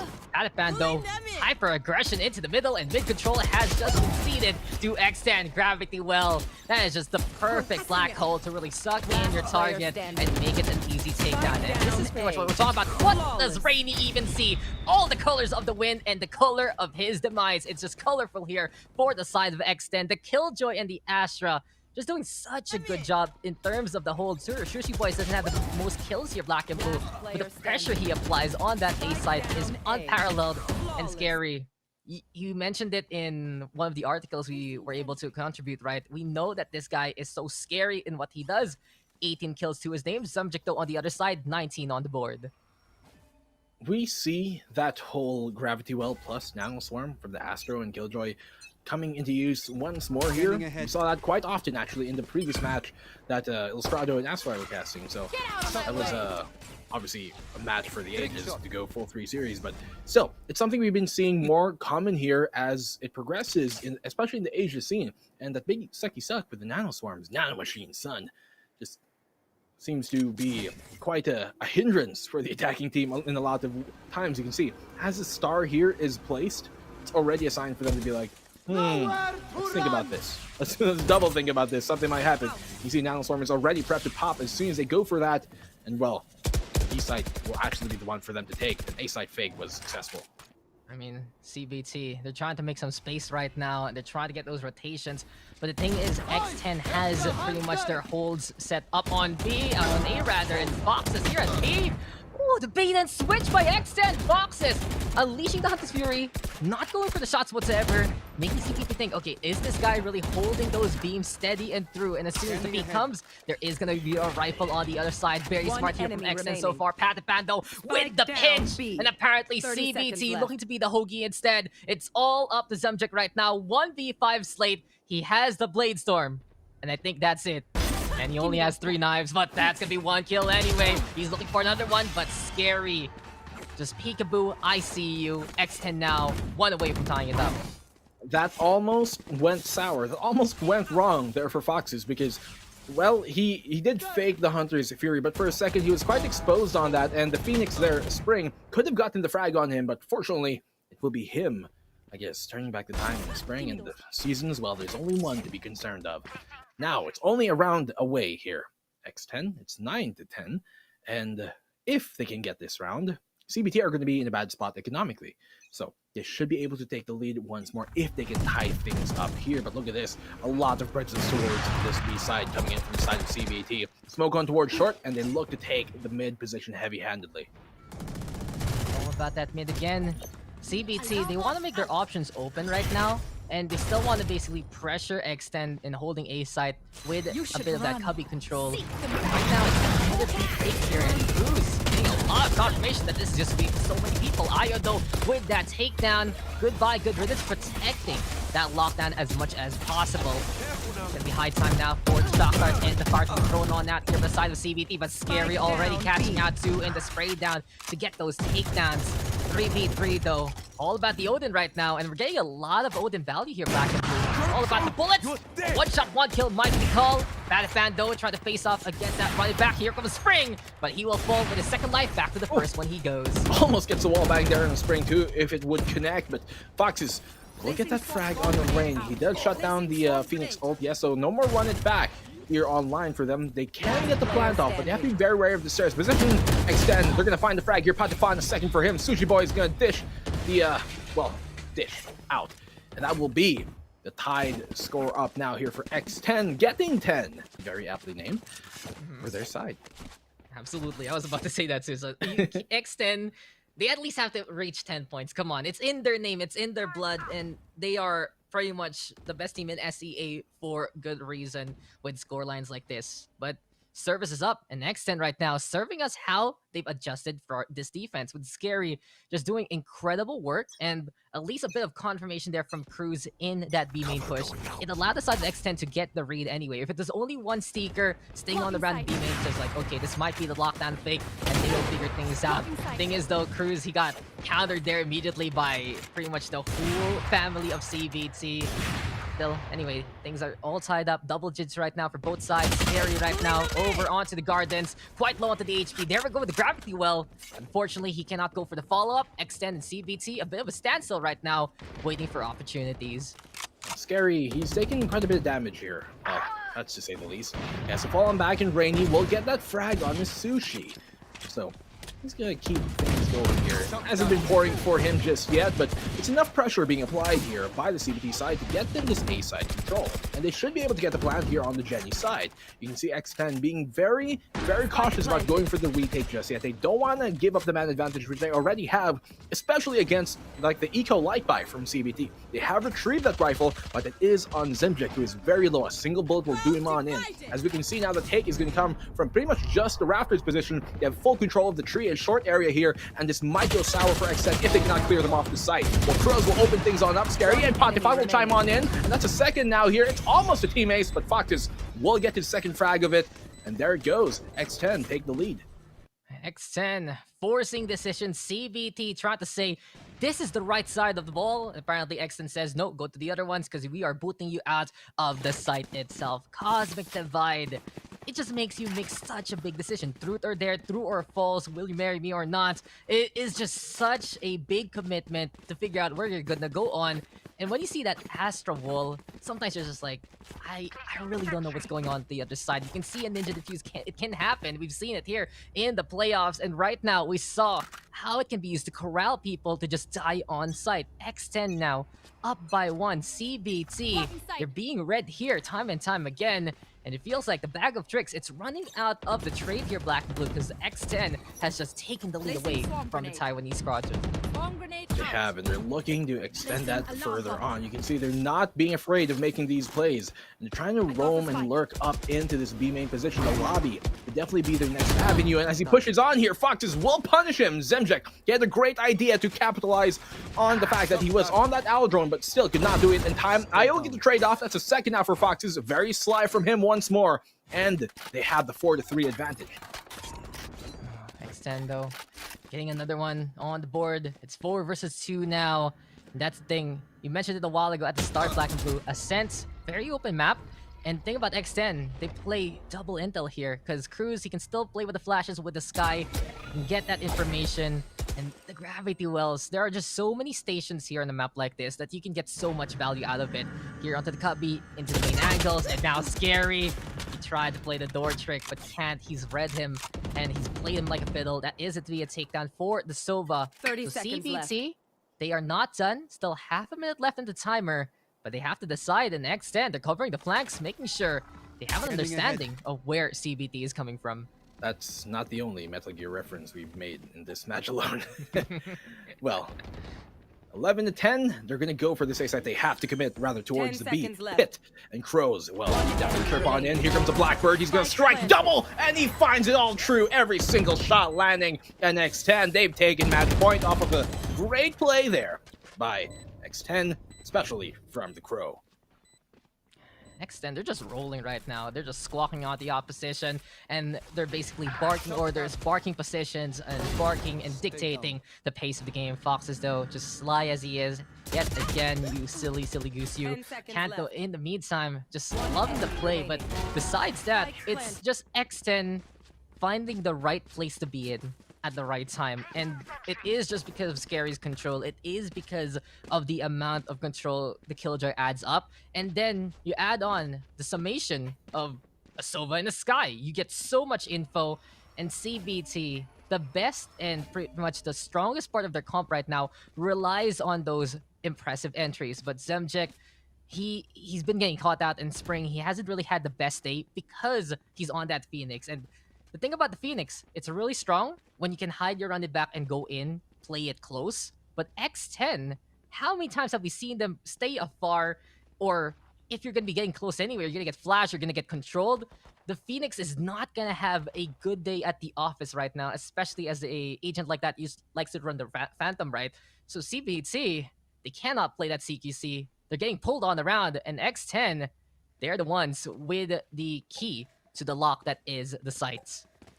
The thing is, when you have like a Phoenix like this, it's more of a agent that you pick when you're really feeling it, and you have to go and pop off absolutely. That's the whole point of having that Phoenix there. You can run it back, he has the flashes, he has all the tools to make things happen.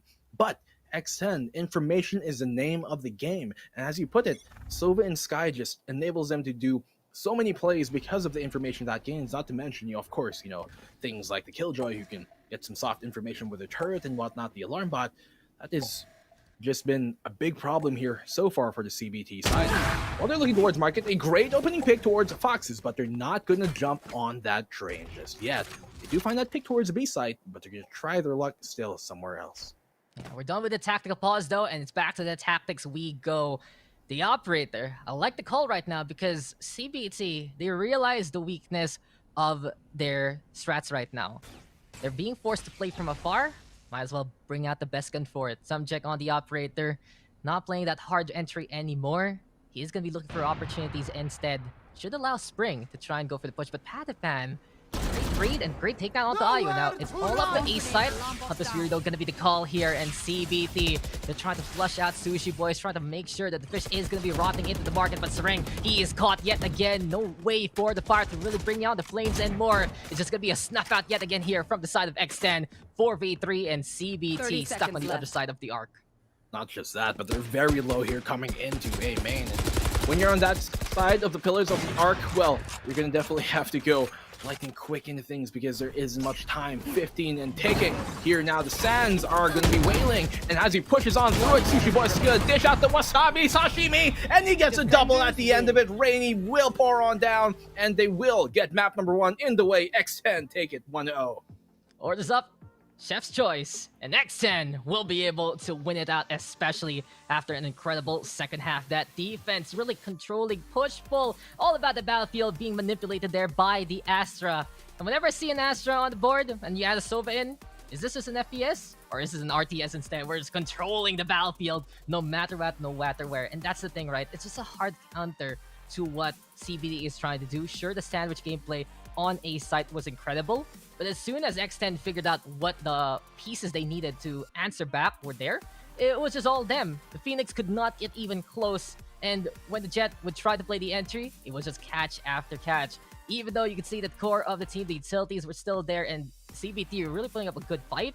With X10 manipulating the field like that, it's just really didn't allow the duelists to do too much. And that's the thing. It wasn't on CBT not hitting the shots. No, they just never had the opportunity to do it, Black and Blue. Yeah, I mean, they kind of cut off the attack at the nape a lot of times here from X10, and a lot of that was further, I guess, improved on, or maybe even capitalized because of the fact that they had so much information gathering to get things going. Now, Scary, he's going to get a 2.0 KDA in that series, going at least 2 for 1 in almost every single round. and he's been doing so much work on that Astra, not just on the fragging side, but obviously, with the utility that he brings on in, so much of those gravity wells were able to be confirmed with a frag, either by somebody swinging or with a nanoswarm, and of course his smokes just cut up the site, perfectly placed, and that's part of the reason why they're the champions of sea so far. My favorite part about Scary's game also is when he realized his team wasn't able to really capitalize on his setups and they needed him to be the one holding the line, especially on the short angle of A. He just used it himself. It's like, gravity well, oh, you're stuck there. Hello, peekaboo, I see you. And he doesn't even wait for the vulnerable state. He's just so potent and so sure about hitting the shot. He gets that takedown, and it allows X10 to take that lead on the defensive side. But CBT, incredible efforts and some really good reads in what they do. It seems like on the first half, right, it was A site for CBT, B site for X10. And at the first half of the second half, right, when it was CB trying to show on up, they just had such good pinches time and time again. You can see how strong their hard contact is. You can see also how strong their young guns can be. But X10, specialists and pretty much the kings of SEA right now, they got back in the rhythm, got back in control, and they took that win. Of course, Dax, the series is not over just yet. CBT, they did, of course, they're not able to take map number 1, but they brought it very, very close on a map that, well, X10 is quite good at. Now, that is X10 actually one of their best attacking maps, but as we move into Byron, this is X10's one of their best defensive maps. And if they can do kind of a repeat of what they just did here and bring it close, that's definitely going to be a good case for them. But they're going to have to win another map here if they want to extend this into a full 3-map series so that they don't get relegated into the lower bracket. Of course, no team that loses today is out just yet. Friends, families, ladies and gentlemen, far and wide, because we do have a lower bracket to be played on in the upcoming days.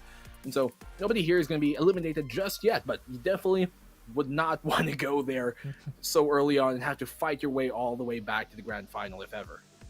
Yeah, that's the thing. And if we do get into a game number 3, I do feel like CBT has a better shot at it because Split will be the map, and even though X10 has incredible stats all across the board, it is technically their worst map in terms of their win rate. Thing is though, with Patapan on, I know this guy can flex on whatever the hell he likes in terms of the duelist, so instead of seeing that jet, he might be going for that raise, and that might just be why X10 has gone for that duelist swap on over. But CBT, they need a map and fast. In terms of the map draft, it was just both sides removing the things that really hurt them into the equation. Just goes to show though that this matchup is not going to be any kind of cakewalk for X10. Sure, they're defending champions, and sure, they're probably the favorites coming in to try and take that Iceland spot. But CBT, they are 1, 2, 3-time champions of Stage 2 in their local scene for good reason. They have that pedigree from last year, and I cannot wait for the next map because this series is just so incredible so far. Well, I mean, there's so many good members on the side of CBT, and they brought it 10-13 versus the current champions of the Southeast Asia scene. That's definitely saying a lot. And as we said, during the Pacific Open, they had very good results, but now, new paint of coat, we're hoping to see more from these guys. But guys, we're going to actually find out how this tournament, and rather how this series will progress on after the break. I'm Black and Blue.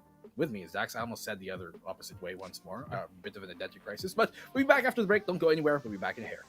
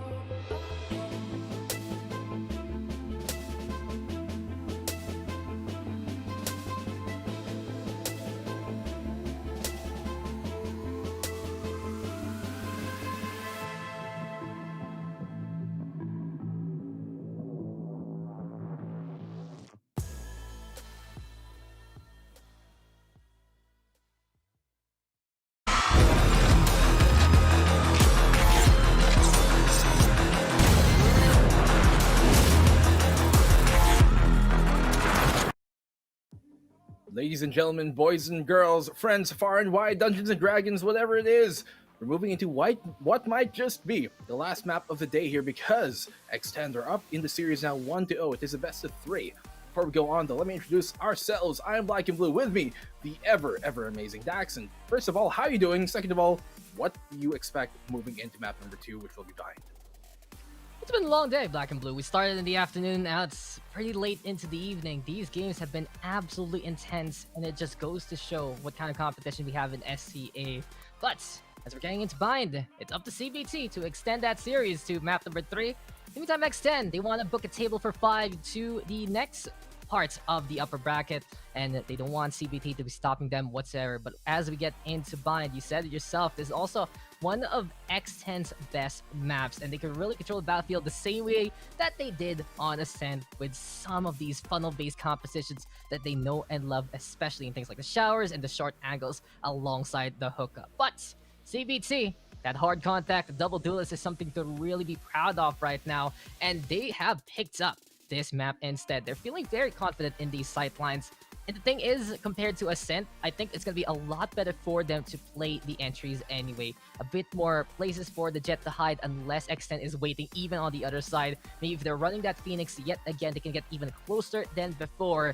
And the thing is, there's also that priority and that chance to decide to go for that quick rotate with a teleport play. So a bit of mind game is going to be in order right now. We'll see who will take it. I have to agree with you. I concur with that point fully because Bind is, I think, a map that lends itself almost more than almost any other map we have in the competitive rotation to the kind of play that CBT does bring to the table, which is a very contact-heavy play. And sometimes when you're mid-scramble, there's no way that you can actually drone out or get information properly or even flash on out when things are going down, when things are, it's getting down to business. And that is a style that Chaos is where CBT does thrive on. And when things are going hand left and right, when it's a barge completely on the site, that's where they shine. And for a map like Bind, I think this will play into their playstyle more, and they know that. That's specifically why they played Bind. Now, it is, of course, one of, if not the best defensive map for the side of X10, but they're also pretty valiant here, CBT coming into this. And for them to be getting 10 rounds to 13 on map number 1, on what is arguably the best attacking map for the side of X10, this is still looking good for them, and we just might be in for a map number 3 at the end of this. And if we ever go to split Dax, as you said earlier on, it's definitely a 50-50 because it's also a map that I think X10 on it's probably their weakest map, let's be honest here. They're pretty good in everything else, Icebox, Haven, name it, but Split is where they can make things happen and send them to a lower bracket. That's going to be a pipe dream though, because they're going to have to get this map number 2 first, CBT, and it's going to be a tough one, I will say, but there is some light at the end of the tunnel here for CBT if they can get it. I mean, the sun, it shines very bright on Bind. It's a very sandy map. I don't like sand too much, but these guys, they like Bind. And the thing is, for the side of CBT, you get Zemjek to play the entry. He can go very quickly onto the site, and if Spring gets close enough, then he'll be able to spring to action and get the kills. But I mentioned it about Split a while ago also before we went into break, right? X10, they made a very interesting roster swap, removing Poo One Tap from the rotation and putting Patiphan in instead. And it's been incredible. He is an incredible player so far, and they won out Challengers 1 stage number 2 for good reason. But that's the thing. Did they go for that swap because they want more flexibility on the duelist role? They want to see more of that raise, and I feel like that might be the answer for X10 if we go into map number 3. But map number 2, it's pretty much the same case. X10, segregated role, as already said, segregation, isolation, domination. For each of the roles, each of the members X10 has, they are just in their own level. The X10 level is pretty much the standard right now for SEA. These guys, they're just specialists in what they do. And when you put 5 specialists together to work on as a unit and know how to communicate with one another, that's pretty much X10 in a nutshell. But at the same time, there is a small weakness to that. CBT can exploit it and really pile on in a certain role, be like, okay, maybe this is the weakness right now of X10, or maybe we can add more of these duelists, more of a bit of that control. And I think for CBT, if they're not afraid to experiment, they might be able to figure something out, because this is double elimination. There's still a chance if you fall over to the lower bracket. And I remember a certain CBT game in their local scene. Icebox is a very hard map for them. and they tried to go for double control. Didn't really work though, but it's there. There's that bit of experimentation. There's a bit of that creativity, and I wonder what is to come. But I feel like CBT, you're gonna stick to their roots coming into behind though. Well, I mean, X10, they're a well-oiled machine, and they're always consistent in how they play. They have a certain style, and they're very good at applying that. And that always brings you results that you know you can rely on. And on the other side of things, your CBT, it's kind of like you're playing Deal or No Deal, where you don't know if you're going to go for the basket or for the cash, because either way, it gives you a good result. Sometimes, maybe sometimes not as favorable as going for the other option, but they do give you kind of a mixed bag of cherries. And sometimes maybe that cherry's a bit too sweet for your liking, but it might just be what they need to be able to get the round off here. Basically, with my analogy, what I'm saying is, for the side of X10, they're this. They do that. This is the X10 way. They do that. For the side of CBT, well, they're gonna throw you for a loop, and these guys sometimes they might be cold, sometimes they might get hot, but when they get hot, they get super spicy. Absolutely. It's just going to be another hot day, though, at the office. We've had incredible series so far all throughout the day with victories abound. And then tomorrow, we got even 4 more matches into the upper bracket. And then on Thursday, got lower bracket, plus the finals for pretty much the upper bracket side. And then on the final day, come on, you got the lower bracket finals, you got the grand finals to see who is going to be moving into Iceland. And SEA, for many of our international viewers checking things out here and there, we thank you for your time, first things first. But second, SEA is a unique region because in a sense there's so many identities from all different countries, and in those different countries there are also teams with different identities. So some have that NA playstyle, EU playstyle, KR playstyle, make their own playstyle and more. And even though it does feel like sometimes it's not the strongest because they're still trying to work on it, you get a preview of what is to come in Iceland here in SEA. You get a little bit of the junior experience right now. But the thing is, we're trying to see who is going to have seniority here, who is going to be the best of SEA, and whoever has been able to refine their gameplay. For other regions, who is the best at this meta, right? Who is the best at maybe innovation? But here in SEA, it's who is the best at proving and showing their identity. Definitely true, and especially with C, of course, every single region, like group of regions, it's going to be a mixed bag of different identities and stuff, but the thing is with C, we're all literally divided by a sea. Like, there's water everywhere. I have to take a boat or fly over to my neighbor just to say hello and knock on his door and say, hey, you got some more pie.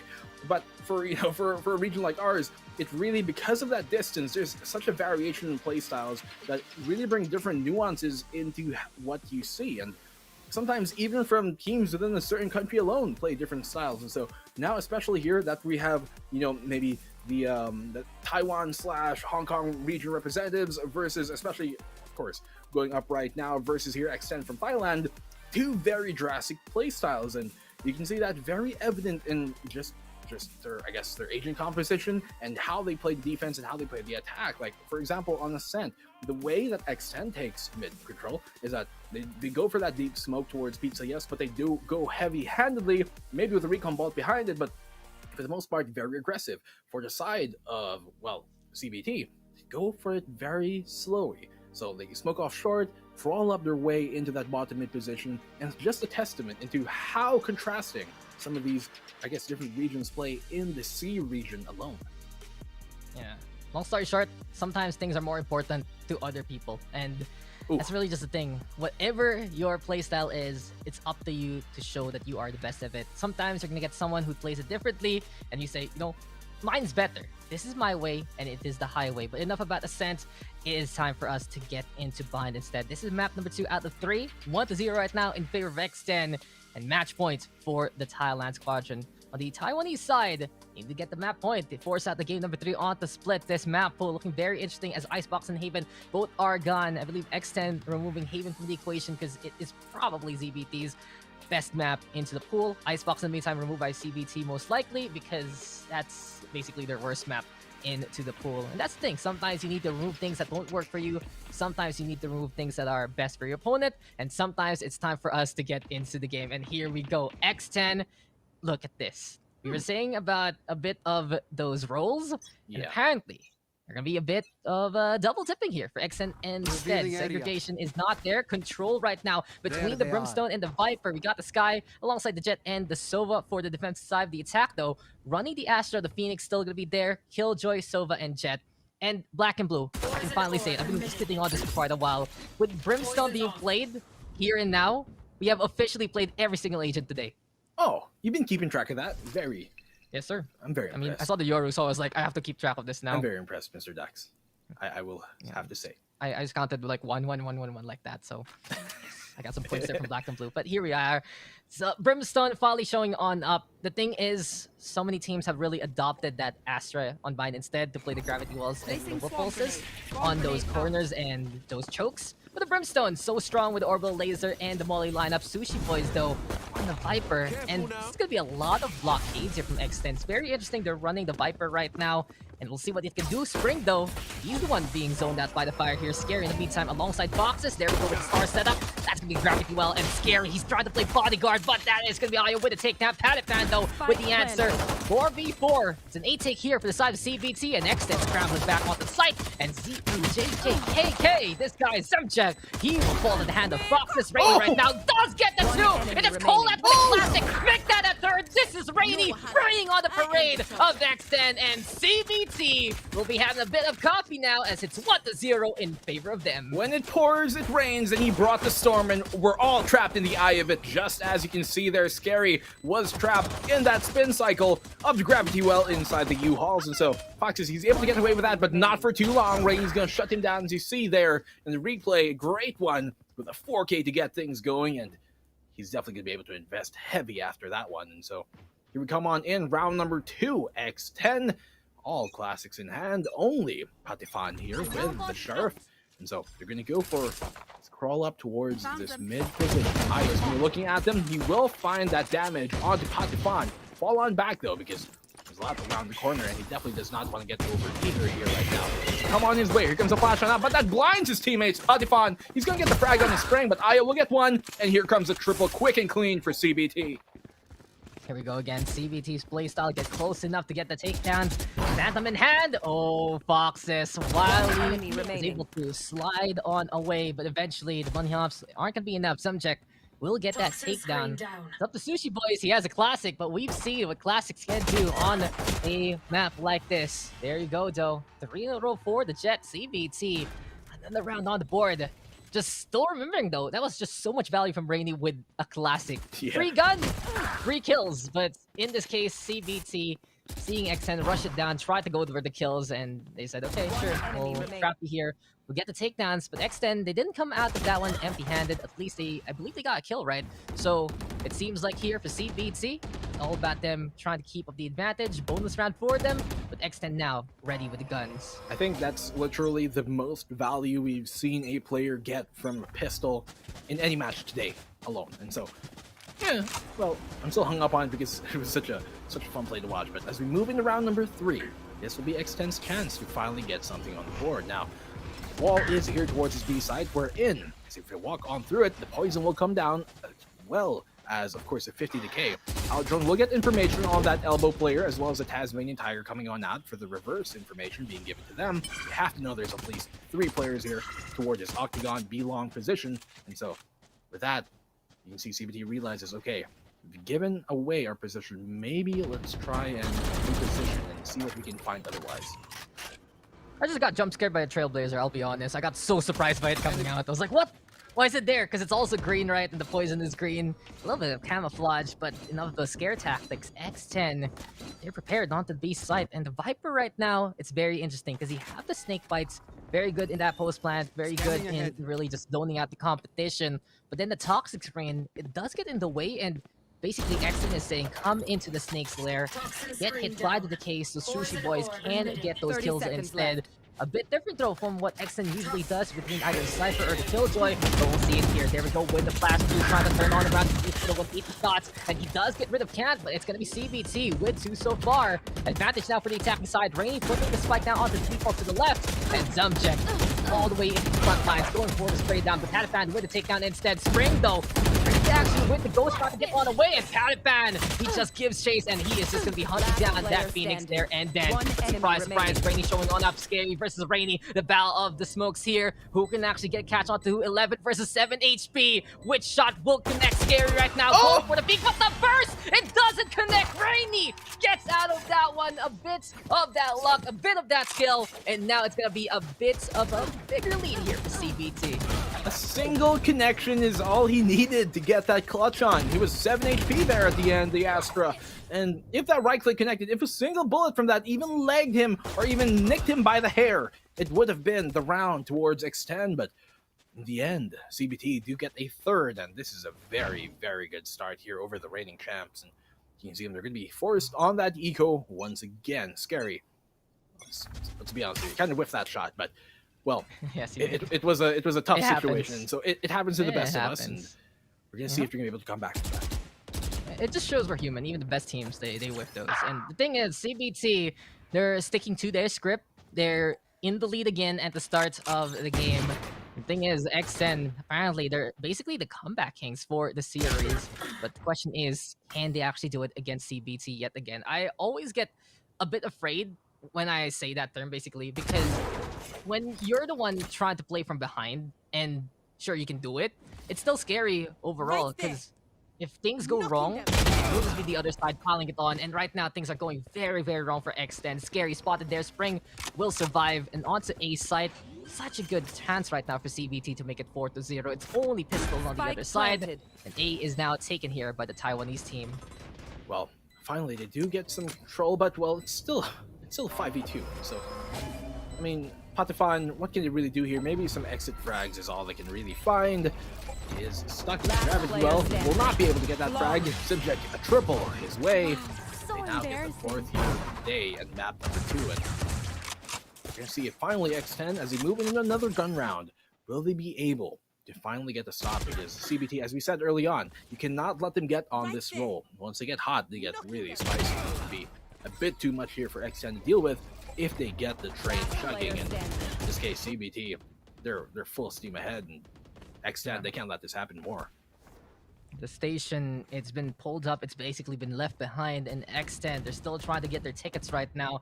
4-0 though. CBT off to the usual starts. And X10 need a break from all of this. They only have the Hunter Series available. They're one away though from those Seekers. The thing is, only Pataphan right now, and basically a neutral KD. 9-0 though for Rainy. The Astra again showing on up, but this time it's in the hands of CBT. They can really see the power of the stars there, controlling the battlefield and more. Sure, the classic play a while ago was just him showing up with a pistol that could. It's basically the little blue engine or the wee little classic that could in that initial round. The classic. But besides that, CBT, the classic that could. I think I'll try and read that story to my children one day. But that's the thing, CBT, they get close enough, especially with the help from the Astra, with the speed of the Jet and the Phoenix. And a map like this, it's just such a good gap closer, but Pataphan's speed kills, and he's going to kill one immediately. Spring did not see that coming. Operator now in the hands of X10. CBT down to man. You can see how Pataphan is so calm and cool and collected. Almost seems like he's playing a little game called Patapon that reminds me of younger years. Brainy. He does, yes, show some presence here towards his shower position. Operator shot does ring on out, and that's definitely a scary one for you to, I guess, hear coming your way. Once that crack, once that whistle swings by your head, you're like, oh dear, I don't think this is something I want to continue onwards, because right now, at least for the side of CBT, they're bringing the spike here towards the B short hooker position. Now, if they can find a pick here, then this can be kind of capitalized on, but Fox is just so quick on that, shutting Zemjik down. Now, 40 seconds left on the clock, Dax. Scary will find the frag, but still, One enemy left for CBT remaining. Pataphan will get that. It's all in the IO. Goodbye, IO. Here you go, good mate. That's just going to be goodbye and good riddance to the Killjoy there. X10. They changed it up with the Operator, and this is what we were talking about in the last game. Whipping out an op during times like this, it just changes the nature of the game. It's suddenly, okay, you gotta be very careful right now. In the peaks, if you go for the slow ones, you're just basically dead in the water. And Pataphan, he don't miss. He is so calm, cool, and collected at transferring his shots one at a time. Now, X10 is on the board, and CBT, they know it's coming. They are going to be able to get the buy still. Can't right now with full money, but not really picking anything up. So a bit of a pause right now. Going to be in order instead, as CBT will try to fix things. It's 4 ultimates, though. For the attacking side, defense of X10, they're close to theirs, and it feels like that Cosmic Divide, it's going to be big here, Black and Blue. Put the wall in front of the op, it's not going to be able to see anything. And this does force Pataphan to play closer than that. But the thing is, Pataphan, he's basically playing Hitman right now. He's playing Assassination Nation. And if he can find that Astra as soon as possible, or even someone like the Sova, it's going to be big here for X10. It's going to be huge because the information game is what they've been really playing off of. And if they can deny that for either team, it have to be huge. Team can't not buying up just yet. And, well, as we're in a technical timeout, technical pause, things are just going to be talked on over. But one thing I want to be brutally honest on, of my own ignorance, is I have no idea what CBT means. I've tried Googling it the whole day. I have no idea what it means. Do you? Just to be honest? Oh no. Why are you putting me on the hot seat, Black and Blue? I don't think anybody does. Unfortunately, we're from the Philippines and I cannot read Chinese. So Yeah. it's difficult. I remember I when we everything. I couldn't find when we had KPC in Masters 1, and the thing is, we could tell people couldn't figure out what to really do with it. It's just like, what is this? Where are they from? And eventually, I found it on social media in Chinese. So I'm like, I have no idea I found this, but I'm happy to do so. So maybe the broadcast on the Chinese side, they know it. We have so many regional languages right now. Yep. We have so many regional broadcasts. This is the English one. We have 6. So this is the English one. There's the Filipino one. There's the Thai one, an Indonesian one, a Chinese one, and there's one more. It's Vietnamese slipping me right now. Vietnamese. Thank you very much. So with that being said and done, STA is such a big place to be, and hey, we're just trying to know our best. And I'm just making excuses up by the no CBT. I'm sorry, I didn't do my job right today.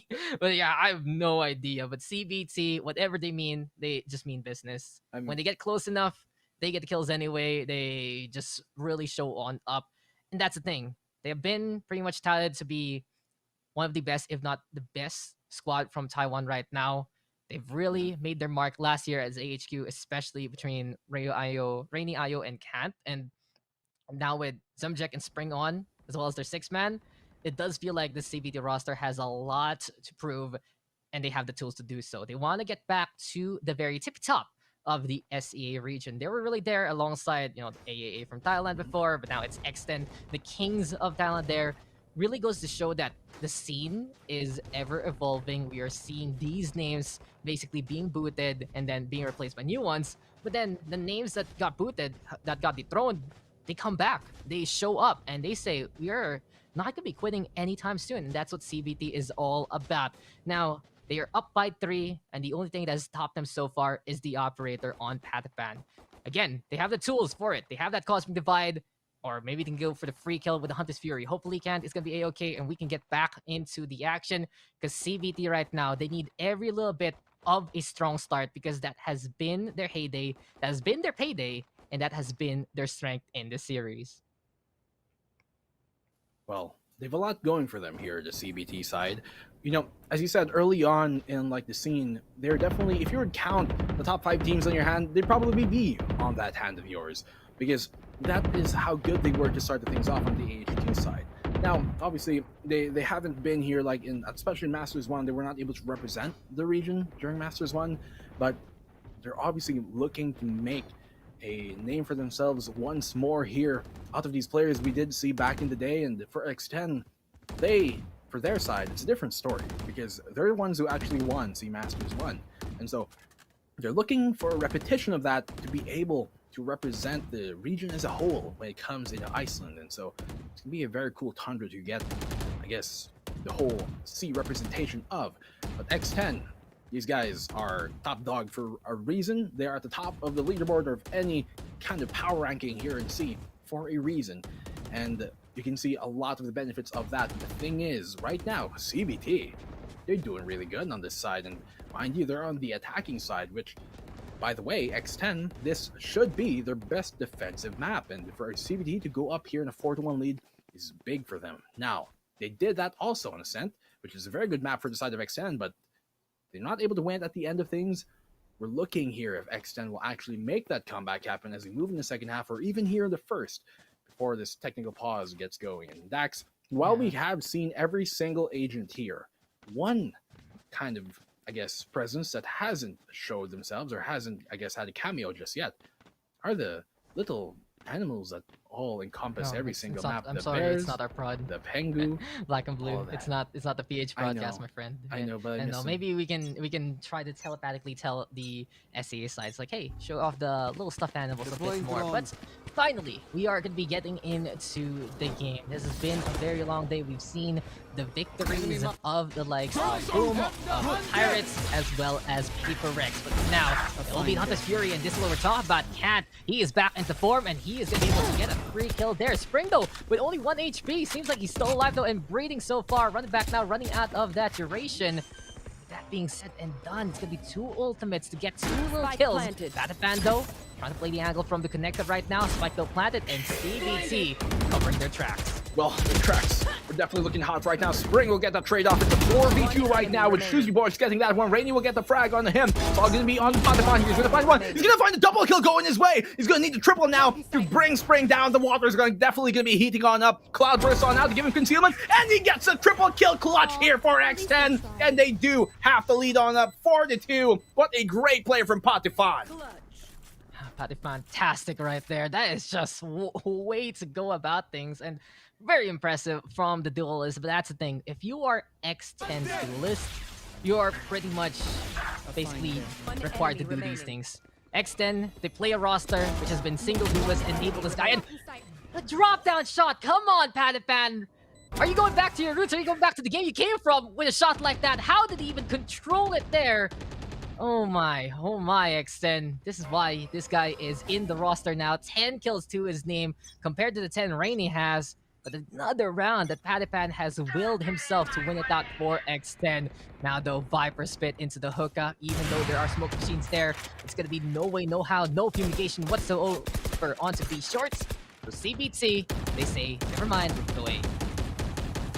Well, they're only 2 rounds away here from taking the lead one, for rather tying things up, and A might just be the thing that's back on in. Patafon not landing that shot, very uncharacteristic for him, but Zemjek will land it onto Fox's. Scary will be taken down. It's a double kill now for Zemjek. He finds a right click, but could not find more. Spring will shut him on down. It's a 4v2 here now to the A site. Last 2 remaining defenders here from the side of X10 are going to be on the rotate. They're going to try and make this one happen. Now, Rainy, he is quite low, and so if they can get a pick here, it could be doable. It could be down to a 2v3. Trailblazer trying to find a target R2, and Spring, he is allergic to dogs, and he will be able to shut down the Tasmanian Tiger.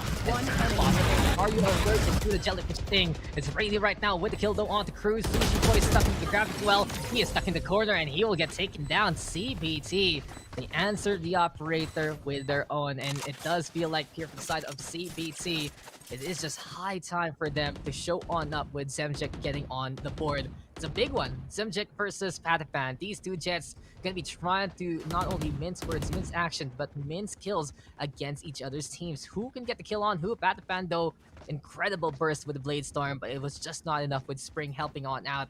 And since CBT now has both duelists in position compared to Ascent, it's looking a lot better for them. 5-2 in favor of Taiwan right now. Well, they're also mincing meat here because it's been a total no-brainer with both teams. And look at this, another opening pick for Zemjek this time, with Patafon going on that aggressive B main push. And somehow Crows finds 2 in the showers. He's singing in the showers, thinking he's all alone, but he still gets 2 frags out of that. And with a Spectre in hand, that's complete total value being found here from the Crow. Oh, surprise, surprise. And that Spectre is so strong in danger close situations. Don't drop the soap because that Spectre is coming for you. Fox is though in the meantime over onto the other side. Here we go now with the Blade Storm, but Scary with the operator. Aya though in the meantime with the counter. How did he even hit that shot through the toxic screen and more? CBT though, it's 2v3 and X10. They have snuffed out where the competition is so far. The Spike though, closer to remaining. With the operator, it's a can-do attitude and a can-do kill. These ops in, I'd say, irregular hands. It's only showing on up, and that's the thing. Both sides can trust one another to hit that operator as much as possible. He's all alone, and does he know that's the op on the other side? Kanto has back on away. It's all about timings here, Black and Blue. Ayo, he has the lockdown. Question is, will the Killjoy use it? And will he need it against the Viper here? Doesn't need to, not unless Sushi Boys can find the frag. As the wall comes on up, Card. He's gonna find that, and yes, he definitely can. Sushi Boy is taken down. serve him on up because, well, CBT, they've taken a 4-round lead once more. Sambo CBT is they've forced X10 on this eco situation, very low economy on their side, and so a bunch of pistols is all they're going to be able to buy up. This should be a 7th here for the side of CBT, but right now, well, they're looking to run away with this one in the first half. Yeah, the timings right now from CBT have been essential for this map. Against the Viper Sushi boys, they do wait it out as much as possible so they don't hit by K. And now, with the aggression here from X10, they're rushing into the market trying to find a sale or more. Maybe it's Spices on the menu right now, 50% off. And they are off to the races, off with their small guns. But that is just going to be a bit of the flex here from CBT. They set up the firing squad with their bigger guns. They say, we have the arsenal and you don't. Foxes, though, finding 2. And the lightning striking twice onto 2 right there, hitting them where it counts. CBT right now. Oh, he just threw the gun away. It's like, over the fence, over the hedge. No guns for you. Goodbye. Good riddance. 3v2 right now. This is my land. Get them off my lawn. Not gonna let them save those. And so they're gonna have to work for every single piece of weaponry that they want here Extend. Not getting anything for free because, well, whatever has been left here has been thrown away. Nothing to the surplus shop. Sushi boys will try to get that shot, but they do TP on in towards the B site, and they should get the safe plant on here, even if the rotate is coming very, very quick too, mind you. Should find this open pick. Nope, not able to land the shot. Can't well find that, and Foxes as it goes down, it's all onto Sushi here, who lands a great shot, not the headshot. The Zentric goes down anyways, so it's a 2v1. The lockdown comes on here. He won't be detained. He can play this elbow position right now. No plan just yet. If he can find his frag, which he won't, that will be now a round for CBT 7-2. 7-2, very commanding lead in X10. Sure, got it out of sticky situations, but it's going to be more and more perilous as the rounds go on. 7-2, it can easily snowball into 8-2, into 9-2, into 10-2, unless X10 can find the answers. The thing is, CBT, not only have they been timing it so well against the Viper, but they're usually avoiding the spots where Scary's Brimstone can get more of that value. Orbital Strikes, I haven't really seen much of it here from the Brimstone so far. Incendiary, sure, it can slow down any kind of shower push, but CBT, they still find ways past it. They still find the timings anyway. And thing is, they're trying to go for that op versus op. Good to see Zemjic as well as Patiphan with 11 kills each. Gotta say, these Jets trying to make a difference and trying to find and fight one another. Well, they're trying to speed things up with the Jet here, but as we go in another technical pause, we can... Rather, tactical pause this time. I think it's called here for the side of X10 because they're letting, I guess, the lead get a bit too big. Patifan once more on that operator. We've seen him do some work here for X10.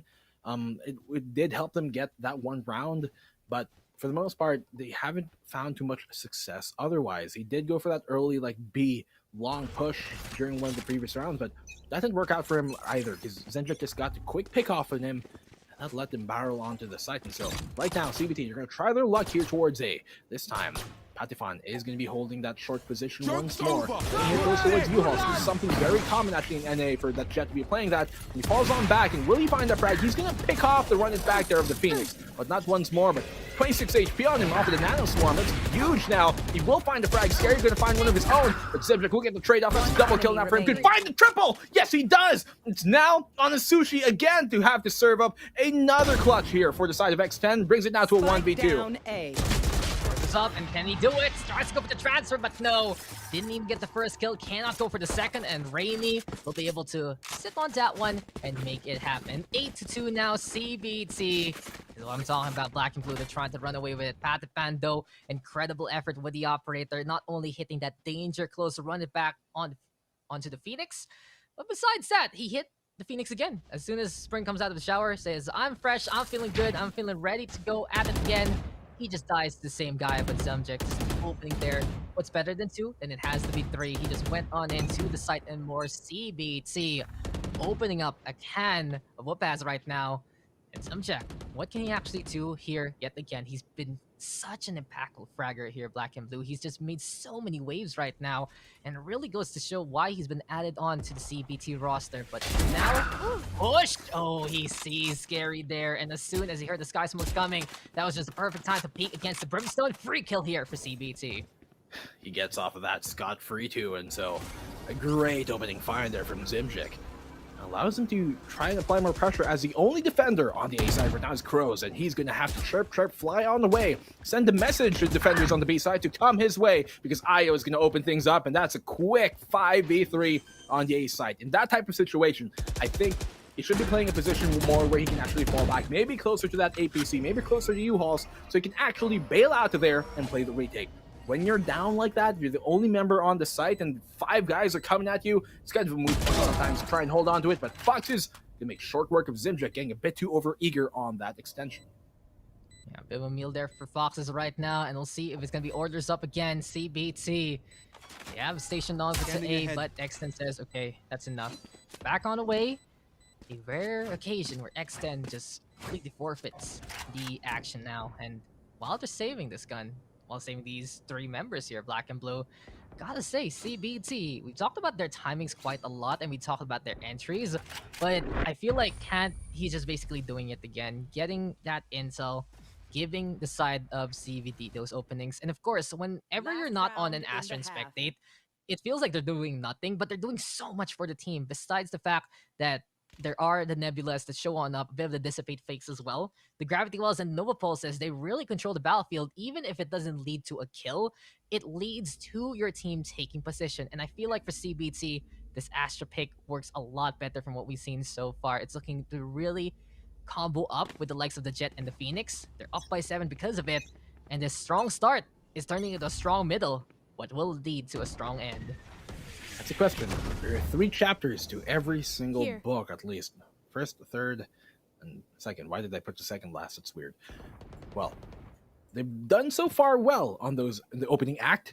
Second half of it, which is like kind of like the mid game here as we close on this half, has been looking well for the side of CBT. But as we move into the second half of things here, the third act of the whole match, it's a question. Will they be able to continue that on, or will X10 make a comeback? Here comes on the flash. Shower's position being quite heavily contested, actually. CBT, they're committing 3 members into taking that. 1 presence towards short, 1 towards fountain.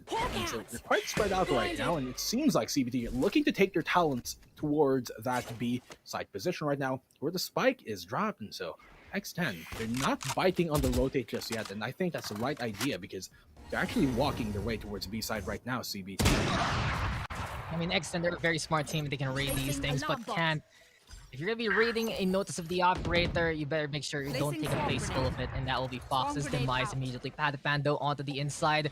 Nanoswarm right now trying to catch at the competition. But they believe Patapando is on the safer side, and Zemchek, he assumes way too much, and Patapan is there onto the other side. Now, Dash has gone away, tries to make a quick retreat. There's going to be a little bit of the Cloudburst just getting in the way right now. Pseudo one-way is in a small little pixel there, but besides that, time is running on out, and that is going to be Io with the takedown. Crowds in the meantime catching out Spring, and CBT, they're scrambling, but with the spike down there outside the showers, that's pretty much it. X10, they controlled this one, and just to add insult to injury with a shot like that. One tap there, one more, give me one more one tap. He just avoids the operator. It's cruise control for the side of X10, and at least they get that round. They stop not just the bleeding, they stop the hemorrhage, which are these points. But the question is, what happened there to CBT? Does Cruz find the target? And I feel like it was just CBT way too bloodthirsty in that round. Fighting into the hookah like that, didn't really need to do so as much. They were running out of time. They needed to commit. And if they make sloppy mistakes like that, you will be punished by the defending champions from Masters 1. Not to mention, they dropped the spike there towards Showers, and most of their manpower is towards B side, and so that gave X10 full control of where the spike was, and in the end, the CBT, no time, enough manpower to take it on back. It was a done deal, and X10 making full use of that. But technical break here, technical pause as we try and get things set and ready for all the players to get going. You can look in the scoreboard. It has been the Patifon show so far for X10. You're going to need some of these other members to step on up, though, for them to be actually able to maybe make the comeback. Sushi Boys and Scary, they've been a bit quiet so far, but so is the rest of the team. And while, of course, a lot of times it can be kind of a one-man show in the game of Valorant, it has to be when you're going up against a team such as formidable as CBT. It has to be that team-based game, and this is very uncharacteristic, to be quite honest with you, from the side of X10.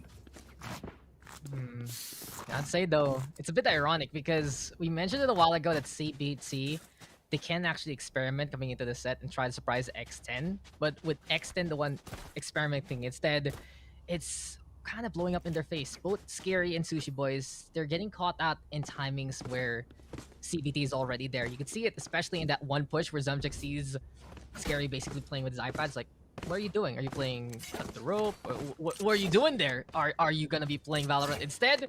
And when he confirmed the smokes is coming, he's like, oh, he's not watching me. Might as well shoot them, right? And that's the thing. CBT, they're a very quick team. And if you're not gonna be setting things up, or if CBT is gonna be crossing the road as soon as the toxic screen comes down, this isn't just gonna work here for the side of X10. You can see it right now on the scoreboard. Scary and Sushi Boys, they're dying a lot more times than really contributing to the rounds besides their initial stations. And that hurts X10 because this is a well-oiled machine that works together as a team. Everyone needs to be on the same page and everyone needs to get their roles done. But unfortunately for them, it hasn't really been up to par. But X10, at least they have that shining light in the darkness cruise with the control a while ago. Foxes with some good Hunter's Furies as well. And Patapan, he's just willing his team to some round wins. So it's not done just yet. X10 right now still has a chance because they showed up with an incredible comeback in map number 1 anyway, but CBT, things are looking to be a bit easier for them coming into a map like this. It suits them better. It is their map pick, right? And right now, they only need 4 to force out Split as map number 3. We did say coming into this, Dax, that, Bind as a map, it does favor the playstyle of CBT more, and they realize that. That's why they picked Bind. But what X10 have to realize, what they have to get into their heads is that CBT, they're in the mafia business because they push everything that can be pushed.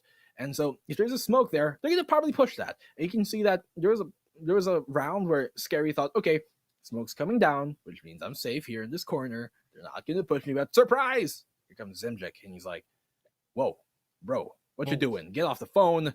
We're in a game of Valorant, and he punishes him heftily for that. And that's exactly the type of thing that CBT are so good right now. They're good at shaking things up and being so unpredictable, and sometimes it almost seems like, well, how can they predict you when you can't even predict yourself? And that's the big brain game that CBT are playing.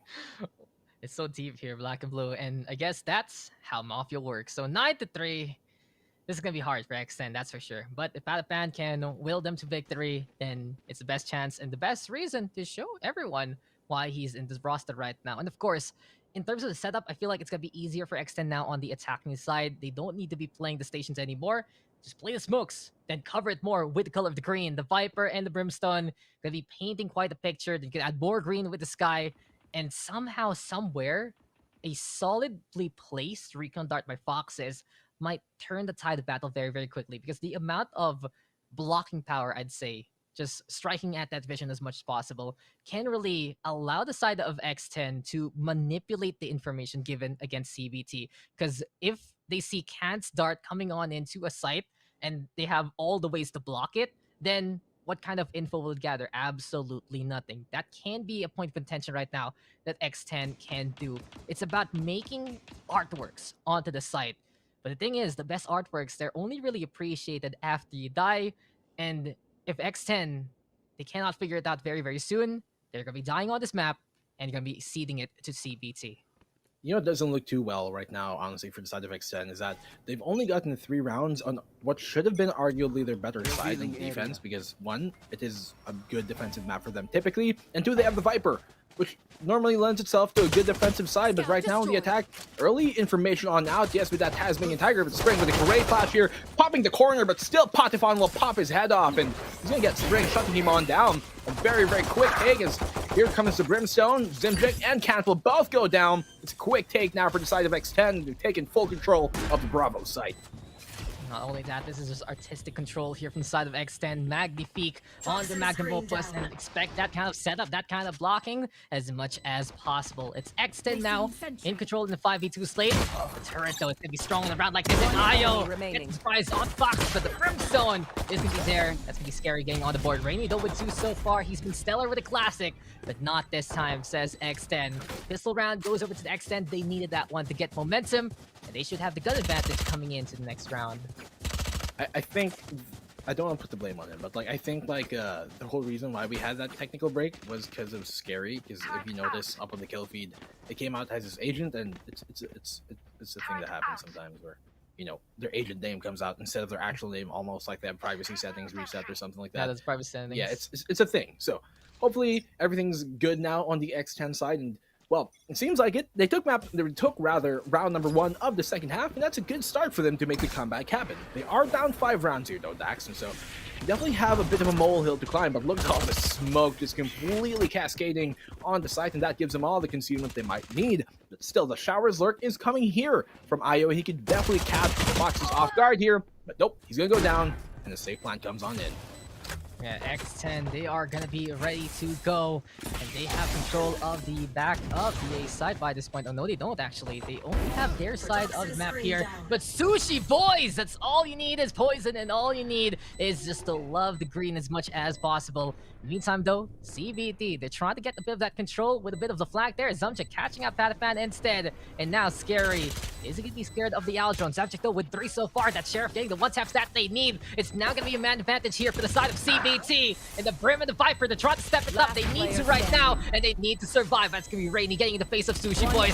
Now it's going to be Scary finding out where the Sova and the Astra at the same time. The transfer is real, and now it's X10 clutching it out. They survive the onslaught of CBT, but the cost is quite heavy here, Black and Blue. Scary is terrifying with that spray down. Looking from the one to the next, and, well, he finds everything he could.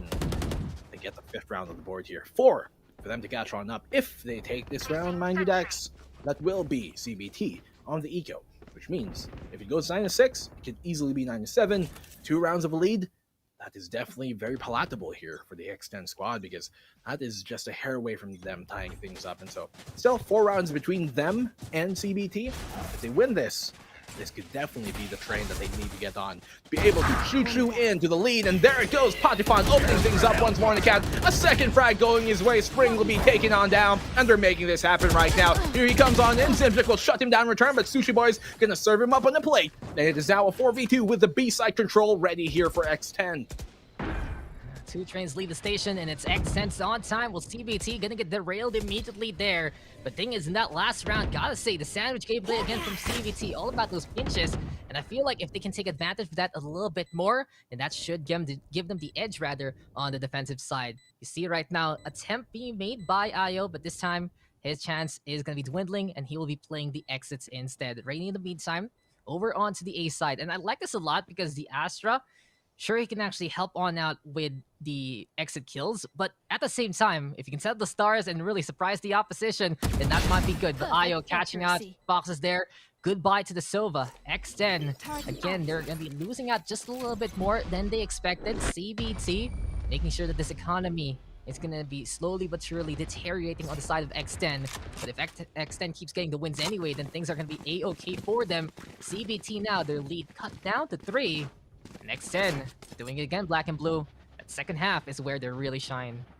Actually, CBT here, because they're able to save up on those weapons, they can buy up here, and they can also pop the Blade Storm on the Zimjik. And with them being on the defensive side, that could actually help their favor on out, so they can pick and choose the fights that they will take. They're going to buy up the Sheriffs here, which is very interesting. They could have afforded light armor, a rifle, and then some utility, but in this case, no, they're going to go for the Sheriffs instead.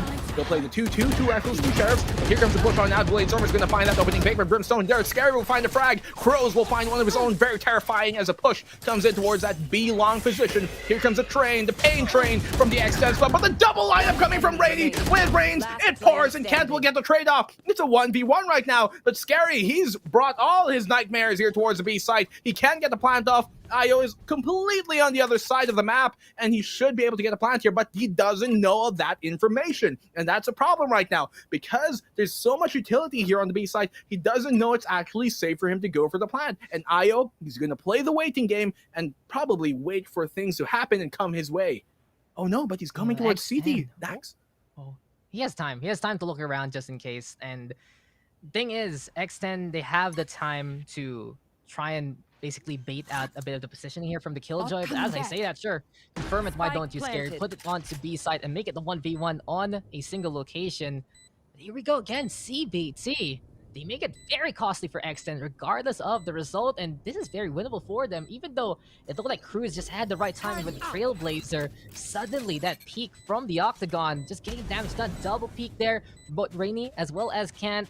the Phantom being a big surprise. It feels like X10, they forgot that there's still rifles on the other side after the save. It's now 1v1. Io though spots out the head and makes sure that he is dead. CBT, they just basically had that future foresight in the last round. They use it to the best degree, and now 10-6, 3 away, and we go into a game number 3. You saw there, Io, he actually thought that Scary was waiting inside, the octagon inside B long, but he came in on the rotate, and well, the turret, it gave away his position towards Hookah, and that let Io know where to look, and well, he has perfect 20/20 vision on that shot, can land that every single time. Right now, CBT, they're 2 rounds away, Dax, from getting match point here right now. X10, they do have some economy to buy up into this. You can see the Blade Storm will come out on the Patifan. You try a bit of his own and maybe return the favor, because Zimjek has been making so much work with that Blade Storm of his own as they come towards B site. They do have that alert towards EA. Here comes the Shock Darts on now to try and counter that push. Actually caught Cruz a little bit there, but in that last round, I do wish that Scary tried to play it a bit more with the time.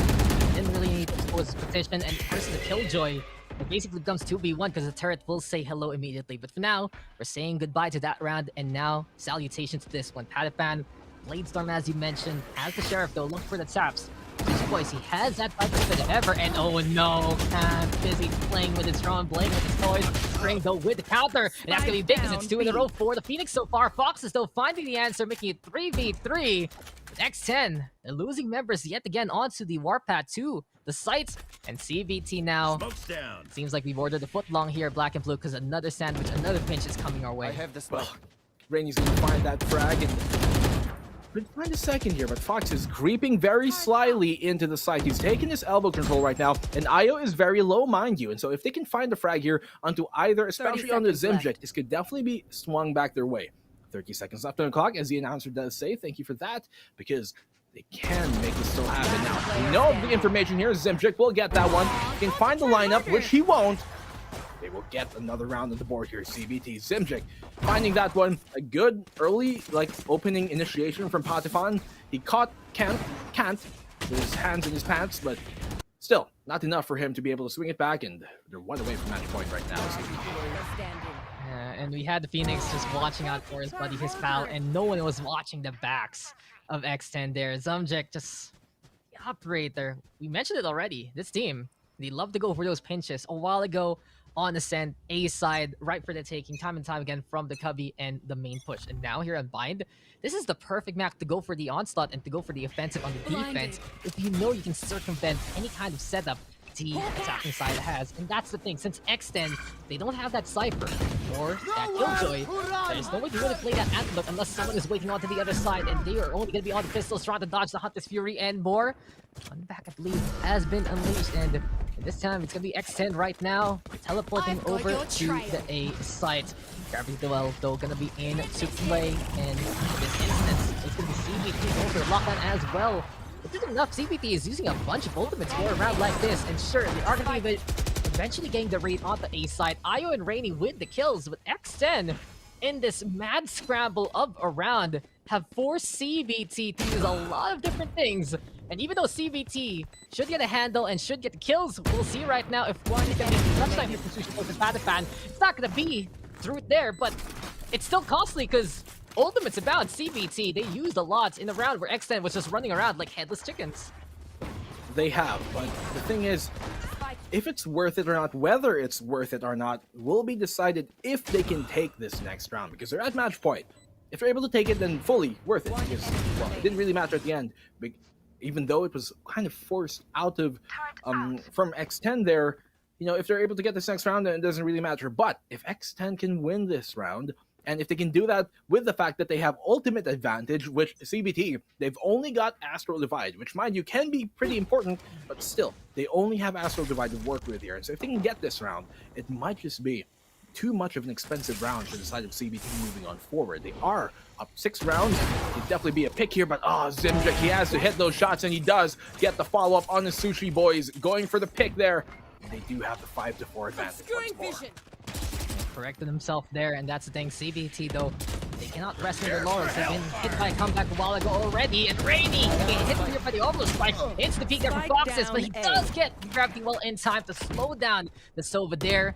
Now it's CBT with the two-man advantage. Can't throw, can do, gets backstabbed, and this might be it. It's already CBT winning it out on Bind. Map number 2 taken here by the Taiwanese team, and we will go to a decider here, ladies and gentlemen. This series is not over. We're not done just yet. It's been a long day, but it seems like we're not going to cap it out here with just 9 hours because we're looking to extend this into that third map. And, well, Split is where everything's going to be decided. Who's it going to go to, the left or the right? Well, I don't think there's a more apt map to be having our final decider of the day here versus these two teams. X10, they won map number 1, but CBT bringing it back hard, bringing it back home. We said Bind is a map where they have to make a mark, and they definitely do so. Split, that's a 50-50 in either way, to be quite honest with you, Daxon. I have no idea how that is going to go, but I'm sure we're going to be in for one heckin' decider of a map.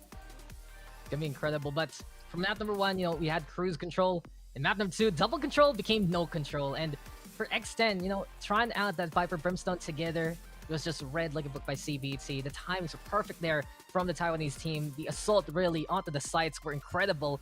And even though we have Zumjik versus Patapan on the MVP side, it was just more and more openings being made there by CBT.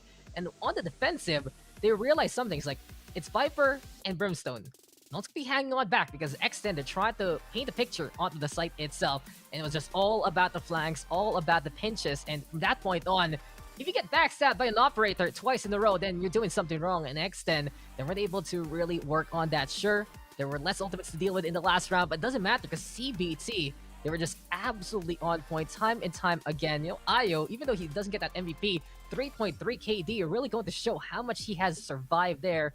I gotta give it to CBT. We said it a while ago. It's X10 trying to continue on this path of glory, but CBT, they're gonna be trying to reclaim it instead. And right now, they have reclaimed the map. They have said we are going into Split. And I feel like for X10, the next test is not about how they play the map, but basically a way to say that we've made the right decision in our roster. Patapan, an incredible player. You've seen it already in the stats. But more likely than not, we might see a flex there from the Jet instead. We'll find out, though, once we get into the map. But CBT, so incredible on that contact. Yeah, I mean, both of these teams do have a 6-man roster to flex with, and so I'm looking to see if they're going to actually tap into that as we move into our last final decider, which will be Split. All in all, I'm just glad I had my morning coffee and my, vitamin gummy bears because we're going the distance here, Dax, and these teams, they definitely want to bring it on home very strong. With CBT moving us into a third map, Split, we said earlier on that, X10, it is, to be quite frank with you, and I agree with you, probably the worst map, right? Split is probably the worst map out of any that we do have here in the competitive rotation. For the side of CBT, they're okay on Split. I wouldn't say it's their best map by far. There's better maps for them, especially Haven, especially, well, in this case, Bayern, not normally, but Ascent is also an okay map for them. But as we move into Split, we will actually go the distance on here, and that caught me. I didn't know what you're about to try to do there, but Patifan, he does, of course, try and get things on the board here for X10. He had such a valiant effort. I actually want to go back to the final scoreboard at the end of things, if hopefully we can do that, because he just went insane. You saw that first half, he was the only one with double-digit frags for the side of X10. And when you're going up against a team like CBT, who are the former AHQ, former top dogs of the Asia scene as a whole, you can't let that happen. Right now, it just seems like X10 seem to have cooled off in map number 2. And I'm hoping, for competitive sake, that we can get a much closer game coming to map number 3. And my worries for X10 trying to play the comeback kings yet again. This time they were just stifled. And that's the thing, 66% of the rounds there on the first half for X10 were won because of the efforts of Patapan. And you'd think that's a good number, but it's only 2 out of 3. They got 3 rounds, and that's it. That's why I could make the quick maths happen. And here for the side of CBT, it's just, you can see how many times X10 has their back turned against CBT right now. It really feels like it's not really the best form there from X10, and I'd love to see them go back to their usual roles. See that Sentinel into play. It's just essential for Sushi Boys to watch the flank or hold down the line. The Viper, sure, it makes sense. There's a big wall in the way, and if you cross it, it's minus 50 HP.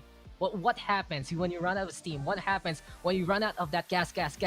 Then they just say, okay, thanks for letting us in, and there is just no way really for that Viper to hold the line without snake fights to help on outs, and from that point on, it was just CBT playing the entry as quick and clean as possible. That A site was the target time and time again, and X10 now they have to realize themselves, as this is going to be going for game number 3. But as we get into the decider, ladies and gentlemen, we will be taking a quick little break. It's CBT versus Xten for a final match of the night. I'm Daxy's Black and Blue, and we'll be right back after this.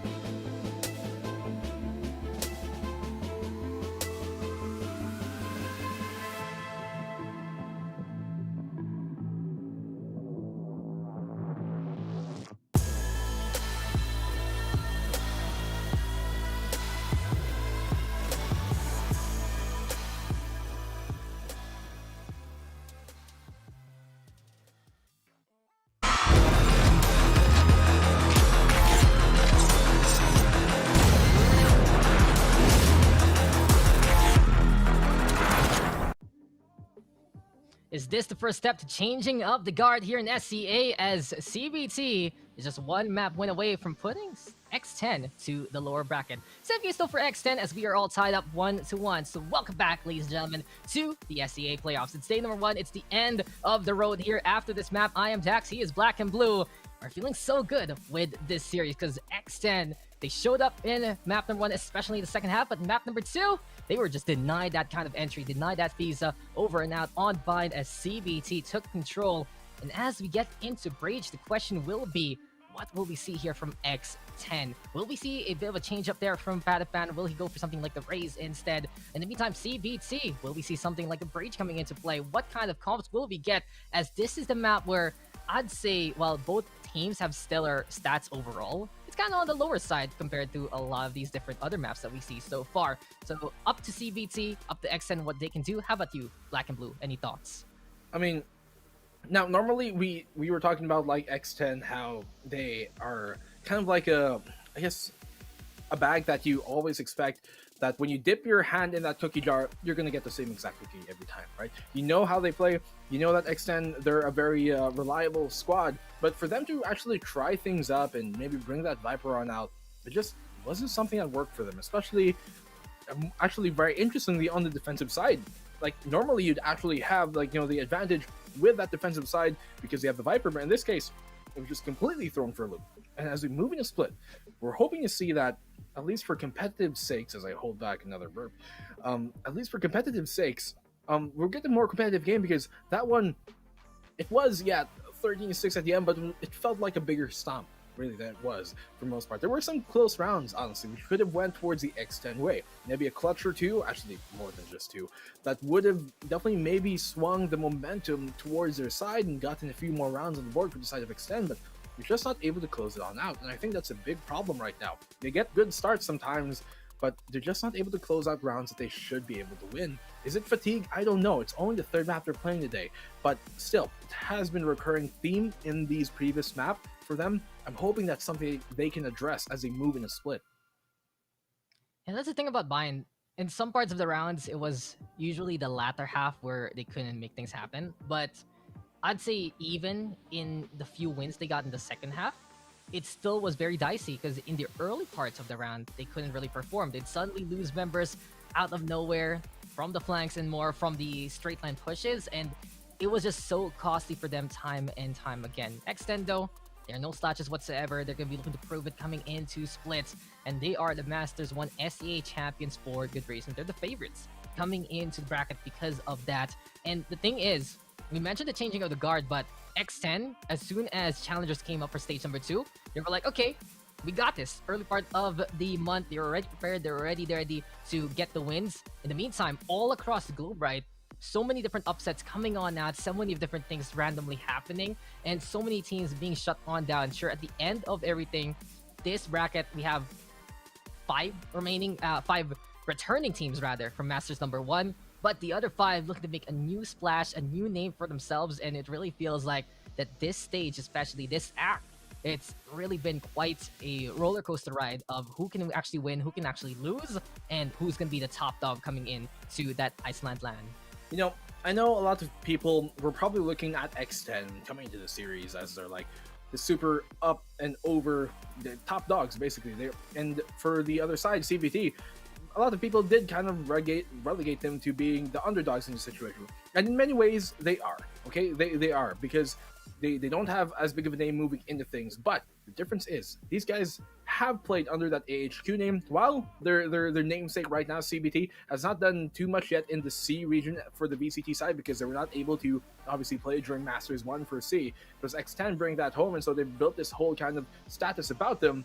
They have to remember that these guys are also very great players, and they've had some very good showings in the past. And once more, they're looking to throw.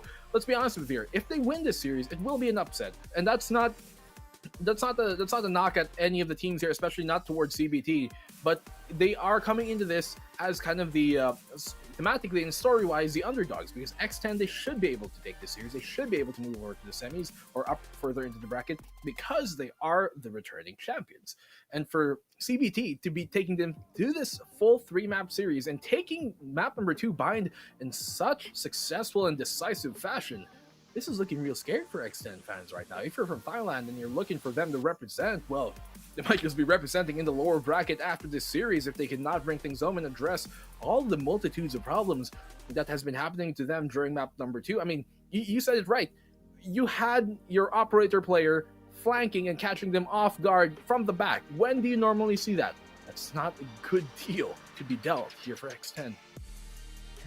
X10, it's time though to see what they have, and Fox says he's gonna go for the Viper. Scary on the Astra, so it's double control again for the side of X10. This is gonna be really interesting. The thing is, the people watching this right now, especially the other teams, they're trying to see what makes X10 mortal, and right now they have to prove that this double control can actually work for them. The Viper though is gonna be very, very pesky right now. Fox says he cannot play his usual Sova antics here. And sometimes I do believe we see that Sky, if I remember correctly. It is going to be the Jet, though, into play here for Patapan, so no flex on over to the Raze. CBT, in the meantime, they bring out that Breach that Cat loves to play when it is splits, and it's basically the same old kind of competition that CBT wants to run. But this is map number 3 of our final series of the night, ladies and gentlemen. This is the first day of the SEA playoffs. You have just been tuning on in through hours and hours of amazing Valorant SEA action.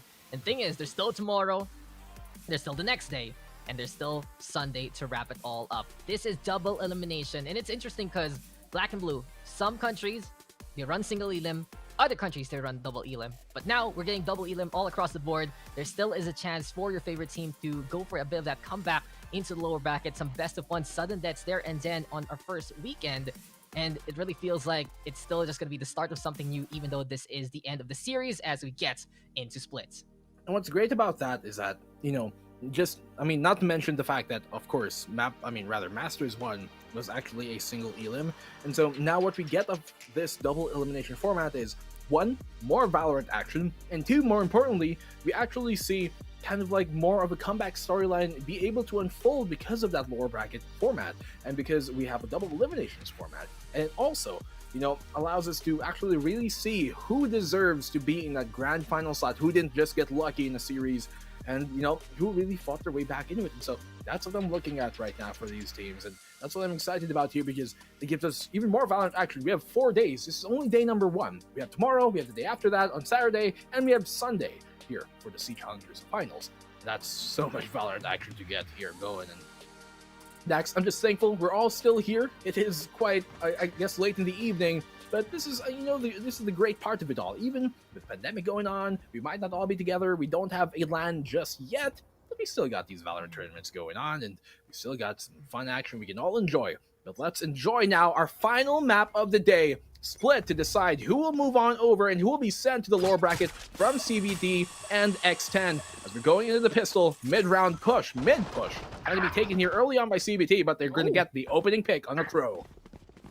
Oh, it's Cruz going down immediately. Spring with the boom bot. And the thing is, these teams are facing up to really get a slot to that Iceland. But now Ayo with a kill off the Scary, and CBT. Really quick opening. Foxes though with that frenzy, but Spring, the power of the Rays, I'd say unmatched in a map like this. Split right now, getting some big value with the Roomba boom bot as well as the nade there. And Patafan, he's trying to fight. He has to dash on the way. Sushi Boy's coming in from the left-hand side, but can't with the kill. Patafan though with 1, but Spring has 3. And CBT, here we go again, Black and Blue, off to the races, off to a good start. 1-0 right now for the attacking side. Foxes is pulling out the Viper once more. Now, normally we see him on like the Silva or the Sage or even the Raze. That's a Ryan's there, but we don't normally see him on the Viper, aside from that previous map that we just saw them on Bind. And for them to pull it out here, once again on Split, it's very, very interesting. Not only that, but they have the Astra as well. In my opinion, I don't think Viper is optimal here. It's not the same like Icebox, or like if you wall down green and mid, it gives you so much mid control. In this case, as you line on up, that's a double quick kill for Zemjik, just getting a double dip in, and he gets some coffee with that as well, going all the way to the heavens, and they take full side control, Dax. Oh, that's just all them already. CBT. They're trying to make the journey to the subway there to the A sites, but Scary finding Ayo at the very least. So a bit of that toxic screen action here from the side of X10, and it does work out in their favor to get the kill.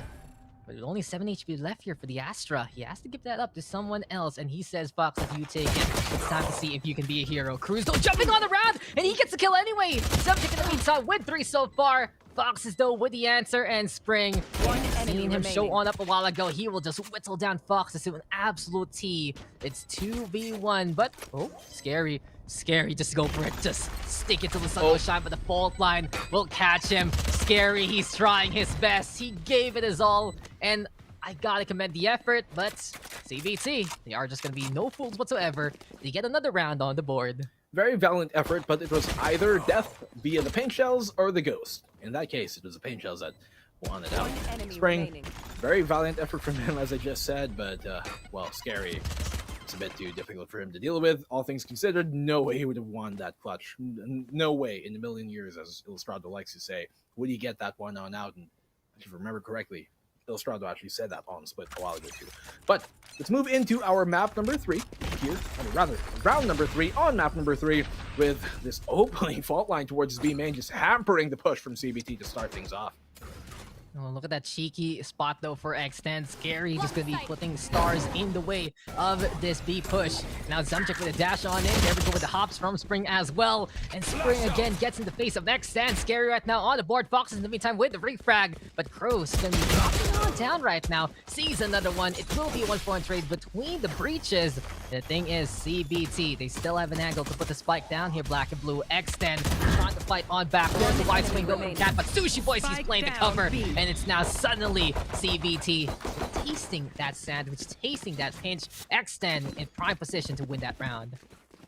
Good round, finally on the comeback here from Extend. They are on the defensive side, which should favor their way, and they make full use of that, getting the first one on the board. Moving into round number 4, and both sides should be able to buy up on here. CBT using that more of a bonus, sticking to the SMGs that they did have in their hands. So, for Extend right now, looking to make things happen once more. Now, they do typically when you see a Viper here on split, you see her kind of wall off this mid position, crossing in A main, but she pops it ult already immediately here. That's going to be Foxes. Try and get things going towards mid. I'm not sure how much I favor this to initiate things off, but it definitely is seeming to be a problem for CBT that they just don't want to deal with.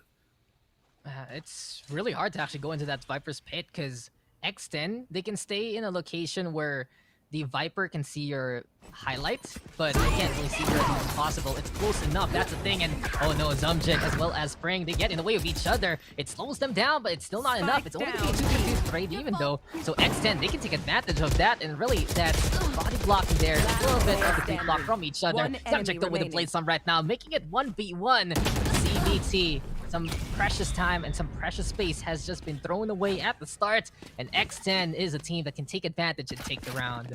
A great comeback round for them. You saw there just the full power of the Nano Swarm, plus the Gravity Well, keeping them all on in. Patifon with a double kill coming his way.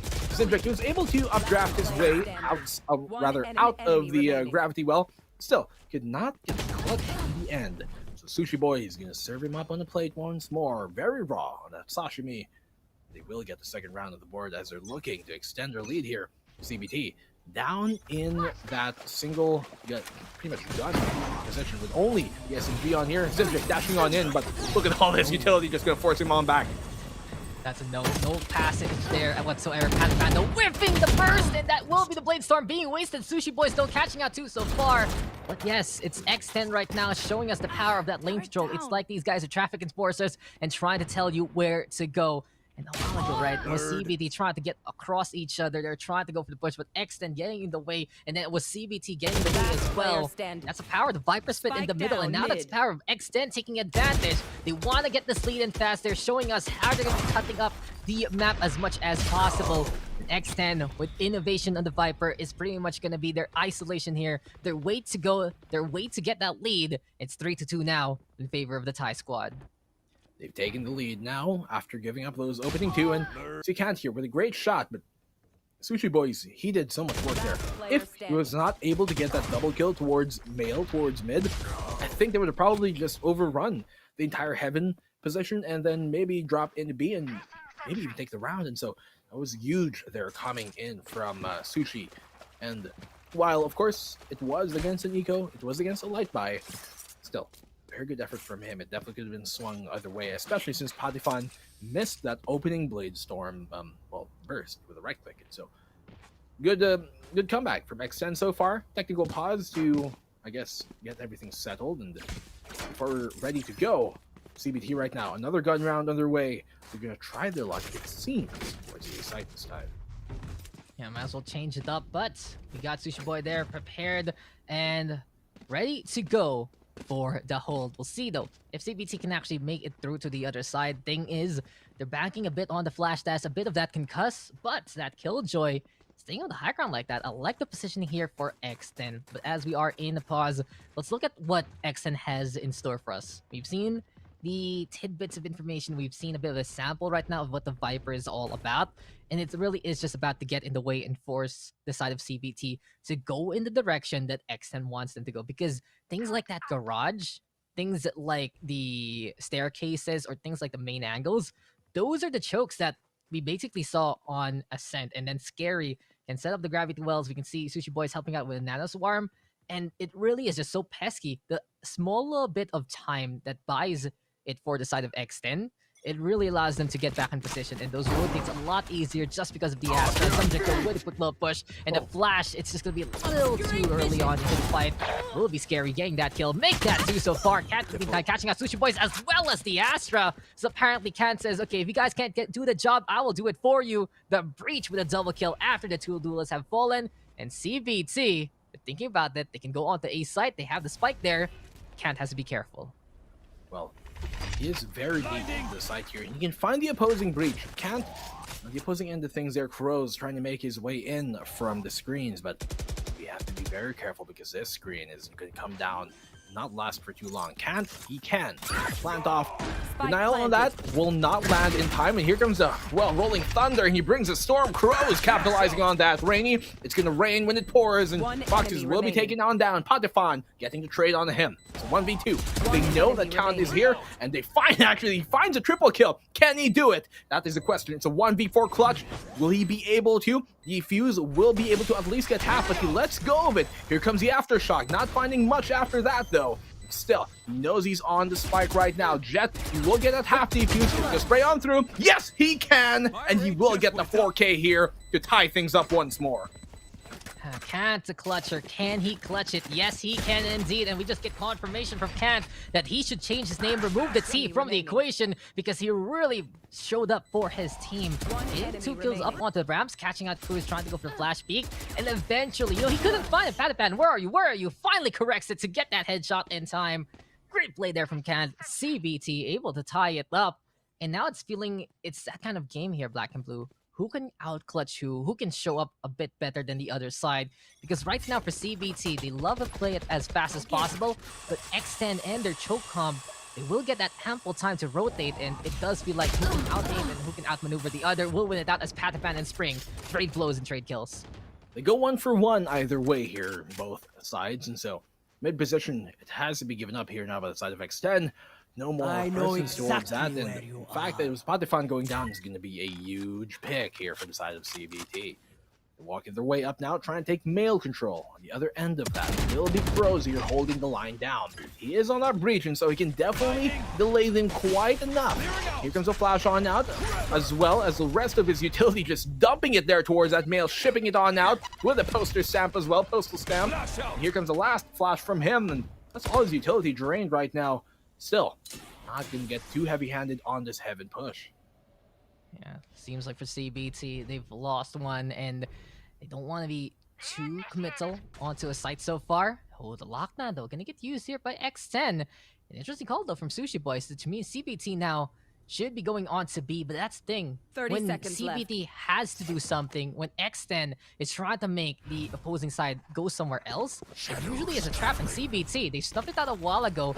Will try to go full force on the A side, but scary. He is prepared. Sushi Boys is there as well. The firing squad, the firing duel is ready to go, and it's going to be Ayo catching out one, but Sushi Boys still alive. CBT, they tried to play the counter. They basically said, no, we will not for your tricks.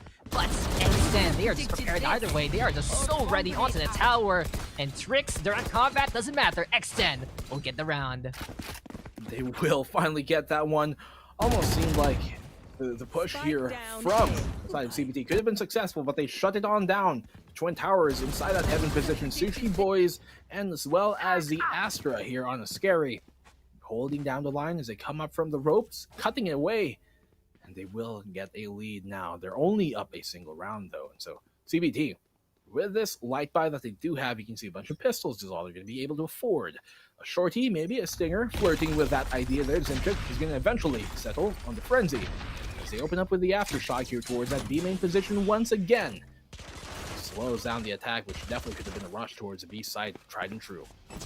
Yeah, time for the Cloud, though, in the way that the K is gonna hurt.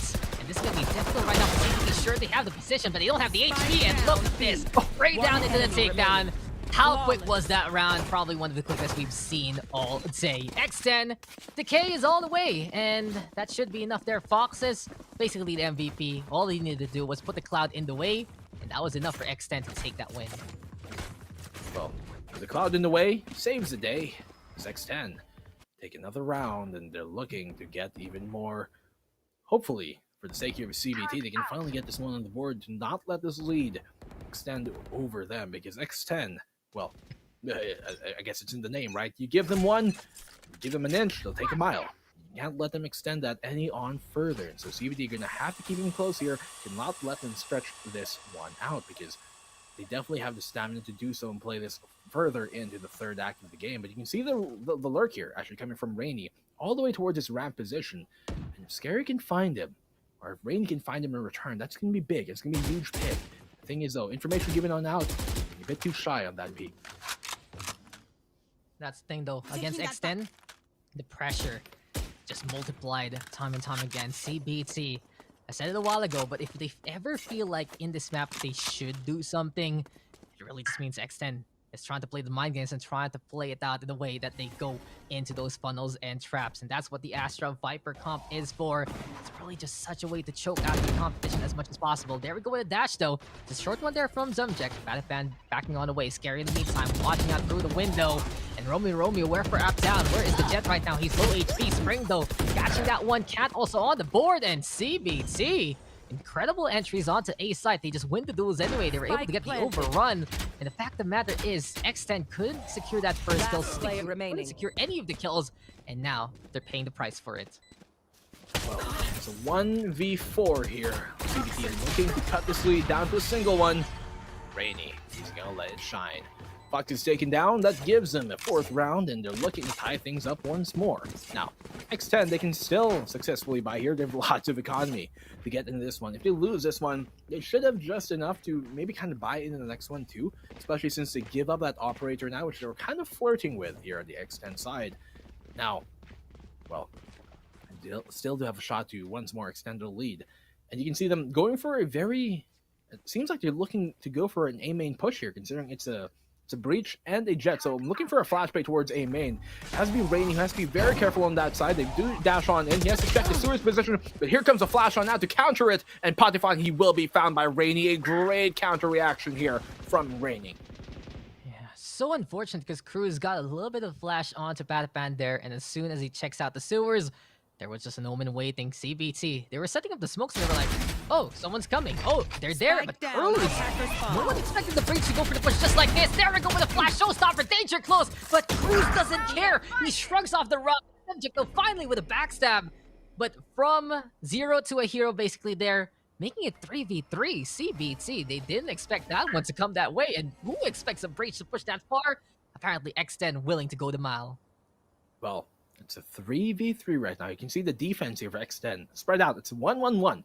One towards B, A, and mid. Although, the Viper Foxes here is now setting his attention towards this heaven position to try and help the A site on out. And I think that's the right idea, because there is, well, the remaining members of the CBT here crawling on up. Of course, Rainy is still holding off on that mid flank to try and cut off ropes as well, but they're going to be playing this heaven position. They have to know that they've taken the site right now, and inside the vent, Rainy is going to be very, very patient. He has a huge position to play here. If he times this right, it can completely shut down the retake from X10, but he's going to have to be perfect on that. When he comes on up, there will be a small sound cue, but I think they're far enough for them not to hear it actually happening. Sushi Boys, I think he has an idea, and here it comes on Rainy. He's giving his position away. Yeah, he had to break that alarm bot, so tried to go for the kill as well. It's now 3v3 with everyone knowing exactly where everyone is. Over to the elbow now, onto the side. It's gonna be Sushi Boys trying to go for the fight against Ayo. Is gonna be Decipher decisively getting the kills that they need. Rainy on the board. And even though CVT lost one more, they have gotten and gained another round, 5-5. We are all tied up, and things are looking good here for CVT in their first half comeback, basically. Well, it's all tied up and not getting much out of that showstopper, but still, they take the round, so that's the most important part. Cypher's sniper and the other thing is getting the double kill. Still though, yeah, it's a tight game, and so we honestly have no idea how this is going to go moving on forward, because well, things are neck and neck right now. Fox is on that judge. He's playing his male position. I'm not too sure how much I favor this, but look at CBT here with a very heavy-handed A main push. Here comes on that Rolling Thunder, and Sushi Boys is going to shut him down. It's an opening pick going the way of Extend. He finds a double now. Scary finding one of his own, but the triple and the 4K coming in from Sushi Boys, serving them up on the platter, giving them some soy sauce too with the wasabi, because it's going really spicy right now for X10 as they're looking to close the half off strong. It's not just gonna be Wasabi anymore. It's just extra spice and extra potency there from X10. Thing is though, when you have a confident A push, there's really an angle that you usually forget to check. And it is that Placing plant box. sentry. Great 3 though from X10, avoiding the Rolling Thunder and says, "Peekaboo, I see you. We're just hiding here." Sushi Boys, he just needs to stand his ground, or in that case, crouch there. Surprise, surprise for X10. They will take that round win. Overall though, it really feels like it's been quite an effort for both of the teams. X10, they had it pretty balanced until we saw Sushi Boys really step it up to the plate in that round. Spring though on the other side on the Rays really making waves here for CBT. And it's been relatively quiet actually for Zumjek and Patapan compared to the first 2 maps. So it's not about the Jets anymore. But apparently Zumjek, he's heard us here and he wants to be the star of the show. Bladestorm out and back. Here we go with Aftershock. There's the peek from Patapan, but he cannot make the connection happen. X10 onto the high ground. There's the flash, but oh, the burst fire is just a little too far off anyway. And Cruz will get that takedown, shutting down the Bladestorm and shutting down that duelist on the other side. Yeah, the 5-4 advantage here, X10. Lots of economy. Well, doesn't really matter in terms of the ultimates, but yeah, 2 ultimates on either side, and so that's the economy that's really playing them right now. If they can find another frag here, they're just away from getting one more. And Io, he's gonna take some damage on that peak. Look at this. He's playing the rope perfectly there, Patifan. Just looking like Tarzan. One hand on the rope, the other on the gun. Looks like for Io, he's done with that situation. He's like, okay, let me fall on back. 30 I don't want to seconds contest left. that anymore. And yeah, Extend, they actually go for the Rolling Thunder over onto a site. It catches out Rainy, but the thing is, the Omen is in such a safe spot that he cannot go for the push. While this is happening though, Patapan, oh, sneaky peeky with the ropes. Foxy though in the meantime with the snake bite onto Io. And while we see the push up the spike, it's going to be desperation time here for CBT, but they can still make it work anyway. Overpowering the defenders onto B side. Drop down though for Scary to get that takedown. Cat right now with a can do yet again. And you can see him removing the T from the equation. That's going to be 1 down. The Killjoy is gone. Oh, this right now, but Scary is there. High ground though for Rainy. This might be a good backstab, but that default plant is covered up by the box. And Rainy has to go for the push, but time is running out. Cruz should be able to get the defuse. He will do it there. And sure, the Omen will get 2 kills at the end of that one. It's only a consolation prize to his stats as X10 will move on over to the attacking side with a 2-round lead. We're going to bring it 7-5. What a great shot there by Scary. Not the headshot, but well, still gets it. So they're moving over here 7-5, yes, but a single round win on the side of CBT should allow them to be able to string this 2 rounds in a row and maybe get it 7-7. And even if they don't, right now they're keeping it very, very close. And this is huge right now for the side of CBT. They're going to need this round so much to be able to make the comeback happen. Extend though, if they can get this round, it means they can probably get 9-5. And when you get to that, it's going to be a lot easier for them to close this half off. But will they be actually able to do that now? On the attacking side, let's see how it goes here, Dax. I mean, the thing is, X10, they came from a split defense with only a 2-round lead.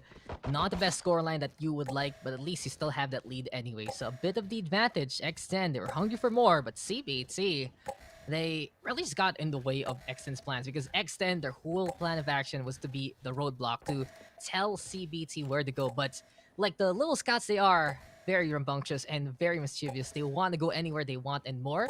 It really allowed the side of CBT to go the distance, have an urban journey here on Splits, and giving them 5 rounds as a result. We're not done. X10 right now onto the second half, and Zumjek, he's just waiting it out there. Couldn't even secure the kill though. Onto Cruz, could have been a second kill. But Sushi Boy's now playing protection. Low HP here for the breach, and even X10 in an elongated firefight. It's not going to be the best thing, and there we go with Count dropping on down to get the takedown. It's 2 here for CBT so far. Make that 3 in the skirmish by Amin.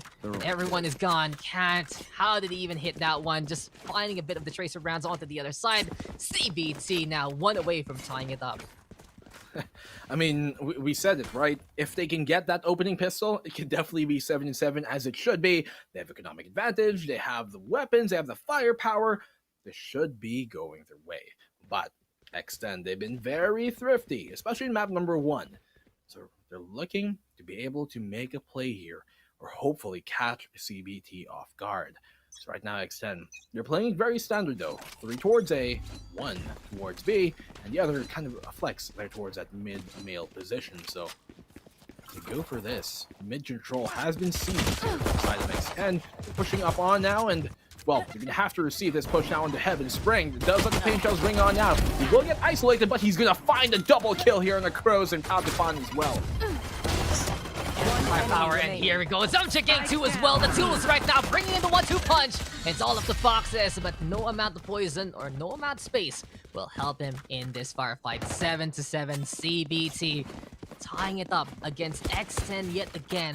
But now it's time for X10 to prove to us how this comp is going to work. We've seen it already on defense, how it really just gets in the way of the other side. But on the attacking side, it's never really been a fair fight. I mean, sure, the first pistol round, it is going to be a fair fight in terms of the arsenal, but it's not really what X10 wants to show us right now. They want to show it to us with the arsenal advantage. And how will they navigate? That will be the question. Again, though, pretty quiet game for Patapan. A little bit of fatigue, perhaps, though, onto the Jets. Operated, though, in the hands of Jumpek. He's expecting something else here, Black and Blue. With an open hand a bit early on into the firefight. Gonna be very interesting here for CBT. Io, he only has a Frenzy. Kant only has a Ghost right now. And a very, very intriguing buy from CBT. It might just be a bit of an all-in on that Jet. And if he can get a kill, if he will die or get another one, he'll have the Blade Storm. So CBT, they're investing a little bit now to go heavy into the next one and trying to change it up as soon as possible. Well, with this gun round finally coming in for the side of X10, they're looking to finally get a stop here and get the first round of the half. Their first. Now here on this round number 15, drop on in towards ropes. They know the position, but still, Cruz, he's gonna find that one on Rainy. Not letting him continuing the storm, and he's gonna find a second too. A great shot by him. Spring will get a trade off on the Foxes, but he's not gonna find anything more. It's still a 4v3 in their favor. They're taking control of the site, and Kant will go down. Now 4v2, it's gonna be very dire on the retake here for CBT. And CBT's gamble doesn't pay off. The high card there is just not enough. Subject, he needed to get a kill so he can have the Blaze later on, if ever, as a plan B. But right now, it's going to be CBT seeing their plans in shambles, as it's only going to be the Frenzy and that Hero Rifle. Their arsenal. Sushi Boys, though, with the Alarm Bot, it is just going to be one way to greet your opponent and give them a nice day of vulnerable states. Patafan, though, he wants to go for the chase, and he has the Operator. That's the thing. So a snatch here from the Cypher. He has the Battle Kappa and more anyway, but he whiffs the shot. Cruz just a little too far off to the right-hand side of his perspective. And now X10, they retain the lead and more. It's 8-7 right now. And as we get into the next round, you can see here Patafan seeing the legs, spraying it down alongside the breach. But Sushi Boys, this is what X10 was missing a while ago. Seeing him back on that Sentinel really allows the side of X10 to cover their flanks. The one they're replacing now is the Sova, and you usually do so anyway on a map like this. So Fox is on the Viper, doing good job here with the Astra so far. It's time to see how much more X10 can get in the way of CBT as we get into another round, and there you have it. Rifles abound for the defensive. Well, Cypher not able to save the Sniper, as Cruz will be in control of that one. As they make their push here towards the A site, they're definitely going to try and cement their might here, because Patafan will find Spring, and what a great shot to get the round going off. So that should be the site, safe for them to actually get the plant off here, and they do take control of that. But Io does have information. He tags the bot on out. I don't know what that gives you, but that's an important point. They still can see down towards A main. They've got information there, but they're also at the gates, and they're having a bit of a trouble trying to make their way on in. As here comes out the Rolling Thunder. That's a big bounce, and Rainy just blinding his own teammate, CBT. You have to be a bit careful. X10 did go for the push, but they're going to go for the punish instead. Rainy, though, comes close to catch up Patafan. Sushi Boys still with the refrag. Drop down, though. Not going to be enough. Sure, Zumchik gets a kill on the Sushi Boys, but Scary is there, and now X10 having the man advantage yet again. Oh, it's Io. He's the survivor here. The tribe has spoken, and he is the only one left to the side of CBT. And he has flashbacks of the apartments there. He has flashbacks of the tower. He's like, I'm not going there anymore. X10 might be there. He hides in the middle instead, saves the gun for a rainy day, and not gonna give it to Rainy. He will keep it for now. CBT, though, they're on the back foot as X10 have realized what they need to do on the attacking side. And it's just been really, really stellar for them. You can see right now, Black and Blue, that X10, not only do they get the cover that they like, but they also get the setup, and that's just enough for them to take these sites. You can see that Kant there. It almost seemed like he suddenly unlocked double jump inside screens because he just got. Was it just double jump? It was like flight. It was basically flight for a while. Yeah, he was like, "Oh, I'm all the way up here. I'm afraid of heights." But well, scary. He sticks the landing. Cannot find more though. Still, X10. They've taken a double round lead here in the second half once more. Last time they were in this situation was coming into this half, and so. Scary Nico, as they're trying to look their way towards this mid position, it's actually going to be a very, very forward-placed Zemjik here, with the Blade Storm on up, trying to make something happen. Thing is, though, at this range, it's very curious how he's exactly going to be able to do that, because Scary is holding all the way in the back of the site. Still, Zemjik taking some damage, realizes, okay, let me back on off. I think it's the right call. Not the fight you would like. Blade Storm, though, and all trying to get a bit closer. In this case now, it's X10 all across the map. Foxes has to be careful, has to be sly, and expecting someone to come in. Oh, the crouches, it just messes up with Zemjik. Unfortunately, the Jet there couldn't hit that center of mass. That head was in the middle zone. He just couldn't get the connection. Now X10, they're over and out on the B side. Thing is though, Ayo is basically the prime target here. He has the rifle. And eventually he'll be shut down. The X10, they wanted to control the tower just to prevent that rifle from falling into the other hands. Rainy though, only having Classic and Sushi Boys with the kill. Still a mad scramble over the B side. X10, they're running out of time, so they need to be sure that everything is secure.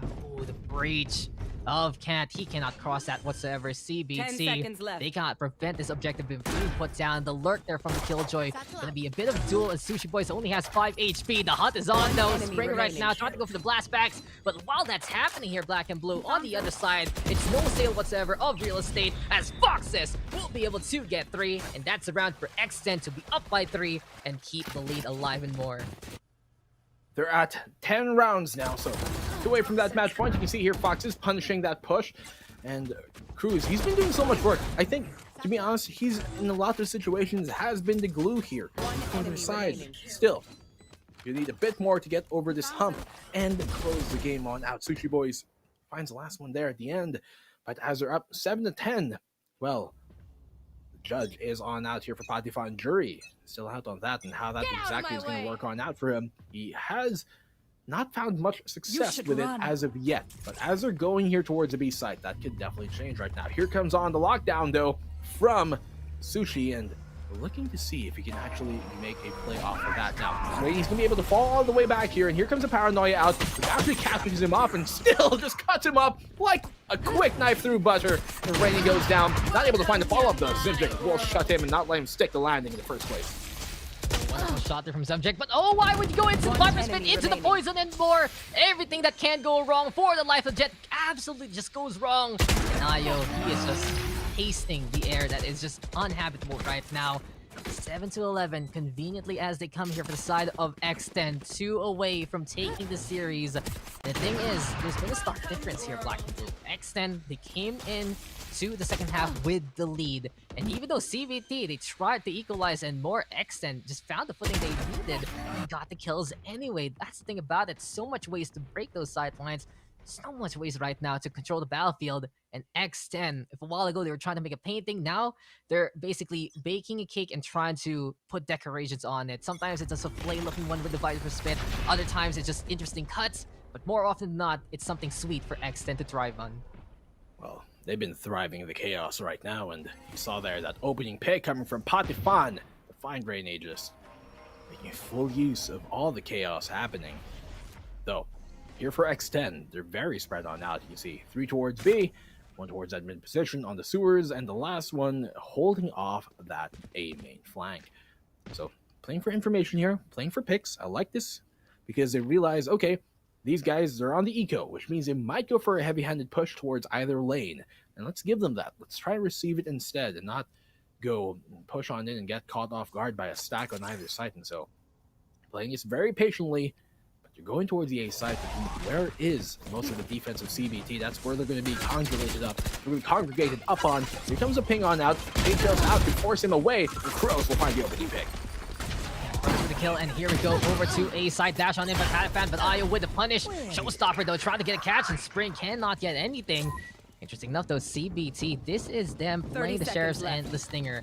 It seems like they do want to go for the contest in a 12-round scoreline for Extend if ever, but if they get this win, they will prevent that kind of case from happening and prevent the desperation, prevent the regulation, and go into overtime there. And then the Scary Sushi Boys, they're trying to make the Extend reality happen. They want to get to match point. They want to move on as quickly as possible. All they need to do now is kill Spring as quickly as they can. High ground though being taken by Ayo, but X10 playing coverage, and the news is out. X10 is now on match point. CBT, they need a handful of a streak here, Black and Blue, to try and come back. But for X10, here on the attacking side, it really feels like they can just navigate all the way they want. It's like Waze is telling them where to go. It's like they just have a GPS no matter what, because they are carving their own path time and time again. You can see why weaponry is such an important fact and why economy is such a big thing here.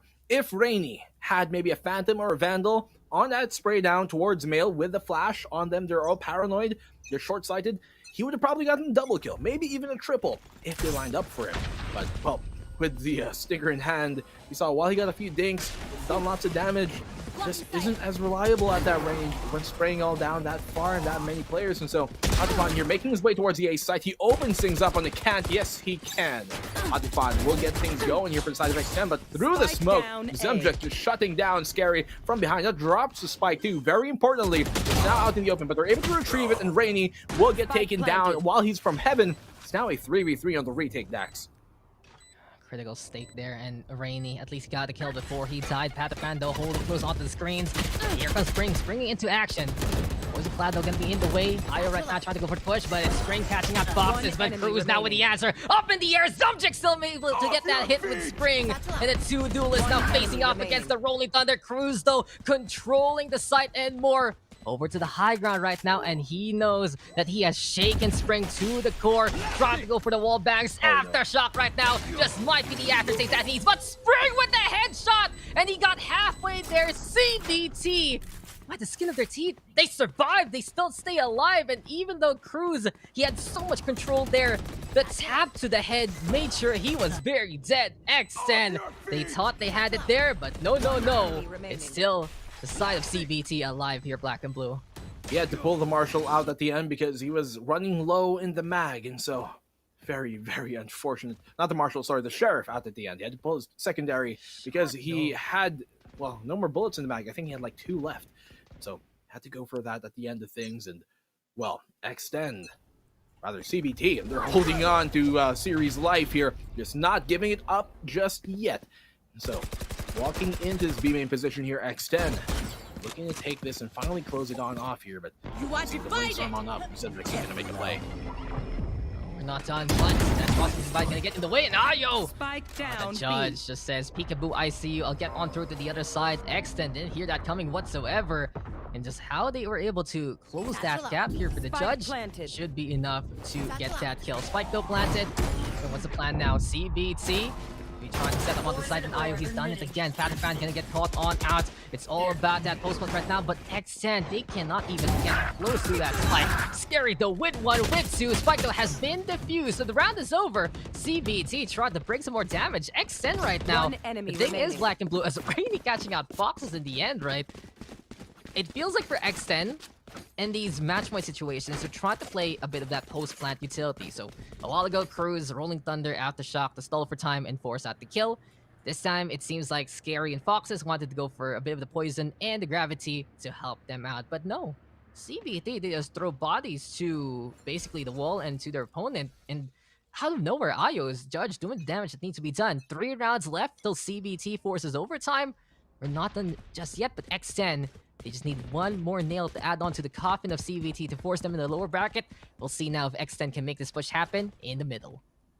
I think if they win this round, CBT, X10 might have to go on deco, and so it's smelling like overtime. Honestly, getting closer and closer as cookies crumbling. We're seeing how exactly they're going to pick it up. Now, 9 to 12 on the board. You're going to have to go perfect here, CBT, every single round. Now, as they walk on in, X10 towards his male position from mid.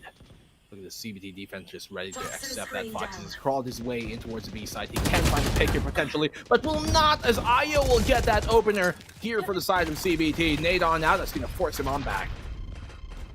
CBT, it feels like they got a bit of that late night coffee and they're injecting it into their veins and into their shots. CBT still alive here, getting the man advantage. And oh, Rainy just pouring on down the bullets. 2 before Patapan gets the trade.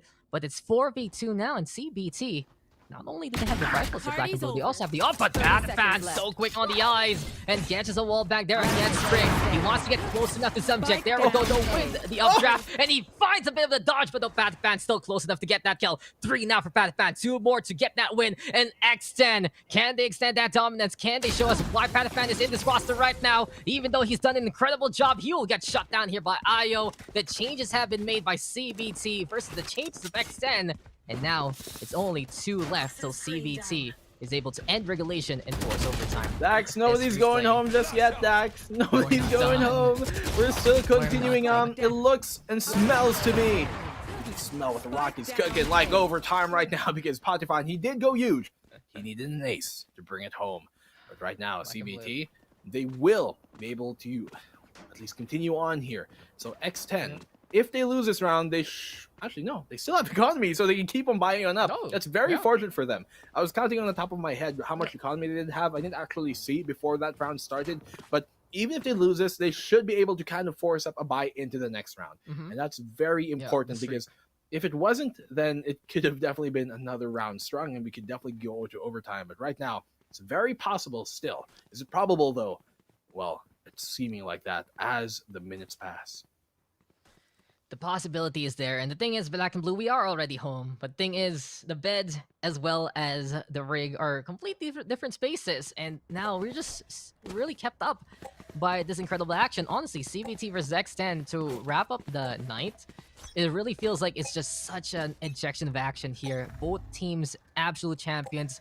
It takes a champion to unsteep the champion itself, and we'll find out if CBT can force out that overtime and steal it away from X10, or will it be finally time? Because X10, they've had the hammer for quite a while. They've already set up the nails. They already got a bit of that plot of land to put that coffin down. But apparently, the corpse that is supposed to be CBT, they're not dead just yet. They're still alive. They're still breathing. And they want to get out of here, and they want to survive the firefight and show up X10. Seems like, though, East side right now might be the point of contention, but no X10. They're basically looking for a punish here, Black and Blue. They're seeing if someone's going to be pushing here so far. And, oh, I like this a lot. Toxic Screen trying to bait out the utilities, especially something like Page. So there we go, but Patapan, he decides to commit, and he will be punished by it. Beautiful, beautiful tripwire there versus the Jets. CBT now with a man advantage again. Thing is, though, it was a fake towards that A side, committing only 2 members as they're going for the loading turn B. Here comes out, of course, the ultimate, and they know exactly where they are all up, and CBT are just going to completely capitalize on it and shut it down, collapsing on that attack from X10. And as I said, man, we're looking closer and closer into overtime. Cruz is the only member left here. He will take that ultimate charge, but more importantly, X10, they now finally have that Viper's Pit and the lockdown here coming into this. If they can get another ultimate charge, they should be able to also have the Astral Divide coming into the very final round of regulation. But this will be an 11th round for CBT on the board, and we're going into the very final round here of regulation. Wow. Just gotta say, though, that it's always good to go for those unique late off angles, because if you start things off regular, if you're just gonna be playing the usual angles, when it gets down to these tense clutch situations, and when it gets down to basically match point situations, sometimes you can just get some free kills out of nowhere, and Rainy did just that. Some great distraction gameplay, though, from Zumjik. And not only that, the operator's still getting kills anyway. It was just the Rainy and Zumjik show over on the B side. But at A, Io, right place, right time, right read. And it's just needed one more win here for CBT. Can they do it? That will be the question. But oh, the gravity well. Zumjik has to get out of there and fast. He's able to crawl on away. Spring in the meantime tries to go for the help, and he tries to go for the push. And Patapan with the kill, but Zumjik now with the answer. Here we go with the operator yet again. Smooth operator right now from the Jet. Backs on the way while being covered by Kant as well as Rainy. Bladestar though is the answer. Burst Fire doesn't get connection. It's 3v3 right now though between the two teams. And X10 has had enough of B sites. Well, he was definitely dancing there, Zimjik, and making it quite a thriller. But we're down here to a 3 versus 3 to close off regulation. Will we go into overtime, or are X10 going to bring us here home and get this final map on the board in this round.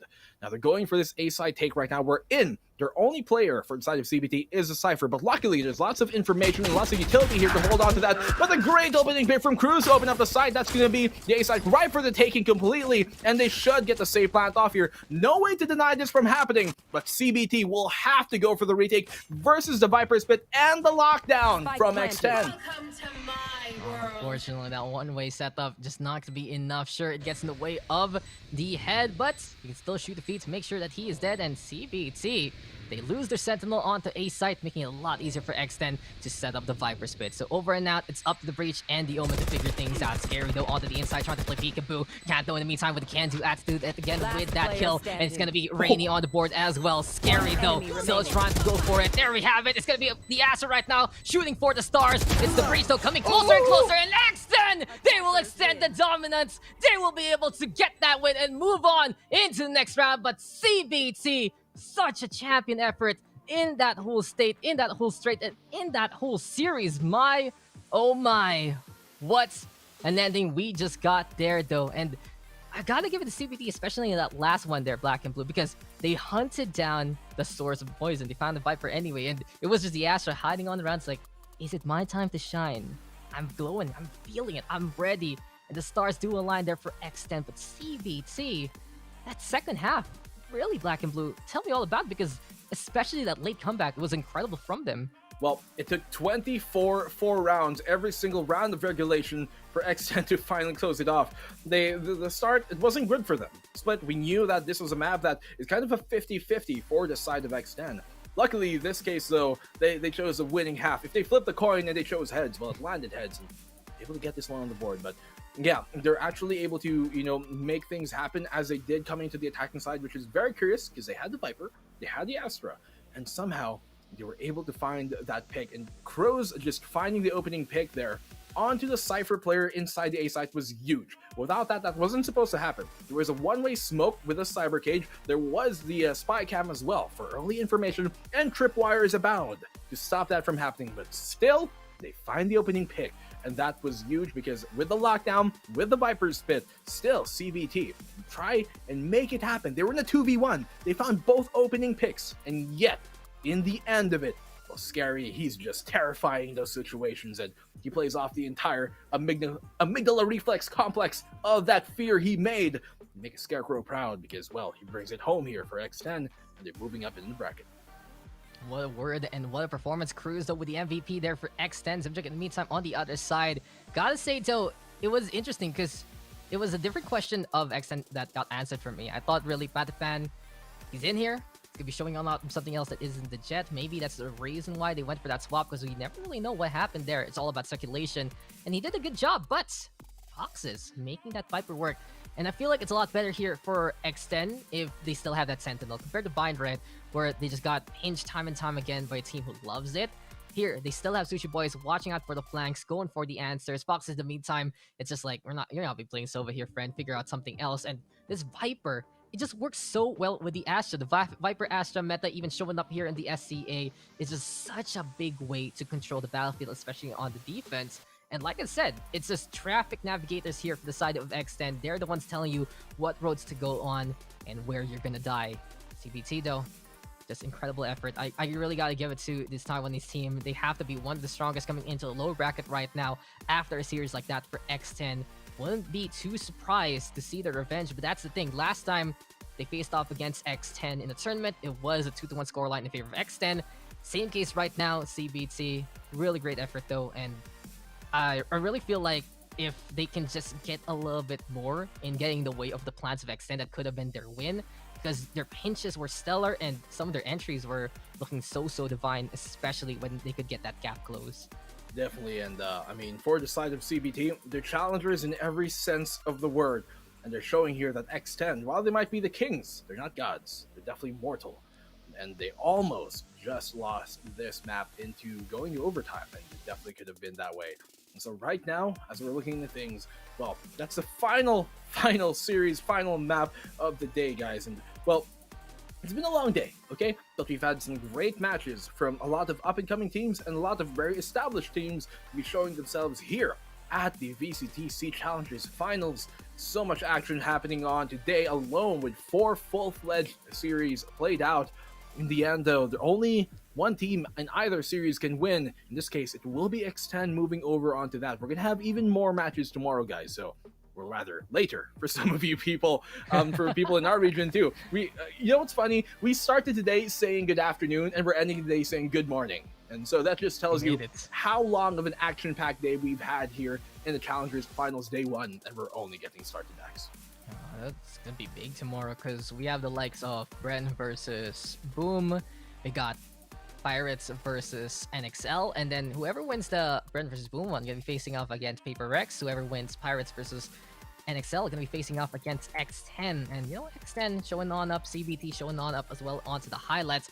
But overall, a great first day here in the SEA playoffs. It's really just been a frantic day and night, and basically morning right now, just for that slot to Iceland. Only one can win, and only one can represent SEA. And that's the thing, there's so many countries here in SEA, there's so many styles, and that's what we keep telling you about. The melting pot that is the culture of SEA is here to slay and here to play. We see it here. Whoever can not only be the best at what they do, but show that their way is the best, is the one that's going to represent SEA to face off against the Titans in all the other regions. And, you know, here for SEA, we get inspiration from the other regions, and we're going to be looking to face off against them there and then. So it has to be that best rep. It has to be who can survive the gauntlet here back in Boo. And we'll find out at the end of the week. But for now, day number 1, and we get some victors under our belts. Yeah, well, to kind of, I guess, recap you guys on what happened today. If you missed the opening early matches a while ago, we started off with Boom Esports winning 2-0 over Cerberus. And then Paper Rex getting a 2-1 win over Full Sense after giving up map number 1, making the comeback happen in the later maps. We also saw Pirates win 2-0 over the Vietnamese squad Fear Us. They move on forward from that, and obviously here finally we just saw X10 in a grueling 3-map series finally bring it home at the very final round of regulation. And just what amazing games we had today. Tomorrow, as we move on over, Dax touch on it a bit, we're going to have Bren Esports versus Boom Esports, and then we're going to have Full Sense as well. I think it's going to be Paper Rex versus the winner of Bren and Boom, and then we also have X10 Esports versus the winner of 6045 Pirates and NXL, which will be played tomorrow as well. And so the winner of that will go over to face X10 here. And so we have so many action-packed matches coming in for you guys on Saturday. I think it's mostly lower bracket matches too, to see who's going to get eliminated and who's going to kind of make that comeback movement happen. And just so much action coming on today. Obviously, Sunday is grand finals. That doesn't need to be explained. But if you guys don't know, Sunday is where the main show will be, because that will be our grand final match, and that's definitely one for the books. I mean, it's gonna be crazy later here for us. You know, it's honestly, guys, it's 12 o'clock here. So later on, it's gonna be 2 times PH versus Indonesia. You got Bren versus Boom, the rematch that everyone has been waiting for. And then you got NXL versus Pirates, who's gonna be very interesting to see what the Pirates can really do versus a super strong team in NXL. And of course, the rest of the upper bracket matches that will be there, we're gonna be seeing the victors from today there yet again. It's going to be quite a tiring day for our teams, but we will just not stop with the action. We are still going to be here as the casters and more, and every single one of these broadcasts trying to bring it to you here for the SEA Valorant side. 6 language broadcasts. You are tuning on into the English one. There's still so many more out there, and we're just so happy to give you guys that kind of diversity, because SEA, it's just ridiculously diverse in the playstyle, in the cultures, in the people, in the teams, in the languages. It just feels if there's only one broadcast, it's not gonna be enough. So we thank you guys for your time, but this has just been an incredible run. Gotta say, the black and blue. Any favorite moments from today? Oh man, lots. So many clutches that actually came true. I mean, like, you know, Forsaken popping off on that Paper Rex match on map number 3. The clutches that we just saw here from X10 side, and obviously I think when Illustrado and Asteroid were casting a match a while ago, there was a great 4K that came from, I forget who, but it was with the showstopper, and then 2 with the frags, and so it was just a great showing. But guys, well, we started the day saying good afternoon. We're gonna end the day saying good evening, good night, and good morning for some of you guys in our time zone as well, because it's at 12 midnight here. But guys, well, that's it for today here at day number 1 of the VCT SEA Challengers Finals. I am Black and Blue. With me is Dax. We'll see you guys tomorrow. Good night.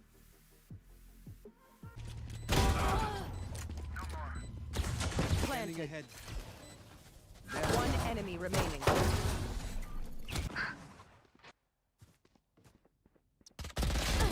One enemy remaining. Spike down B. One enemy remaining. Spike down C. Fire in the hole! Pulling them in! Here comes the fire! Blinding. Spike down A. 3 killed. One enemy remaining. No more to oppose us. They're dead.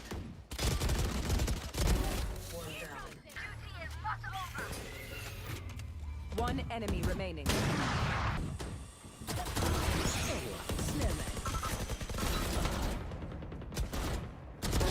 Get out of here. Last player remaining. Go be killed. One enemy remaining. I will not.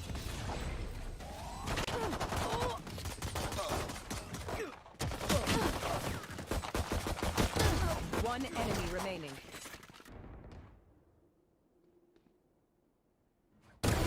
Sova room. Blocking sight. Last player standing. One enemy remaining. One enemy remaining. Clutch. One enemy remaining. Clutch. Revealing area. One enemy remaining. 10 seconds left. One enemy remaining.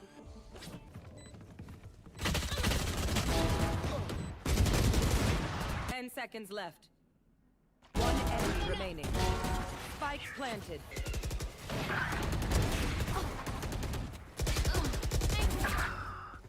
One enemy remaining. Last player standing. Aw, thought to try harder.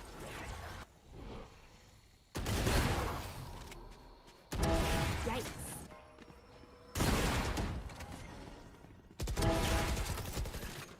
Spike down B. One enemy remaining.